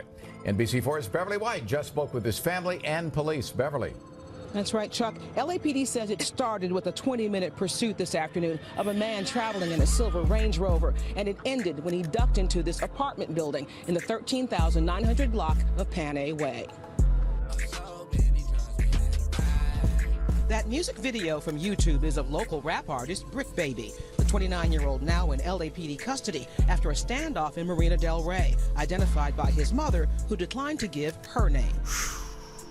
The already 3-time felon is facing 2 more of them things. Because of his history and the severity of the charges, he's facing up to 15 years in prison. Definitely nothing to scoff at. Of course, his family doesn't want to see him go away for a long time, and because of this, they go on the news and blame everything on his co-defendant. His mom goes on the news and says, "My son didn't rob anyone, in fact, he doesn't even own a gun." And get ready for this one. His friend is actually the one who robbed the store, and Brick only drove him away because of adrenaline. So she evidently threw his co-defendant under the bus. And I don't know, is this snitching? It's his mom, but yeah, it's snitching, right? Well, long story short, Brick is let off easy again. I mean, it's snitching, but it's like, that's his mama doing the shit. But then at the same time, nigga, you know what your mama doing. He low-key wanted his mama to do that shit so he could be like, oh yeah, nigga, I ain't snitch. I'm a real nigga. My mama did that shit, gang. My mama said that shit. You feel me? I ain't do that shit, bro. You know how mamas is. Again, as he's sentenced to 4 years in prison. And even though this isn't that much time, with 4 felonies on his record, what is he gonna do for the rest of his life? Obviously, this is a harsh reality for a guy in his 30s, but sadly, during his prison stay, things get even worse. The music world is mourning Grammy-nominated rapper Nipsey Hussle, who was killed in a shooting in Los Angeles. Hussle was shot multiple times yesterday in a parking lot outside his clothing store. What he meant to the community, if you want to look around right now, every single person that's out here, spending their time here, they're here because he spoke to them in some way, he inspired them in some way, they related to him in some way. He meant a lot. He meant everything to the community. You know, he was an entrepreneur. He was employing people. He loved his community. He was encouraging them and empowering them to be more, to do more with their lives. So that's why we're here today. The city of LA, and more specifically the Rolling 60s, lost a legend, and unfortunately, Brick Baby would learn from a prison cell. Oh no, I'm playing poker in the day room. So I'm playing poker, and a dude from Blackstone come over from Jungles. He come over like, shitty blood, like they killed Nip. I'm like, stop playing with the set. Immediately, I'm like, stop playing, bro. I get on the phone, I'm like, hey, what they talking about with Nip? They like, yeah. He just got killed. And I'm like, huh? How did somebody come into the parking lot and kill bro? Like, he supposed to be untouchable in this parking lot. You get what I'm saying? Like, Brick is completely devastated and confused, and it gets even worse when he finds out who did it. His lil homie Eric Holder, the one who saved his life and put in work when he was paralyzed. And once he heard the story of how it transpired, this is what hurt him the most. Basically, he was with his girlfriend and he walked up to Nipsey in front of his store. And when he goes to dap him up, Nipsey refuses to shake his hand and calls him a rat. This is a major violation in the LA street code. You do not call someone a rat without paperwork, and especially not in front of their girl. So Eric being one— I ain't gonna cap to you. Nipsey Hussle, he low-key kind of tweaked though in that situation, because I feel like you should watch your words saying certain things when you in public. When you in public in the streets in the hood, bro, you can't be saying certain things, because guess what? Niggas would tweak and try to pop you over that shit. One of the only actual steppers from the Rolling 60s, he feels completely played and wants to do something to Nipsey. So long story short, he goes to his car, grabs his blick, and walks back to the block. Then in front of an entire crowd of Rolling 60s members, he walks right up to Nipsey and lets him have it. After emptying his clip, he simply walks away as Nipsey's friends are frozen in shock.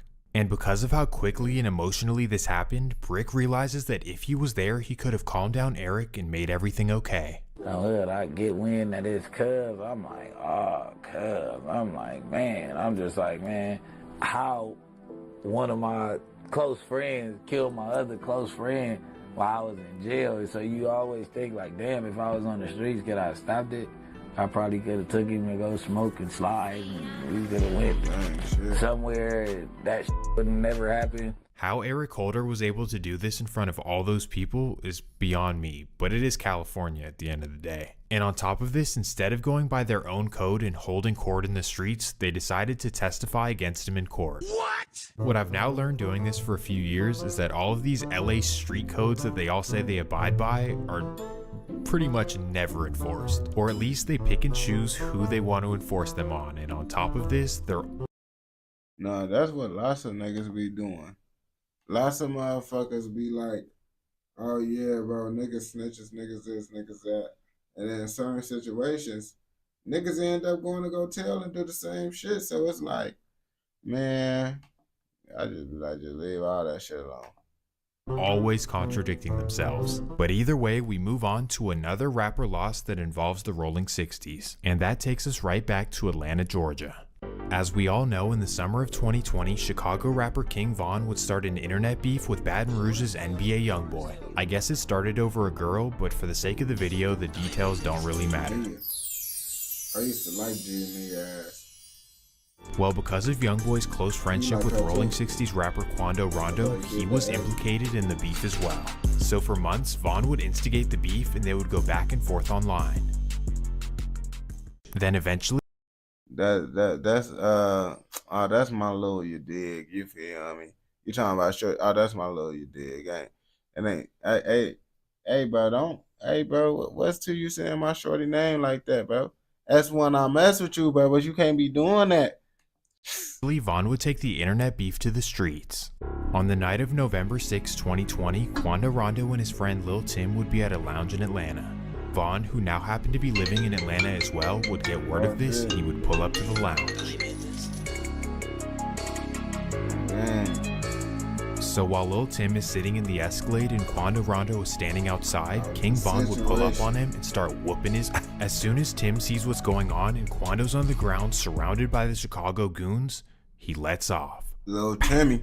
Atlanta police say 2 people are dead after an officer-involved shooting here on Trinity Avenue in downtown. As dawn turned to daylight, you could make out dozens of evidence markers. GBI crime scene investigators combing the scene. It hurt us. It hurt us a lot. I cried. Some of my friends cried. He had a big influence on us. A really big influence. Obviously, this was a monumental moment in rap history as one artist lost his life to another. And unfortunately, everyone in the industry and the streets started picking sides. You're either on Von and Lil Durk's side, or you're on Quando and YoungBoy's side. There's no in between. Let's be real, bro. Ain't nobody choosing motherfucking NBA YoungBoy and them, because it's like everybody fuck with Lil Durk and them. I ain't gonna cap, bro. It was too many niggas, bro.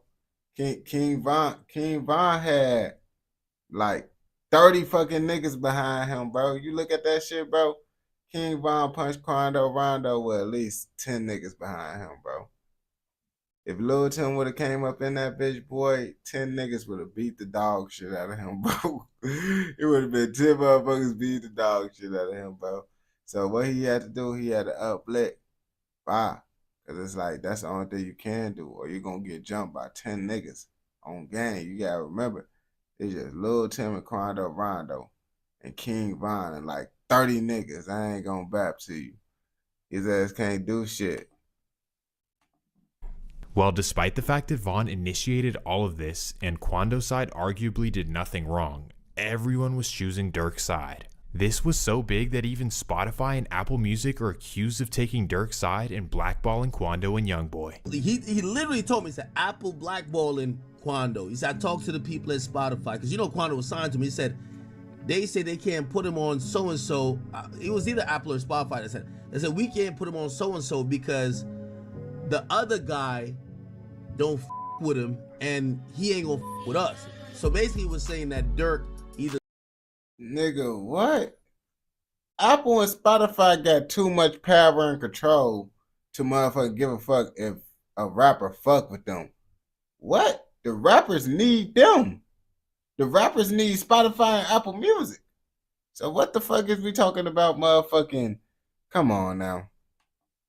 Told Spotify or Apple that appreciated my boy, much love. I ain't gonna with y'all. So basically they were picking sides, right? All the guys who always talk about the street code, the street code, the street code. Well, I guess it doesn't apply to this situation. King Von and his crew initiated the beef and Lil Tim stood up for his friend. What goes against the street code at all? But like I said, with the streets picking and choosing what's okay, because Von and Dirk were the popular artists, everyone went against Quando and Tim. The game ain't acting like... And it's crazy, bro. It's fucked up because Quando Rondo, bro. How long I've been on live? I've been on live for 7 hours and 41 minutes. Quando Rondo and motherfucking and King Von, they was cool and shit. It's that young boy beef. It's now I ain't gonna cap. My longest one I did a 9-hour. Motherfucking Quando Rondo and motherfucking King Von, they was all cool. It's really that young boy beef. Cause really all of them was cool with Quando Rondo, bro. That motherfucking beef with motherfucking NBA YoungBoy, that shit, like, Quando Rondo was just in the crossfire of that shit. Because I feel like the reason why they beat Quando Rondo is because they fuck with Quando Rondo. Because if he didn't really fuck with Quando Rondo, they would have popped Quando Rondo. But he fucks with him. That's why he tried to fight him. Well, to a certain extent. They're picking favorites, not standing on how the streets normally supposed to treat that. You're supposed to treat that as, all right, it is what it is. Now, of course, this is all the industry, so let's go back to the real streets. And when I say real streets, I'm talking about Brick Baby. All of this went down while Brick Baby was in prison about a year before his release. Regardless though, upon his release, a lot of people were curious where his loyalties would lie. Are you loyal to your buddy Dirk or to the Rolling 60s, specifically the set that you brought to Georgia? Now, according to the LA street codes, you're never supposed to go against your own gang, cause at that point, what's the point of even being in it? When you're constantly talking about on 6-0 and on hood and riding and being loyal for the set, there's no way you can cross your own flag. However, when it comes to your millionaire friend... Wait, because I fucks with you Slump Story, but you know I gotta call it when it's some bappery. Okay, what's the bappery I motherfucking say? Quando Rondo is a Crip in the motherfucking Georgia. Brick Baby is a Crip in the motherfucking from Los Angeles. But at the same time, Brick Baby did live in Atlanta. He was Cripping out there too, so I don't know if that make a difference. But I do know LA Crip and the Georgia Crip, they could be both Crips, but that's like not the same thing. That's like saying GD is supposed to ride with a GD from Mississippi and not get into it with him. Boy, they don't know them motherfuckers out there in Mississippi on gang. Like, yeah, supposedly, like, nigga, I feel like that shit really matter. Like, when you in prison, bro. Like, when you in prison, oh, yeah, y'all all Crips, y'all all Bloods, that's that. But it's like, nigga, in the free world, nigga, he a Crip from the whole other side of the country, nigga. What the fuck? If y'all was locked up in the same prison, then yeah, y'all both Crips. But outside of that, bro, y'all niggas ain't the same Crips for real. And all of that goes out the window. Right after his prison release, Brick Baby goes on No Jumper and lets the world know where he stands. You know what I'm saying? Like Quando Rondo. You're not him. Boy, stop. Well, that's gotta be weird for you because you with Dirk so much. Man, you know that. Nah, you said take the beating. Hell no. Hell no. You gotta understand. Look, this how it go, bro. Cause you gotta remember, King Von know how this shit go. That's the thing y'all gotta remember. King Von will also be the same type of nigga, boy, say, I'm not fighting nobody, I'm gonna blow you down. On game, you gotta understand, it's just this time he just didn't decide to motherfucking go by that shit because I ain't gonna cap to you. Lots of niggas from Chicago like to motherfucking think niggas from other states and all that shit not like that for real. And him underestimating motherfuckers, that was the problem right there because it's like, folks' asses is not go around here trying to fight niggas in Chicago in 2020. King Von not doing that shit, gang. King Von is gonna try to pop a nigga if he was in the city because he know niggas ain't finna fight his ass. But since he in the A, oh yeah, he think niggas sweet and shit. Oh yeah, let me try to fight a nigga and shit. So that's why niggas saying like, bro, it's 30 niggas. I ain't gonna cap to you, gang. King Von, if that was me in that situation, bro, I would have done did the same thing as Lil Tim. I'm not finna get my ass beat by 10 niggas. I'm not doing that shit on game because it's like at the same time, nigga, who's to say you do that shit, bro? You jump in. These niggas had pipe on them too. You jump in, they could have shot your ass. And it's about who shoot who first. So it's like, I ain't trying to figure out nothing. At the end of the day, we is all grown men. Keep your motherfucking hands to yourself. And if you don't keep your hands to yourself, nigga, it will be consequences for your actions. And if you can't handle the consequences of your actions, bro, you feel me? That's just how it go. You feel me? Lil Tim could have backed up and let. And nah, nigga. Nah, nigga, it's not one of those, bro. It's not one of those because you gotta understand, bro. First of all, bro, they ass didn't even know what the fuck going on. This ain't no friendly fade, bro. This ain't no, oh yeah, we finna fight. This, that, that's a whole different thing. Y'all acting like motherfucker, he told Lil Tim and them, hey, yeah, we finna fight. That's that. You can't just come up swinging on the nigga.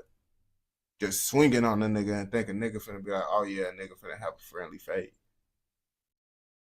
It ain't one of those, boy. What the fuck? You just can't come swinging up, boy. Y'all can't be making these. Y'all gotta be realistic now. Just because y'all fuck with these, right? I fucks with Von. But even King Von homies, niggas that know King Von said, you can't be mad at Lil Tim because that's just the truth, bro. You can't just walk up on motherfuckers swinging on motherfuckers in this era on game. If that was the case, I would have swung on lots of motherfuckers. But I know if I swing on a motherfucker, they damn near gonna blow my ass to smithereens. That's just how it is nowadays.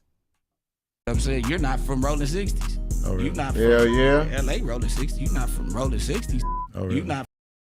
Hell yeah, King Von died in surgery. But nah, with that shit, bro, with King Von and shit, King Von would have popped a nigga too. That's why you gotta look at it like, you can't look at it like all that shit picking and choosing. It's just King Von. Unfortunately, like I said, bro, King Von, I feel like it's because he thought niggas was sweet. He thought niggas was sweet, and that was the whole thing right there. Because if King Von knew Lil Tim and them had guns, he wouldn't have did that shit. He wouldn't have did that shit. But the thing is, like I said, King Von homies and shit, you feel me?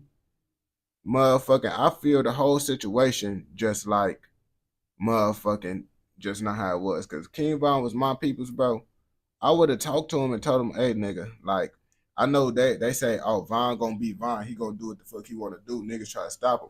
But I'm gonna speak common sense into him. I'm gonna be like, hey nigga, before you motherfucking run up on this nigga, just remember that we motherfucking down south. We is not in Chicago. We is down south.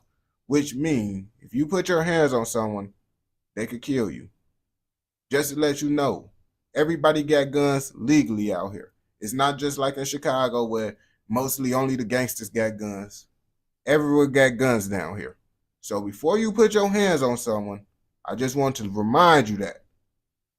Give niggas common sense.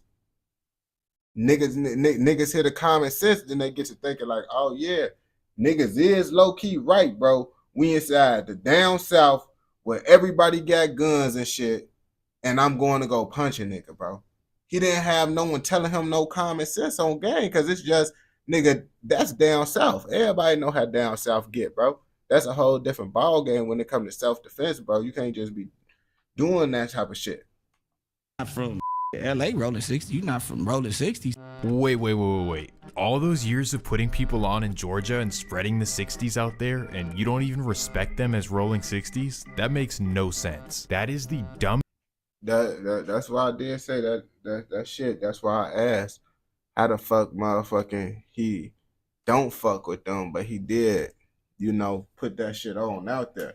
But like I said, bro, but that's not the same shit if he was claiming he a LA nigga, but he brought that shit out there. So it's like, nigga, those your peoples. But also, you gotta remember at the same time too, Quando Rondo is from motherfucking Savannah. He's not even from Atlanta. You feel me? So it's like they still different Crips. I ain't gonna back.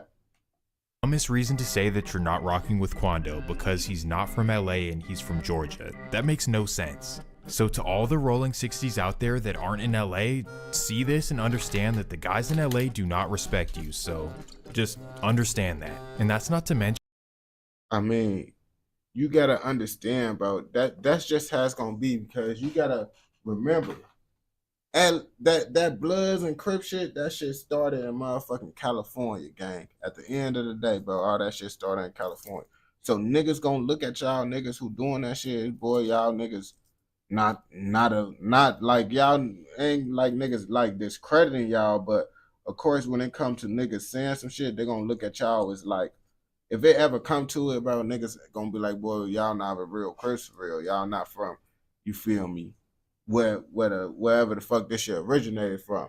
That's just like how niggas will feel about GD motherfuckers, Chicago motherfuckers will feel about GD motherfuckers from other states and all that shit. You feel me? It's like, yeah, bro, y'all GD, y'all doing y'all shit, but nigga, y'all not Chicago GDs, bro. Y'all not from, you feel me?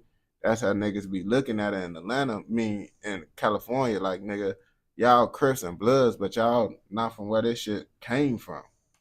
mention that the guys out of state are probably more active, because in LA they're just squabbling and catching fades and hanging out in front of their $1 million hoods where nothing happens, and they ain't gonna bap to you, bro.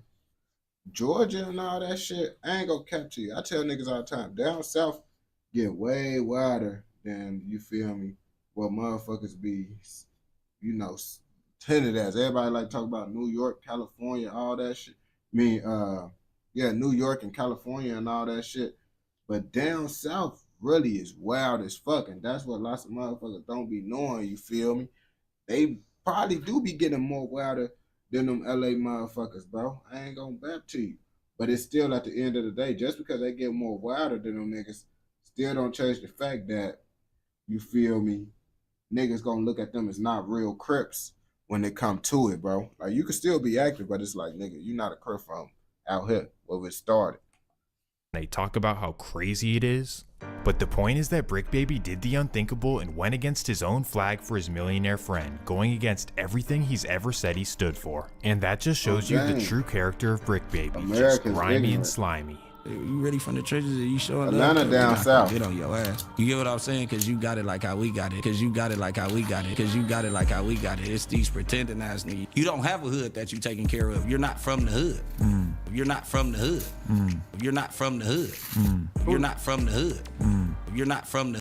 Is he trying to say Quando Rondo is not from the hood? Because Quando Rondo is most definitely from the hood, bro. I don't know, like, and niggas gotta understand, down south hoods, I feel, is way more worse than motherfucking California hoods and all that shit. Like, California, they shit do be looking nice. Like, California, bro, when you look at a California hood, bro, you'll look at that shit, bro, and be like, damn, bro, this a nice suburban area, bro. You feel me? And it ain't nothing wrong with that. It's just like, man, y'all be trying to, these niggas be trying to act like other niggas, bro, that's Crips and shit from other states, just like Goofies and all that shit, bro. They don't got a hood, but like, nigga, they ass most definitely hood, bro. And the thing is, y'all niggas the ones that brought that shit out there to these niggas, bro. I'm not saying Brick Baby the one, because I'm pretty sure it's other Crip niggas that came out there with the shit and all that shit. And it's like, come on now. New Orleans. No, this so ain't now that nothing we doing know New where Brick Orleans. Baby stands, let's focus back on the beef between Lil Durk and Quando. From all accounts, Quando and the Savannah Rolling 60s never wanted beef with Vaughn and really never wanted this to happen at all. And despite the fact that all Lil Tim did was defend his friend, Lil Durk still wants get back for Vaughn. Well, given that Durk lives in Atlanta and Hey, even though motherfucker said Lil Tim wasn't wrong, motherfucking Lil Durk ain't wrong for, like, he wrong for getting get back just because he got so much shit to lose, but he not wrong for, like, motherfucking wanting Quando Rondo. And I honestly would say it's a little bit kind of slow to try to get Quando Rondo, bro. I feel like you just trying to get Quando Rondo because, you know, he they rapper and shit, and I guess fucking up they rapper will fuck up their life. But I feel like I really want to get Lil Tim out of everybody, because what did Quando Rondo really do? Quando Rondo just got his ass beat, and now everybody's trying to kill him. Like, it sucks to be Quando Rondo. How you get your ass beat, and now everybody want to kill you? Niggas now been trying to kill the motherfucker that actually shot King Von, bro. These niggas trying to get Quando Rondo. I'm like, damn. And Quando and his boys are only a few hours away, you'd think that he'd send a hit to Savannah.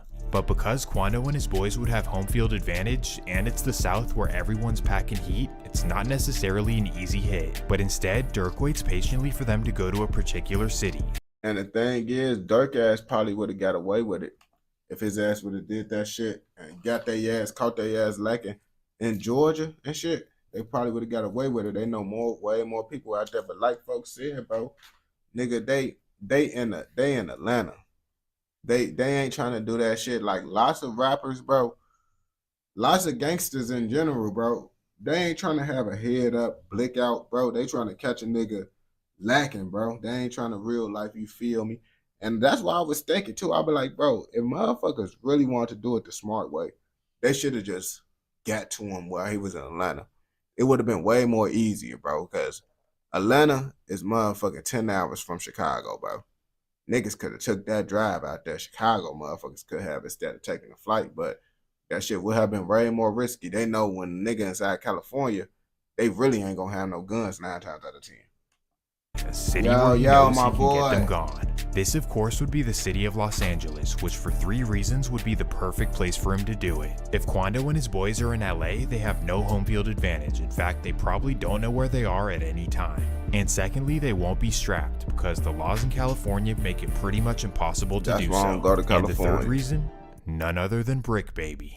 As we know, Brick Baby is the king of hawking down rappers as soon as they touch down in the city. And not only can he give you Quando's exact location, but he can also supply you with what you need. You know. What you need. Well, from what the FBI states, Lil Durk waits patiently for Quando and his boys to go to LA. And that day would finally come, nearly 2 years after the demise of Von, August 18th, 2022. It's a regular morning like any other when Lil Durk gets a call from an unknown source informing him of Quando's presence in LA. This is the opportunity he's been waiting for, so he seizes it and he quickly calls an OTF member. I ain't gonna cap to you. If that was my homie real life, bro, I wouldn't even let him know. I wouldn't even let him know. Just because it's like, nigga, I'm really helping you out. I'm really, like, I'll be the type of motherfucker. I'm gonna motherfucker not even let you know because I already know you go do some dumbass shit. So I'm just gonna be like, damn, I'll let you know and never let them know. By the name of Vonnie. OTF Vonnie, whose real name is Kevon Grant, is a certified stepper from Detroit who's known for getting things done. So as soon as Durk gets the information on Quando, he calls up Vonnie and has him fly on his private jet to come meet him. So according to investigators from here, Durk and Vonnie have a meeting where they discuss what needs to be done. And because of Vonnie's reputation for allegedly getting people slumped, he's tasked with handling all the logistics. This includes booking flights, hotel rooms, rental cars, and basically handling everything that needs to be done. That blick up. So as soon as the meeting wraps up, Vonnie immediately gets to planning. First, he gets in contact with 4 reputed OTF steppers, handpicked by him. These would be DeAndre Wilson, also known as Didi. These niggas used a private jet. They used a private jet as well. They bought plane tickets and some niggas flew in on the private jet. Some of them flew in on Dirk private jet. Some of them flew in on a motherfucking economy flight, bro. These niggas is just... Nah, these niggas not doing no organization shit, bro. These niggas book flights and Dirk text these niggas not to book the shit inside their name. And I think the niggas still use OTF credit cards to buy the shit. Why is y'all using OTF credit cards? Like, these niggas was tweaking. They thought they was organized, bro. But then it's like, nigga, everything is gonna get traced back to the nigga that got money. That's why I said if a nigga just would have drove to Atlanta on some broke nigga shit, they wouldn't have even, you feel me? It would have been more realistic, bro, that a nigga just did that shit. Now they know, like, come on now. We know some rich nigga down there had to do that shit. Or some LA nigga trying to get them. But then that would have been a robbery 9 times out of 10. Not that type of shit. Keith Jones, also known as Flocka, David Lindsay, also known as Brown Eyes, and Asa Houston, also known as Boogie.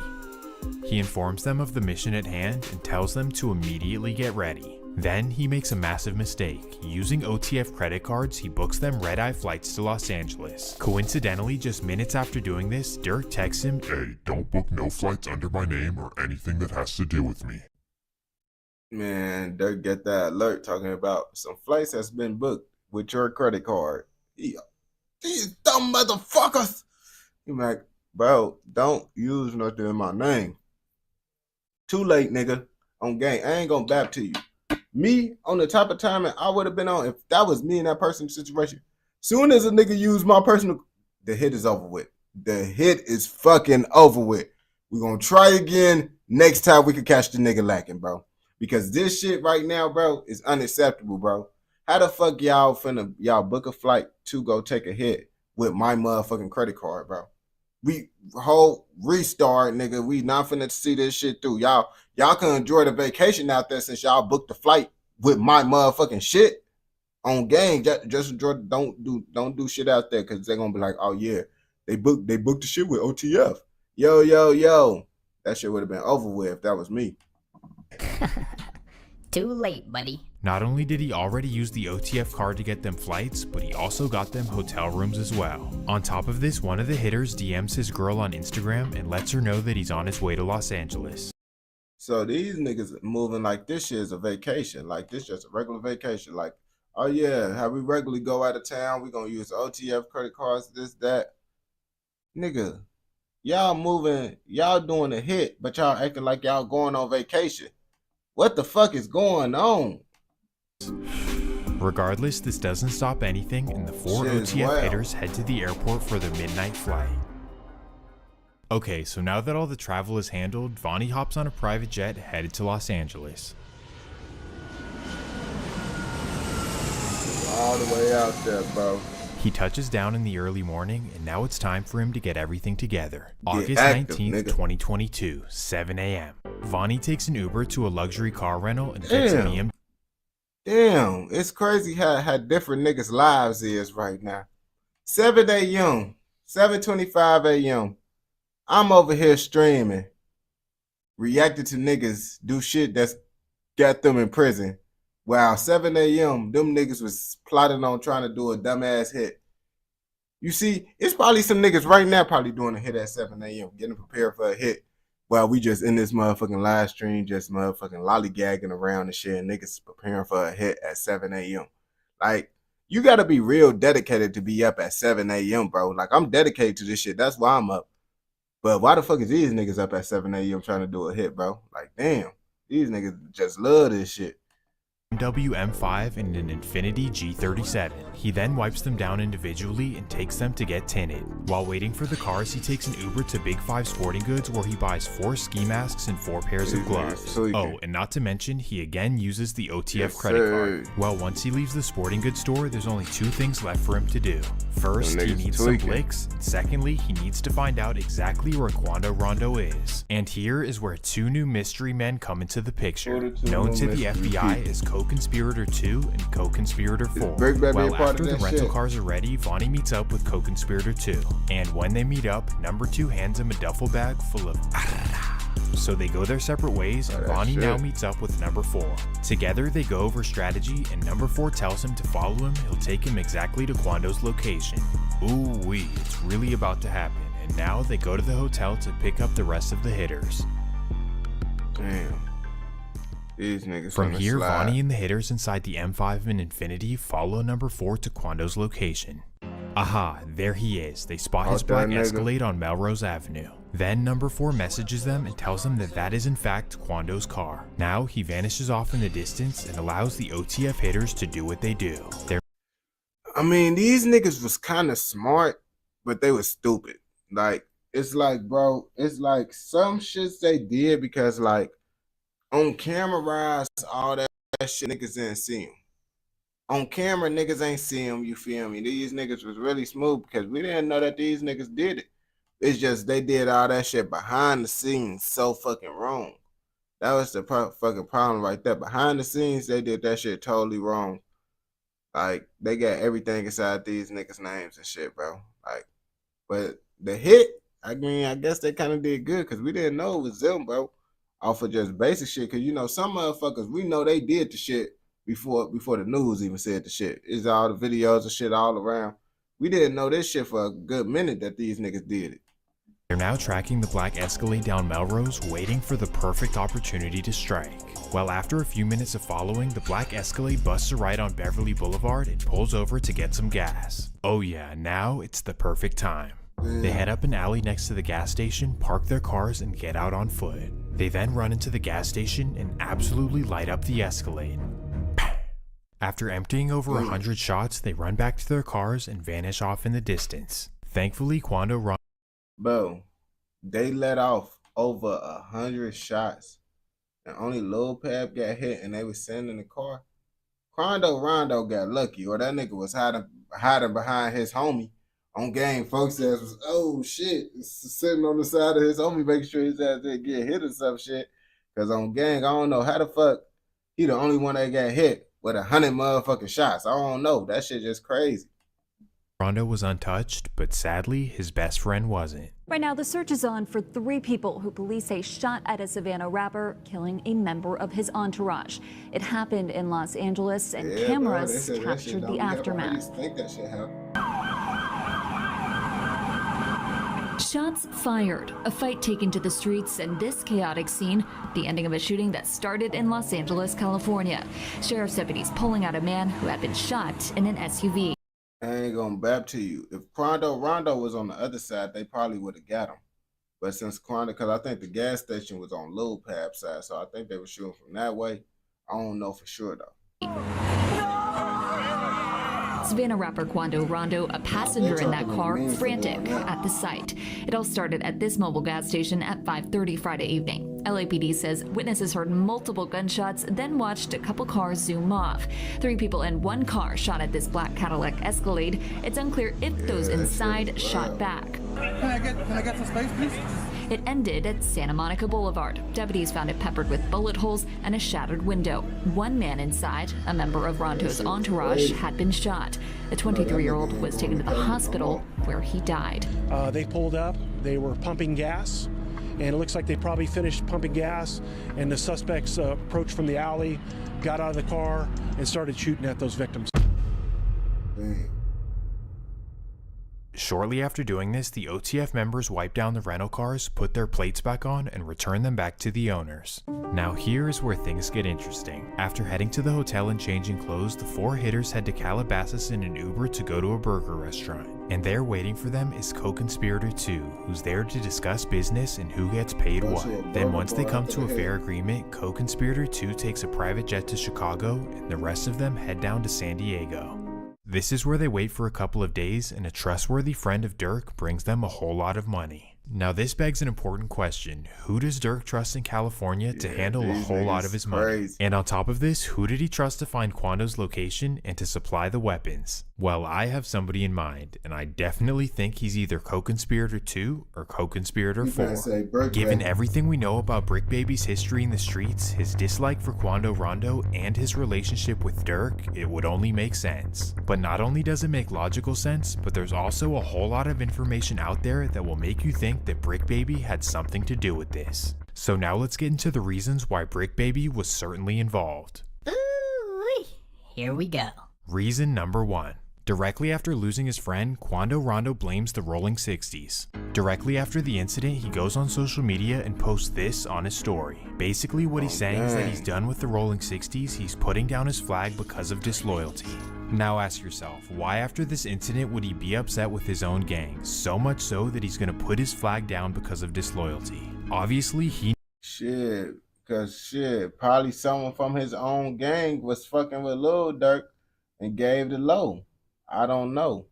It could be the reason, or it could have been Brick Baby. Knew something the world didn't, that the Rolling 60s had something to do with the death of Lil Pab.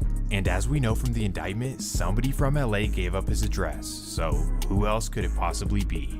Who else in Los Angeles would know Quando? Yeah, because you gotta think about it, bro. You gotta think about it. So Brick Baby cool with motherfuckers in Georgia. He probably, I don't know if he probably was cool with someone in Georgia, the motherfucker in Georgia gave Brick Baby the location to tell them niggas. I don't know. That could be something that happened. Quando's exact location other than his own gang who he's supposed to tap in with. And on top of this, which Rolling 60 would be connected to Dirk? Obviously Brick Baby. And that's just the first reason why I believe that Brick Baby is co-conspirator 4. And trust me, there's a whole lot of other reasons as well, all coming out of his own mouth. And now we're at reason number 2. Brick Baby hints at it and admits that he was involved. During the period after the incident, nobody was thinking that Lil Durk was involved because it happened in LA and the whole Rolling 60s thing. Yeah, but that's when Brick Baby goes on No Jumper and reveals to the world that Lil Pab's death was get back for Vaughn. Oh yeah, slide for Vaughn, right? Yeah. They say you can't say that no more. He was happy to say that shit. Oh yeah, because of no. Like who died? You can't say that no more. Oh, because of FBG Cash? Oh, yeah. Oh, because LBG Cash? Nah, because Lil Pab. Ooh-wee, this is when people started to put 2 and 2 together. Lil Durk had something to do with the death of Lil Pab. And isn't it interesting that one of Durk's closest friends and Rolling 60s member is the one who revealed it? Well, Wack 100 thinks it's very odd as well. Could kind of turn into something, because if I'm not mistaken, he kind of made a comment like, I guess they can't say OTF didn't slide. There's no getting out of that. Listen, if he's just a random person, it's yeah, it ain't no getting out of that. Like, for real, bro. Because it's like, it's a difference from a nigga like me that don't know Durk and them saying that shit on the internet. They gonna be like, oh, this nigga just trying to get views. But do you see a nigga that's Brick Baby in this bitch, motherfucker that's cool with Lil Durk and all that shit, saying that shit, they go, oh, shit. That shit might be true. And all the niggas that's getting views out the situation just gonna use folks as proof. whatever, but he's somebody who's got photos with Dirk. He's been pictured with all the OTF guys and stuff. It seems like kind of, that was before he even worked for No Jumper. That actually was the interview that made me like, you know what? I'm gonna fuck with you. Wait, what? That's why you hired him? Because he snitched on Lil Durk? What? But anyways, let's continue. Because at the time, OTF was never mentioned. Right.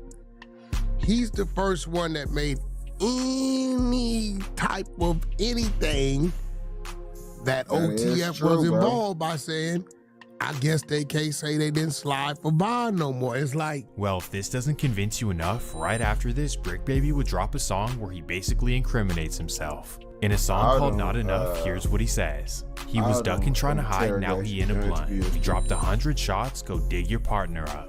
Then he says the last one we turned into a pack, we got 1 million plus. And now knowing what we know from the indictment of the co-conspirators getting paid, you see, bro, folks ass was so happy to use that Quando Rondo as some situation, bro. Like, his ass happy. Yeah, we got money, bro. He needed some shit to rap about. He haven't had no street slider shit to rap about. He was happy. I mean, you know? But of course, on the flip side, he could just be lying about the money, right? Except for the fact that after this, he mysteriously starts living in a Calabasas 4-bedroom mansion. So just a year after getting out of prison for robbing a jewelry store, you're living in a Calabasas mansion. How does that make sense? I mean, crazy. No Jumper ain't paying that much, because I promise you, Brick Baby's house is worth more than Adam's. Don't forget, Brick Baby is the rich crip. Okay, so let's get back on track. The No Jumper interview where he reveals that the Lil Pab situation was get back for Vaughn, that was in February. And strangely, just a couple weeks later in March, the feds start tracking Brick Baby's every move. In fact, they even spy on him for 4 months straight. Didn't know you were getting followed for 4 months. It was 4 months? Hell yeah. The only thing you told me is that they were following you back and forth from your house to here. And that kind of tripped me out. I'm like, wow, so these fools are just like parked outside sometimes and we just don't even know? And low with grandma van, like soccer vans and shit. And after 4 months of spying on him, they finally raid his house in the middle of the night. Yep, on June 25th, 2023, his Calabasas mansion was raided and they found an AK-47. Now generally this isn't that serious, but given that he's a 4-time felon, this is no joke. In fact, just like Crip Mac, he was facing up to 15 years in prison. And even though he seemed to wiggle out of serious consequences for every felony he's ever had, this one is a little different because it's the feds. Well, long story short, over the next year, somehow the case just magically disappears. And that really makes you wonder. Hey, I ain't gonna cap to you. Hey, it's not looking too good for Brick Baby because it's like what Swamp Story saying, bro. It's like the nigga keep getting that. Like the nigga got caught for what we watched. The nigga got locked up for having pounds, like kilos of shit. A gun, high speed chase, another gun with the high speed chase. And then this, another gun. And a nigga damn near did a combined of motherfucking, 6 years in total? Combined to 6 years in total of all the shit he got locked up for? This shit kind of wild. I don't know. We don't know. He said he not. How does a 4-time felon have such a big case dropped just like that? Well, actually, the first question is why was he being spied on and why was he raided in the first place? Does it have anything to do with the murder of Lil Pab or the fact that he was snitching on himself? Well, Wack 100 seems to think that he snitched to get out of this, and that's why Lil Durk is now indicted. Brick got an open case, and everybody's watching. Brick, where your court I don't know. Boom. OTF is hit with an indictment. And even if Brick didn't actually snitch, Wack says that he could be the reason that the feds even look Lil Durk's direction. Now, you got the people saying, well, this dude's a known gang member. He ran with these people. Okay, well, let's look over there. Maybe they wasn't even thinking about looking over there. Okay. But because they heard him say it, they like, let's look into that. Let's just see where it takes us. And they might have looked at one dude, grabbed at one dude from what they heard, and the one dude went bad and fed him everything else. So okay, so let's now play devil's advocate, right? Let's assume that Brick Baby had nothing to do with the death of Lil Pab and that he's not a snitch. And if that's actually the case, please explain these two reactions. This was his live reaction to receiving the news that the 4 OTF members were indicted. There, nigga. Yeah, this is crazy.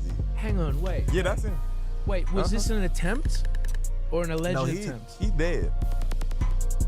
No, Quando. Yeah, Lil Pab is his man's dead. His man's is dead. Oh, his boy, but he didn't get hit. Nah, Quando's fine. So they got his boy instead. His boy is dead. Yeah. But were they alleged to try to get him too? Hey, folks says, dude look a little bit nervous. His ass look nervous and stressed out, like you said, my boy. I don't know. It's not looking too good. He like, damn. Is they finna tell the information? Well, I told. I don't know. It's not looking too good. I think Brick Baby might have told, bro. If they come out saying he snitched, bro, I'm never gonna be surprised. I ain't gonna lie to you. Yeah, he was there. So, but was he the intended target? That I don't know. Yeah, see, this is how you need to be when you It's crazy, and it's crazy, bro, because Brick Baby normally always talking. This nigga always talking, putting his input on some shit, and now this nigga just quiet. And this motherfucking like a stressed motherfucking Waffle House employee. This what this nigga? Nah, bro, I'm not buying in that. Sit down with Biggie, folks stressed out. Or I'm sorry, with Biggie. Like he on his motherfucking 15-minute break. Exactly I'm getting a free lesson here as well. Yeah. So essentially, thank you for that, by the way. 1,000. I appreciate it. Got you, my buddy. So this dude, Quando Rondo, he's an artist that was affiliated with the dude that had alleged or had killed King Von. So, you don't know what to say. And this was allegedly a folks try to think of what to say, like, oh shit, I don't want to say nothing to put me up in it. I don't know what to say. I'm just gonna be quiet with this one. Retaliation for that. For sure. Well, I'm about to say, nah, that's crazy. So the feds charged an indictment with unsealed. It said was unsealed Thursday in the U.S. That's the type of reading you do when you read some shit knowing it's some fucked up shit. Like, okay, yeah. U.S. District Court in Los Angeles are Kevon London, DeAndre Wilson, Keith Jones, David Bryan, and Ossie Houston. I don't know, maybe I'm looking too deeply into it, but he seems nervous. And to make matters even worse, he says that giving up Quando's location for Lil Durk is something that he would actually do. Like, why would you say that? Then there's people like, you lined up somebody from your hood. Like, listen, I didn't do shit. But at the end of the day, what's wrong with giving my friend the address? You see, You see how he talking, saying all this shit. How come he didn't have no input on this whole situation like he did when they was talking about the shit? Because I think this was before the arrest happened and shit. So it's like, I don't know, or was it after the arrest happened? I don't know which one, but nigga, it seemed like his ass, if this is after the arrest, then I'll be like, then it's like, it's a little bit different then, because it's like, I don't know, maybe he was just a little bit off that day. But if this was before that shit, then it's like, oh yeah, bro. Oh, this my boy. He lost his boy. Who did it could be around. 9 times out of 10, had he asked me, I probably would have been coke. If he, you know when niggas try to be, they trying to tell you some shit, but they not trying to say it's them. You know, if he would have asked me, I would have did it. You know, but I didn't do it though. But if he would have, you know. He even asked anybody if this is even true. But 9 times out of 10, like I said, can I leak a bar? Sure. I said if he make the call right now, I dig his up in. Right. What's wrong with getting somebody from your own gang killed because your friend asked you to? I mean, what's wrong with that? Like, forget on a moral level. Clearly this guy has no morals. But on a street level as well, especially in LA, openly admitting to backdooring your own gang for your millionaire buddy is crazy. So you guys tell me what you think. I mean, in that situation, that's not, I'm pretty sure everyone from the hood looking at it like, that nigga Quando Rondo not from LA, he not from our shit. I feel like it'd be a difference if he was doing that shit from Crips from LA and shit. You feel me? And you gotta remember, don't Crips beef with other Crips? Like, ain't that shit? I don't know if that shit like how it is in Chicago, but GDs beef with GDs, BDs beef with BDs. So it's like, nigga, Crips beef with Crips, nigga. So I feel like that ain't really nothing too major, but with the whole Brick Baby situation, I don't know. It is seeming kind of suspicious. It's seeming kind of suspicious. I ain't gonna bap to you, man, but what y'all think, man? Comment down below. If you watch this shit all the way through, I know your ass fucking with another motherfucking video. So go ahead and go watch another motherfucking video. And don't forget, like, comment, subscribe, and what? Turn on post notifications, nigga, so you never miss out on any content like this. Go. Let's go. What's the word with it? Now, I'm feeling low key take a motherfucking nap now, bro. I didn't even know it was motherfucking 8 hours, bro. I'm finna take a motherfucking nap real fast, bro. That shit crazy. I did 8. But no, I appreciate everyone that tuned into the live, bro. Y'all the real goats. Y'all already know, man. If y'all don't see me today, y'all know I'm always gonna hop on live tomorrow with it. You feel me? And shit, it's 7:46 where I'm at. 7:46. It's gonna be 8 a.m. and shit. So yeah. Yeah, I've been up the whole time and shit, man. Haven't been to sleep yet. But yeah, man. Love y'all, man. Enjoy y'all day. I'm finna take like a little nap real fast. And then, damn, 1 p.m., that shit crazy. I'm gonna damn near wake up around 1 p.m., bro. That's the time I'm damn near gonna wake up if I go to sleep now, which I'm damn near gonna do. But shit. Y'all be smooth, my boy. Stay safe out here, man.